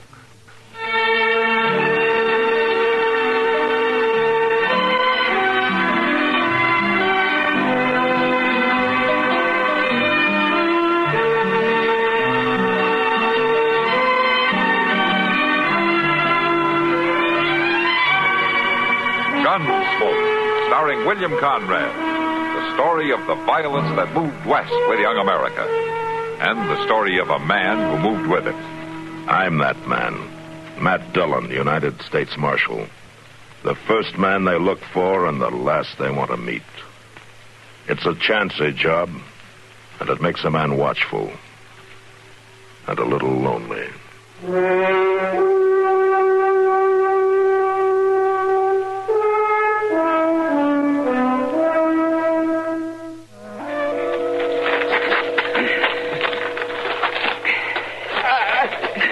Easy, Joe. Easy. Can't help it. I gotta get you out of sight. The law? I think we lost him. Doubling back.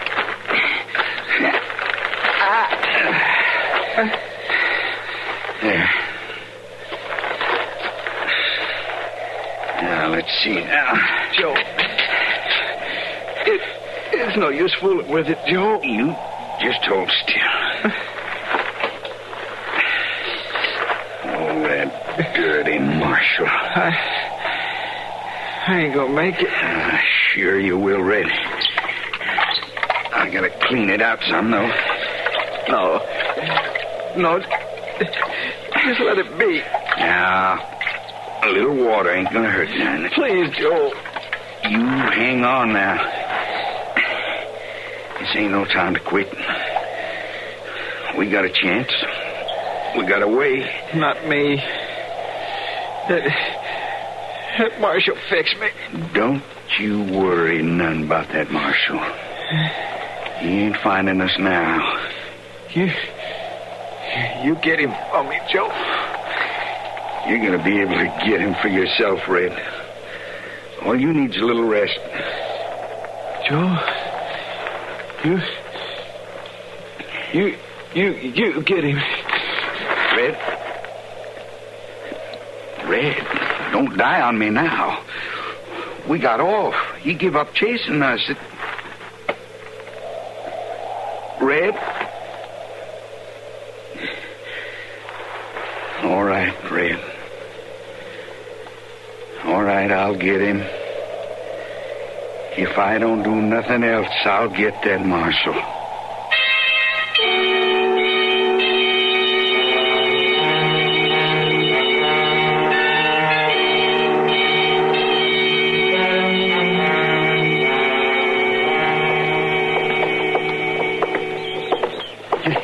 I tell you, Kitty, I don't know whether to put salt on that feather or to shoot it. What? What are you talking about, Doc? That feather in your hat. Oh.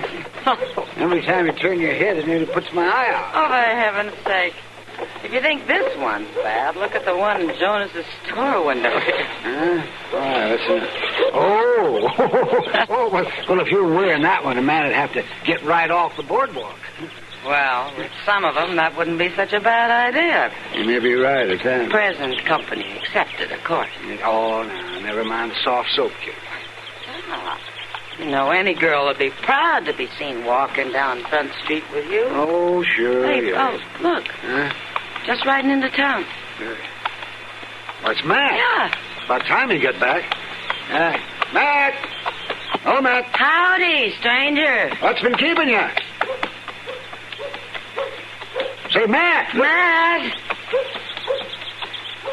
Oh, honey, that's a funny thing, isn't it? He didn't even answer. Oh, the grumpy old goat. He couldn't help hearing us. That's not like him, Doc. No, Kitty, it isn't. I think I'll walk over and have a talk with him. Yeah, Doc, I wish you would. Oh, Doc? Yes, Kitty? You let me know if he needs anything, huh? Oh, sure, Kitty, yes, sir. I'll do that.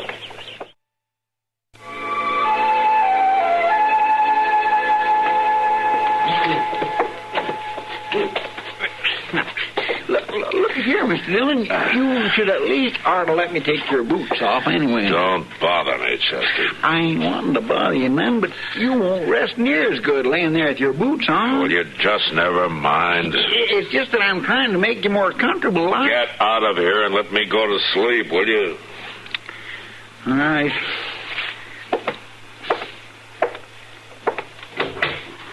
Well, the man just too ornery to know how to rest proper, then just ain't nothing I can do about it. Oh, hello, Doc. Matt back there? He's back there, all right, but he ain't worth seeing. What do you mean? Well, he's just plain out of sorts, for one thing. Oh, that's nothing new. What else ails him?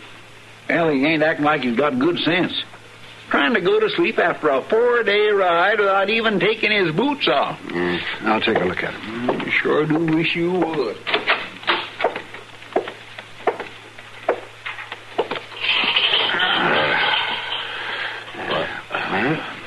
I thought I told you to... Oh, sure, Doc.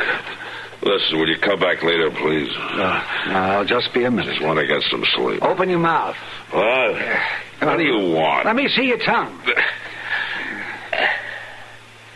All right, now. Give me your hand. Oh, Doc. Give it to me. I want to take your pulse.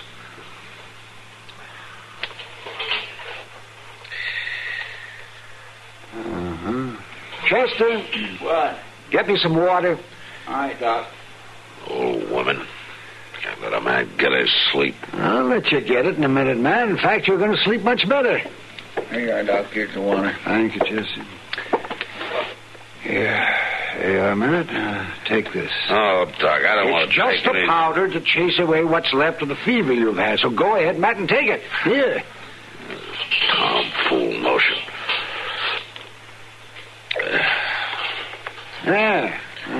That didn't kill you, did it? No, Now, will you get out of here? Yeah, sure, man, sure. And you'll thank me when you wake up. Will you get out of here?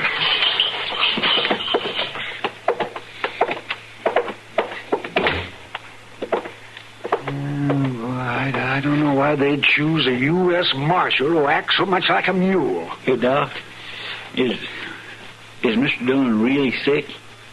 Yeah, I think the worst of it is over, but he probably had a pretty bad touch of fever on the trail. No wonder he's worn out. Well, ain't there something I can do for him? Oh, I don't think so, Chester. He needs sleep more than anything.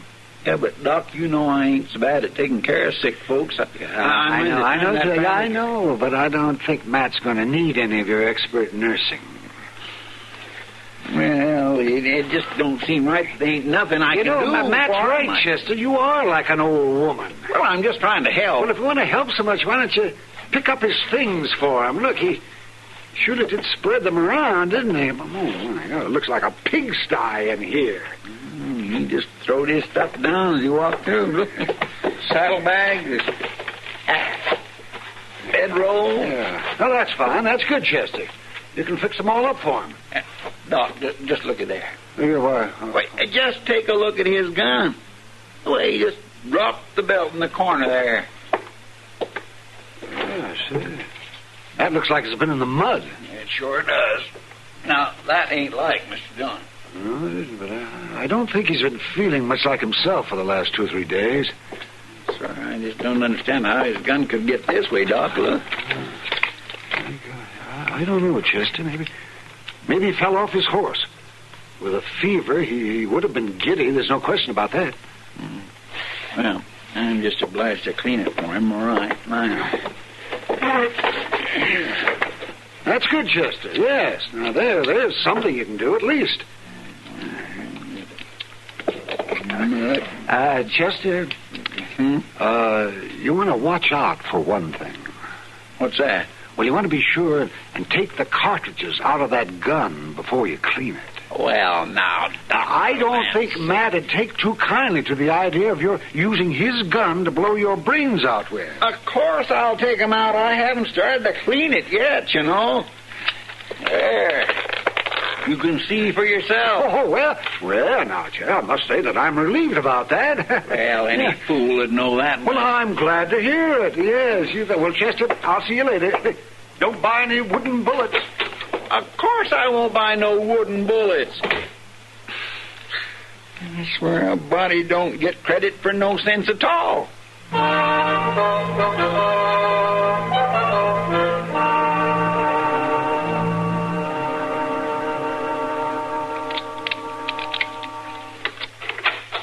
Mister? Come in and shut the door, boy. There ain't room for no more flies in here. This here's the marshal's office? Yes, this here's the marshal's office. You can't see Mr. Dillon, no? I came to see Chester. You him? I'm Chester. What do you want? I'm to fetch you. Fetch me where? Doc says you're to come. Doc? Oh, that can't be so. It ain't been 5 minutes since he was right here. You're to come right away. Are you sure about that? Seems like Doc would have told me himself. Down to the corner. Josh Prentice broke his leg. Well, I can't do nothing about that. Doc wants you to help hold him down whilst he sets it. Oh, well, all right. Come right along. Wait. I better look and see if Mr. Dillon needs anything first.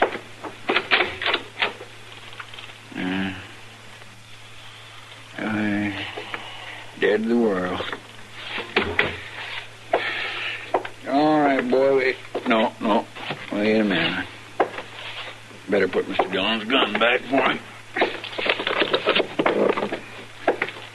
Swear and declare it keeps a body busy just remembering all his chores and duties around here much less than doing. Well, come on, boy. We can't keep Doc waiting.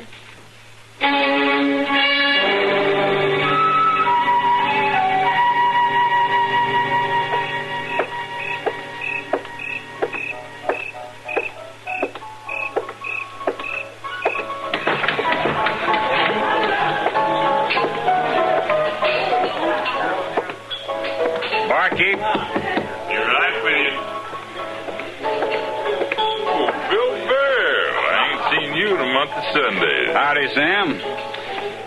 It don't look like I've missed much. We don't change a lot, and that's the truth. Whiskey? Same old poison. Thanks.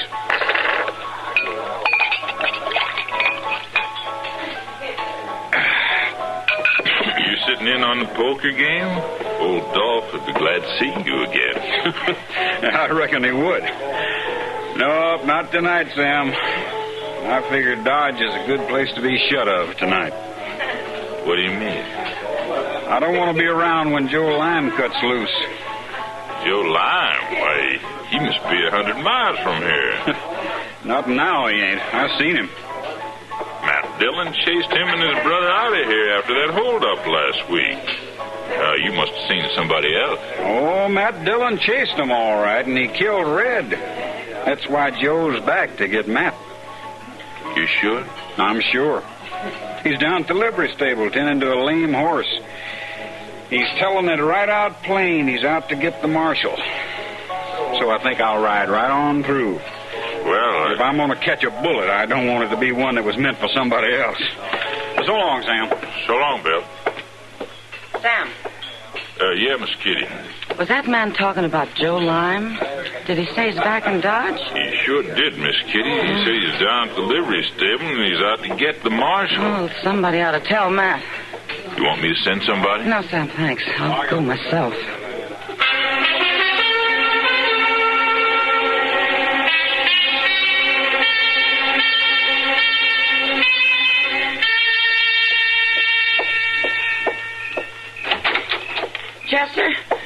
Chester, we gotta wake Matt. Chester. Oh, dear. Matt, wake up.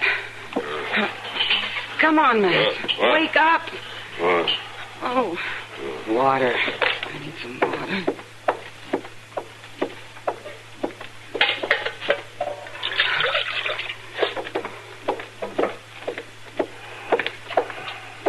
Sorry, Matt, I gotta do it. Matt! What? Now, Matt, you got to get up. What is it, Kitty? It's Joe Lime, Matt. He's in Dodge to get you. Huh? Joe Lime? Yeah. He can't be. I lost him halfway to the border. All right, Kitty, will you go? Matt, it's true. You killed his brother. He's after you. Are you sure? Bill Burr saw him just a few minutes ago. Oh, where? He was at the livery stable. All right, Kitty. I guess I better go over there. Well, wait till I fix you some coffee. You need your eyes wider open than that. Oh, never mind. Just hand me that gun belt. Mm-hmm. Here. Thanks, Kitty. I'll see you later. Matt, are you sure you're all right? I better be all right.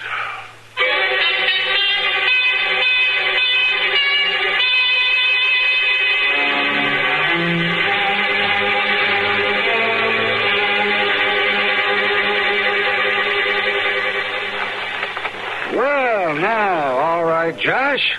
That's all there is to it. Well, thanks, Doc. I'll get somebody to drive you out home. Well, now, Doc, I'm going to be able to use the leg all right again? Of course, Josh, sure. Probably be better than ever after I've worked on it. Oh, I guess you're right, Doc. All right, now, a couple of you boys, give Josh a hand over to his wagon. Yeah, thanks again, Doc. Good boy, Doc. Yeah. Is that all you need me for, Doc? Yes, Chester, I guess so. You were a great help. Well, I should be getting on back to the office. Sure. Oh, I forgot. Yes, you were in the middle of a mighty important job, weren't you now? Cleaning that gun. Oh, I finished that, Doc. You sure don't give me credit for having much sense, do you? Telling me to be sure and take the cartridges out. Well, you better get the gun back to where Matt left it. He might catch cold if he got up and started wandering around without wearing it. You don't think I'd go off and leave Mr. Dillon's gun where he couldn't find it, do you? Well, I don't know, Chester. I put it right where he can see it. It's all right, Chester. All right. Yeah. Oh. Huh? Oh, my. What's the matter? I got to get back there right away. Well, what is it? You figured the coffee's going to boil over? No, Doc. I clean forgot to put them cartridges back in Mr. Dillon's gun.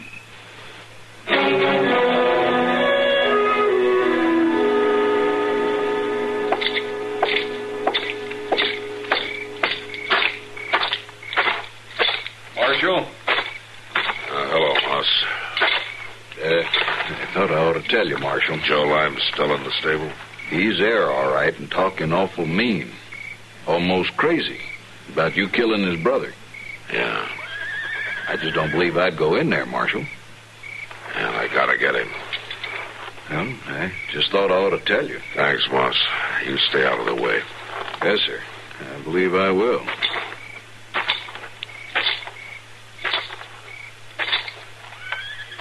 Lime. Joe Lime. Come out of there. I've been waiting for you, Marshal. Ain't you going to shoot back, Marshal? I gotta see him first. It'll be better for you if you come out, Lime. You come and get me, lawman. You just come and get me. All right, I'm coming. Look out for the loft, Marshal. He might have got up into the loft. Yeah.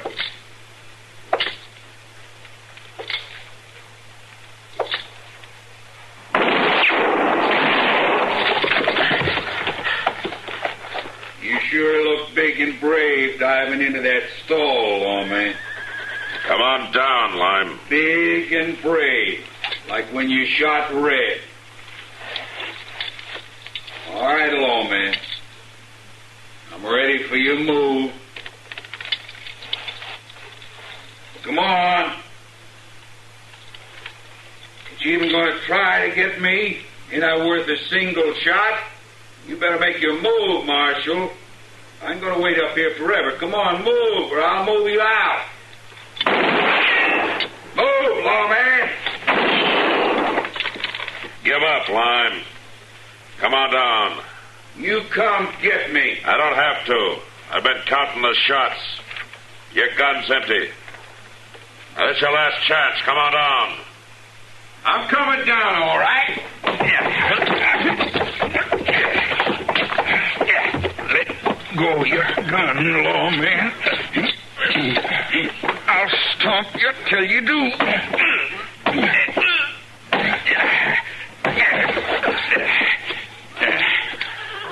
That's better. I got your gun. I got you, too. Now just stand still.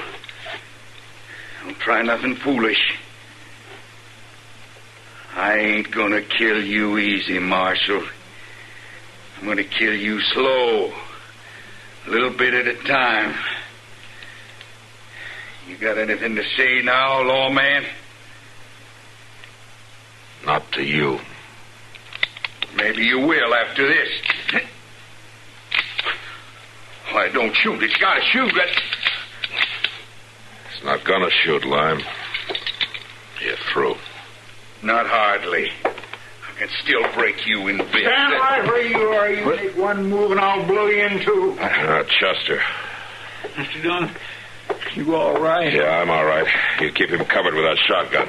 Yes, sir. I got him covered real good. I come down here with the gun as soon as I remembered. Remembered what? Then I forgot to put them bullets back in your gun when I cleaned it. You forgot to put the bullets back? Yes, sir. Your gun was empty. Lord of mercy, you could have been killed, all thanks to me. Yeah, I could have been killed. I would have been, too, Chester. If you had put the bullets back. You mean an empty gun saved your life? I just don't rightly understand, Mr. Dillon. Well, I'll tell you about it sometime when I'm loading my own gun. All right, Lime. Jail's that way. Now get going.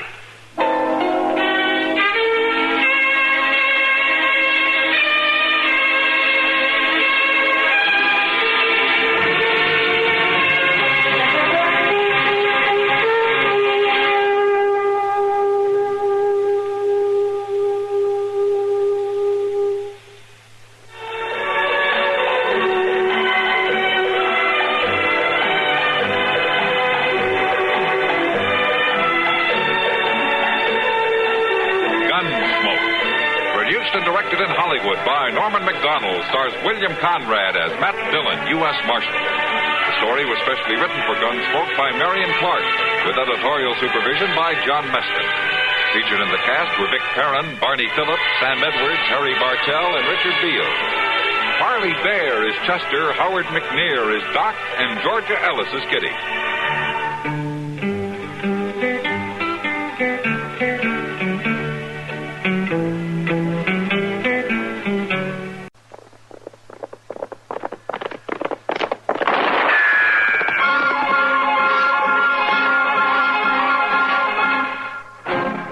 Around Dodge City and in the territory on West, there's just one way to handle the killers and the spoilers, and that's with a U.S. Marshal and the smell of gun smoke.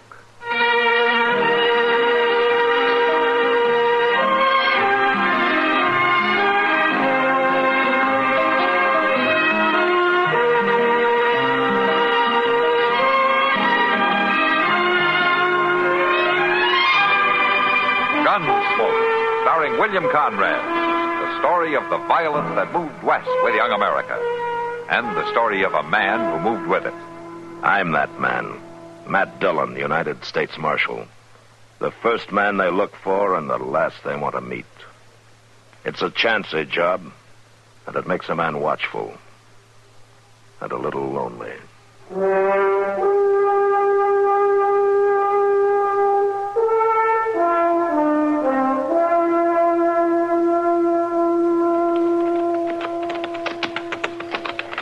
Mr. Dillon, couldn't we stop a little while? Well, if we're going to get to Dodge before dark, we got to keep moving, Chester. Yeah, but I swear I'm about to bust. Oh, what did you expect after the way you ate dinner?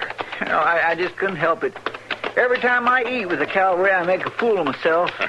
The ration them fellers draws nowadays is really something. Hey, Chester. Look over there in that drawer. Why, it's an Indian, ain't it? Is he dead or what? Well, let's go see.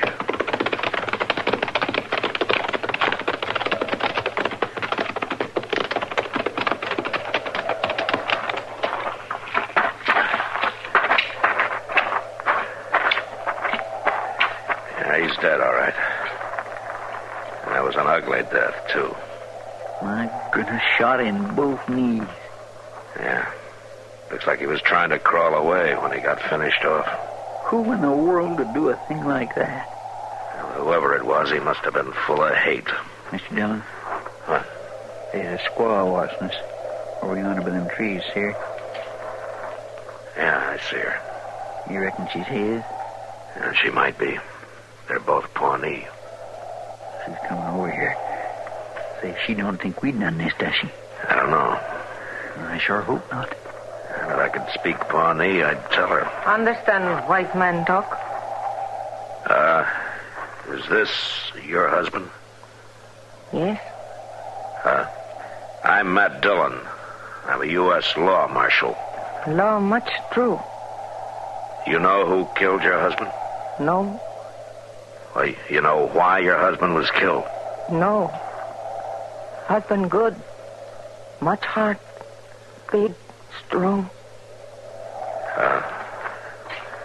We'll help you bury him. No. Indian bury husband. Oh. All right. We'll go. Come on, Chester. It just don't seem right leaving her there all by herself, Mr. Dillon. That's the way she wants it, Chester. Well, let's get on back to Dodge.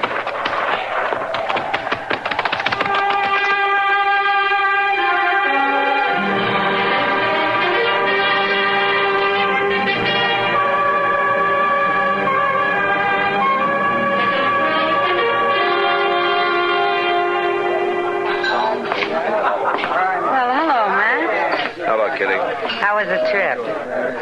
Oh, it was all right, I guess. You don't sound very enthusiastic. Have a beer and tell me all about it. No, thanks, Kitty. I'm going to go pick up my laundry, and then I'm going to go get some sleep. Evening, Kitty. Matt. Hello, Doc. Well, I just treated Chester for an attack of indigestion. How are you feeling? Oh, fine. Well, that's not true, Doc. Something's bothering him. Oh? That's so. What's the trouble, Matt? I'll tell you what's the trouble, Doc. disgust for my fellow man. But I guess I'll get over it. What happened, Matt? Well, on the way in today, Chester and I found a dead Indian. His squaw came along about the same time. Just rough to watch, that's all. Well, Matt, men die all the time, and the women grieve. No, not like this, Doc. He was killed a piece at a time. Somebody had shot him in both knees so he'd crawl.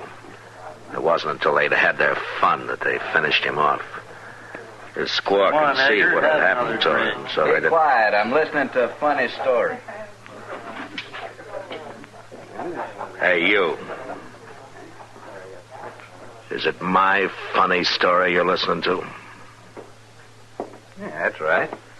Any objections? You have some particular interest in Indians? I have. Go on with the story. It's good. How does it end? It hasn't ended yet. I could end it for you. If there was me out there, that squaw would have went right along with a man. That's so? I hate Indians. I kill them. That's mighty near all I got on my mind. I enjoy killing them. I hate squaw men, too. All right, get your hand away from that gun.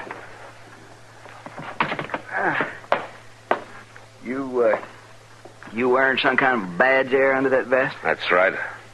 I'm a U.S. Marshal. And you figure that gives you a right to tell me who I can hate? No. That's your business. But what you do about it is mine. Well, I'm going to go on killing Indians is what I'm going to do about it, Marshal. Like I've been doing for 16 years. And you've got a lot to answer for, mister. That's a long time. It seems like no more than yesterday. I come back from hunting one time. I found my wagon burnt. My wife with a pretty back stuck full of arrows. My baby son carried off. They was Pawnees. And Marshal, your little badge ain't gonna change that. That's between me and the Indians. I'm gonna kill them till the day I die. Edgar. Leave me alone. What a terrible thing.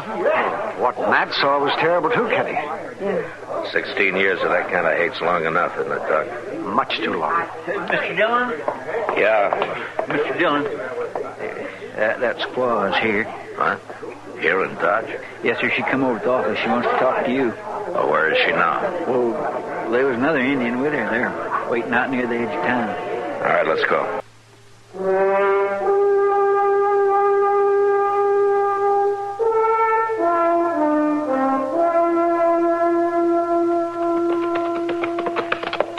I don't see him, Chester. No, me neither. You sure that's the right place? Well, I think so, Mr. Dillon. I couldn't understand her too good.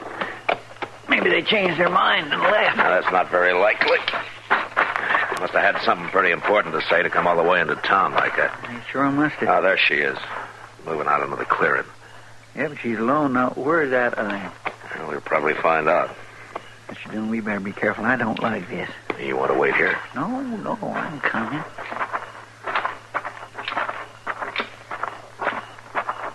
We talk. You come alone now. My friend says that there was another Indian. He back there. He little white wolf. Brother. He no make talk. He wait. Is that the one, Chester?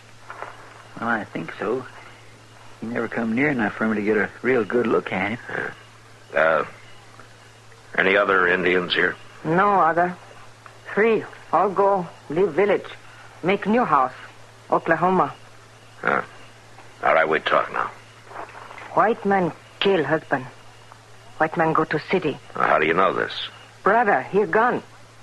See one, only white man. Then go find husband dead. Brother track white man.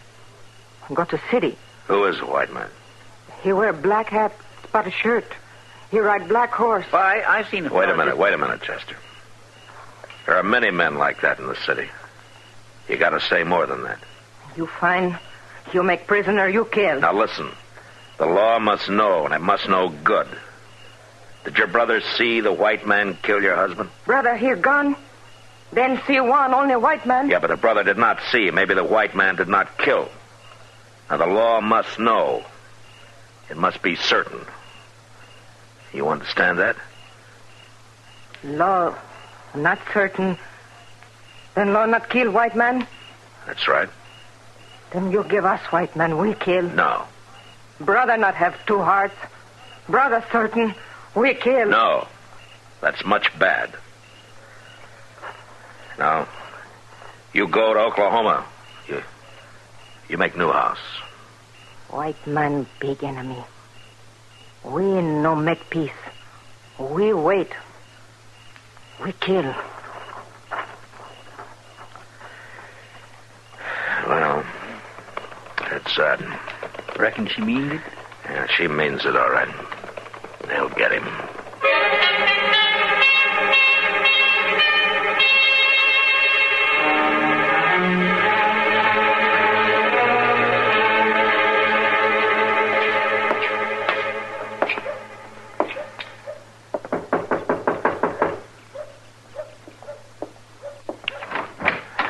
Eggert, I want to talk to you. Come on in. I tried to find you last night. I ain't been hiding, Mark. Yeah, I know. It was late when I got back to town. Nobody knew where you were staying. I went out to talk to some Indians. You seem mighty fond of Indians. I'm fond of the law, Eggert. Now tell me, did you kill that Pawnee? I killed lots of Pawnees in the last 16 years. That's not what I'm asking you. Did you kill that one yesterday? Supposing I did, what would you do about it? I'd hang him. For killing an Indian? Might as well hang a man for squashing worms. That day's past, Eggert. Now, the Indians think you killed him, and so do I. I reckon you'll have to prove it, Marshal. Now, there's an Indian who can identify you. The squaw's brother, so you do it. That ain't exactly true. No? No, because if it was, you'd have me in jail right now. You ain't got no proof. Now, the Indian heard your last shot, and he saw you ride off. He tracked you here to Dodge. Don't put no rope around my neck. Not legally, no. But the Indians know that you did it. And I don't want to have to hang those Indians. And what do you mean by that? I'll tell you what I mean by that. They're waiting for you, Eggert. They're what? That's right. So you stay in this town. You set one foot outside of Dodge City, and those two Pawnees will kill you. Don't be sure of that, Marshal. Don't be sure of it at all.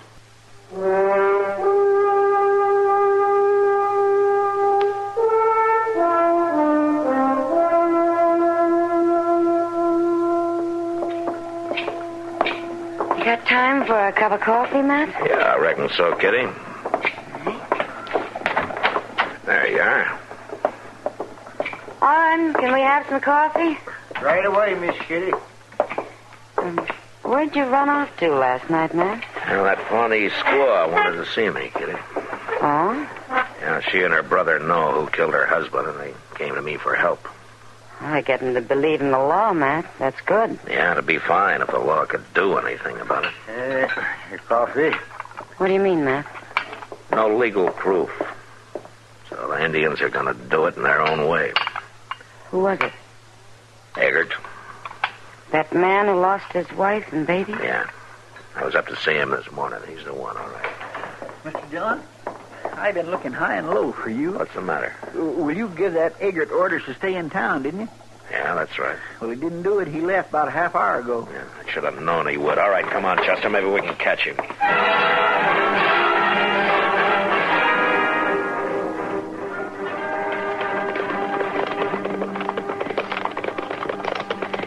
Seems like we ought to have caught up with him, but now, Mr. Dillon. Yeah. Maybe the Indians got him already. I doubt it, Chester. I think they'd get him behind him and trail him till they could set up an ambush. Well, it's a pretty good spot for a fight right here. Wait a minute. There's the squaw over there in those trees. And she's riding up that little gun. Yeah, come on. She's turning. Oh, she jumped off. I'll get her. You catch the horse. Yes, sir.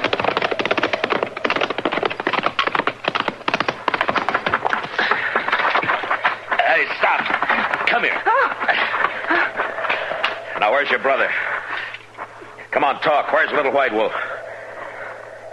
You see white man who killed your husband? Mr. Dillon? Yeah, over here, Chester. I got her horse. What'd she say? Nothing. Nothing? No, not a word. Look, brother kill white man, he break the law. Now the law will punish him. Do you understand that? Now where is your brother? All right, come on. That's where I don't understand, Mr. Dillon. I do, Chester. She waited on the trail as a decoy and deliberately led us away to give her brother time. Right now, that Indian and Eggert are stalking each other somewhere in that bush. See, that was a rifle. White man, big enemy. We kill now. Little white wolf avenge husband. Where'd he come from, Chester? Could you tell? Well, from that bluff yonder, it sounded like. All right, let's get over there. Maybe we still have time to stop him.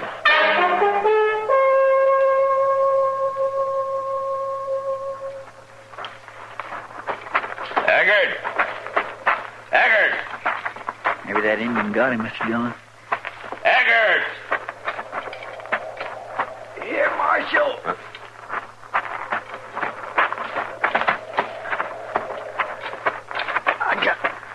I got me another Pawnee. But he got me too. Where is he, Eggert? Right in them rocks.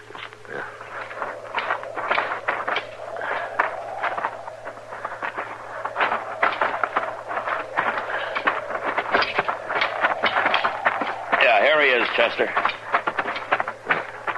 He's shot right through the head. Boy, he's much more than a boy. He's Mr. Dillon. Yeah. Little white wolf. He's dead. Little White Wolf wasn't your brother. Not your true brother, was he? No. True brother died baby. Chief give mother white baby. Call him Little White Wolf. He grow up fine Indian. He good brother. White man die? Yeah, he'll die very soon.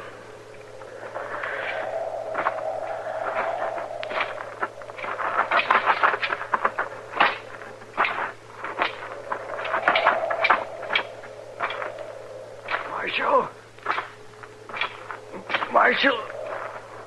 Yeah, Eggert. Did I kill him? You killed him. Oh, that's good. You were just a kid. About 18. I'm glad. That's just about right. By now, my own son would have been just about 18. Mm-hmm.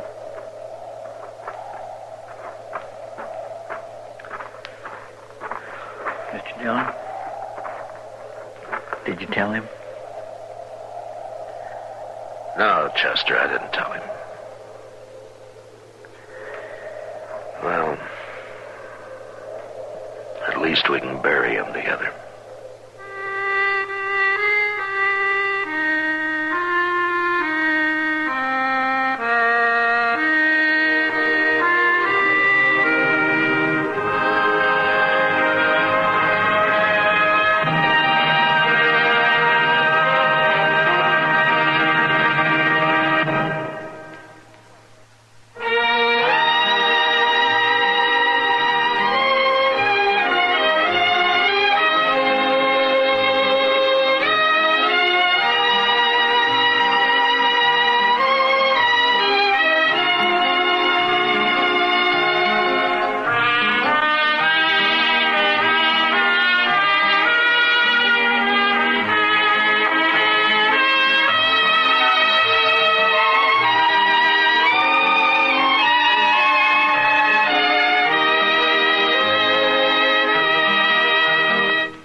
Gunsmoke, produced and directed by Norman Macdonald, stars William Conrad as Matt Dillon, U.S. Marshal. The script was specially written for Gunsmoke by Les Crutchfield, with editorial supervision by John Meston. The music was composed and conducted by Rex Corey. Sound patterns were by Ray Kemper and Bill James. Featured in the cast were Parley Bear as Chester, Howard McNear as Doc, and Georgia Ellis as Kitty.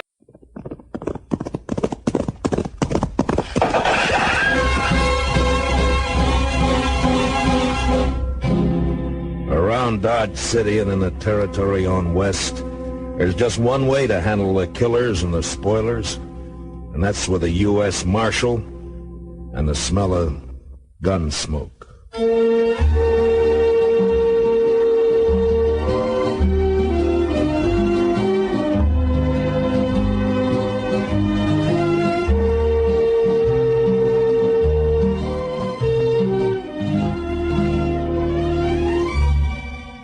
Gunsmoke, the story of the violence that moved west with young America.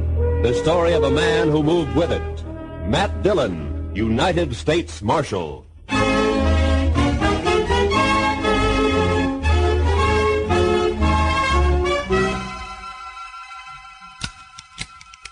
Need any more cartridges, Mr. Dillon? No. I got the greener loaded. Unloaded. I don't want a shotgun. Yes, sir. Do you want me to come with you? You want to come? No, sir. I guess not. But I will. Better stay here then, Chester. This make me a coward, Mr. Dillon? How do you feel? Like a coward. Lassiter scares me, sir. But you were willing to come anyway. Figure it out for yourself. Good luck, Mr. Dillon. Yeah. If I'm not back, don't forget those reports have to be mailed tomorrow. I won't forget. Mr. Dillon? Yeah. You ever get scared? Sure. Better keep yourself busy.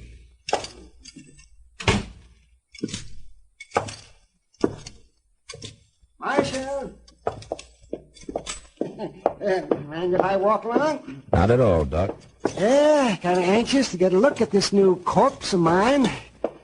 Lassiter's sure done us a favor picking Dodge to die in. This'll put us in the history books for sure. You're a little premature, aren't you, Doc? Not a bit. Oh, maybe a little foresighted. You know, they say Lassiter's packing 18 slugs in. 18 slugs? My goodness. He sure has been a lot of gunfights. Yeah, so they say. Guess he's got the biggest gun rep in this whole section. Outside of maybe Ben Thompson or Wes Harden. And you, of course. He's waiting at the Alafraganza, Doc. You better not walk in with me. Oh, don't you worry. I'm not sticking my snoot into no shooting. No, sirree. Hey, Marshal. Yeah, what is it? You are going to win, aren't you? I sure hate to work on the bodies of my friends. Makes it too darn personal. I'll do what I can, Doc. You watch him close, Marshal. Don't let him pull a hideout.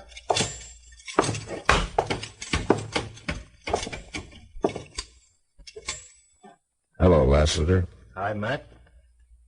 Been a long time. Yeah. Drink with me? Why not? Harry, 2 whiskeys. Harry, get up from behind the bar. Sure, Mr. Lester. Sure. Oh, don't spill it. Leave it on the bar, Harry. We'll pour our own. Yes, Marshal. Yes, sir. Here, sir. How's your shoulder, Lassiter? Aches a little, bad weather. Still carrying your lead, Matt. There you are. Yeah. You should have killed me, Matt. Maybe. It was a long time ago. Matt, I want you to know I bear no grudge. But it has to be. I know. We're gunfighters, you and me, both the same. Yet not the same. But it's in our blood. That's why, Matt. That's why I have to brace you. I got to know for sure. There's no grudge, Lassiter. Your health. And yours.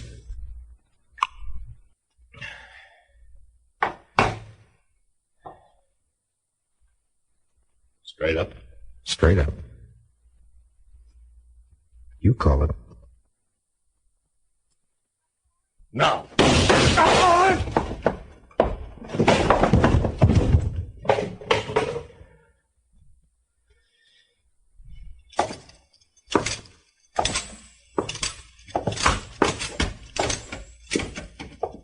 Oh, it was beautiful, Matt. Simply beautiful. Was it? Why, yes, and it was close to. For a moment, I wasn't sure who. Oh, Marshal, your neck. You're hit. Just a scratch. It'll be all right. But here... Let it go. Go and get Lassiter. He's all yours. Hmm? Well, of course. And you'll be happy to know he's got 20 slugs in him now.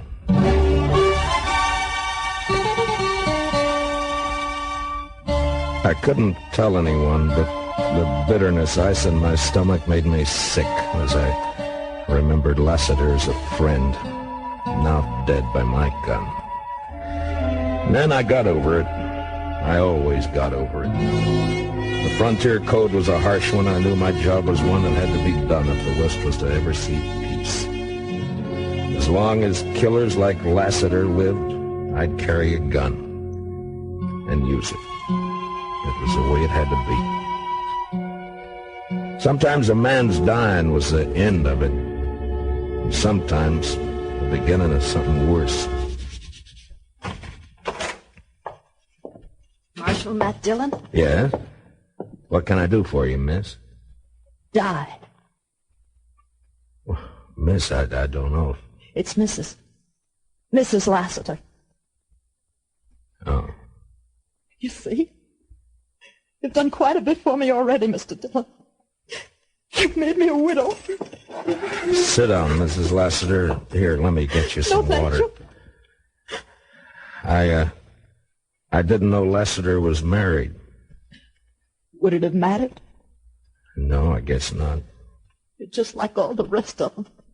A killer, lusting for blood like a wild animal. Mrs. Lassiter. Only your words. You hide it behind a badge. My husband was in town less than 2 hours, but you couldn't wait, could you? You saw your chance to get a little bigger reputation. Matt Dillon, famous gunfighter. Matt Dillon, murderer. It was your husband that sent the challenge, Mrs. Lassiter. I'm sorry for what happened. And if I can help you in any way... No, thank you, Mr. Dillon. I only came to tell you that you haven't heard the end of the Lassiter name. I'm going to see that you're stripped of that big reputation. And you're going to die. Mrs. Lassiter, is there anything I could say that you would listen to? Nothing. And good day, madam. Till we meet again, Marshal.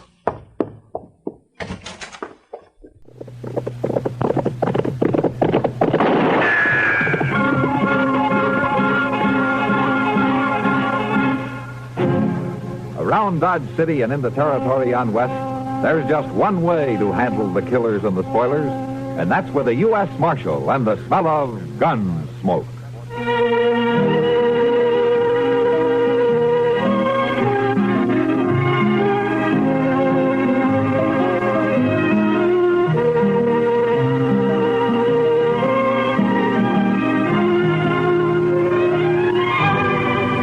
Gunsmoke, starring William Conrad, the story of the violence that moved west with young America, and the story of a man who moved with it. I'm that man, Matt Dillon, United States Marshal. The first man they look for and the last they want to meet. It's a chancy job, and it makes a man watchful and a little lonely.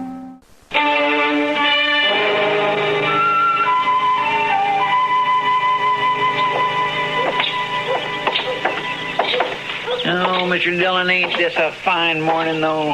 A little nippy, maybe, but just fine. Yeah, Indian summer hanging on, winter holding off.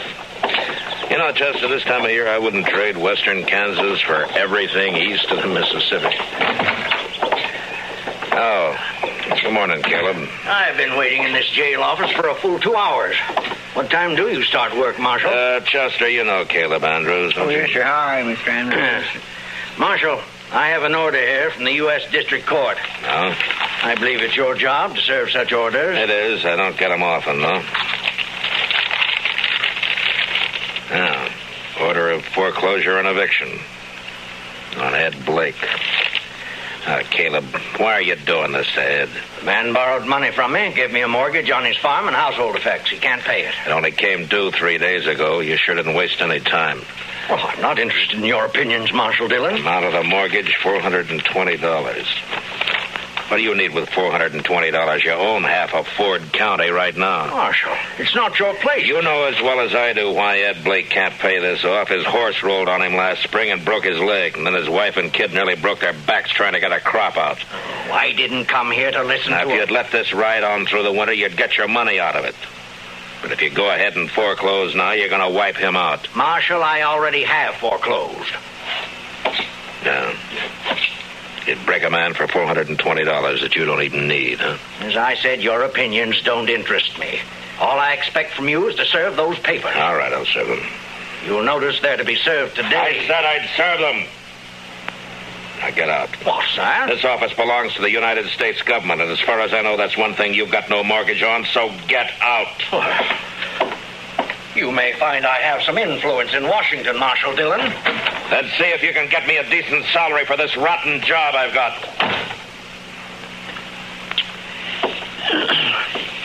Sure was a fine morning, Mr. Dillon. Yeah, it sure was. All right, Chester, let's settle up.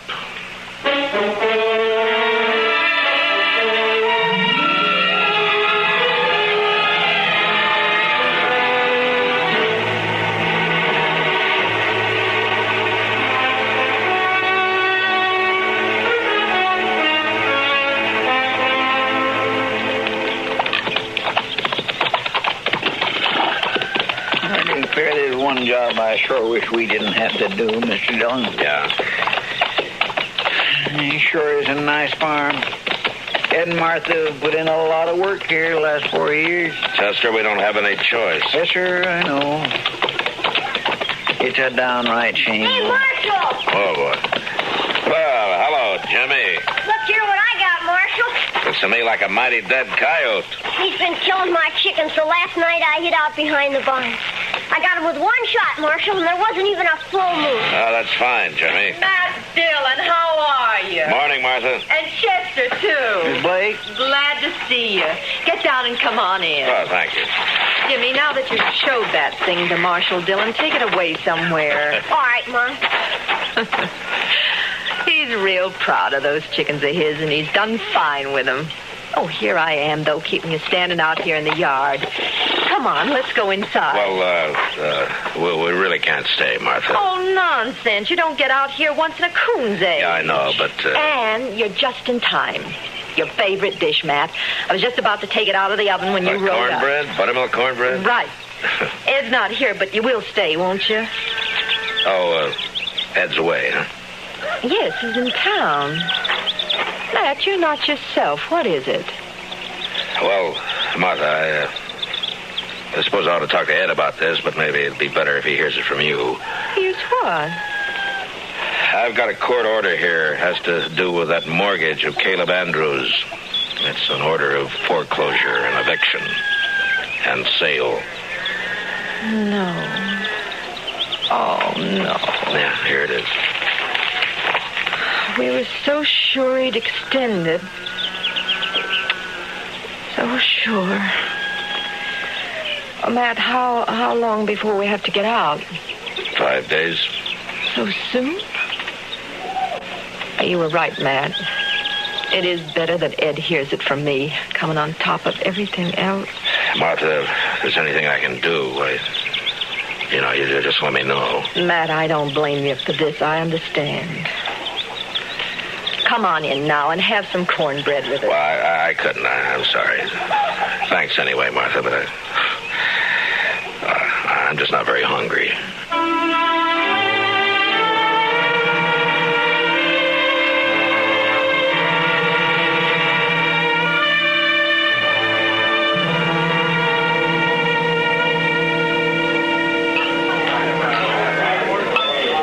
Matt, you've looked low all week.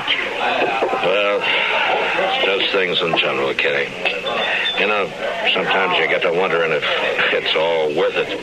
It's the Blakes that's bothering you, isn't it, Matt? Chester was telling me. Yeah, Chester talks too much. Well, it's not your fault, Matt. Somebody had to serve the orders. Yeah, and somebody has to be a hangman, too. Well, life's never all good, Matt. There's always a little bad in it. And on my job, it's more than a little, Doc. Try making your living sometime as a dance hall girl. Yeah, I guess so. But you know, when you have to go out and boot somebody like the Blakes off their land and out of their home, then you just start wondering what is right and what is wrong. Well, if you find out, Matt, that's me now. Oh, there you are, Marshal. I stopped by the jail. All right, Caleb. What's on your mind? That Blake family, Marshal. They were supposed to vacate today, and they haven't done it. I rode by there a little while ago. But according to the court order, they got until sundown. Now, look, Marshal, I believe I'd prefer to discuss our business elsewhere than in the presence of this woman. Just a minute, Caleb. Matt, I'll go. No. Caleb.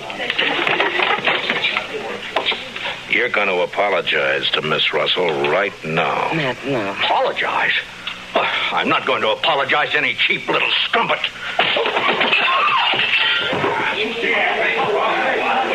Matt, you shouldn't have done it. Sam. Yeah? Take him outside and throw some water on him, will you? Sure, Matt. Come on. Charlie, come here.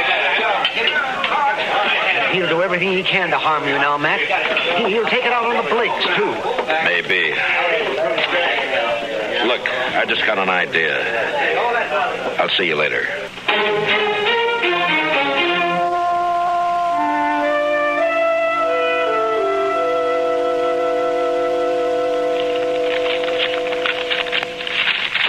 Now, Matt, the mere fact a man runs a bank doesn't always mean he has a free hand in everything he does. A bank has stockholders, board of directors. I have to listen to them. Well, I think they'd approve the loan, Mr. Botkin. Another thing, Caleb Andrews is the biggest account I've got. He's out to get that Blake farm. I crossed him by making this loan you suggest. Oh, Matt, he'd break me. I see. All right, Mr. Botkin, forget it. Matt, I realize I'm under obligation to you. You saved my life that time the James brothers held me up. Saved the bank, too, in fact. That was part of my job. That's no obligation. I was just asking you as a friend to help out another friend. Matt, I'd like to do it, but I just can't, don't you see? Yeah, sure. Forget it. I've got to think of my wife and the two girls. Of course you have. It's not that I don't want to help. I understand, Mr. Botkin. Forget it.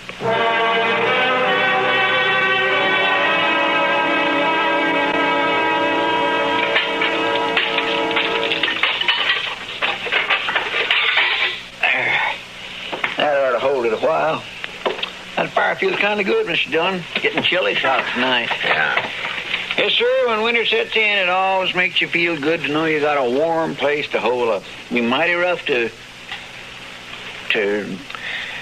Yeah, I was thinking of the same thing, Chester. You reckon they vacated this afternoon? I don't know. We'll ride out there in the morning and find out. Yeah, come in. Can we bother you? Ed, come on in. Martha. Hello, Jimmy. Come on up the stove. Yeah. Fact is, Matt, that we kind of like to impose on you for tonight. We don't have any place to go, no money, and, well, wondered we could sleep in the jail. Well, sure, Ed. Sure, Chester, will you get a fire going back there? Huh? Yes, Mr. And dig some blankets out of the storeroom, huh? Yes, sir. Want to come help me, Jimmy? Yeah, you go along with Chester, son. Ed, we may as well get your stuff out of the wagon. Well, there ain't no wagon, Matt. We walked into town. What? You walked? Well... With that leg? Wagon, the stock, all the household goods, they're all covered in that mortgage, you see. So we didn't take anything, just clothes on our backs. Oh, Ed.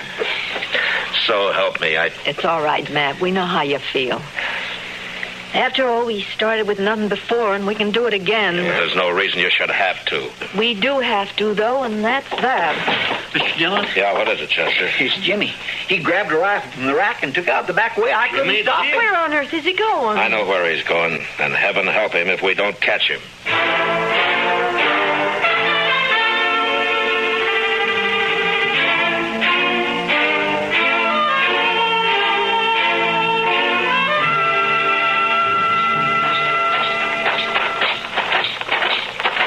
Little Caleb's house here on the corner. Looks dark. Yeah, he may not be at home. Ain't no sign of the boy around. But it's 10 to 1. This is where he headed for.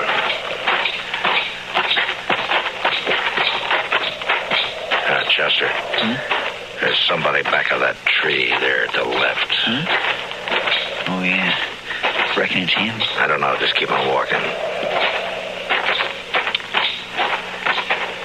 Jimmy? It's me, Matt Dillon. Go away, Marshal. You better go away now. Well, I can't do that, Jimmy. But you're a friend of mine. And I figure you're waiting here to do something you'll be sorry for. And I can't let you do that. Nothing you can do about it, Marshal. I got a gun here and I'm going to kill him. Now, you go away and leave me alone. Jimmy, I know how you feel. I don't like Caleb either. But killing him's no answer. Stop, Marshal. Now, stay where you are.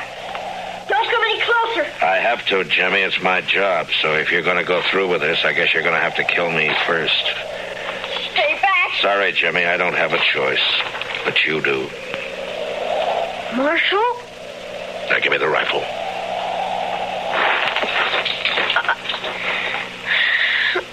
I couldn't shoot you, Marshal. You know that. Sure. I kept waking up nights and hearing Mom crying. Dad had sit up all night without the lamp lit and no fire and not saying anything. Just sitting. Take it easy now. Why is he doing it to us, Mr. Dillon?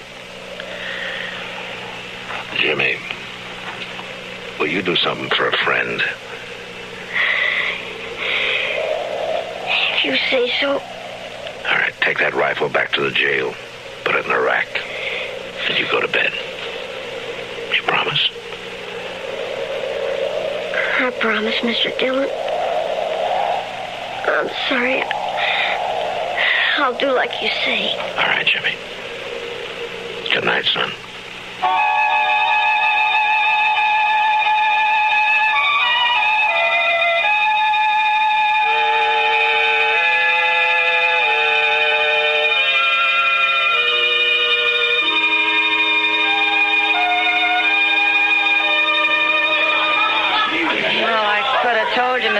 Wouldn't do anything, Matt. He wouldn't dare. He'd be scared Caleb would take his money out of the bank. Yeah, that's about what he said. I don't know, Kitty. I've done everything I can think of. Now, the worst of it is, everybody in town is just as scared of Caleb as Mr. Botkin is. I doubt if they'll even have the nerve to bid against him at the sale. I know. He'll probably get the place at not much more than the amount of the mortgage. $420. Matt, I've seen more than that change hands across the poker table in one deal. And to think that's all it takes to... Kitty. Oh, yeah, Jack. Jack? I'm not usually one to eavesdrop on people, but I have been listening to you two. The reason I butted in, Miss Kitty, I heard you talking about these people losing their home. I don't know this fellow Blake. He's never done any business over my blackjack table and probably never will. No, I don't think he's ever been in here. And I don't know if this will make sense. But the thing is, I left home when I was 10 years old, and I've been drifting ever since. And when I see somebody like this Blake that sticks it out and works and fights and then gets a raw deal, well, what I'm getting at, here's $50, if that'll help me any. Well, this is pretty decent of you, Jack. Thanks. Sure. Matt, I said a while ago that nearly everyone in town was afraid of Caleb. Well, it looks like there's some who aren't, like Jack and the other dealers and the girls and the bartenders. Matt, I can raise $420 right here in the Long Branch. I think maybe you could, Kitty. I can do as well as Jack, too. Here's 50 from me. Boys, everybody, listen to me for a minute. Now, quiet down. Quiet down. I got something to say.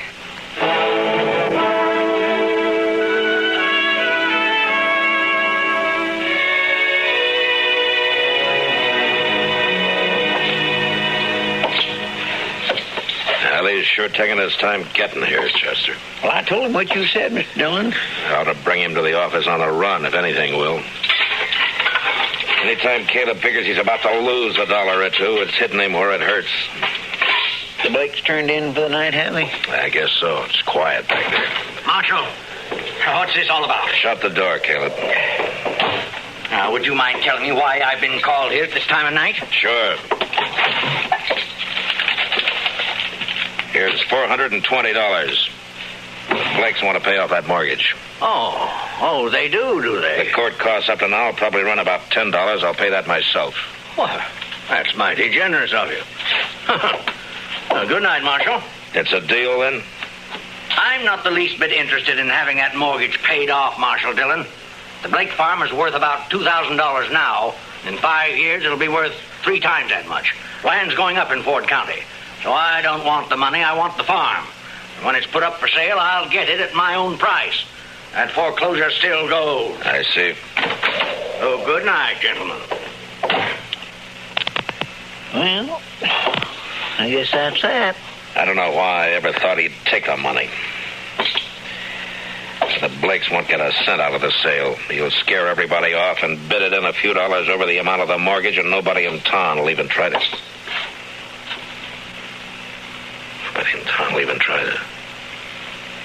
Try to what, Mr. Dillon? Chester, I'm going over and wake up Mr. Buck, and I got an idea. And if it works, we'll hold that sale at noon tomorrow. Well, that's pretty short notice to find an auctioneer. I don't need an auctioneer, Chester. This one I'm going to run myself.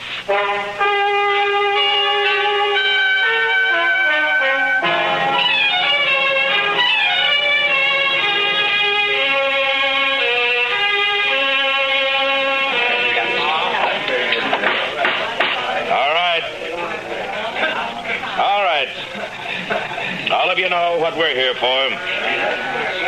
This is a foreclosure sale of the property and the household effects of Edward and Martha Blake, ordered by the court at the request of that fine-spirited, good-hearted public benefactor, Caleb Andrews. All right.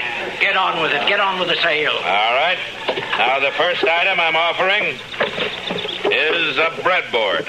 Marshal Dillon, may I suggest you lump the household effects together and offer them as one bulk item? I'm sorry, Caleb. I'd rather offer them one at a time. Unless, of course, you'd care to waive all claim to the household effects and withdraw them from the order of foreclosure. I waive the claim. The household goods are withdrawn. Now, get on to the house and land. So ordered.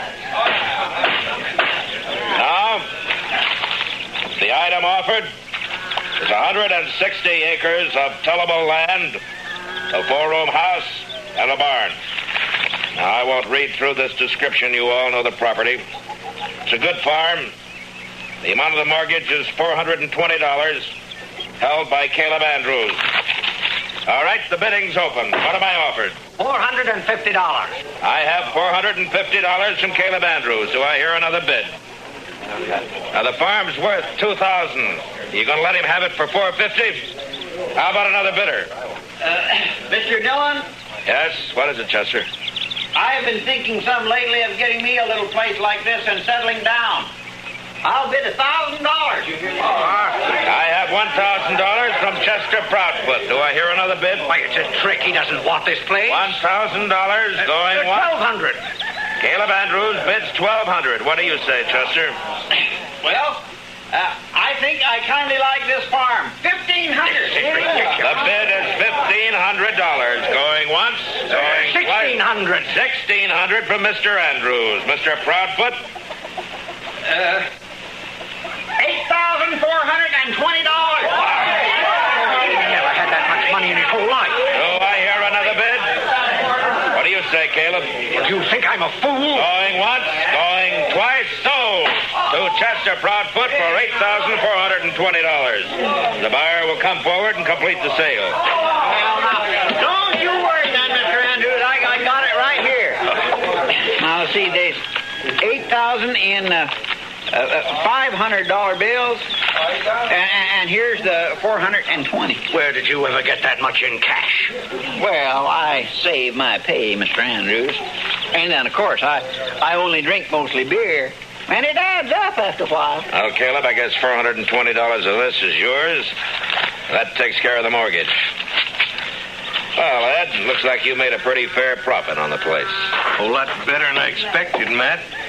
But I'd still rather have the farm than the money. Ed, I've been sort of thinking it over.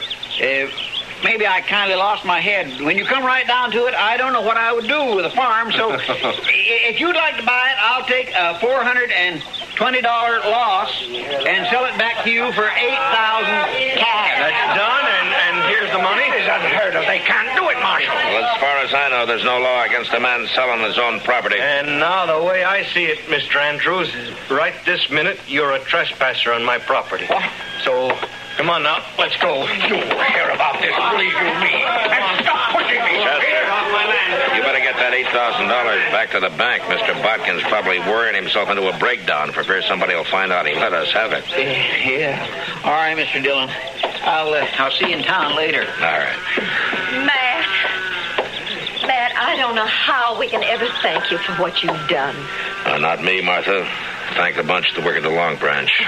Now, they're bums and drifters, most of them, but when Kitty told them the story, they really came through. We'll pay it back, Matt, every cent of it. And that girl, Kitty, I guess I've said some hard things about her in the past, but Matt, will you ask her to come out to dinner some afternoon? I'd like to thank her myself. Sure, I'll ask her, Martha. I think she'll appreciate that even more than you know.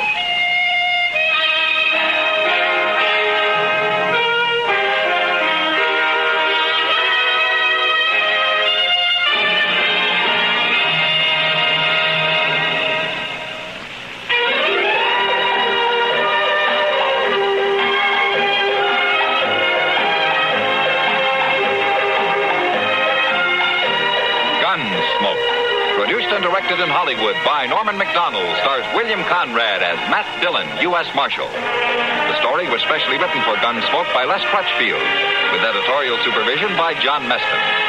Featured in the cast were Gene Bates, Joseph Kearns, Dick Beals, Jack Moyles, Lawrence Dobkin, and James Musser. Harley Bear is Chester, Howard McNear is Doc, and Georgia Ellis is Kitty.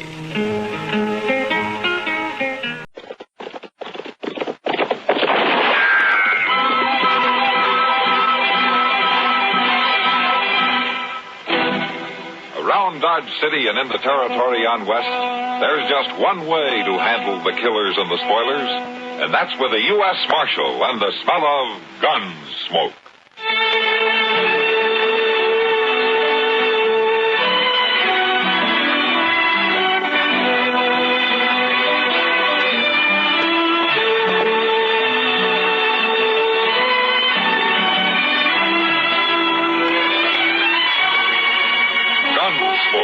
Starring William Conrad, the story of the violence that moved west with young America, and the story of a man who moved with it.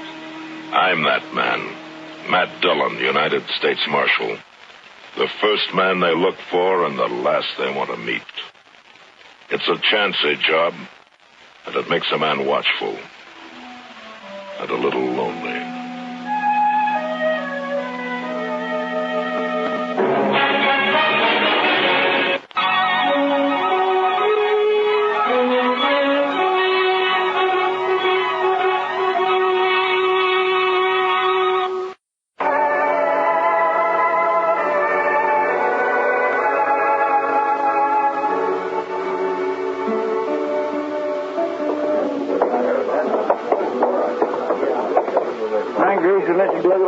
Down there by the depot. That's quite a crowd. Well, what's so curious about a wagon load of buffalo hides, I wonder? Well, maybe they got a white one, Chester. They sure must have something mighty interesting. Yeah. Is this your wagon, mister? No. Gatless. I skinned for him. What's the crowd for? Just curious. The other skinner got hurt, and we brung him into the dock. Oh, what happened? Did they hurt bad? And Gatless didn't see no sense in bringing him into town at all. Me and the cook, we made him, though. And here comes Gatless now. Chester, go up the docks and see what you can find out. All right. How is it, Gatless? The doc will take care of everything, Tobe. Well, never mind that. How is he? He's dead. Well, let's drive these hides on down to the shed. Come on. Just a minute, Gatless. Some other time, Marshal. I'm busy. So am I, but I want to talk to you anyway. You and the cook go get them hides unloaded, Tobe. I'll be right along. Yeah. All right, what do you want, Marshal? What happened to your Skinner? Billy? He hurt himself, that's all. He's dead, isn't he? Yeah, he's dead. Look, Gatliff, anything you don't want to tell me, I can ask Doc. Well, there's nothing to tell, Marshal. He got hurt and he died, that's all. When did he get hurt? Last night. And why didn't you bring him in last night? Them other fellers that cooked and told, they figured he was done for anyway. They didn't want to bother, I guess. Well, what happened to him? How did he get hurt? I don't rightly know, Marshal. He was alone in camp. We got there, he'd gone and burned himself. Burned? With what? Hot lead, Marshal. Spilled it all over him. He was cooking up lead in a fry pan. That was one of his chores, making my bullets. Always was a mite clumsy, so he messed himself up this time. Must have been a lot of lead. 50, 60 pounds, I reckon. Mr. Gatliff, that man of yours, Doc called through with him. He says you can bury him now. Oh, no, I ain't going to pay for no burial. He's just a Skinner I hired. I don't even know his last name. You're his boss, aren't you? You brought him in. Just a bum that worked for me. Well, I mean... All right, hold it, Chester. Well... Okay, Gatliff, we'll take care of it. Caused me trouble enough. I don't want to hear no more about it. Chester, what about this Skinner? Tell me. Oh, it was just terrible, Mr. Dillon. Doc says he don't know how he lived as long as he did. Did he talk to Doc? Oh, my, no. Poor fellow. How do you suppose it happened? For hot lead. Had a whole pan full of it, they told me. Yeah, but what man's going to pick up 50 or 60 pounds of molten lead and spill it all over him? Well, I didn't think of that. Of course, there's another way it could have happened. How? Somebody could have pushed him down into it. Oh, my goodness. Who? I don't know. Gatliff or maybe a Skinner, Tobe. Wonder where Tobe went. Him and the cook probably went over to the Long Branch to drink up their wages. All right. Chester. Yes, sir? Go do something about burying that man, will you? Yes, I will.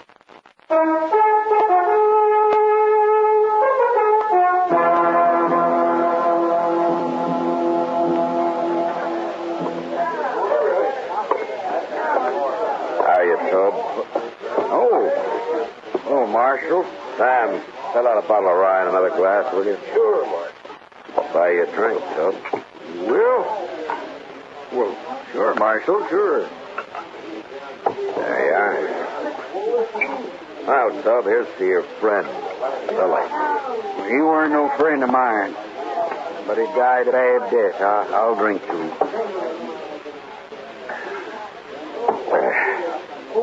Tell me something, Tobe. How did Billy and Gatliff get on? You noticed Gatliff's eyes, Marshal. Yeah, I did. He's got powder specks shot in through him. They look like turkey eggs. Yeah, I know. Now, you don't get on with a man like that. How come I never seen him in Dodge before? That man's greedy, Marshal. He's downright wicked about money. He figures he can save time and make more money by selling his hides to buyers' agents on the prairie. He gets less out there, but he can kill and sell more that way. Well, he came in with a load of hides today. Well, that's just because we made him come in with Billy. Yeah. Tell me about the accident, Tobe. Well, Billy was melting lead in a fry pan. The way I figured, he must have tripped somehow and fallen smack into it. When we rode in, we found him rolling around on the ground. That's all I know. When who rode in? Well, me and the cook. The cook skins on days Billy's making bullets. Where's Gatliff? Oh, he went in just ahead of us. Oh? How long ahead of you? Maybe 20 minutes. And he found Billy first, is that it? Yeah, I guess he did. Now, I hadn't thought of that before, Marshal. So that's why you've got so many questions. Well, I wasn't sure, Tobe. But I expect you're telling the truth. The cook told the same story. So that's what happened. Gatliff killed him.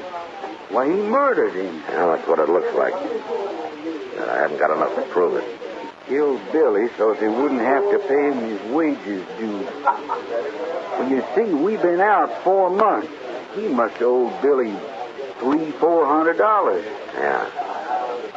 You going back out on the prairie with him? I ain't afraid of him. He'll sure be sleeping with one eye open from now on. And if you let on you're suspicious, he'll sure try to kill you. Not me. He can just do his killing on somebody else. You'll be leaving in the morning, I suppose, huh? About dawn, I reckon. As soon as Gatlip hires a new skinner. Yeah. Well, the bottle's yours, Tope. And good luck. I sure do thank you, Marshal.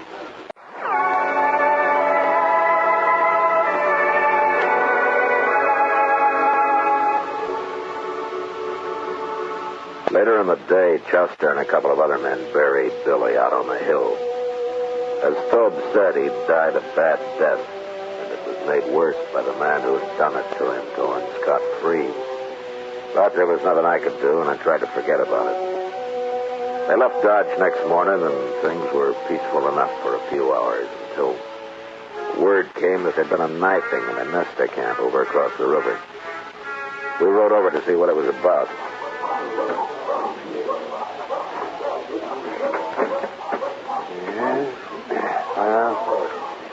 He was knifed in the back, man. That's all I know. Yeah, and nobody saw it happen. This looks like somebody got clean away with murder. Yes, it is. Well, look here. Yorkie. Marshal? Chester? Oh, what are you doing over here, Yorkie? I come looking for berries, and I seen it. Oh, what do you mean? I seen that man get stabbed. You did? I heard him arguing, and I sneaked up just after he'd done it. They were all alone. Well, who did it, Yorkie? Did you recognize him? No, I never saw him before. Oh, what did he look like? Oh, he was big, dirty looking. He had a buckskin shirt. Anything else? Well, he had funny eyes, Marshal. He had spots in them. Mr. Dillon, that sounds right. Yeah. How in the world could you ever sneak up close enough to see his eyes, Yorkie? I lived with the Arapahoes. Well, by golly, you did, didn't you, son? You know who did it, Marshal? I do now, Yorkie. I had to catch him. I gotta get back. So long, Yorkie. I guess it was Gatlip, all right, Mr. Dillon. Yeah. Seems like a dangerous sort of man to be running loose. Well, I got him now, Doc. As soon as I find him. I hope so, man. I certainly do hope so.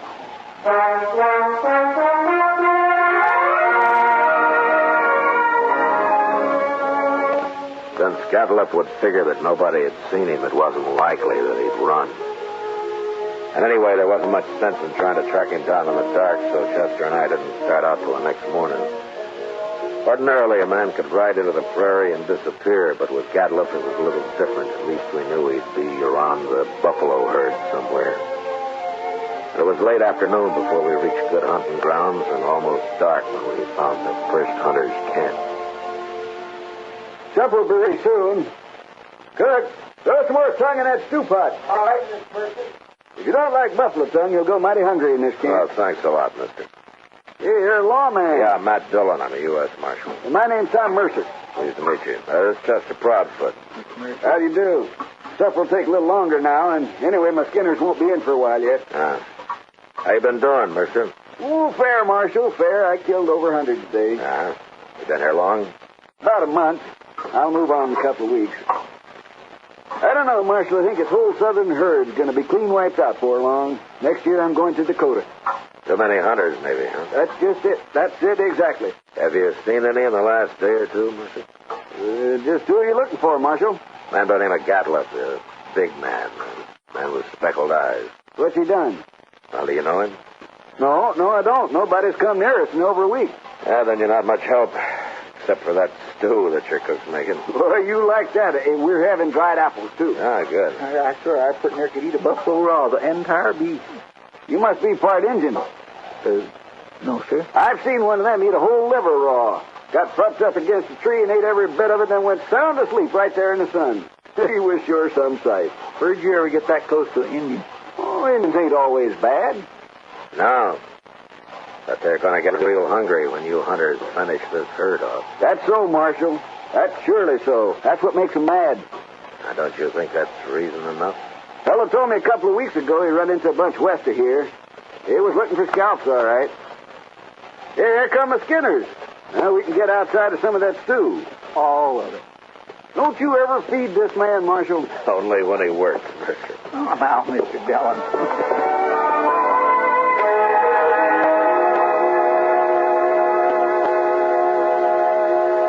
We spent the night in Tom Mercer's camp, and at dawn, just after breakfast, we said goodbye and rode on west.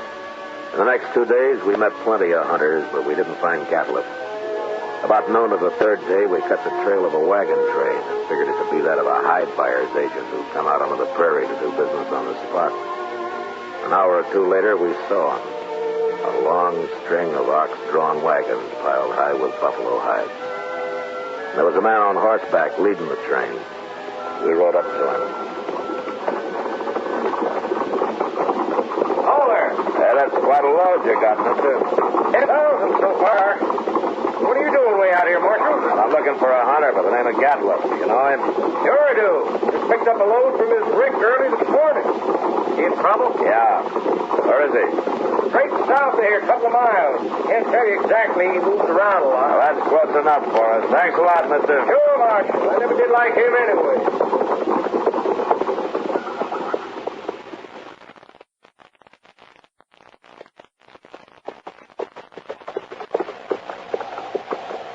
There's an empty rick yonder. That must be it. Yeah, but he's moved his camp. Yeah, but not far if it was just this morning. Chester. What's that out there? Where at? That looks like a man. Come on.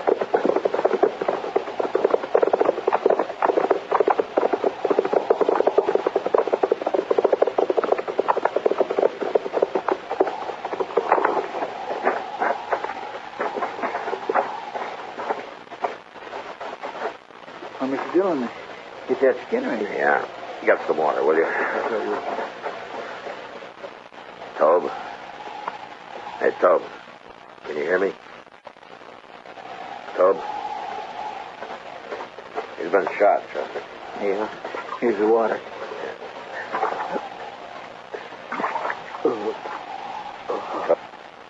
Tobe, it's swelling. Your head's right. Here.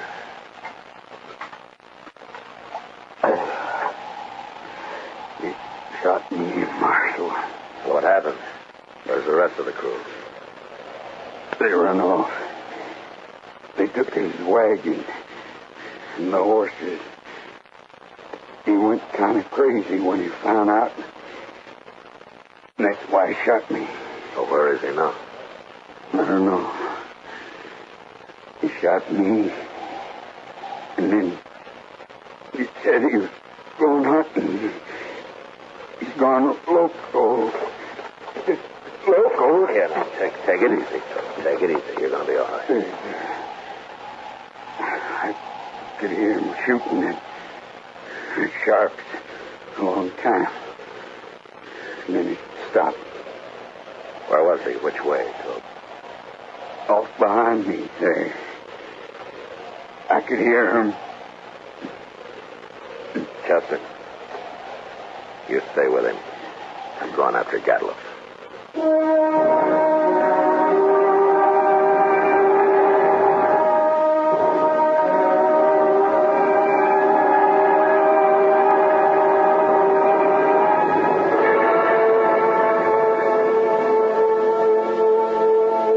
Off in the direction Tobe had indicated, there lay a large, isolated hollow surrounded by low ridges. When I reached it, I dismounted and crawled up to where I could look down into it. There was no sign of Gatlin. But lying on the prairie floor were the bodies of countless fresh-killed buffalo.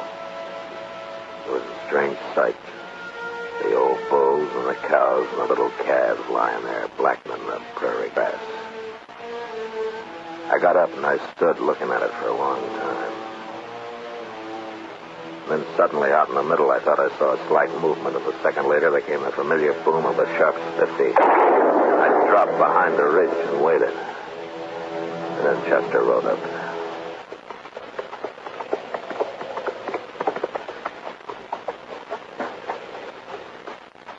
Found him, Mr. Dillon? Yeah.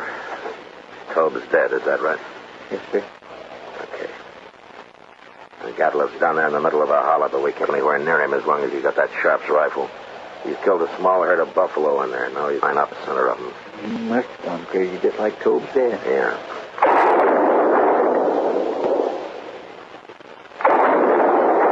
What in the world is he shooting at now? I wish I knew, Chester.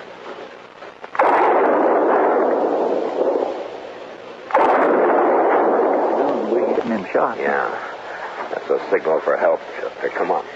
Look out, maybe it's just a trap. We'll be ready to take cover behind one of these animals. It might be. Yes, sir. Just keep your eyes open now. There he is. Behind that big bull. Yeah, I see him. Mr. Dillon. He's all... Yeah, there have been horses in here. Indians. Oh, my goodness. Come on.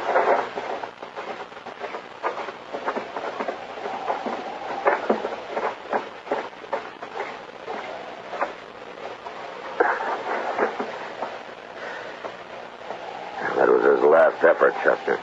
He's dead now. Mr. Dillon, that's awful. Yeah. Come on, let's get out of here.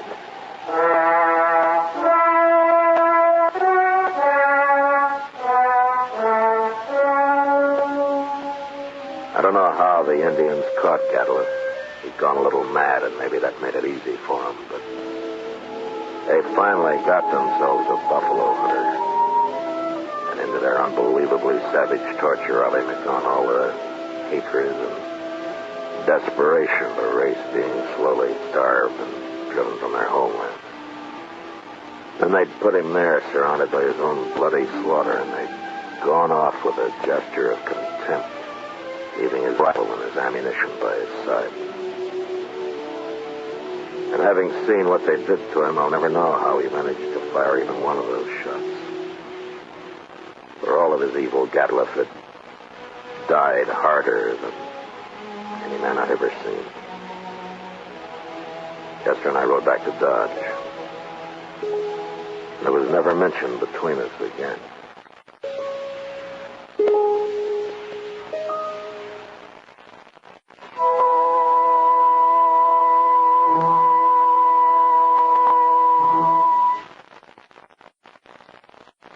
Gunsmoke.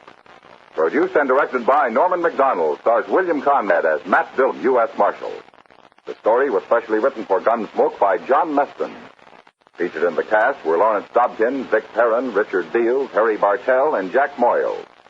Harley Bear is Chester, and Howard McNear is Doc.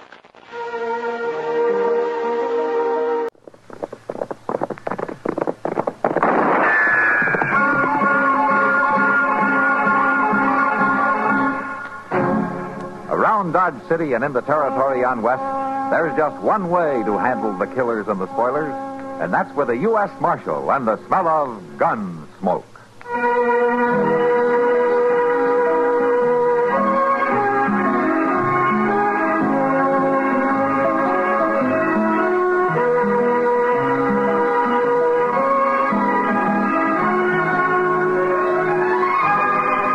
Gunsmoke, starring William Conrad.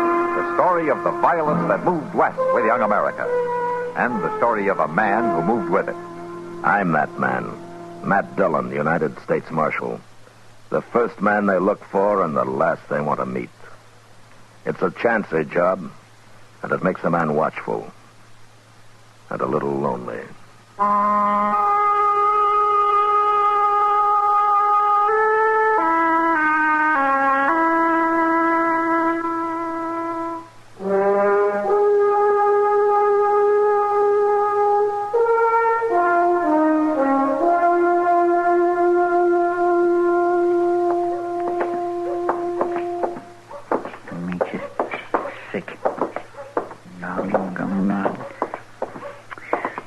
Doggone that doggone luck, Mr. Dillon. There's times a man just don't use his head for nothing except to hang his hat on. What are you talking about, Chester? I knowed better than to keep on playing, but I went right ahead and done it anyhow. Oh, the poker game last night, huh? Forget it. Forget it? Mr. Dillon, I lost $9.45 in that game. You'll live. Yes, I'll live, all right, but I'm sure going to be eating mighty low on the hog for the rest of this week. Wait a minute, Chester. What's the matter? Well, now, what's the matter with her? Flying down that boardwalk like the devil himself was chasing her. Yeah. Well, that's Sally Bogan, Mr. Dillon. Yeah, I know. Sally. Seems like she's scared of something right now. Hey, Sally, wait a minute. Wait. Oh, it's too hot a day to be hurrying like that, isn't it? Yes, I guess it is. Oh, what's the trouble, Sally? Why were you running? Oh, I don't know. Something scare you? Somebody I just saw. Man. Forget it, Marshal. I'm all right now. Well, who was he? What did he do to you? Nothing. I just didn't want him to see me. Why? Who was he? My husband. Ben? No, not Ben. The other one. Forevermore, the other one? The first one. Nobody knows about it. Not even Ben. What's this all about, Sally? Oh, I was 17 in San Francisco. He was second mate on a clipper. And about 4 years ago, it went down in a typhoon, and he's dead, Marshal. He's got to be dead, or else I'm not really married to Ben. You should have told Ben about it. I know, but I didn't. And now it's too late. Oh, it wasn't him. It couldn't have been him. Just somebody that looked like him, maybe. Oh, that's possible. Well, he wasn't drowned. He'd have come back before this. It's been 4 years. Oh, my gracious alive. No man wouldn't stay away from a pretty little... Been a long time, Sally. You're prettier than ever. Hello, Jeff. Why'd you run when you saw me up the street there? Well, I wasn't sure. No, it can't be. Oh. It just can't be. No. Hey, what's the matter? No, Jeff, don't touch me. You better take it easy, mister. She's kind of upset. Who are you, mister? My name's Dillon. Well, you just run along, Dillon. He's the marshal here, Jeff. We don't need no permission from the law. Jeff. Sally and me are going to spend some time together and maybe have a drink or two. And it's going to be just like old times now that I'm back. No. No. You better tell him, Sally. Tell me what? Jeff, I'm married. I ought to know better than anybody else that you're... You don't mean to somebody else. I thought you was dead. The ship was sunk and you didn't come back. And I thought you was dead. Well, you sure didn't waste no time hitching on to somebody else. She waited 4 years, mister. That's a long time for a girl to try to make out alone, don't you think? What I think is my business, Marshal. Come on, Sally. We're going to talk this over in private. Jeff, I can't. Now, this is no way for a wife to act to her lawful husband. You come on. Just a minute. Now, Sally, do you want to go with him? No, Marshal, I got to tell Ben. I've got to decide what to do. All right, mister, you heard her. Are you aiming to come between a man and his wife? You call it what you like, but you're not dragging her off somewhere when she doesn't want to go. Is that so? Well, on board ship, Mr. Marshal, when a fella butts in like this, we just... Jeff, no! You better stand back now, Miss. Oh, make them stop! That wouldn't be too easy, no.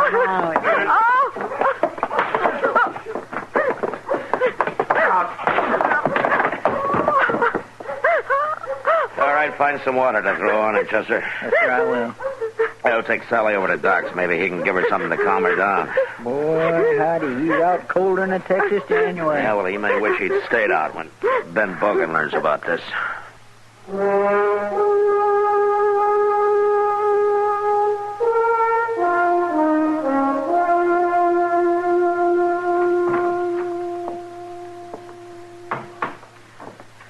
How is she, Doc?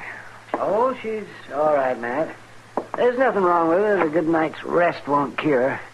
And one less husband, of course. Yeah, that's quite a situation. Yeah, it sure is. It's going to be worse, I'm afraid. Why? She didn't break any law. She had plenty of reason to think her first husband was dead. No, I mean the trouble is going to stir up when Ben Bogan finds out. She doesn't want to see Ben until tomorrow, Matt. She wants to stay here in town tonight and try to figure things out. Well, that's a good idea. She can get herself a room over at the Dodge House. Wonder which one of those men she'll pick. I don't know, Doc. I just hope she does it quick before the two of them meet head on. You know, Matt, if I was 20 years younger, I might get into the fight myself. Huh? An old goat like you. Goat? Oh, man. I'll have you know that a few short years back when I was a mite slicker and spry, oh, my, I was a holy terror with the ladies. Yeah, I can believe that. Why, it wasn't until recently that I'd even accept a woman patient. They'd always up and fall in love with me. And a man just can't have it. Doc, what's this I hear about my wife? Hello, Ben. Oh, Marshal. Somebody said they seen you bringing Sally up here a while ago. Well, yeah, I guess they might have at that. Well, what's the matter with There's her? nothing serious wrong with your wife, Bogan. She's a little upset, that's all. Well, what do you mean? What's she upset about? Well, I don't think the technical terms would interest you. Now, never mind the terms, Doc. What's she doing here? What's wrong with her? Well, maybe you could explain it better. What's going on here, Marshal? Well, Ben, it's kind of like Doc said. It's just Doc, I think I'd better go over to the Dodge house. Ben. Sally, now, what's this all about? Haven't you told him, Marshal? Well, I thought I'd better leave that to you, Sally. Tell me what, so help me. If somebody don't say something... Take it easy, Ben. Take it There's easy. something wrong with my wife. There ain't nobody else say nothing, and you say take it easy. Ben, it seems that Sally here was married once before. Married? Yeah, a man named Lightly, a sailor. Sally thought that he'd been drowned at sea years ago, but, well, he turned up here in Dodge today. He came looking for her. Sally, why didn't you tell me? It was all over and done with. I didn't think it mattered. Oh, you didn't, huh? Well, you think it mattered if I whip you some. Ben? Leave her alone, Ben. You stay out of this, Marshal. Go run that skunk out of town if you want to do something useful before I get to him and kill him. Killing won't solve anything, Ben. He's got as much right here as you have. Has he got a right to come sneaking around my wife? Could be she's his wife, Ben, since it turns out he's still alive. Well, he won't be alive long. And it's your fault, you little ducksy. I said leave her alone. I'll leave her alone as soon as I beat a little sense into her. No, please. All right.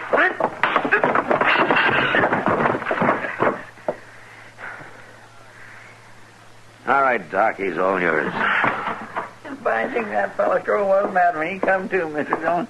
You were just stomping on it.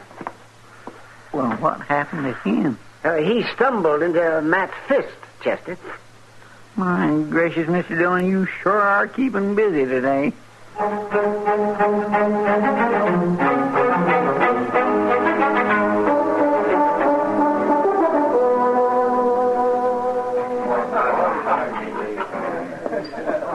What are you going to do about it, man? Wish I knew, Kitty. You know, if those two get together, somebody's going to be killed. I can't keep them apart forever. No? Yeah, if it was a drunken trail driver with a 6-gun in his hand, I could handle it maybe, but... I don't know. These man and wife mix-ups are... 2 men and a wife, Matt. Yeah, that's twice as bad. I was going to end up worse. Well, I sort of figured Sally was heading for trouble. Not quite like this. Oh? What do you mean? Well, she doesn't belong in a place like Dodge City, Matt. She's too restless, too free and easy. She spends too much time in town. Doing what? I wouldn't have said anything if this hadn't come up. Well, now, come on, Kitty. What are you getting at? Do you know a whiskey drummer named Slim Randall? Slim Randall? Yeah, I've seen him around. Well, he and Sally have been together a lot the last few weeks. It's harmless enough, I guess. Well, you know how people talk and make something out of nothing. Yeah. All right, I'll change what I said. It's 3 times as bad. Or it will be if Ben hears about Slim Randall. Matt? Oh, Matt. Yeah, what's the trouble? I want you to tell us. I want to know what you two have done with my wife. I've been trying to tell you that she doesn't want to see you tonight. She doesn't want to see anybody. She's got to be left alone so she can kind of get hold of herself. Oh, there you are, Ben. You heard what he said. You're lying, both of you. You let her get together with that low-down sailor from San Francisco. That's right, mister. Well, I've been looking for you. Well, now you found me. My name is Lightly. You dirty tin. All right, hold it, Ben. No, Marshal, let him draw. That's all I ask. Just let him draw. I'll shoot the first man who touches his gun. Mister, I want to know where my wife is.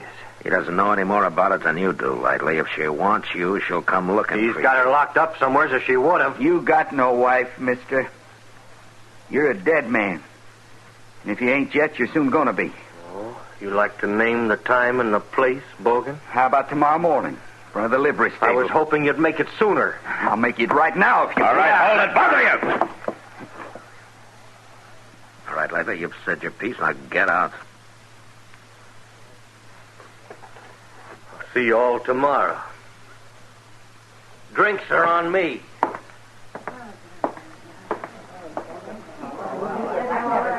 I'll kill him. I swear I'll kill him. Oh, calm down, Ben. Go buy yourself a whiskey. Maybe I will. Well, it sure can cause a lot of trouble, Matt. A woman having one husband too many. Maybe she won't have, Doc. Not for long, anyway.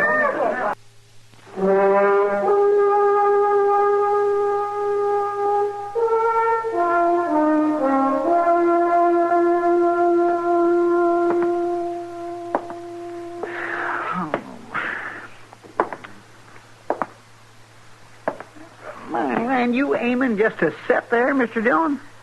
Yeah, that's right, Chester. Well, it's pretty near time. Yeah, I know that.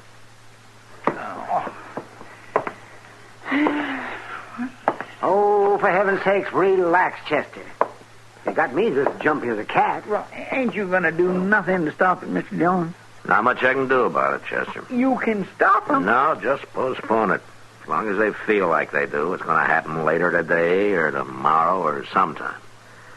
I can't ride herd on them 24 hours a day. Well, I don't know, but there must be something you could do. Well, how about a game of pinochle, Chester? A pinochle? At a time like this? Well, why not? Why, I never heard nothing so cold-blooded in all my life. Pinochle? Well, I never thought of it that way. You know what I mean, Doc Adams. No, I don't want to play no pinochle. Well, how about you, man? Yeah, sure, Doc. Get the cards. Well, I swear I never seen the likes of you two. Oh, stop worrying, Chester. When it's time, I'm going to go down to the stable and I'm going to try to stop them. Well, I'm proud to hear that. Matt? Oh, thank heaven you're here. What's the matter, Kitty? Matt, you got to stop those two men from killing each other. You're as bad as Chester. Here's a letter. You read it. Huh? Yeah, it's for you. Jim Dobie came out and gave it to me a few minutes ago when I passed the Dodge house. He didn't have time to bring it over. I think I know what it is. Okay. I should have guessed it. Oh, never mind, Chester. Come on, let's go.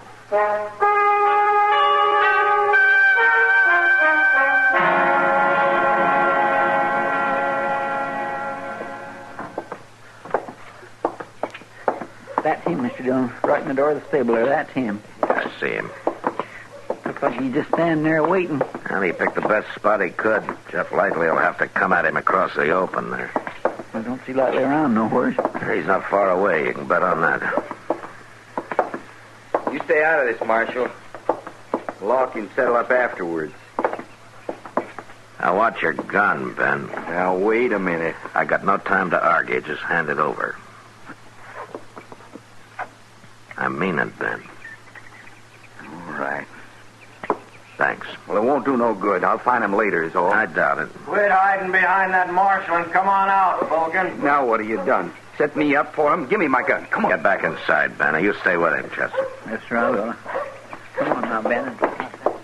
You don't let it blow. I don't recollect giving you no invite to this party, Marshal. I'll take that gun of yours, Lightly. Well, I ain't so sure about that. Here, now, you're pretty high-handed, ain't you? You're just lucky you didn't try to draw. Chester, bring Ben out here. Well, all you're doing, Marshal, is just putting it off a while. It'll just happen later, is all. Maybe. All right, both of you. I want you to read this letter. It was handed me a couple of minutes ago. Go ahead. From Sally. Go ahead, read it. Marshal Dillon, when you get this, I've left on the train for back east. Huh? I'm going with Slim Randall. He's a fine fella and treats me good, not like Jeff and Ben. You tell them for me I don't want they should kill each other, but I don't never want to hear of them again. Well, what do you think? Fighting over a woman who doesn't want either one of you. Why, a dirty little sneak. You know, come to think of it, I was getting so I didn't trust her at all. Oh, I never did. That's why I wasn't in no hurry to find her. Well, here now, Bogan. I'm going to buy you a drink. And I'm proud to accept. And the second one's on me. Hey, Marshal. You know, I guess you got here just in time to keep us from making a couple of fools of ourselves. No, not quite in time, boys. What do you mean? You both married her, didn't you?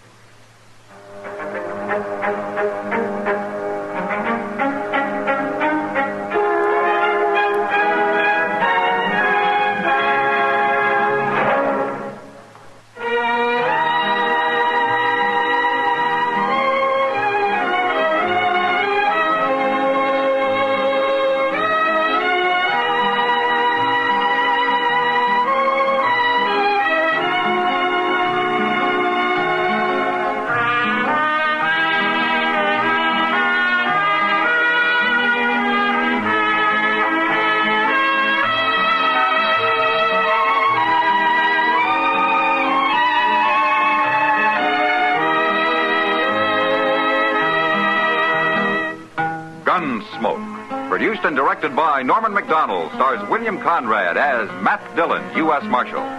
The script was specially written for Gunsmoke by Les Crutchfield, with editorial supervision by John Meston. The music was composed and conducted by Rex Corey. Sound patterns were by Ray Kemper and Bill James. Featured in the cast were Parley Bear as Chester, Howard McNear as Doc, and Georgia Ellis as Kid.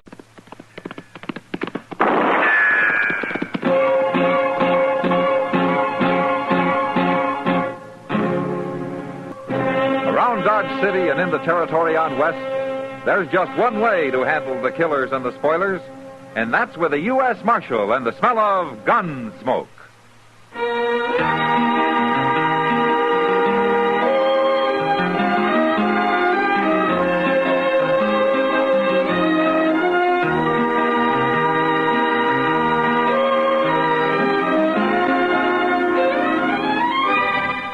Gunsmoke, starring William Conrad. A transcribed story of the violence that moved west with young America. And the story of a man who moved with it. I'm that man. Matt Dillon, United States Marshal. The first man they look for and the last they want to meet. It's a chancy job, and it makes a man watchful. And a little lonely.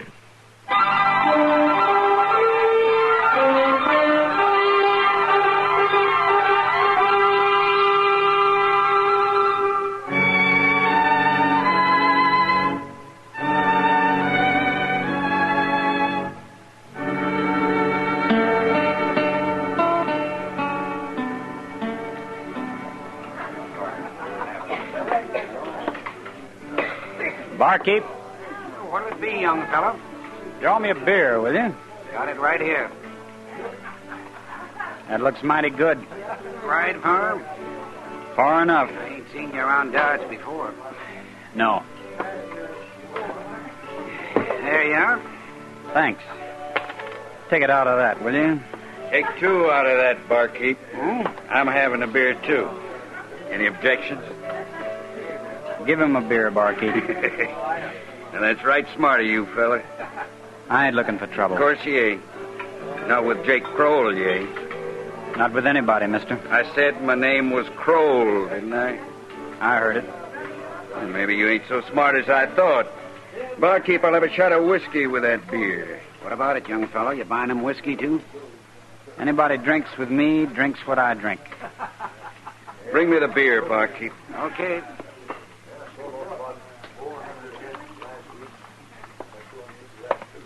There you are. Now, young fella, I'm going to show you what happens to people that don't do as I tell them. Watch how I drink your beer. Sticky wet, ain't it, young fella? Yeah. Yeah, it is. Hit me, huh? Now I'm going to have to kill you.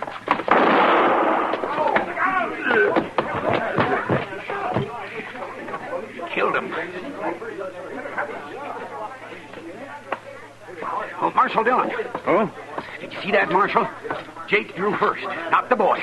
Jake made him fight. He was bullying him right from the start, and then he drew first. I'll be witness to that. I saw it. I came through the door just as it happened. Good thing you saw it, Marshal. Give me your gun. What? That ain't right, Marshal. It was self-defense, pure and simple. I said give me your gun. Marshal, you ain't listening. It's okay, barkeep. It's okay. Here's my gun, Marshal. My office is across the street. Let's go. It ain't fair, I tell you.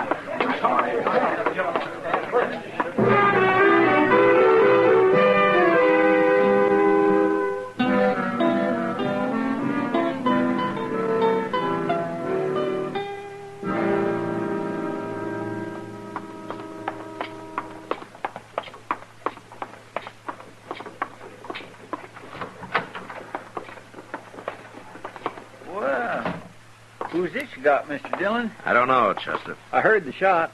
Did he fire it? Yeah. Sit on there, fella. Anybody get hurt? Jake Crowell. They killed him. He did? It was self-defense, Chester. Well, then why'd you arrest him? I'd kind of like to know myself. What's your name? Andy. Andy Travis. Where you from? On west of here. I'm just drifting.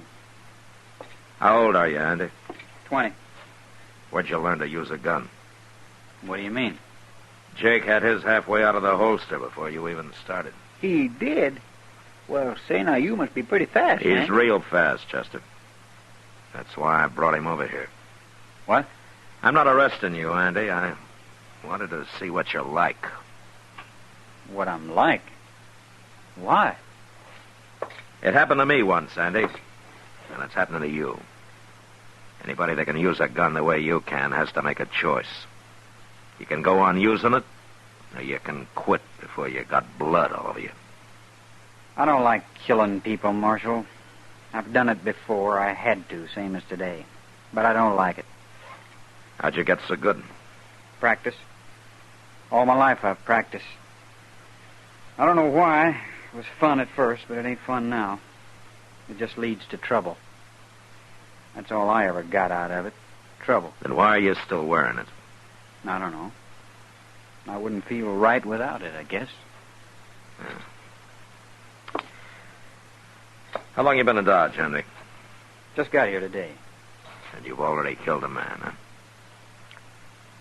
And the barkeep is going to tell everybody in town just how fast you are. And the first thing you know, you're going to have a reputation. It won't be very long before somebody tries to cut you down for it. You're going to have to go on killing the rest of your life. However long that is. It's too late already, Marshal. No, it isn't. You're not a killer, Andy. I know a killer when I see one. No. No, I'm sure not. But you're going to have to kill. One man after another. I know. Well, I'm not going to watch it. You take your gun off and you leave it off or you get out of Dodge. You go do your killing someplace else. Marshal, you think I could find a job here? Chester. Yes, sir. Moss Grimmick's looking for a man over at the stable. Yes, sir. On your feet, Andy. I'll show you where it is.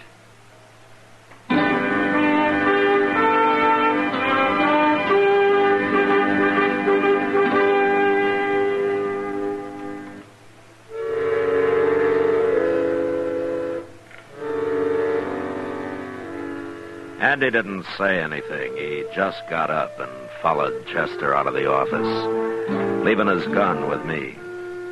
I unloaded it, threw it in a drawer, and I hoped it'd stay there forever. After a few weeks had passed and it was still there, I began to think that maybe it would. Andy worked out fine at the stable. Everybody liked him. And Moss Grimmick soon trusted him enough to let him run things by himself, while Moss started to get in more fishing than he had in years. Sometimes Chester went with Moss, and having Chester out of the office gave me a chance to catch up on some paperwork.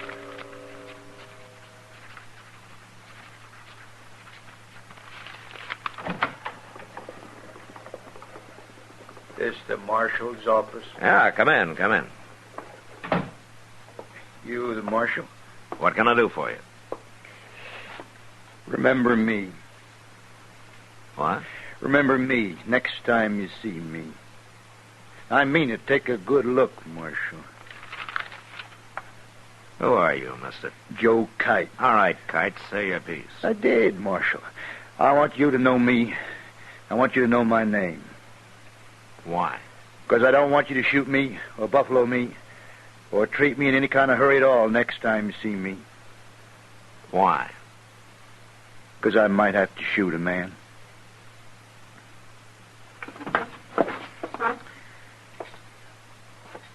What are you talking about? I can't tell you now. I'll tell you after I've done it. Are you drunk? Plumb serious, Marshal. There's no need for you to get all fretted up. I'm not going to do anything wrong. Shooting people around here is wrong, mister. Kite. Joe Kite, Marshal. What are you trying to tell me? That I may have to shoot somebody. But if I do, there won't be nothing wrong about it. And I want you to know in case you come running up with your finger on the trigger of a shotgun or something. You look like a bar bum to me, Kite. I doubt if you even own a gun. Oh, I'm going to get one, Marshal. I see you wearing a gun, and I'll take it off you and throw it away. Now, Marshal, that's no way to Get talk. out of here. All right. But you're going to talk different, Marshal. Keep moving. You'll see. You just wait.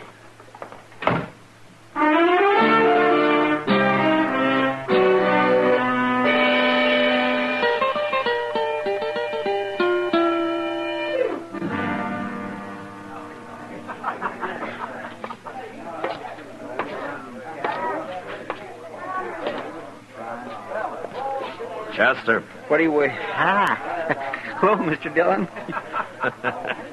What are you looking so guilty about? Well, I'm not. Nothing. A man spends all day out fishing. He deserves a little beer afterwards, doesn't he? Yes, sir. Where's Moss Grimmick? Well, he went back to the stable so his Andy could get away for a while. Andy's sitting over there with Miss Kitty. Oh. Did you catch any fish? Yes, sir. Yes, we did. We got a whole sack full, Mr. Dillon. All catfish. Good. Well, you finish your beer, Chester. I'll be back in a few minutes. Okay, sir.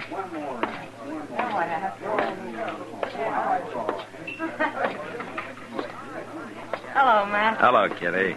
Andy. Oh, Marshal, take a chair. Thank you.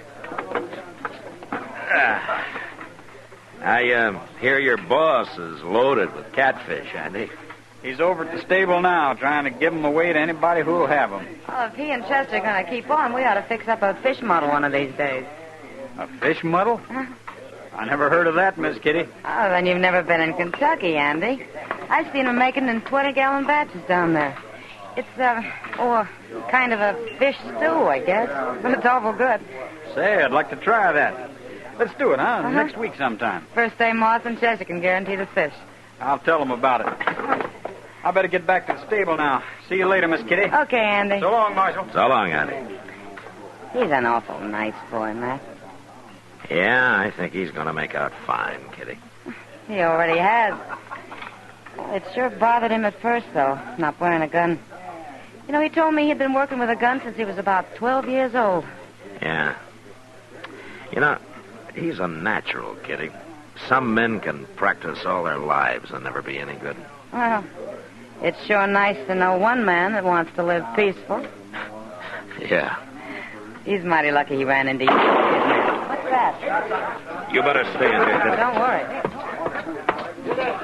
Everybody but Chester, stay right where you are. You want me to guard the door, Mr. Dillon? No, follow me.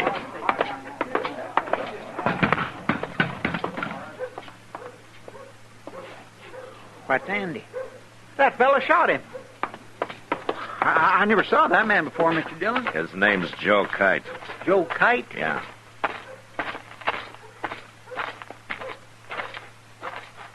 Hello, Marshal. You gonna use that gun again, Kite? No, of course I ain't. That's too bad. I kind of wish you wouldn't. Oh, I told you, Marshal, I didn't do nothing wrong. Now, Marshal, no. Marshal, no. Marshal!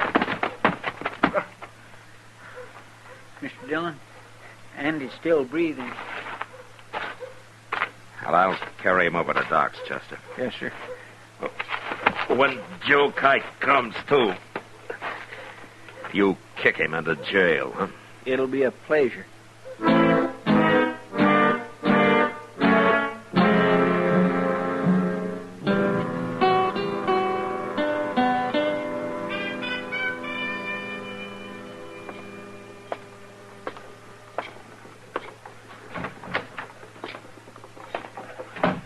How's Andy feeling, Mr. Dillon?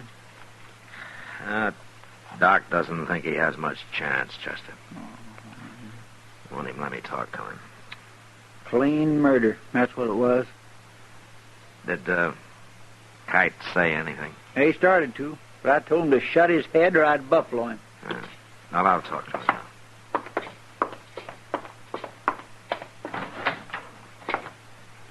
It's about time you came, Marshal. You had no reason to lock me up. You had no reason to hit me either. I told you what might happen. Well, unlock it and let me out of here. You'll get out of there when you go to trial. That's where you're wrong, Marshal. You're going to let me out of here now. Why did you murder him, Kite? I didn't murder him. I told him I was going to take him in, and he resisted. Take him in? I was going to march him right in here and turn him over to you, Marshal. What are you talking about? His name isn't Andy Travis, Marshal. It's Andy Haycox. So, of course, you didn't know it or you'd have arrested him yourself. I couldn't tell you before this or I'd have lost the reward. $1,000, Marshal. That's what he's worth.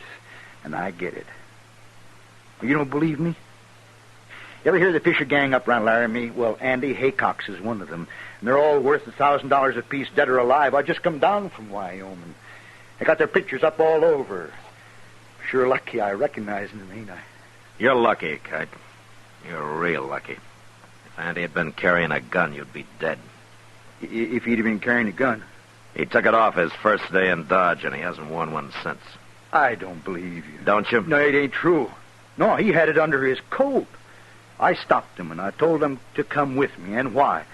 And then he started to grab for his gun, and I had to shoot him. An outlaw like... Of course he had a gun. I'll ask Andy what he did.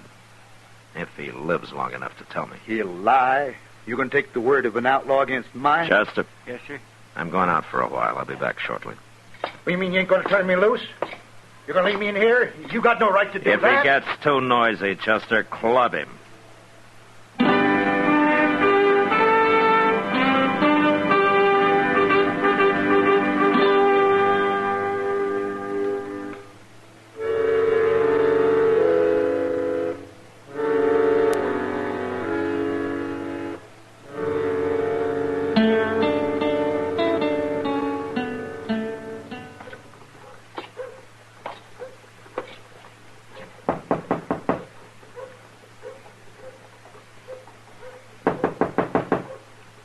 Who is it? It's Matt, Doc. Come in, Matt. Come in. How is he this morning, Doc? Oh, about the same, Matt. Will talking hurt him? And if you don't get him excited, talk too long, I guess it won't matter. It won't matter. Well, he thinks he's in fair shape, Matt, but one hemorrhage and he's gone. It can happen anytime. Now. You go see him. He's in the back room there. Okay, Doc.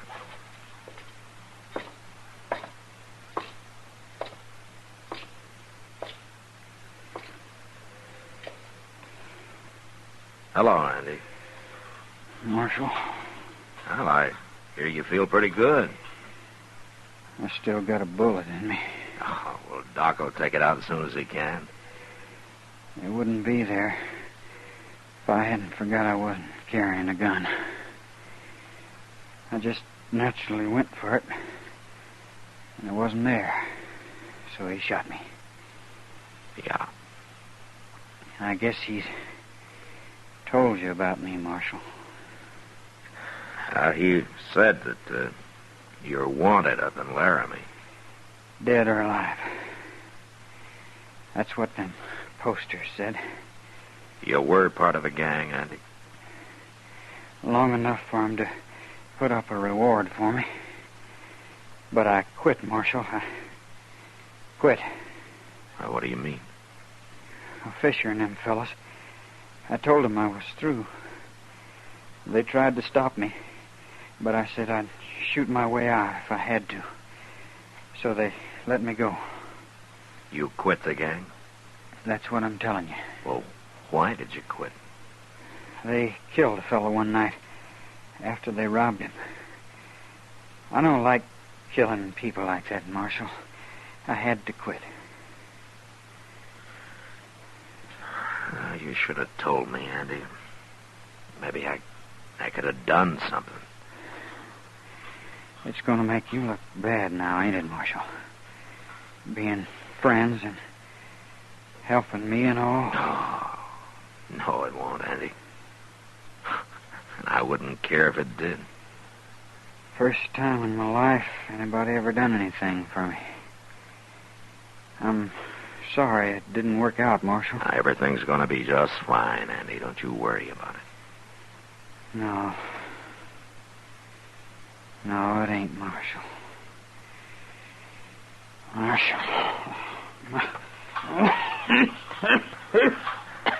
Doc. Doc, come in here, will you?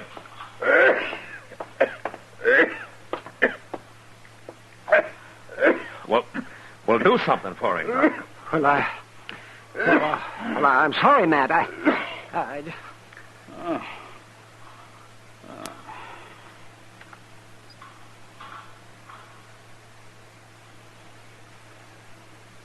He's dead, Matt. Matt?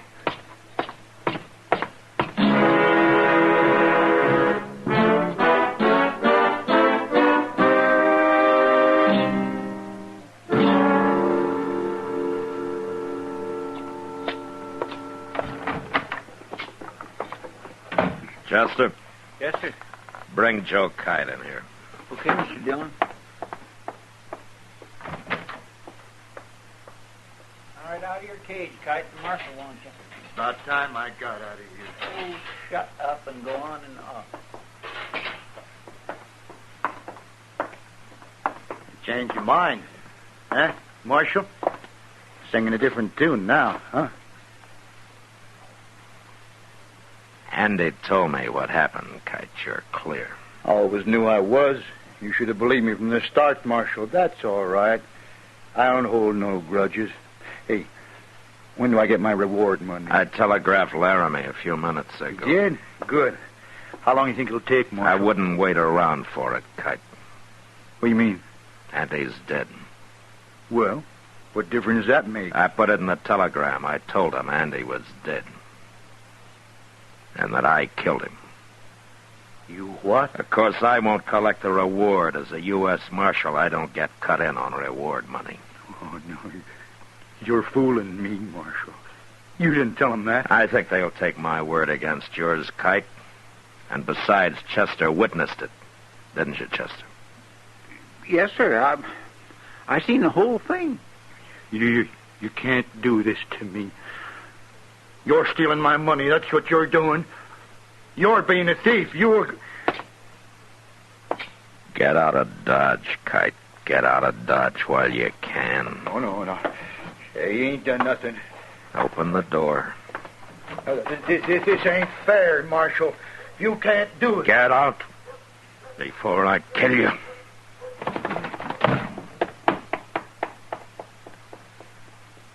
Mr. Dillon, I'm sure sorry to hear about Andy.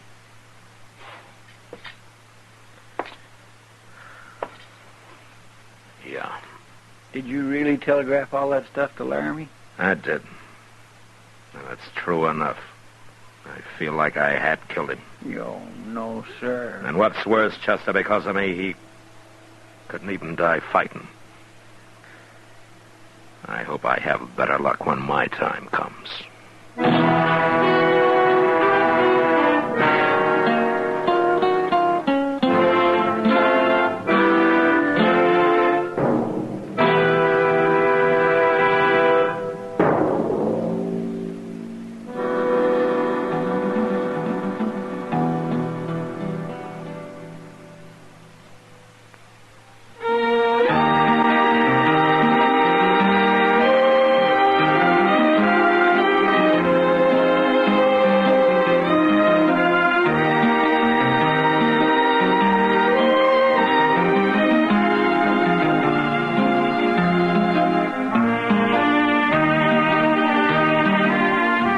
Gunsmoke, produced and directed by Norman Macdonald, stars William Conrad as Matt Dillon, U.S. Marshal. Our story was specially written for Gunsmoke by John Meston, with music composed and conducted by Rex Corey.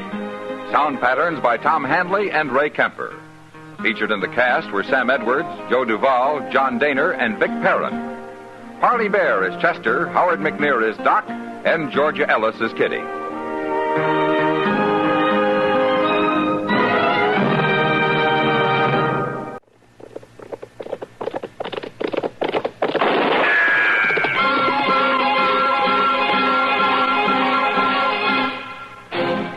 Around Dodge City and in the territory on West, there's just one way to handle the killers and the spoilers, and that's with a U.S. Marshal and the smell of gun smoke.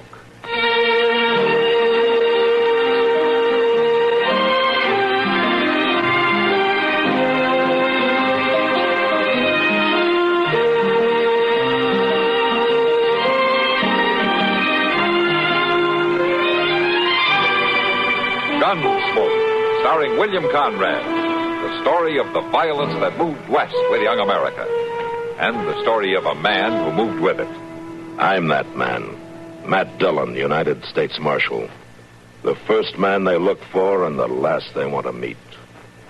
It's a chancy job, and it makes a man watchful and a little lonely.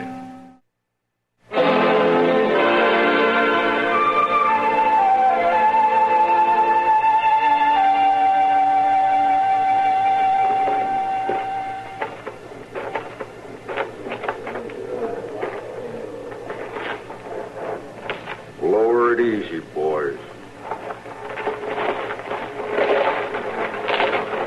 Earth to earth, ashes to ashes, dust to dust, in sure uncertain hope of the resurrection unto eternal life. Amen. I'll see if I can't help with the spading, Mr. Dillon. All right, Chester, I'm going to speak to Miss Henshaw.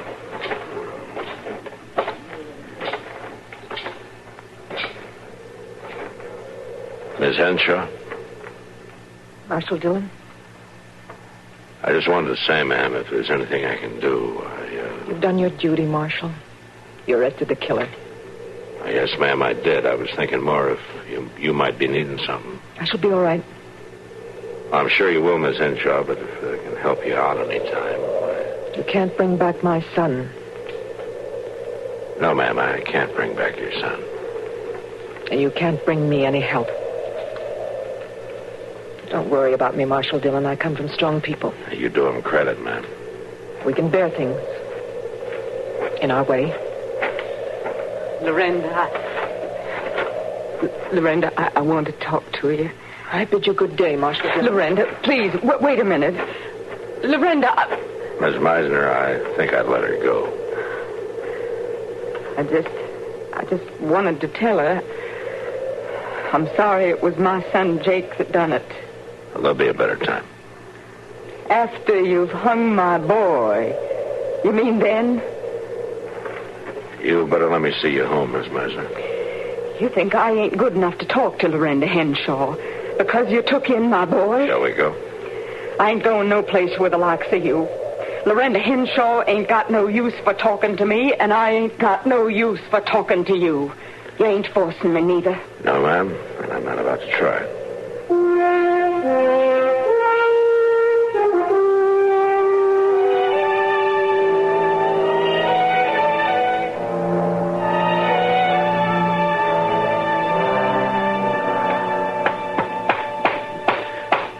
Get off, folks, and just sit on a chair straight. They wouldn't be forever twisting a leg off like this. As soon as I get it fixed, Doc will come in and lean back and rock and...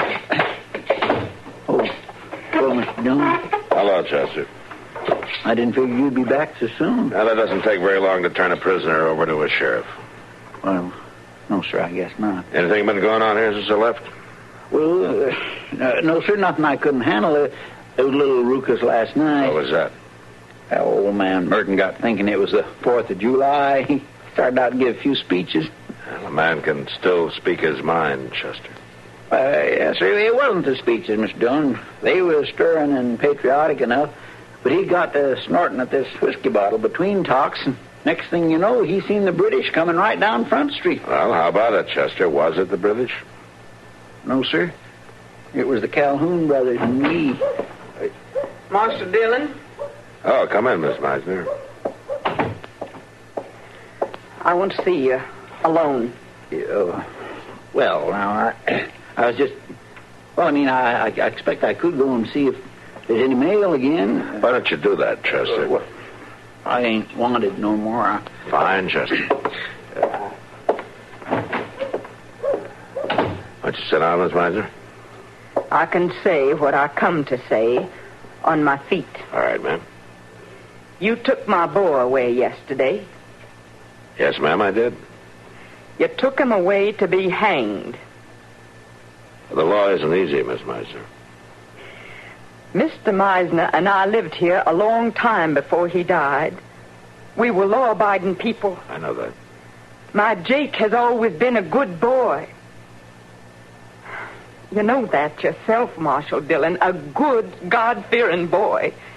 He worked hard on that place we got, grubbing and digging to try to make things grow after his pa died. You've been out there a time or two. You've seen the boy working. I've seen him. Jake was my friend, yes, ma'am. And then he come to town, and in one crazy night, it's all different. They want to hang him. Miss Meisner, your son killed a man. It weren't Jake that done it, Marshal. It was the drink, the evil, tempting drink. And they was brawling. Everybody says they was brawling. They were brawling, but Jake used his gun, ma'am, and he shot an unarmed man. Now, you know that, Miss Meisner, and you know the law, too. The law ain't merciful, Marshal, and you wasn't merciful neither. I did what I had to do. It wasn't easy, but I had to face it. You'd be better off if you'd face it, too, ma'am. I'm here to face it. I think you'd feel better if you went home. Maybe Doc can give you something to help. There's only one thing that'll help. What's that? The life of my boy. I can't give you that, Miss Meisner. Then I'll take yours. You don't mean that. Yes, I do, Marshal Dillon. I ain't given to saying things I don't mean. Then you better do some more thinking, ma'am. Killing me or trying to is not going to solve anything for you. I've done my thinking. I know it won't help Jake. It won't even help me. But I got to do something. And if you let him hang next Thursday, I'll kill you. That's all I know. You need help, Miss Meisner, but this isn't... I ain't looking for help. I'm looking for an end to this. So you be thinking about it, Marshal. You be thinking good. I'm thinking more about you, ma'am. Don't worry none about that. I ain't been partial to firearms, but I've had to kill in my day. I can shoot, Marshal. Yes, ma'am, I'm sure you can shoot. And you be remembering, if I lose my boy next Thursday, I'll be back to end it. I'll be here, Miss Meisner. Because I want to end it, too.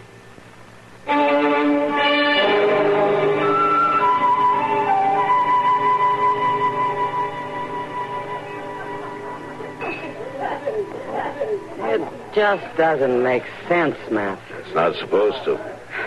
But Hattie Meisner, of all people, well, she's one of the steadiest, kindest women who ever lived around here. Yeah, I know it, Kitty, but this thing has thrown her completely off balance. It must have. Hattie's always been the first one to come when anybody needed help. First one to take in the visiting pastors. The first one to... Well, I just can't believe it. I wish you didn't have to. What are you going to do, Matt? There's not much I can do. I don't suppose there's any hope for the boy. No, it's an open and shut case, Kitty. His mother doesn't know it, and I'm not going to tell her, but he lost his wild temper in brawls a couple of times before. There wasn't anything else the judge could do. Seems awful hard. Yeah. It was hard on the hen show boy, too. Yeah, of course it was. Do you really expect Hattie to come after you with a gun? And I expect she's a woman of her word. And you'll have to handle it. Yeah. You got any suggestions? Well, I could shoot her down like an outlaw when I see her coming. Now, Matt. Or I could let her shoot me. You got to think of something. Or I could leave town. Oh, you got to get serious, Matt. I am serious, Kitty. I don't know what to do. She's a good woman, but right now she's dangerous, and I got to protect her. I just as soon protect myself at the same time. Matt. Yeah? Have you talked to Doc? About this? No. It might help. He knows Hattie real well. He might be able to talk to her. I've heard she's not in a talking mood. It can't hurt to try. No, I guess not. Can't hurt to try.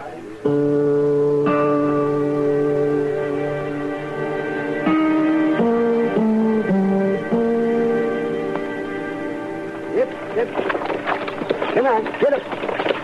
Get up there. Get away. Get away, dog. Hurry up. Come on. Hurry up. Hey, Doc, hold up. Oh, there. What's the matter, Matt? You arresting me for something? I probably should. At the rate you were driving that buggy through town, you're a menace to life and property. You're getting old, Matt. Maybe. Are you heading for the stable? Until you stopped me, I was. I'll ride along with you. I want to talk to you. Yeah, so climb in. Climb in. Yeah. Get up. What's on your mind, Matt? Hattie Meisner. That's a sad thing, all right, but I wouldn't worry too much, Matt. She'll come through it all right. She's a strong woman. Yeah, I'm afraid she's too strong. What do you mean? She says if Jake hangs, he's going to kill me. Oh, come now, man. No, it's the truth, Doc. She knows he's guilty. She knows she's wrong, but she has to get it out of her system. That sounds like hysteria, but Hattie isn't a hysterical type of woman. I've treated her through all kinds of sickness and trouble. Yeah. Well, I thought maybe you'd go out and talk to her. Oh, she's got you buffaloed, has she? Yeah, she's got me buffaloed, Doc. Now, do you want me to shoot her or knock her down and get the gun or lock her up? Which? No, wait a minute. I'm sorry, Matt. I shouldn't have taken it lightly. Yeah, well, I'll talk to her. I'm not sure it'll do any good, but I'll talk to her. Thanks, Doc. You want me to come along? No, Matt. I think I'd better try this alone.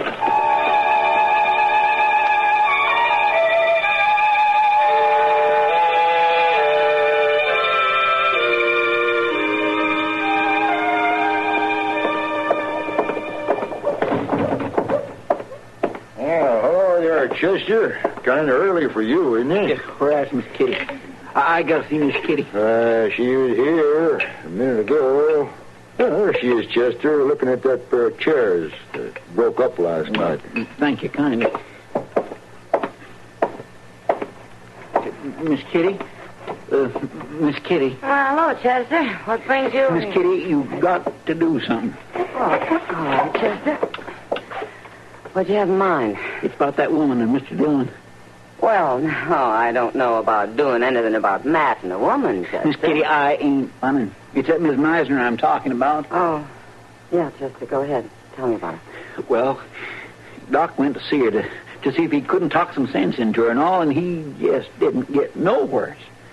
She's still determined, is she? Yes, Miss Kitty, she is. She says she's going to walk right up and shoot Mr. Dillon after her boy is hung. Oh, it's a shame. It's more than a shame. Mr. Dillon just going to sit there and let her walk in and do it, too. He ain't so much as cleaned his gun about it. Well, it isn't that simple, Chester. She's a good woman. Well, my goodness, I know it ain't simple. But there must be something somebody can do. We can't all sit around and let her kill him just 'cause she's a good woman. No, we can't. You got to think of something, Miss Kitty. Now, Chester, you know I want to help. Wanting just ain't enough no more. If somebody don't do something, we're going to be in an awful fix. Now, Chester, calm down. I ain't going to calm down, Miss Kitty, till somebody does something about this. All right, Chester, all right. I'll think of something. Though I swear I don't know what it'll be.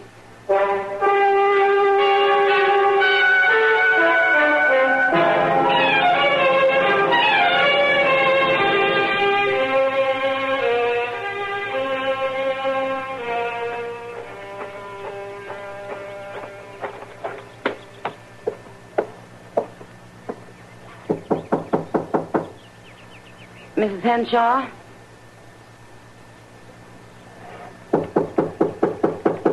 Mrs. Henshaw? You wish to see me? Yes, Mrs. Henshaw, I did. Do I know you? I'm Kitty Russell. Oh, yes. I'd like to come in for a minute. Very well, then. Come in. Thank you. In here.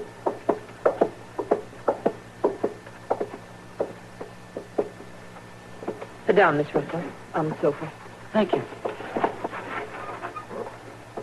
Now, what did you wish to see me about? Mrs. Henshaw, I'm a great one for minding my own business. Commendable attitude. But, well, something terrible may be going to happen, Mrs. Henshaw. I think there's a chance you can stop it. Me? In what way? It's about Mrs. Meisner. Miss Russell, that name is not heard kindly in this house. I can understand that, Mrs. Henshaw, but I'm really not interested in anything you might have to say on the subject. I know the loss of your boy was a bitter thing, Mrs. Henshaw, but there's no need to add more trouble to it. It was none of my doing, Miss Russell. Of course it wasn't, but now you can help. Mrs. Meisner says she's going to shoot Matt Dillon. I assume the marshal can take care of himself. Well, of course Matt can take care of himself, but he doesn't want to have to hurt Mrs. Meisner. And if you would just talk to her, maybe you could make us... I have nothing to say to Hattie Meisner. Now or ever. Mrs. Henshaw, what's done is done. She's going to lose her boy, too. There's no need for more suffering. Miss Russell, I can understand your concern for the marshal. I understand he's a particular friend of yours. Matt is a good friend. But it is no concern of mine. He has a job to do. I see no reason to interfere with it. Mrs. Henshaw... I'll show you to the door. I can find it. I will show you to the door. Yes, of course. Do it properly, Mrs. Henshaw. Do it all properly. But don't show a little kindness to another woman in trouble. Good day, Miss Russell. I'm not so sure, Mrs. Henshaw.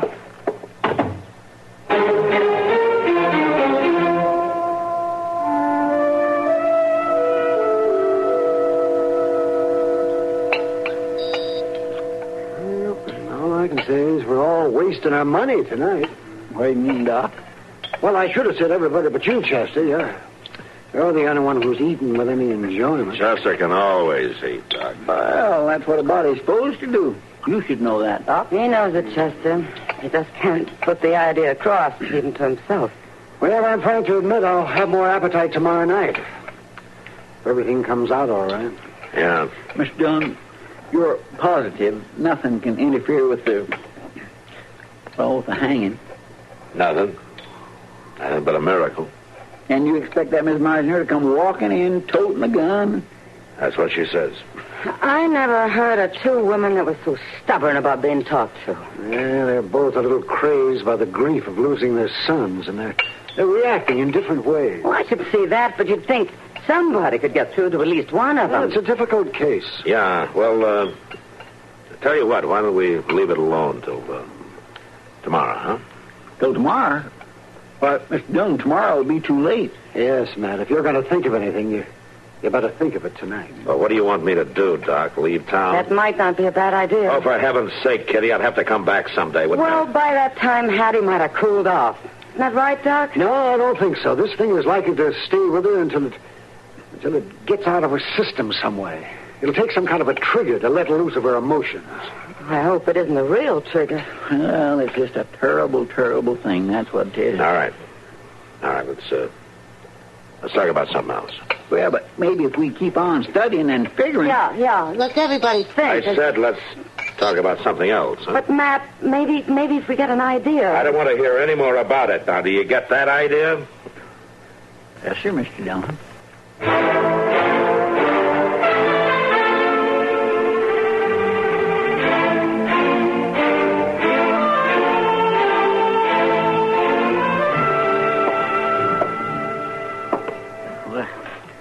I declare. It's her, Mr. Dillon. Miss Meisner's driving up in her buggy. Huh? Oh, all right, Chester. You go on out back like I told you. Now, are you sure, Mr. Dillon, that you don't want me to stay? I'm sure. Go on now. I don't want her walking in here feeling she's surrounded. Now, go on. Get out. Oh. All right.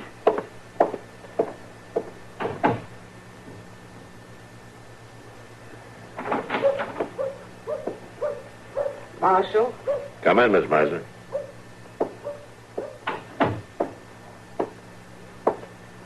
I come. Like I said. Oh. I think we could talk a little better if you'd put the gun down. Ain't no need for talking. They hung my boy this morning. Yes, ma'am. You can let him lie in peace. There ain't no peace for me, Marshal Dillon. I'd help you if I could, ma'am. I'd help Jake if I could. There ain't no helping. For me or for you. You're a good woman, Miss Meisner. You don't want a shooting on your conscience. My conscience tells me to kill the man that took my boy. I'm not going to let you kill me, ma'am.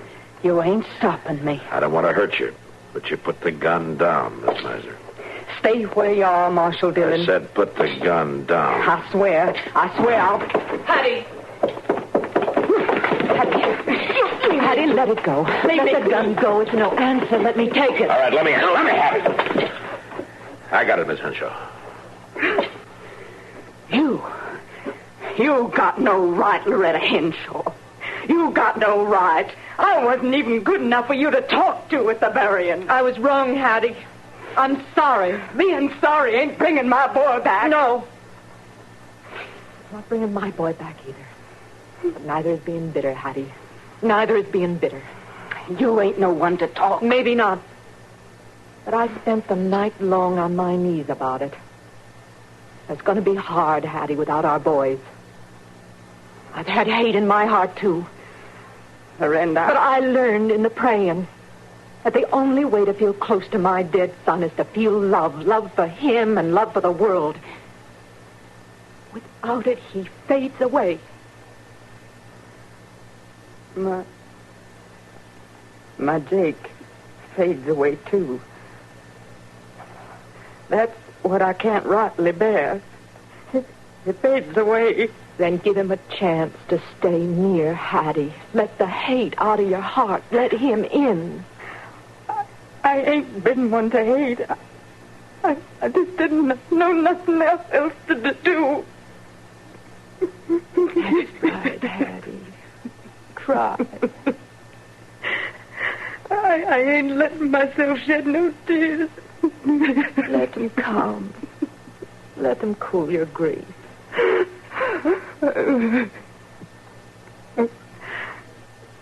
Marshal,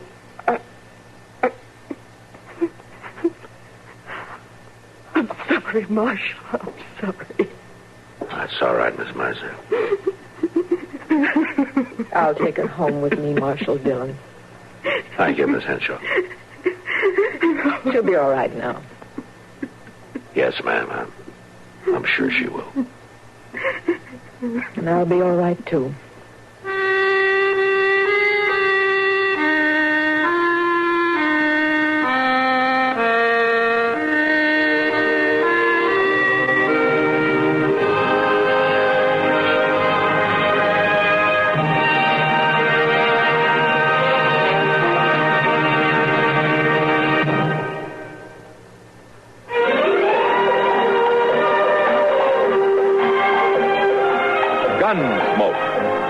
Produced and directed in Hollywood by Norman Macdonald, stars William Conrad as Matt Dillon, U.S. Marshal. The story was specially written for Gunsmoke by Marion Clark, with editorial supervision by John Meston. Featured in the cast were Gene Bates and Virginia Christine. Harley Bear is Chester, Howard McNear is Doc, and Georgia Ellis is Kitty.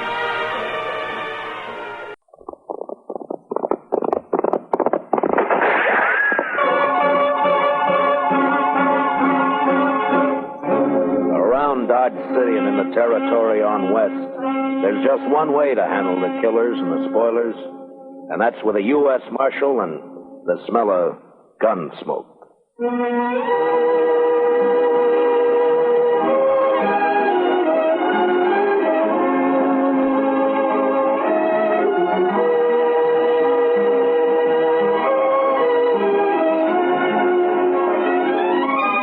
Gunsmoke, starring William Conrad. The story of the violence that moved west with young America. The story of a man who moved with it. Matt Dillon, United States Marshal.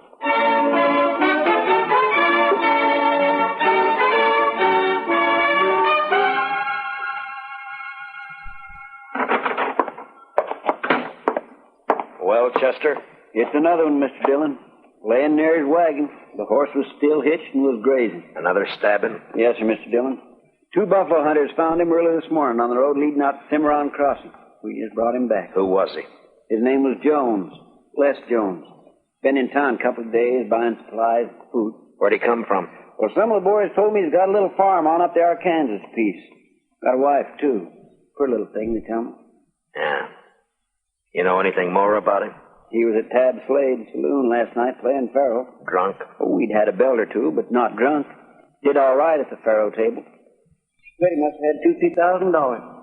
$3,000 and a widow woman on the Arkansas River. Beg pardon, Mr. Dillon? Yeah, nothing, Chester. The money's gone, of course. Yes, sir. Ask Doc to come down when he can, will you, Chester? Right. Doc, come down a minute. Mr. Dillon wants you. Coming! I'm coming. Did Jones have a gun on him, Chester? We found a sharp special in his spring wagon. He wasn't carrying anything on him. It's outside. You want to see it? Had it been fired? No, sir. Well, good morning, Marshal. Wanted to see me? I wanted to ask you a question, Doc. Yeah? There have been 2 stabbings in 2 months. Jones makes the 3rd. Do you think the same person killed the other 2? Well, there's no way to be sure, but from the position of the wound and the body, and from the angle of the knife thrust, I'd say that the killer or killers used the same... Doc, I just wanted a simple answer. Yes, I think the same person murdered all 3 men. Yeah. Any way of telling how long Jones has been dead? Oh, well, I'm not a Pinkerton man, but I'd say sometime after midnight. Between 3 or 4 in the morning, maybe. And I'd also say from the amount of bleeding... Okay, Doc. Chester? Yes, Mr. Dillon? Get my horse. I'm going to ride out to the Jones place. I figure Miss Jones will want to know.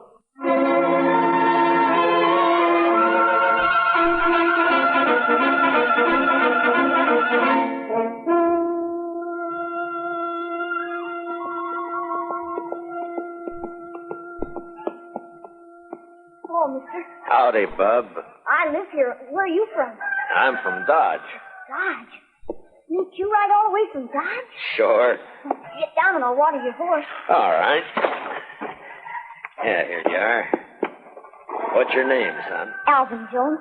My dad is Les Jones. I guess you know him, huh? Yeah, sure. I guess most everybody knows him. Your mother in the house? Are you going to stay for dinner? Well, I don't think so. Is she in the house? Yeah, she's there. Just go on up. Don't worry about your horse. Thank you.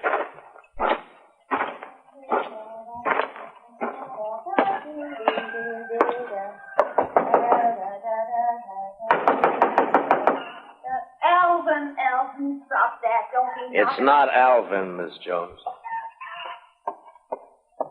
Oh, I am sorry. I thought it was my son. My name is Dillon, Miss Jones. Marshal Dillon of Dodge. Come in, Marshal. Thank you, ma'am. You care for some buttermilk? Or maybe out here men don't drink buttermilk like they do at home. Well, thank you, but nothing for me. Miss Jones, I got some unpleasantness for you. Yes? It's about your husband. He's in trouble? I left Dodge 4 hours ago. I thought I should be the one to tell you. He's hurt bad. More than bad, Miss Jones.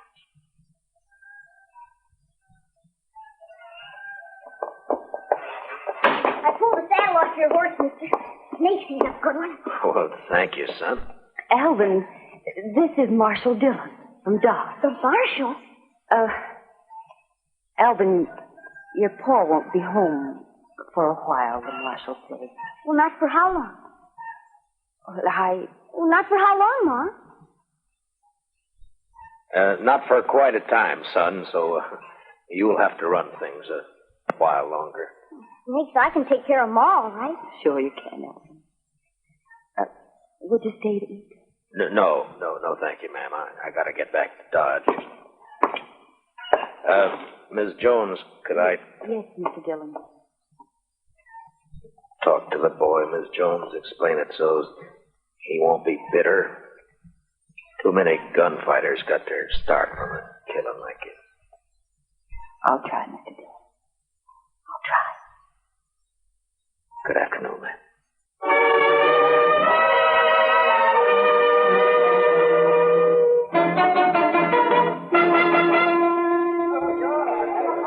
And make sure you got enough whiskey to finish the night this Thursday weather. Oh, we've got plenty, Mr. Slade. If no fight starts there. Oh, Mr. Slade. There's company coming. Marshal Dillon just walked in. Oh, set that bottle of rye up on the bar. Yes, sir. Howdy, Matt. Join me in a drink? Thank you, I will. What kind of drive? Been traveling? Yeah, I've been up the river a bit to the Jones place. Jones? Tell his wife she's a widow. Oh, yeah, I heard about that. It's too bad. He was in here last night, wasn't he? Oh, yes. Matter of fact, he was. You wouldn't know anything about his being killed, would you? What are you asking me, Dillon? Straight question. Are you saying I killed him? Just asked a question, Slade. I don't know anything. Someone knifed that man after he left here. He was taking a lot of money out of your place. You had a reason. I wasn't even here last night. My partner, Ben Ramirez, was running the place. Where were you? I was with his sister. All evening? Still late enough. Where's Ben and his sister now? I don't know. Home, I guess. Well, I think I'll ride out and have a talk with him. And Slade. Yeah? If you have any big winners tonight, make sure they get home safe. Huh?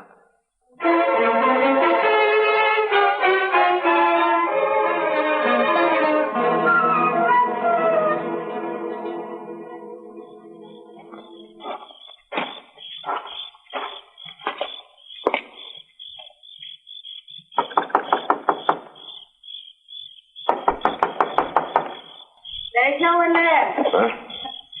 You look very foolish. You cannot see me? No, I can't see you. Well, don't be mad at me. I'll come to where you are. You see? One side of the shadow, and here I am. What do you want? I'm looking for Ben Ramirez. He is not at home. Or his sister. I am his sister. What's the matter? You don't believe me? Well, yes, Mom, but I thought... You thought I would be in the house? Why, when the night is so beautiful? You want to talk with me? I want to talk with your brother. But he's not here. So why not talk with me? My name's Matt Dillon. I'm Marshal of Dodge. I know. I've been wanting to meet you. Yeah, I've come on business. I like business. Talk with me. Last night, maybe after midnight, a man was killed on the river road. Killed? By a knife stabbed in the chest. Why do you tell me this? He was carrying $3,000 he won at Slade's. And so? Tab Slade told me he spent last evening with you. He came for dinner. He often does. He thinks he loves me. Your brother, was he here? Tab Slade and Ben own the saloon together. They're partners. They think at least one should be there all the time. Ben went down after we ate. Did Slade, was he here long? Yes. He's my fiancé. So it's all right. Isn't it, Marshal?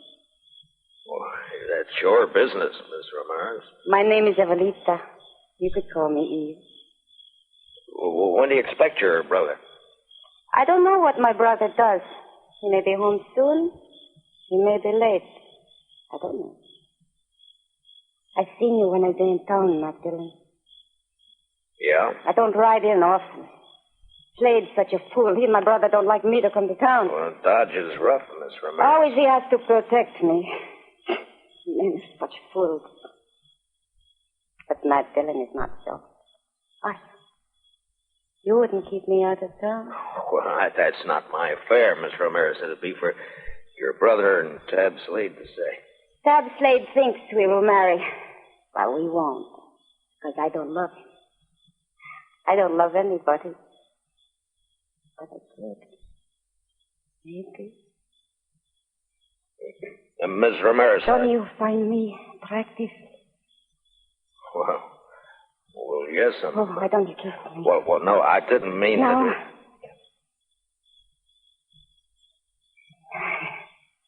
Dillon, I've got a gun pointed at the back of your head. Ben, I want to. Fooling with another man's fiancée isn't smart, Dillon. Ben, please. He'll go inside.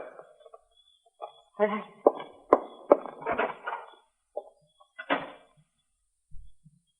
Aren't you going to say anything, Dillon? What do you want me to say, Ben? Oh, by this time, most men will be crawling. You're a hard one, Dillon. I can't fight a man who's behind me in the dark with his gun drawn.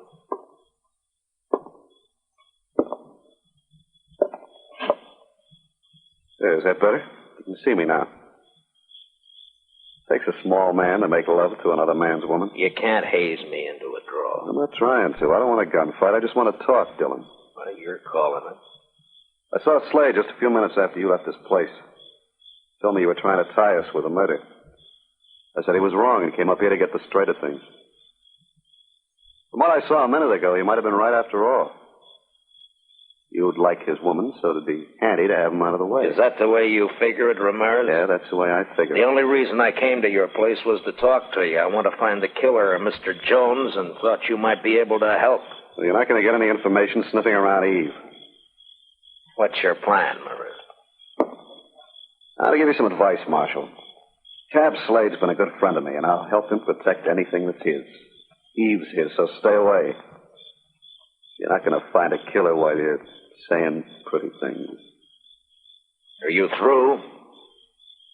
All right, then listen to me. You say Slade had nothing to do with those killings. I won't say he did because I don't know, but I'm going to find out who did it, and if it was Slade, I'll get him. Now, do I ride back to town? Yeah, ride back to Dodge, Marshal, and between here and where your horse is tied, don't so much as twitch a finger. I don't know whether you're a fool or a brave man, Ramirez, but just let me give you one bit of advice. Don't tie to the wrong brand. It's easy to do. Just walk away, Marshal. Your horse. And walk easy.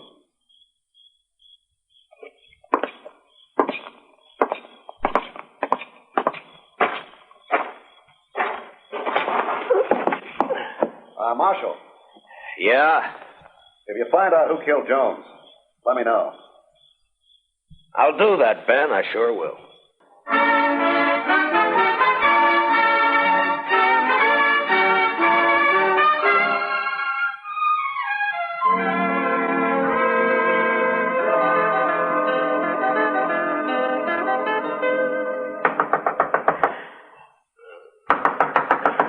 Mr. Dillon?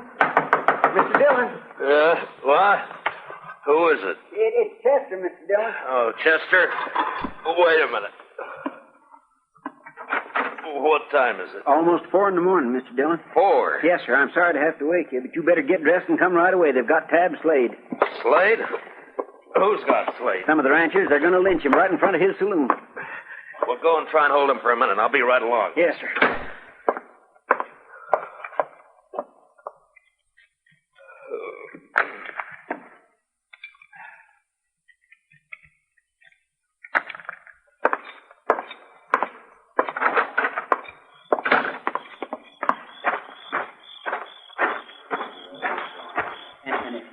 ahead with this, Mr. Dillon's going to have every one of you up for trial. There's no reason for you to get hurt. All right, Chester, I'll take over.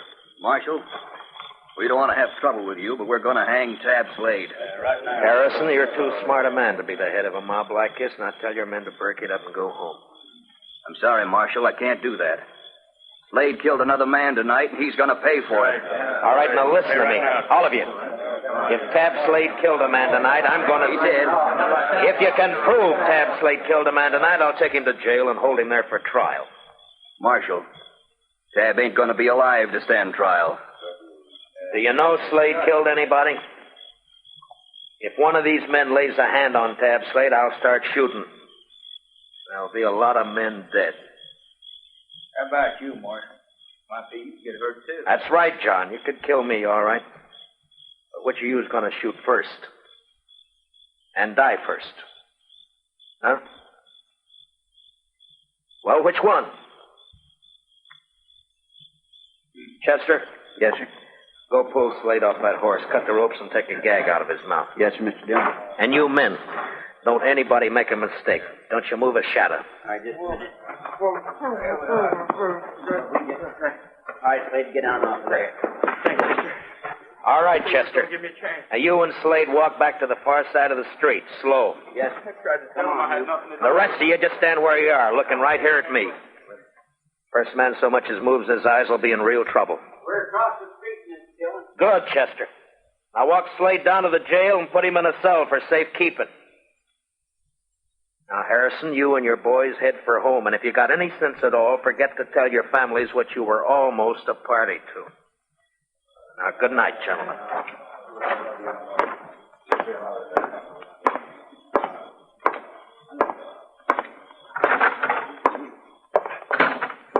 Chester, what happened tonight? Man named Olson, a rancher, was at Slade's place. Gambling? Yes, sir, and he did pretty fair. He left around midnight and was found about 2 hours later. He'd been stabbed. His money was gone. You talk with him? Yes, sir. He just mumbled about having tried to be friendly. He said that several times, Mr. Dillon. Just being friendly. And then he said, I fired a couple of times. I think it hit. You mean he hit whoever stabbed him? I think that's what he meant. You say anything else? Nothing. Well, there's not much help in just that. He can't tell us any more. I'll talk with Slade now. Bring him out. Huh? Yes, sir. Mr. Dillon wants you, Slade. Matt, you gotta believe me. I don't know anything about the killing. This one or any of the others. I don't have to believe anything, Slade. I'll find out for But I myself. didn't do it, Matt. Why is everybody sure you did? Why are they so sure that they're trying to lynch you? Look, does a lynch mob have to be sure of anything? Slade, before you came here to Dodge, you were a gunfighter. You had a bad reputation. You were in with the Kansas Raiders, Sure, that's too. right. The Raiders were killers and thieves. Some were. Now, when a man with your background goes straight, he's always suspect. Matt, I didn't have anything to do with the killing. What about this partner of yours, this Ramirez? I met him in Kansas. Him and his sister. We joined up and came out here. Thought we'd make good a team. Where's Ramirez now? I don't know. Matt, please listen to me. You You gonna got marry to his believe me. sister? No.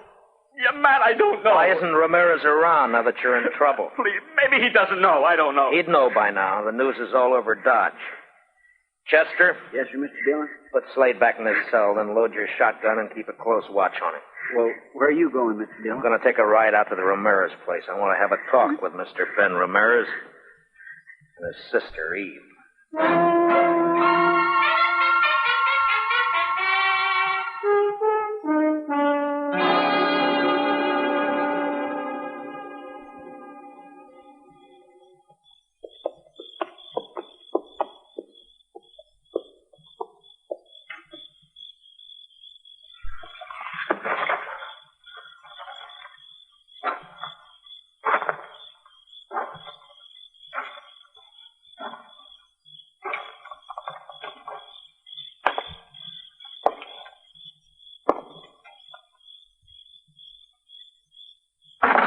Don't move.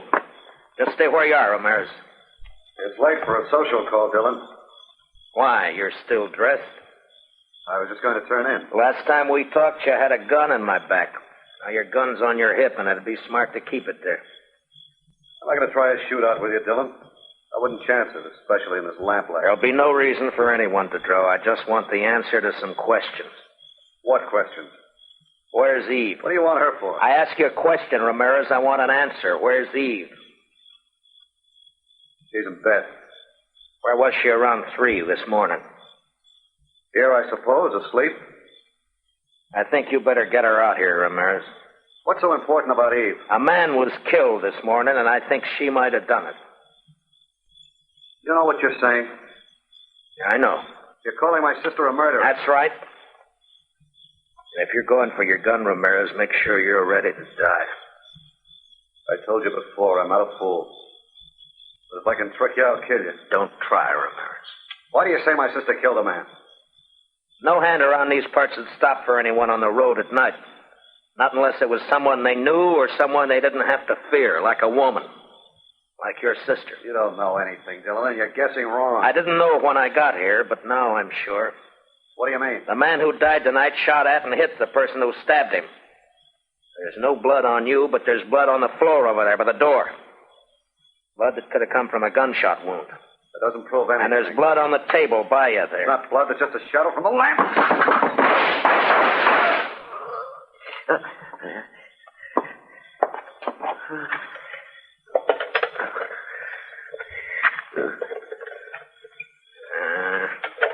The lamp won't light. Does it hurt, Ramirez? I hurt inside. Bad? I won't be around for the trial.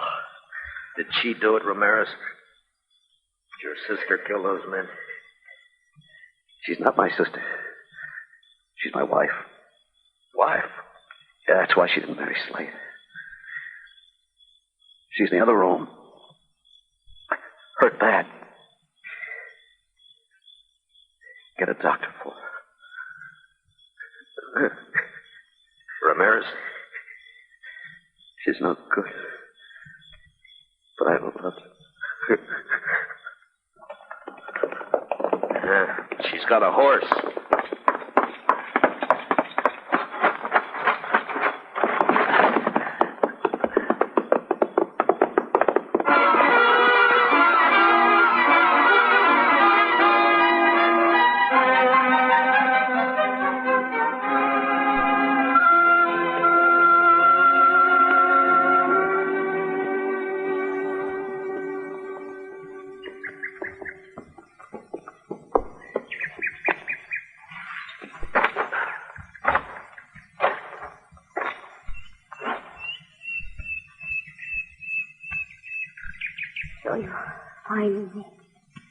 I saw your horse grazing when I topped that slope. Matt, what are you going to do with me? Take you back to Dodge. Have you up for trial? There's no point. I wouldn't live long on horseback. I've bled too much already.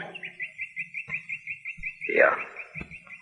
Is there anything I can do to make you more comfortable? No. Nothing. Eve, can you tell me why? Why you killed 4 men? For a very simple reason. I wanted the money they had. I wanted it very much. Matt, I've been thinking about my husband. Is he dead, Matt? Did you kill him? He went for his gun, Eve. I killed him. He was kind to me. I tried to love him, but I couldn't. I didn't love anything but money. Maybe, Matt, I could have lost. Oh, I'm sorry for everything. Matt? Yeah? It's very lonely. Would you do something for me? Sure. Would you hold my hand? Good. That's good. Very good. I'll just rest here a minute longer. Perhaps I can...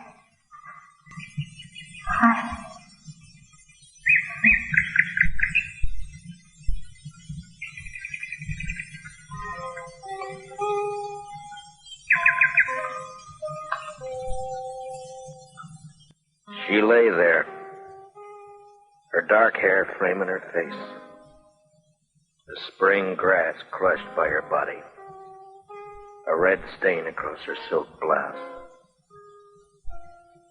The morning sun warmed the soft wind that moved across the land. Later that day, Eve Ramirez and her husband were buried on the outskirts of Dodge City, not far from the banks of the Arkansas River. And later that night, Dodge City was alive with saddle bums, ranchers, cattlemen, searching the dark of the Kansas night for excitement and life.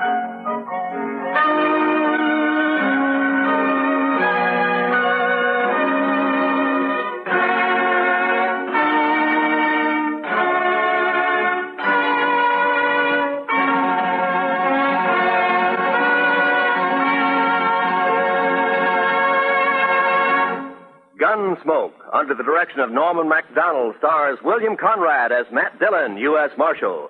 Special music for tonight's story was composed and conducted by Rex Corey. Featured in our cast were Georgia Ellis, Hy Averback, and Jack Crucian, with Richard Beals, Ann Morrison, and Herb Ellis. Parley Bear is Chester, and Howard McNear is Doc. Join us again next week as Matt Dillon, U.S. Marshal, fights to bring law and order out of the wild violence of the West in Gunsmoke.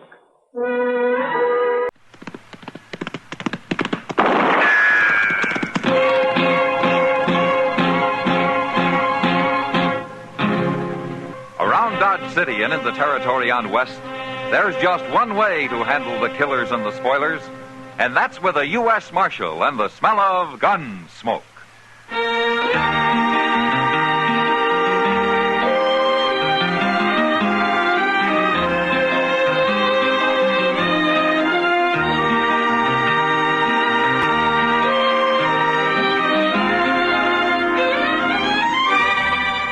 Gunsmoke, starring William Conrad. The transcribed story of the violence that moved west with young America. And the story of a man who moved with it. I'm that man, Matt Dillon, United States Marshal. The first man they look for and the last they want to meet. It's a chancy job, and it makes a man watchful and a little lonely.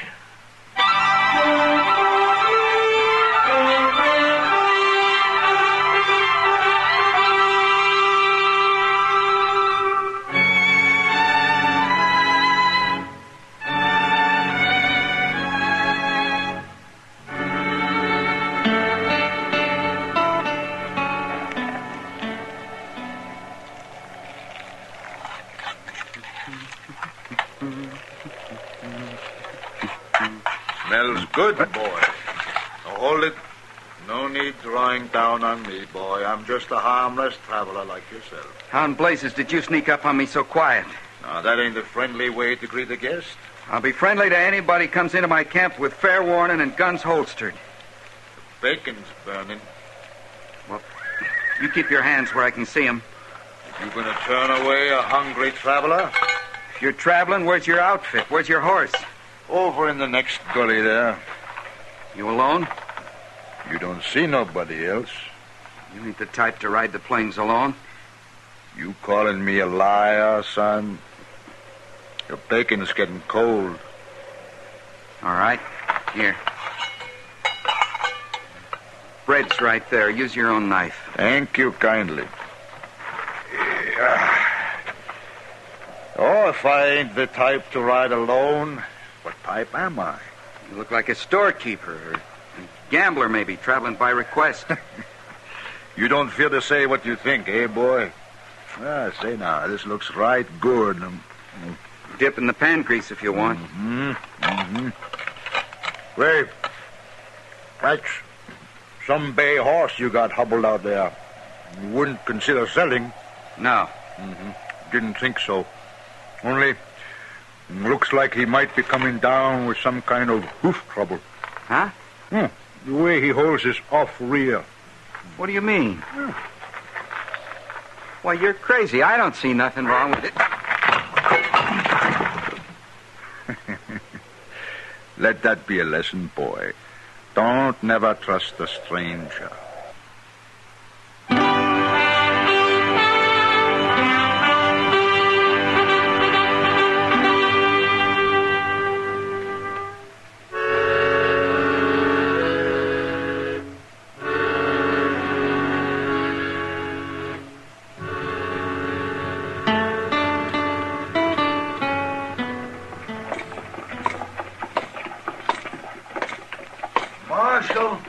Marshal Dillon. Oh, hello, Moss. Just about to send word up to your office. Oh, what about? Dutch George is in town. It's his horse right there at the bay. Left it with me. Wants new shoes all around. Where is he now, Moss? Up to the Long Branch, most likely. Thought you ought to know. Is he still wanted? No, that jury in Ellsworth acquitted him. He's free. Blamed if I can understand him. Everybody in the state knows he's the biggest horse thief west of the Mississippi. Well, with operations as big as Dutch's, it's hard to prove. That's a good-looking horse he's got there. Sure is. Wonder who it really belongs to. Yeah, I wonder. Well, thanks, Moss.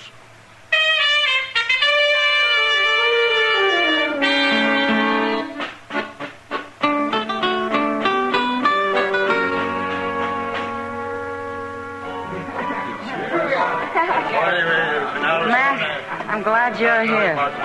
Look at him, all clustered around like he was a governor or something. Yeah. Some poor man steals one horse, they string him to a tree. He steals 1,000 to make him a hero. Well, he'll get caught, too, sooner or later, Kitty. I'll be back in a minute.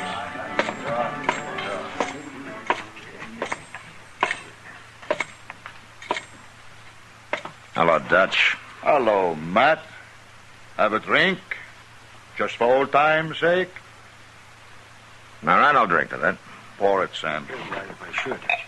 To old times. Yeah, old times were all right, weren't they, man? Now, what I can remember of them, yeah. It was a long time ago. You were just a kid. Some kid. Always pestering me with questions. Bound to learn every trick I knew. Be just like me. Yeah. Yeah, well, let that be a lesson to you. It was, Dutch. Well, then I did you a favor. Yeah. Thanks. You're welcome. But you know, my job kind of puts us on opposite sides of the street now, Dutch. Oh, I don't see why. I've got no trouble with the law. I'm a legitimate businessman. I hope so, Dutch, because if your business gets illegitimate around here, I'll come after you. In spite of old times? Yeah, I expect you would, and you would be a rough enemy, too. Have another drink? No, thanks.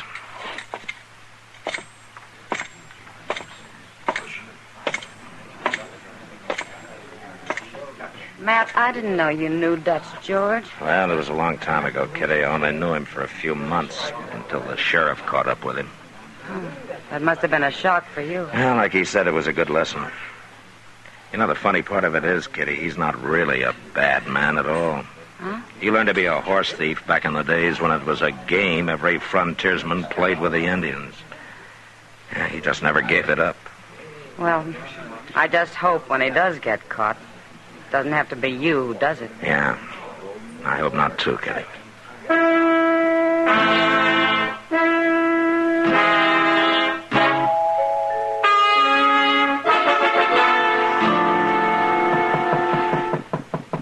Yeah, come in.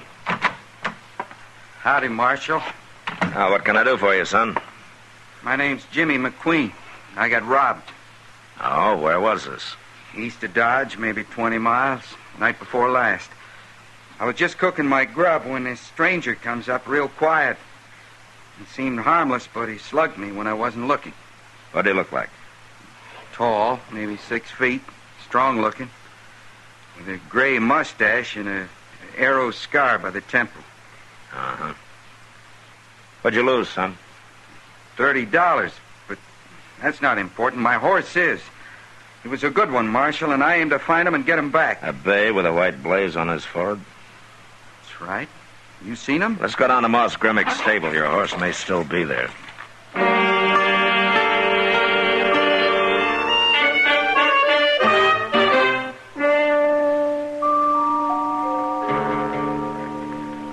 Why, no, Marshal. He come and took the horse right after I finished shoeing him. I heard he left town afore dark last night. And we'll go after him. Now, look, Marshal, you don't need to bother. You just loan me a horse and I'll find him. You know the man you're after, Jimmy? Don't matter none to me. It's Dutch George. Well, I still got to get my horse back. You leave that to me.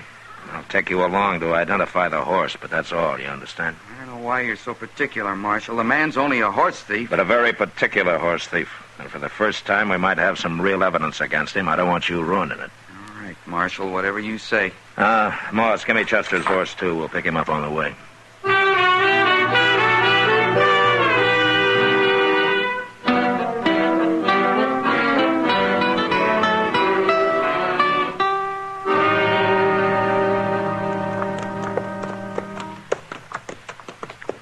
Now, let's pull up here a second. Yeah, here's where he met his men with the herd. You see the ground's all trampled? There must be a couple hundred head. Yeah, maybe more. I guess I don't rightly understand this Dutch George's way of horse thieving. He steals by the herd, Jimmy, from ranches or Indians. Where does he take them to? West, over into the line into Colorado. There he meets another bunch of his men driving a herd stolen from Colorado territory. And they exchange the horses, sell Colorado horses in Kansas, Kansas horses in Colorado. That fellow may be smarter than I thought. And tougher, too. Well, I think maybe we better camp here tonight. They're at least 2 hours ahead of us. That'd put them over on Crooked Creek, probably at the forks. Why don't we go on? Come up on them in the dark. Now, we can do the same thing by starting early, a couple of hours before dawn. And our horses need the rest. Not to mention me. I'm sure we'll be happy to get down. You notice all the Cheyenne Trail sign, Marshal? Well, some. Some? I've been seeing it all day. This territory's thick with Cheyenne. They must be camped close, too. How do you know so much about Cheyenne, son? Well, I was raised with him, Marshal. My pa worked at the Cheyenne Agency at Darlington. Maybe I underestimated you, Jimmy. Maybe you're not as green as you look. I told you I could handle this myself, Marshal, but you wouldn't listen. That's just as well. If you'll take care of the horses, Chester and I'll rustle up some wood for a fire. Sure, Marshal. There's a likely snag, Mr. Dillon, right over there. Okay, Chester, let's go see if we can carry it. Good and dry, it'll be... Mr. Dillon! Why, that little whippersnapper, he's riding on. Yeah, I sure did underestimate him. What do you expect he's up to? He's probably headed for Crooked Creek, wants to face Dutch George alone. Then he's going to get hurt. Well, come on, we'll try to catch him before it's too late.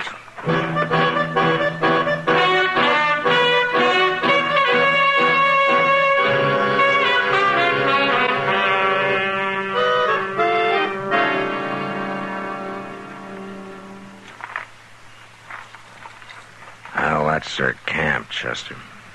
On the edge of the bluff there. Yeah, but where's the horses? Down on the creek bottom, out of sight, probably. I count 4 men, 3 asleep and 1 on guard. Reckon that's all? Well, except for those riding night guard on the herd, yeah. I don't see the kid nowhere. No. Maybe he's around somewhere in the dark. What are we going to do? You stay here. Now, when I get up to that big tree there, you make some noise, but just enough to draw the guard out, okay? All right, sir. All right.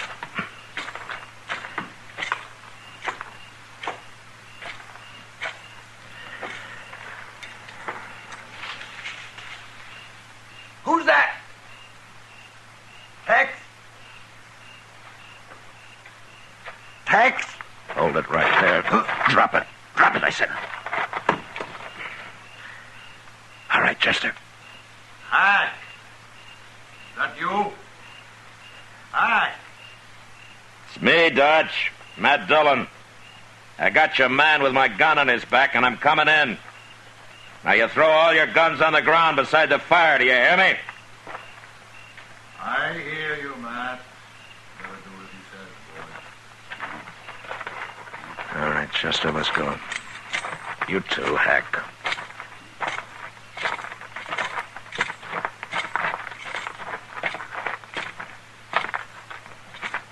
All right, everybody, rest easy. Well, Matt, you got more nerve than I thought. Where's the kid, Dutch? What kid? The boy you stole the bay horse from. Well, I left him for all I know. You haven't seen him tonight? Around here? Is he on the trail, too? He's probably out there in the dark right now, drawing a bead on you. You sure you didn't plan it this way, Matt? It could save you a lot of trouble. You'll stand trial, Dutch, if I have my way. Matt, I don't want to see you get hurt. But I don't want to go to jail, either. Well, you'll have to decide that, Dutch. What about old times' sake? I decided about old times before I became a lawman. I see. Mr. Dillon, there's something going on down there in the creek bottom. That's a stampede. Somebody's stampeding the horses. Matt, is this some of your doing? Use your head. Why would I want to stampede him? I need him for evidence. We've got to do something. Stay still. You go down that bluff and you'll be trampled to death. Up here, maybe we're safe.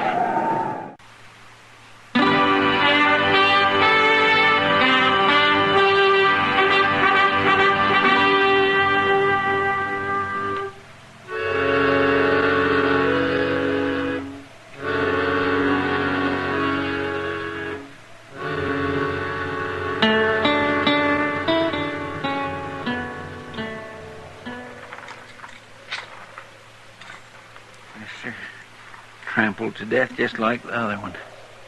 Well, Dutch, your night herders are dead, your horses are gone. Looks like the Indians have put you out of business this trip. Yeah. But you haven't got any evidence against me now. Even if you do find them horses, it'll be the Indians. Not Dutch George has them. Maybe you can arrest them. You know something, Dutch? In a way, I'm glad. I'd rather it was somebody else finally put you behind bars. Nobody's going to do that. Yes, they will, Dutch, sooner or later. Unless I can talk you out of this business. Now, Matt, what else would I ever do? Well, I don't know. Well, you got a long walk ahead of you. Oh, don't worry about us. We'll find some horses somewhere. Yeah, I suppose you will. Well, come on, we'll bury these men. And then Chester and I'll head back to Dodge. Well,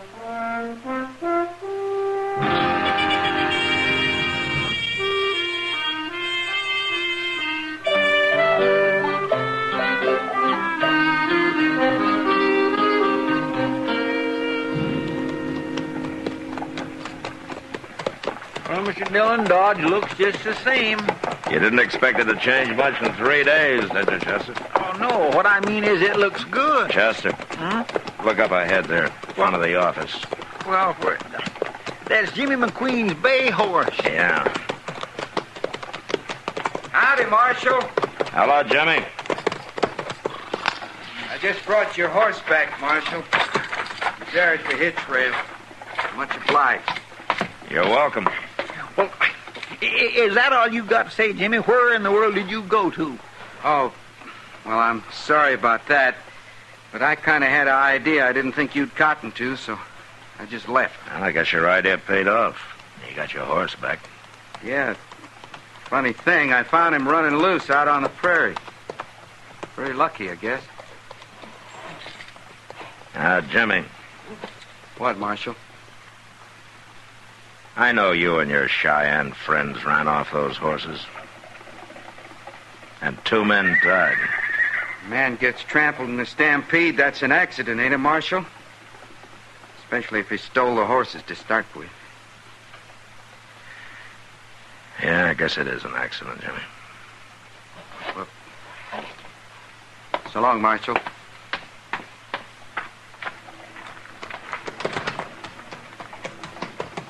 Mr. Dillon, that boy is sure tricky. I know, Chester. Yeah, let it be a lesson to us. How? Never trust a stranger.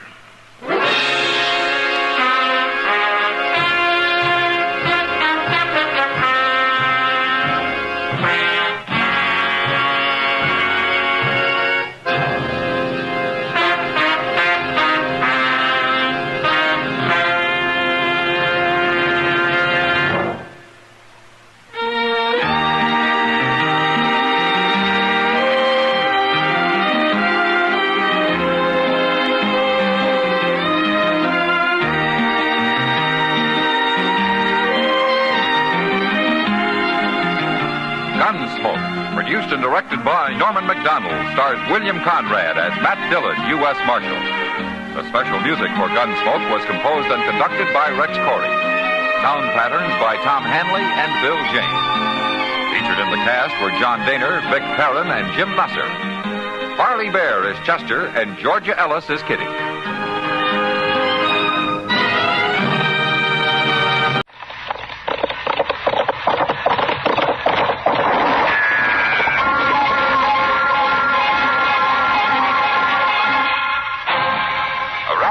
City and in the territory on West, there's just one way to handle the killers and the spoilers, and that's with a U.S. Marshal and the smell of gun smoke.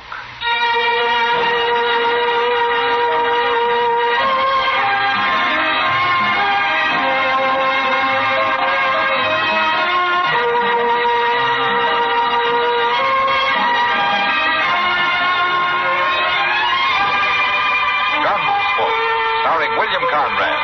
The story of the violence that moved west with young America. And the story of a man who moved with it. I'm that man. Matt Dillon, United States Marshal. The first man they look for and the last they want to meet.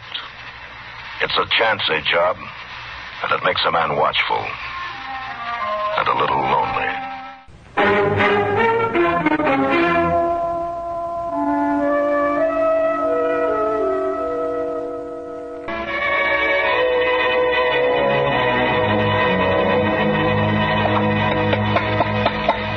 Now, boy, you skedaddle out more shop. I have your supper on the table for you back. Tad, you hear me? In a minute, Mom. Ain't no minute about it. I gotta finish whittling this gun handle, You Mom. finish it after supper. Get along now. I only got a little bit to go, and it'll be just like the one Pop. Tad Meadows. Yes, Mom. Mind you use the soap. Yes, Mom, I'm going. Mom, there's a man running toward the house. Get back inside. Close the door. What is it? I don't know. Just be quiet.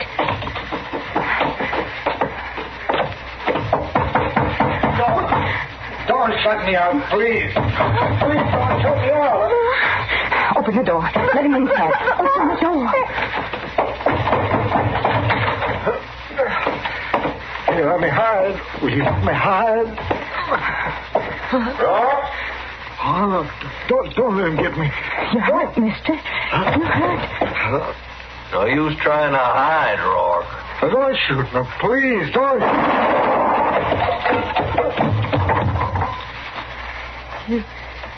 You shot a dying man. Yeah, he wasn't dying long. You shot him in the back. You're still, Tad. You're a right smart boy, ain't you?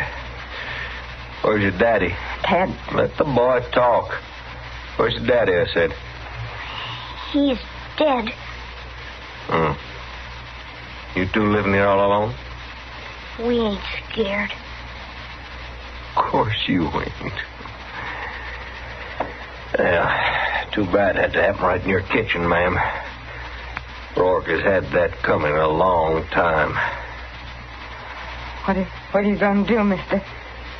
Well, just nothing, ma'am. Nothing at all, if you'll let me. What do you mean?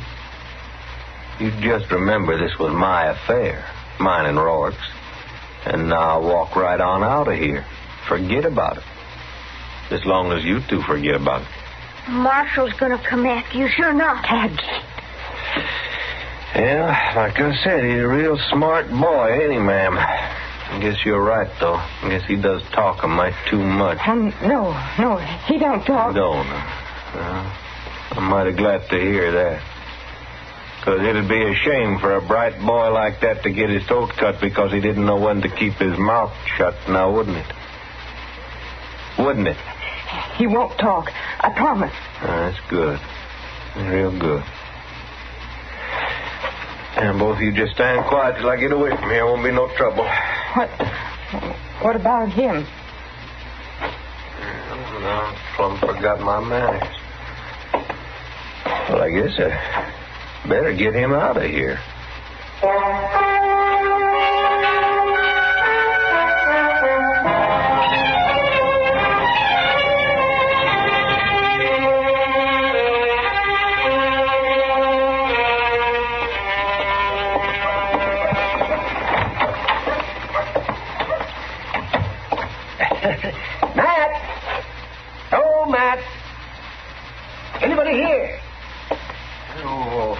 Chester! I'm all back here, Doc.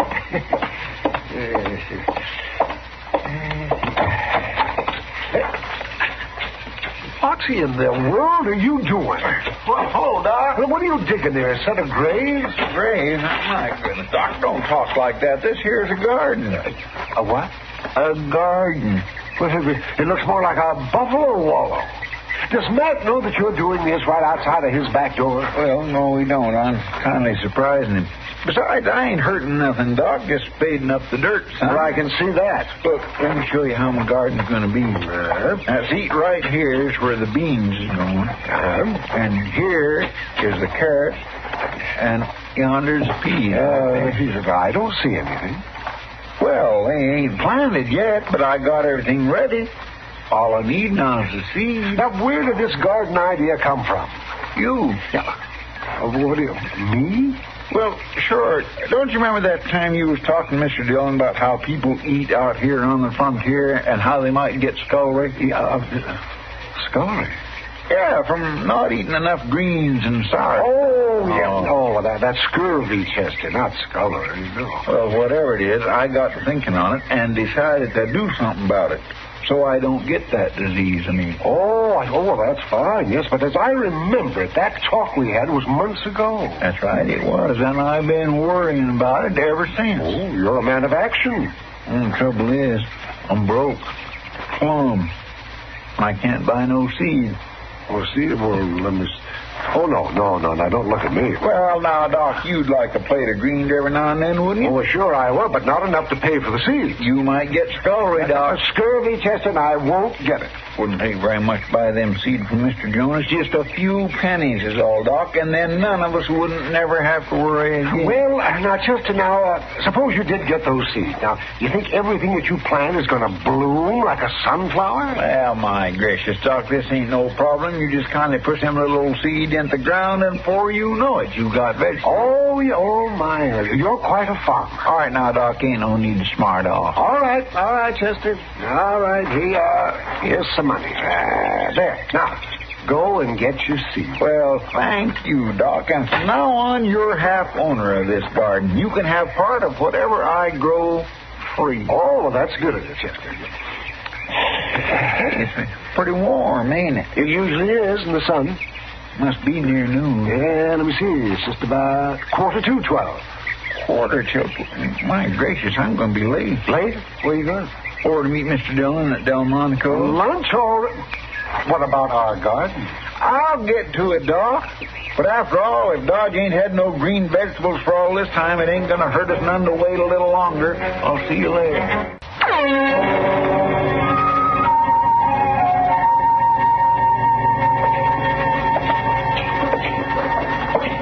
I don't mind a man making money, Mr. Dillon, but by jing, I don't think he should be making it all off of me. Oh, what do you mean, Chester? Why, that Zach Holden charging 15 cents for a meal like that. I swear that steak still had a piece of the hide on it. Well, prices are going up, Chester. You just got to face it. But it's getting so the man don't hardly have nothing left after feeding himself a little, and that's a fact. Look yonder, Mr. Dillon. There's a lady going into the office. Reckon what she wants. And if she's like most women, we won't be long in finding out.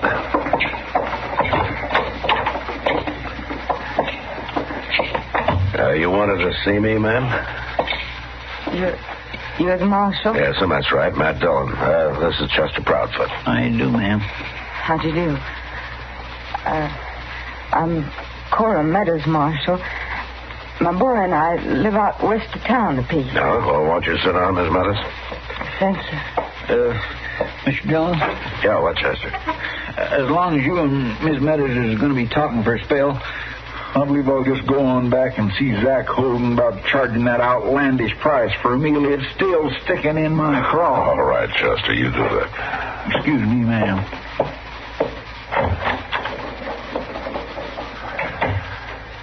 Well, Miss Meadows? Marshal, I don't rightly know what to do. Well, suppose you just tell me what's the matter. Well, that's just it, Marshal. I'm sure what'll happen if I tell you, and I'm afraid of what'll happen if I don't. You need help? Yes, Marshal. I need help, all right. Just speak right out. Well, it's my boy. My boy, Tad. He's missing. Oh? I think he's taken out after that man, and he'll kill the boy if he sees him, and he'll kill me if he knows I've been here. Wait a minute. What man are you talking about? The one that shot that fellow out to my place yesterday. He shot him down just like he was an animal. You're telling me there was a killing there yesterday and that your son may have gone after the murderer? Yes, Marshal, I am. Well, I think you better go back to the beginning and tell me the whole story.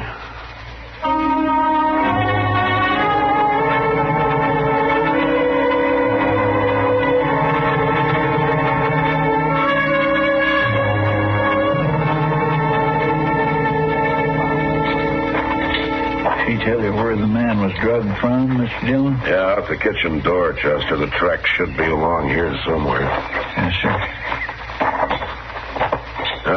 Over here, Chester. See there? Looks like heel marks. Yeah. Leading over to them bushes. Yeah, they sure do. Come on.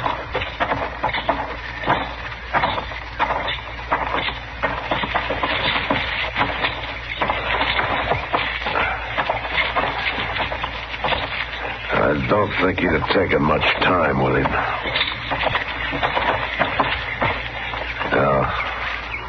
Yeah. There he is. Seems to me you could have took the trouble to bury him. Well, when a man shoots you in the back, he's not going to worry about your funeral, Chester. I've seen him before, Mr. Dillon. He was at the Long Branch a lot, playing cards. Yeah, it's a gambler by the name of Rourke. Well, I guess the burying's up to us. Yes, sir.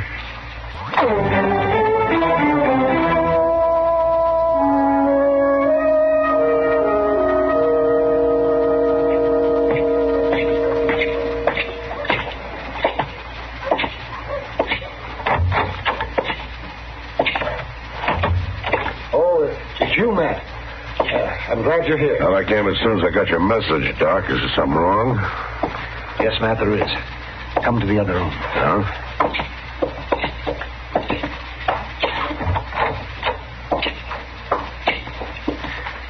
It's this youngster, Matt.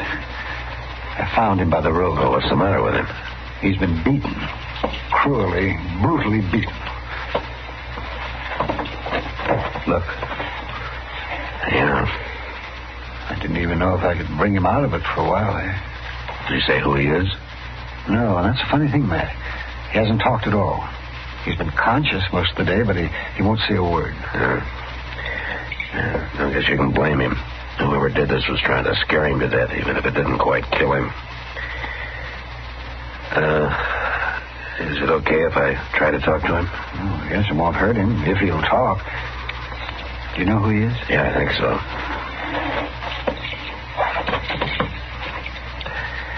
Hello, Tad. Tad? Tad, I'm Marshal Dillon. Now, you don't have to turn your head away, Tad. I want to help you. I want to help you and help your mother. Now, you want me to catch the man who did this, don't you? I can do it if you'll help me. Look, Tad, I promise you won't get hurt anymore, and I promise that your mother won't get hurt either. Tad, look, the only way to be sure that you're safe is to bring this man in. I'm not going to answer, Matt. No, I guess not. All right, Doc, let's leave him alone.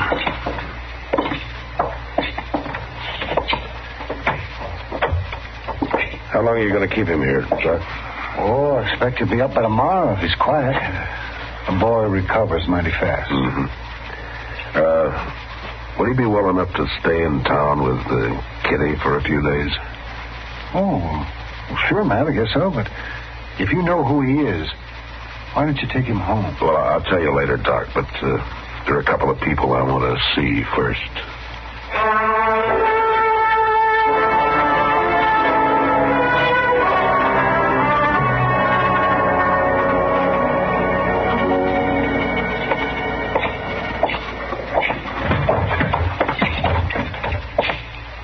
Hello, Sam.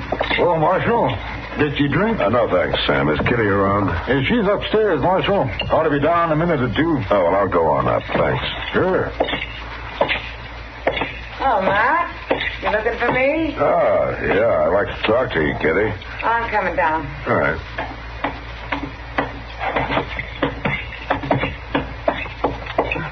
Come on over to a table. We can sit down. No, thanks, Kitty. I haven't got time. I want to ask you to do a favor for me. Well, sure, Matt. What is it? I want you to take care of a small boy for me for a couple of days. A boy? What is he, a runaway? No, not exactly, but I'd like to have you keep him around the Long Branch for a day or two and give him the run of the place. Doesn't sound exactly like the best surroundings for a young boy, Matt. Now, you're going to have to trust my judgment, Kitty. Will you do it for me? Well, sure. I guess so, if you want me to. I do want you to. I'll explain later. Yeah. Thanks, Kitty. Sure, Matt.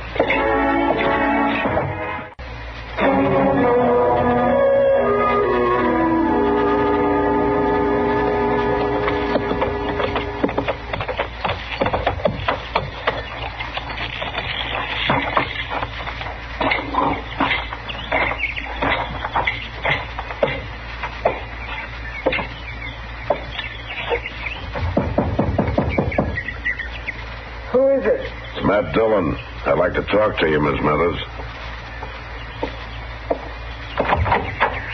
Come in, Marshal. Tad, is it about Tad?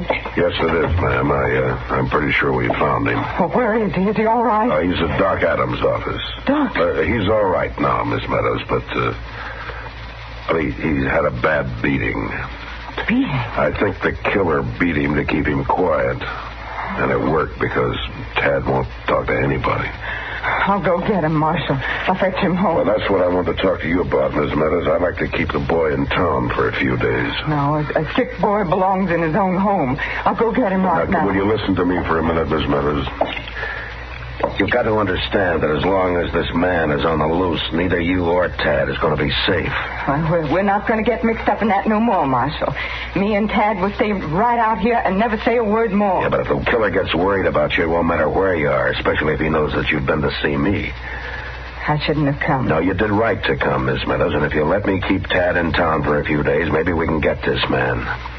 I'm pretty sure that he's a gambler, and he'll be back. You mean you want Tad to help you? Well, he won't know anything about it, ma'am. He'll be perfectly safe, I promise. Oh, no, Marshal. You've got no right I'm to not take talking about rights, ma'am. I'm talking about maybe saving your life and your boy's life, too. I want him here at home. You just let him recognize that gunman for us, and he'll be home, safe and for good. He's been hurt bad enough already. He won't be hurt, ma'am. Now, Chester or I will be watching him every minute, and as soon as it's over, I'll bring him right home. Tad's a good boy. He never had a beating before. And I want to see that he doesn't ever have another one.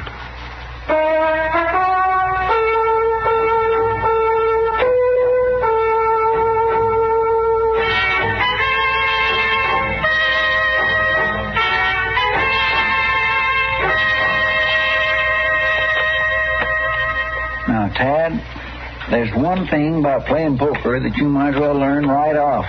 It ain't so much what you've got in your hand as what folks thinks you've got. Now, do you understand that? I think so, Mr. Proudfoot. Some folks just has a face for it, and that's a fact. Now, you know, lots of folks calls me Poker Face Proudfoot because nobody don't never know what I got in my hand. Give me one card, please. All right. Now, don't you let on what you've got. Yes, sir. Now, that's good. That is good. You ain't letting on one bit. Now, I'll take one myself. What's the matter? I was thinking like this wouldn't happen in 6 months of Sundays. But I thought you weren't supposed to let on. You ain't, but you take a hand like this, a 6 and a 7 and a 9 and a 10, and then you haul off and draw an 8, and mine are all blue. You getting hungry, Justin? Yeah, no, I can last it out on this kid till Mr. Dunn comes back. Oh, he ought to be here pretty soon. He went out to see your mother, Tad. He wanted her to know that you've been doing just fine these last few days. Oh, yes, I hope she's fine, too. I sure like to go home. Hello, Kitty. Hello, man. Mr. Dunn, you know what I just did? How, Ma? Oh, she's fine, Tad. She said to tell you not to worry about anything, and she sent you some clean clothes. Did she say when I could come home? That ought to be soon. Why don't you take those clothes on up to the room, honey? Yes, sir. And when you come down, we'll have Sam bring you some supper. Oh, thank you, Miss Kitty. Mr. Dunn, you know what happened just a minute ago? No. I was drawn to an inside straight, and the... What? Hey, what is it, boy? Kitty, that's our man. Take the boy upstairs. Sure, ma'am. Come on, honey. What's all the commotion, Marshal? Can men walk in here for a drink? We, been waiting for you, mister. The boy and I. Well, I don't know what you're talking about. I never saw that boy before in my life. You never expected to see him again, either. At least not alive. After that beating you gave him. Beating? Now, you listen, Marshal. You listen to me. That boy knows you. And so does his mother. She ain't here. She'll be here in good time. Marshal, you ain't taking me. You better look out, mister. Because I'm not turning my back on you like Rourke did. Oh,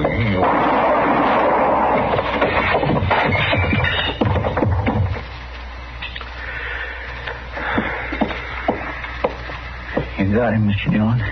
Yeah. Well, anybody can shoot a man, Chester. It's that boy's mother, what she did, that took real courage. Well, come on, let's take Tad home. I think his mother's waited long enough.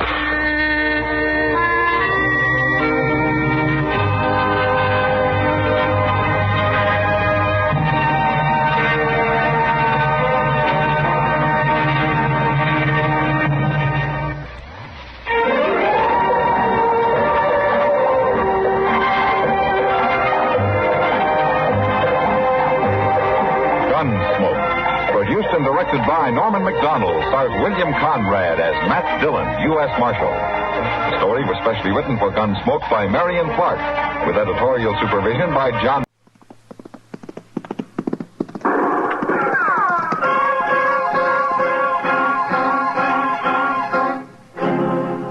Around Dodge City and in the territory on West, there's just one way to handle the killers and the spoilers, and that's with the U.S. Marshal and the smell of Gunsmoke.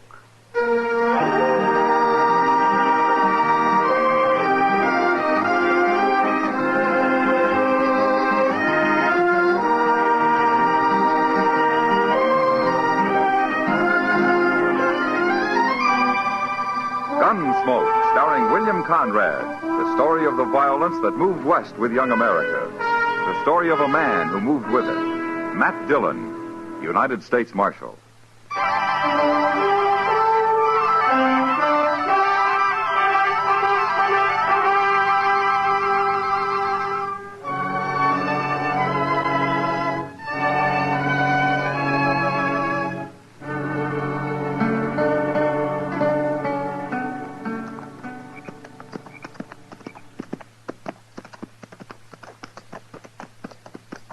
Hey, Gosh.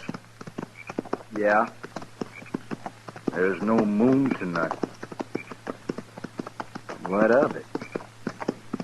It's spooky when there's no moon. You afraid of something, Marlowe? Of me? You. What are you afraid of?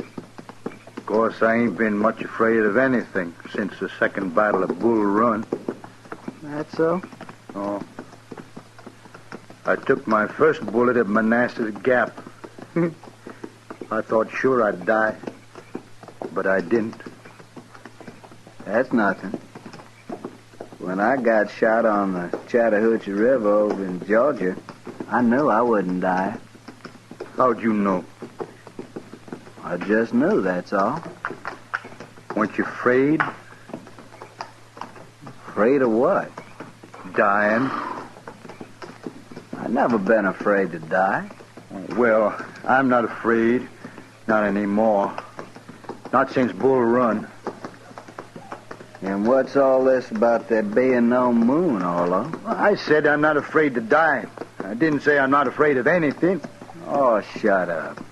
Okay.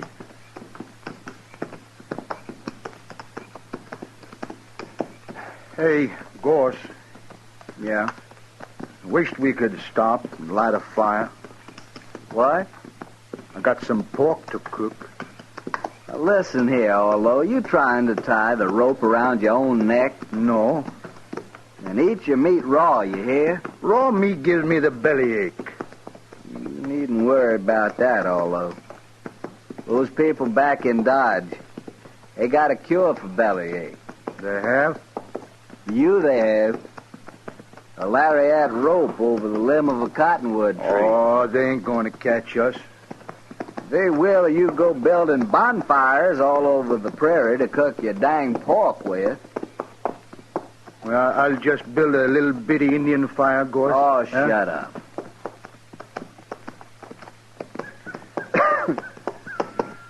Orlo? Look over there.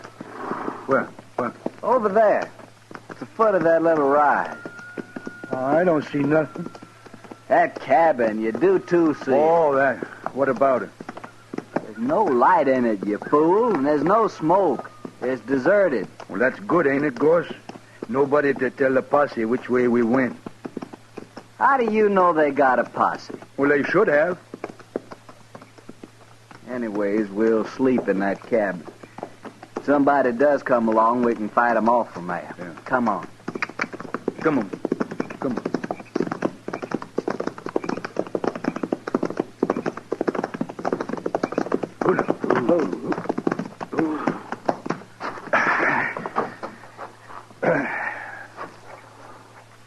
It's big, ain't it, Gorse? Big enough for us, anyway. Come on, maybe there's some food inside.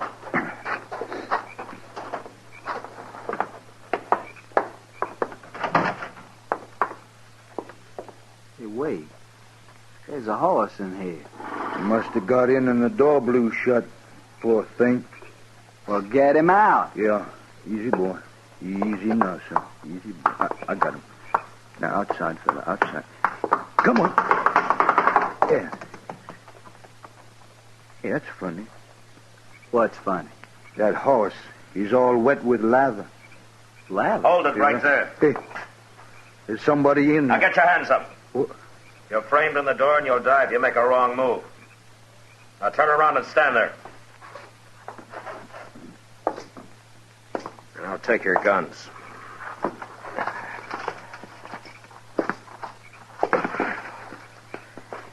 Who are you, mister? All right, get outside. Slow.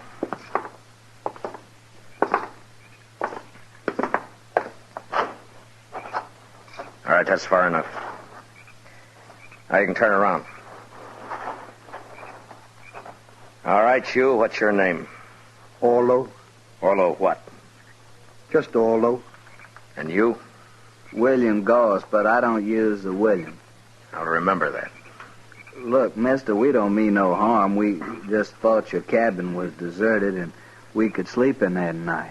It's deserted, but you won't be sleeping anywhere tonight. Now, mister, you got no right You'll to... sleep in Dodge when we get there. Oh, no. No, we can't go back to Dodge. No? Why can't you? Well, you see, we shot a man that day. This morning it was. Orlo, you shut up. But, Gorse, you know we can't go back. I'll shut you up. Hold it, Gorse. Well, he always did talk too much. The war made him like that, mister. He was all right before the war. So they say, anyway. Now, listen to me, both of you. This isn't my cabin. It isn't? Then why'd you put us out of it? I'm trying to tell you why. I'm a United States Marshal. What? Oh, gosh. We got caught. You're both under arrest for murder. Well, I'll be. So that's why his horse was hot. He been chasing us, gosh. How could he have been chasing us? He was in front of us. I've been on your tail ever since you ran out of Dodge. The trail you were following led right here, so I made a circle and waited for you. Does that explain things? Hey, that's pretty smart, isn't it, gosh? We was riding too slow. Yeah. But if I'd known what I was following, I think I'd have just ridden up behind and yelled at you to stop. We'd have run. Now explain something to me, will you? What are you men? We're just friends. Yeah, me and Gosh been friends for a long time. No, that's not what I meant. Look, you shot that store clerk in Dodge and you killed him. But you're sure not gunmen, and you're not bandits. Now, what are you? We're broke. We needed some money. But he wouldn't give it to us. He grabbed the gun instead out under the counter. And he'd have shot us with it, too. We had to kill him. That's all there is to it, Marshal. Not quite, I'm afraid. You killed a man, and I'm taking you in for murder. They gonna hang us? Not they. The law, maybe. But you'll get a fair trial. Won't matter. We done it. We'll hang. Yeah, you're right, Gus. We'll hang, sure. I don't know. I suppose you'd have killed somebody sooner or later. All right, get your horses. Ain't you gonna handcuff us or nothing? Why? Oh, no reason, Marshal. I was just asking. I thought so. All right, come on. It's a long ride to Dodge.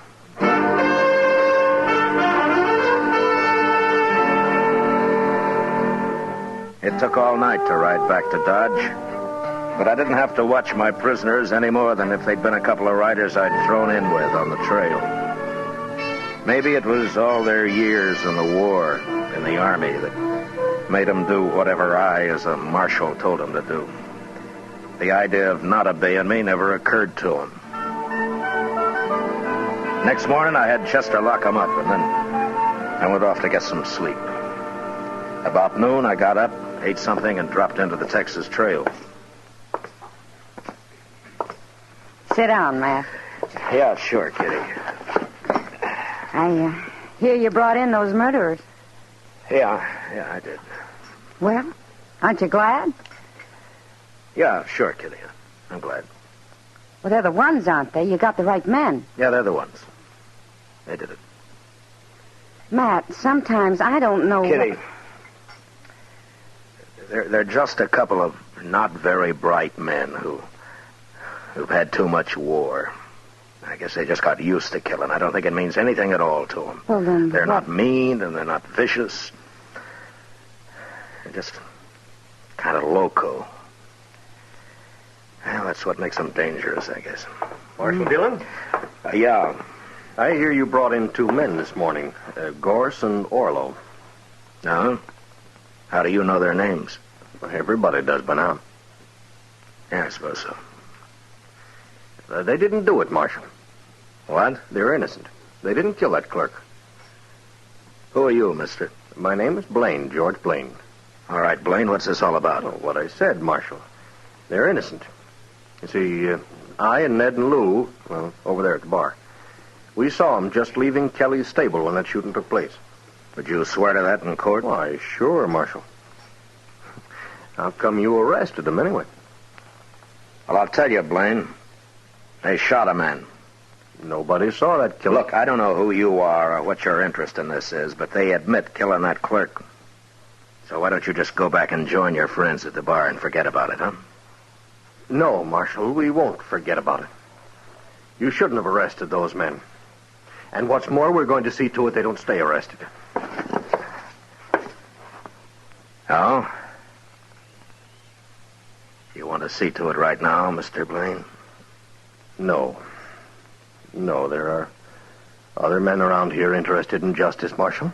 And I think we'll talk to them first. Don't do it, Blaine. Don't get anything like that started here in Dodge. See you later, Marshal. Who is he, Kitty? I don't know, Matt. He and his two friends came in on a Santa Fe from St. Louis a couple of days ago. That's all I know. wonder what they got in mind. Oh, they've been drinking. It's just talk, Matt. Yeah, maybe. I'll see you later, Kitty. So long. Hurry back, Matt.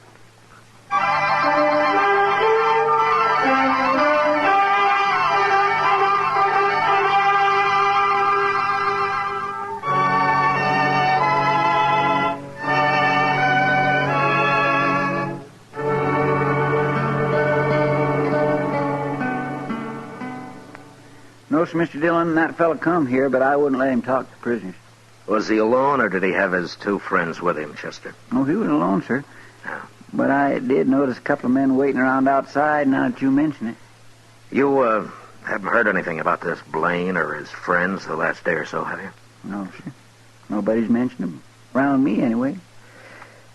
Well, it sure stumps me. You think maybe they're going to cause trouble, Mr. Dillon? I don't know, Chester. They might try, but it'd be easier to stop if I knew what was behind it. Yes, sir. Yeah, mobs have tried to open this jail before, but to lynch somebody, not to turn them loose. Mighty curious, all right. Well, Chester, I'm going to have a talk with the prisoners. Maybe they might know something. Well, it's worth a try, sir. Yeah.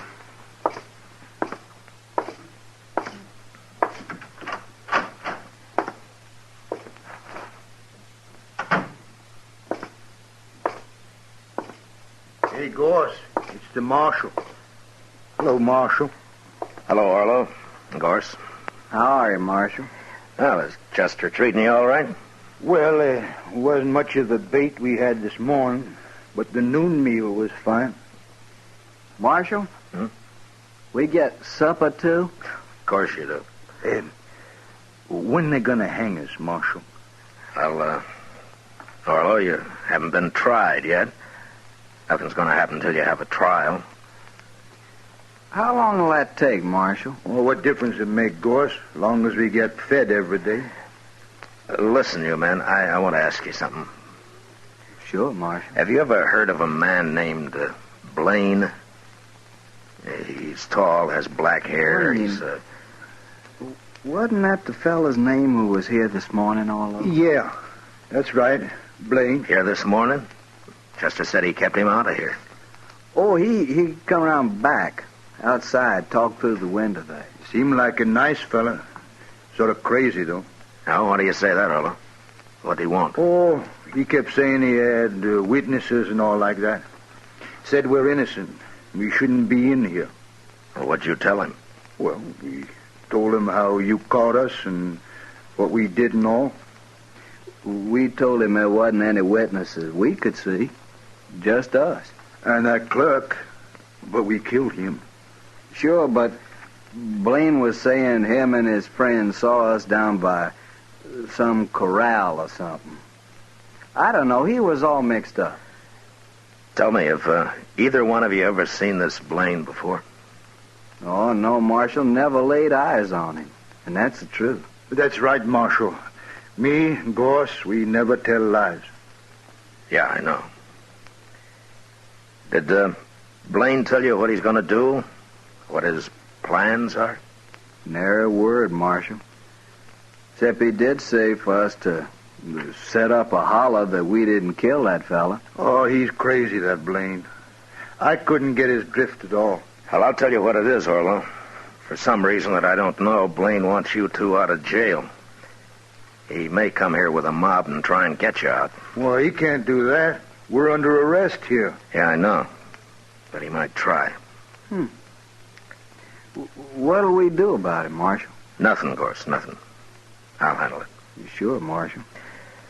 Let me know if you need anything, huh? Oh, we're fine, Marshal. Thanks just the same. Sure. Okay. I'll see you later, then.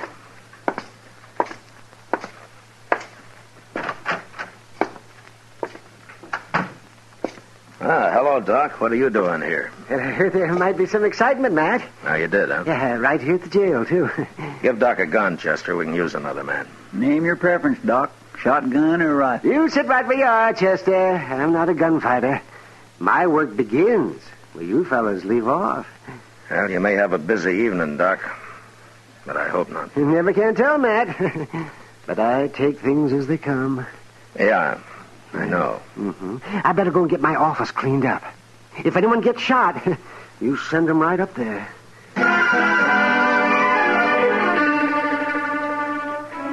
It doesn't improve a man's temper to spend the afternoon sitting around and waiting for a mob to form.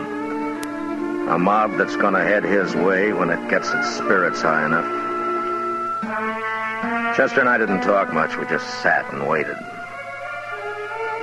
Long about dusk, we saw a couple of dozen men gather in the middle of the plaza. Then Blaine appeared, and he began haranguing them. And the crowd grew. In a little while, it started moving down Front Street, down toward the jail, and us. Looks like everybody in Dodge is taking an interest, Mr. Dillon. We'll use shotguns, Chester. I never saw a mob yet that was eager to jump a shotgun. Yes, sir.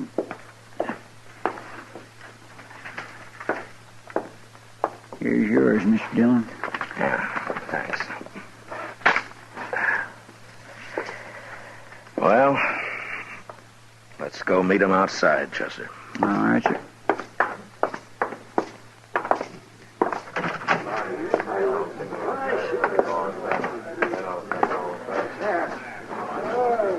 Here, this is good enough.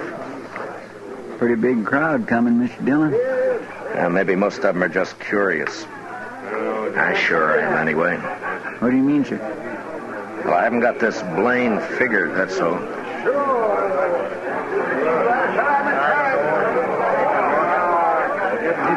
right, hold it, man. Hold it, man. I'll see if I can talk some sense into the marshal first. Well, Marshal, I was right. There seem to be a lot of men in Dodge interested in justice. We want Orlo and Gorse out of that jail, Marshal. We want them freed. Aren't you going to say anything, Marshal? I don't see your two partners, Blaine, whatever their names are. Don't you worry about them, Marshal. Now, you tell us, you going to turn those prisoners loose, or do you want us to do it? Well, speak up, Marshal. Which way is it going to be? All right. Now, you've all heard Blaine's story. He claims he and his friends saw Orlo and Gorse at Kelly's stable when the shooting took place. Now, that's pretty good evidence that they didn't kill that clerk. And it could be true. I'm going to go inside and I'm going to talk to him about it. I'll give you my answer in half an hour. Now, is that fair enough?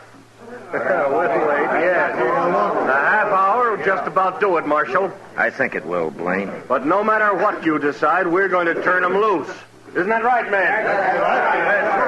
Chester, keep an eye on Blaine. Don't let him leave here if you have to shoot him to keep him around. Yes, sir, but I don't understand why Just do as I say, Chester. Yes, sir.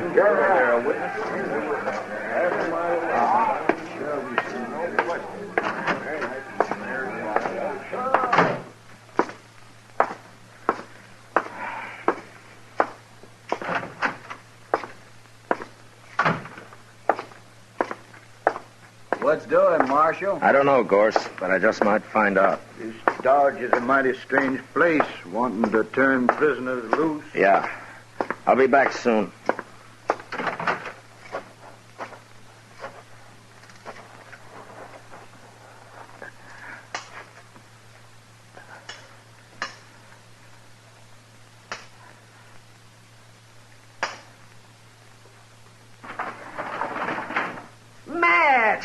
What are you up to? You're going to break my window with those rocks. Get on here, Doc. I need you, and hurry. Huh? Oh, why, sure, Matt. Stand under the window here, and I'll climb down on top of you. It's only a few feet. Okay. All right, come on, hurry. Yeah, well, what's this all about, Matt? Where we're going? We're going to the express company first. Well, what for? It's closed. Maybe not. It's not quite 6. Everybody in Dodge is out there in the street. I was watching from my front window. Not quite everybody, Doc. Blaine's 2 friends aren't there. Yeah, right. Well, what do you I'm working on a hunch, Doc. If I'm right, I want you as a witness. And we'll go back and show that mob what fools they are. Yeah, whatever you say, Matt. But I haven't got a gun. Don't worry. I'll do the shooting.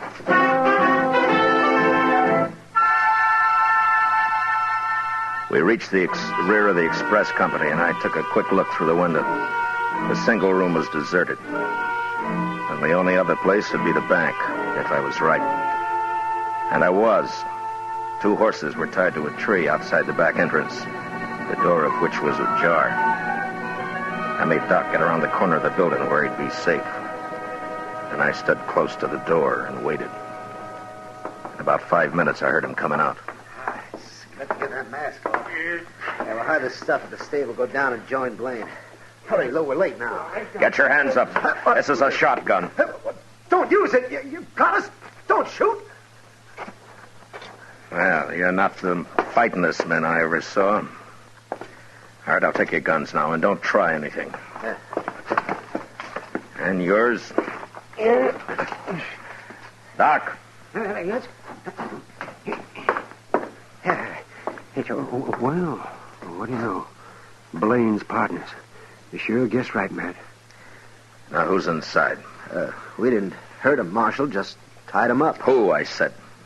Well, that old man, the banker. All right, go take a look at him, Doc. Take those money bags with you. But be quick, we haven't got much time.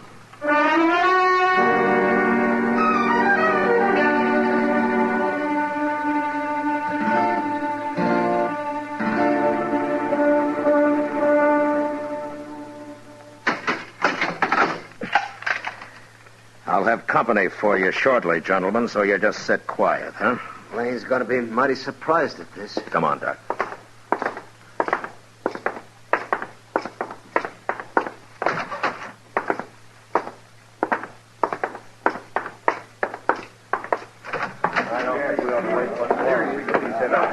My gracious, I thought you was never going to come out, Mr. Dillon. Well, Marshal, are you going to be smart? Are you going to turn him loose? You're under arrest, Blaine. What? Marshal, don't be a fool. You aren't arresting anybody. Is he, man?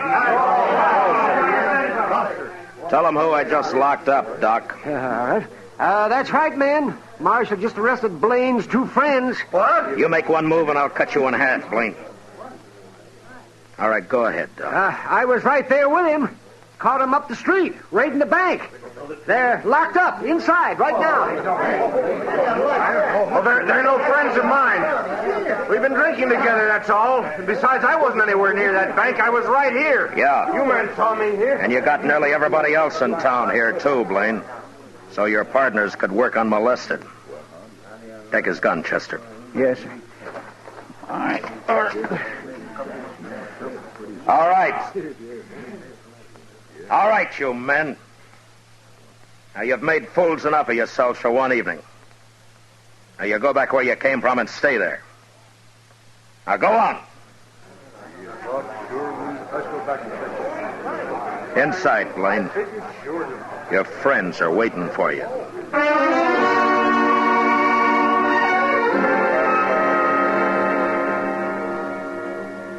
I never did find out just who Blaine was. He kept his mouth shut all through the trial. It could be that he'd never been arrested before. But anyway, he and his partners got 5 years. That's better than Orlo and Gorse made out. They stood up and told their whole story as straight as if I'd told it myself. I guess telling the truth was about the only sense of right and wrong that the war had left them. They weren't bad men, but they were dangerous. And early one morning, a month later, up in Hayes City, on the order of the court, Orlo and Gorse were hung.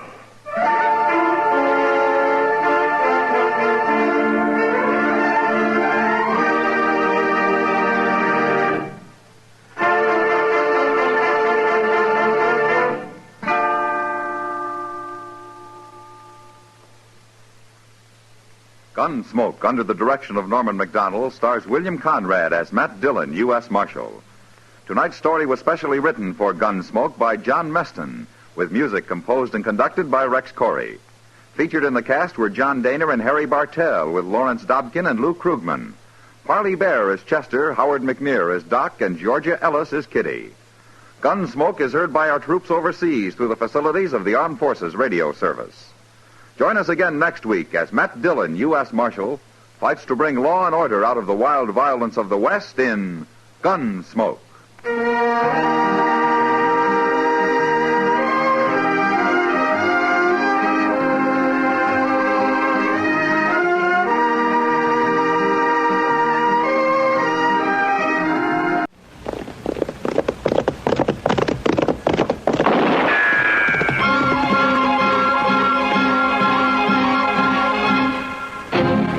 Around Dodge City and in the territory on West, there's just one way to handle the killers and the spoilers, and that's with a U.S. Marshal and the smell of gun smoke.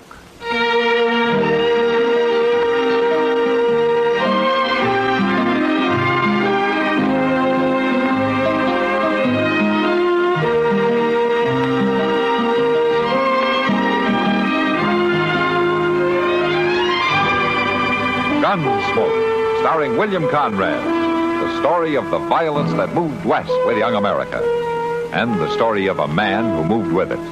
I'm that man, Matt Dillon, United States Marshal. The first man they look for and the last they want to meet.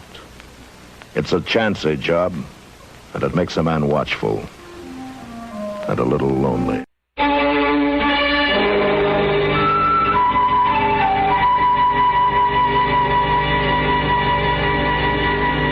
It had been a long, hard ride to Fort Larned, and as it turned out, a useless one. The prisoner Colonel Matthews had been holding for me died before I could get there, so I spent the night at the fort and then started back for Dodge the next morning. The trip back was more pleasant. A breeze from the Rockies swept across the high plains, and it was cool for the first time in weeks. And now, camped for the night just a day's ride out of Dodge, I was looking forward to a bath and a shave at Mr. Teeter's.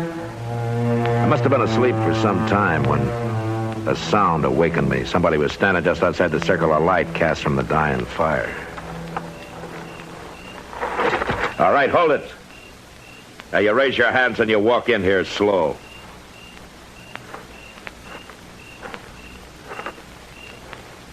Keep coming.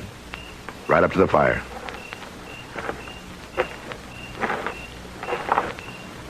Now just stand it. Is there anybody with you? No, I'm alone. Please, mister, I didn't mean any harm. What are you doing here? I was hungry. Thought maybe I could get some food. Well, I might have shot you. I'm awful hungry, mister. I've been sitting out there watching... Fry pan, it's cold, but you can have it if you want. Thank you, mister. You really were hungry, weren't you? Yes, sir. What did you eat last? This morning, just before I ran away. Ran away? That's right. I ran away from home. I see. What's your name? Trudy. Trudy Trent. Well, where is it, Trudy? Your home? About 40 miles from here. What's your name? Dillon, Matt Dillon. I'm the U.S. Marshal in Dodge. Dodge. That's right where I'm headed. Now, look, Trudy, Dodge is a long way from here, a whole day's ride. Don't you think you better ride back home tomorrow and think about this a little? Your parents are going to be a little worried. That's just me and Pa, Marshal. And I sure ain't going back to him. He's probably out looking for you right now. Pa? He gets drunk almost every night. Ain't likely he's out riding around on the prairie. I see. He's about the most terrible man ever lived, Marshal. I could tell you things he done to me you wouldn't believe. You want to hear? Look, Trudy, a lot of kids don't always get along with their pa. I'm not a kid, Marshal. I'm old enough. I've been old enough a long time. Look, you're going back home in the morning, and I'm going to ride with you to make sure you get there. Don't you like me, Marshal? Sure I like you, Trudy, but you're still going home. Don't make me go back there. Please. I'll do anything you want. But please don't make me go back. I got a blanket for you. You can sleep by the fire. Marshal, please. Look, Trudy, whether you think so or not, you're still just a kid, and I'm taking you home in the morning.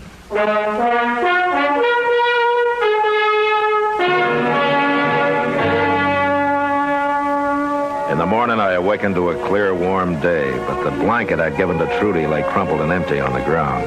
For a minute, I thought she'd run off. Then I heard splashing from the other side of the willows. She was taking a swim. A few minutes later, she was out, dressed, and we were breaking camp. It was wonderful, Marshal. You should have tried it. You ready to ride? You're mad at me. Trudy, you had something to eat, you got some sleep, you had your swim, and now you're going home. I changed my mind. What? I changed my mind. I'm not going home. I'm going to Dodge with you. Now look, Trudy. Can you think of one good reason for not taking me to Dodge? Now, Dodge is no place for a girl like you. You still think I'm too young? Well, you just wait till you see me all dressed up. You won't think I'm too young then. You belong at home, Trudy. Now let's get mounted. Marshal. What? If you want, you can marry me. You want to marry me? It's not going to work, Trudy. I told you. You belong at home with your pa, and that's where you're going. And you keep talking about how Dodge is no place for a decent girl. We're wasting time. Let's go.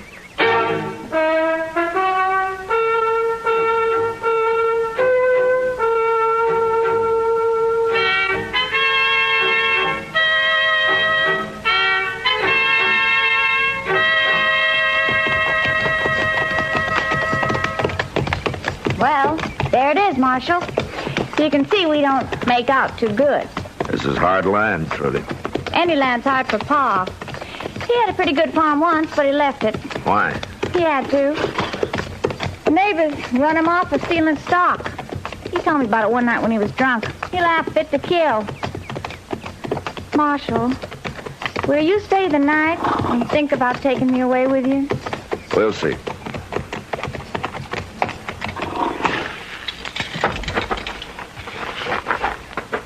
Come on.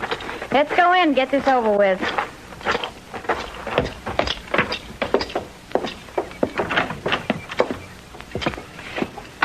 Pa? Hey, Pa. Hey, where'd you run off to, girl? I guess you was worried some, huh? You sass me and I'll fetch you a clout. This is On the Marshal head. Dillon, Pa, from Dodge. What you bringing the law out here for? He brought me home, Pa. You, I run away yesterday morning. Marshal brought me home. I ought to tan you good, girl. Running off that way. Worried about who'd do the chores, weren't you, Pa? Now, don't you talk like that, girl. 'Cause I missed you. I missed you something fierce. I'll bet you did. I worried so much that I didn't hardly eat nothing. But you sure been drinking.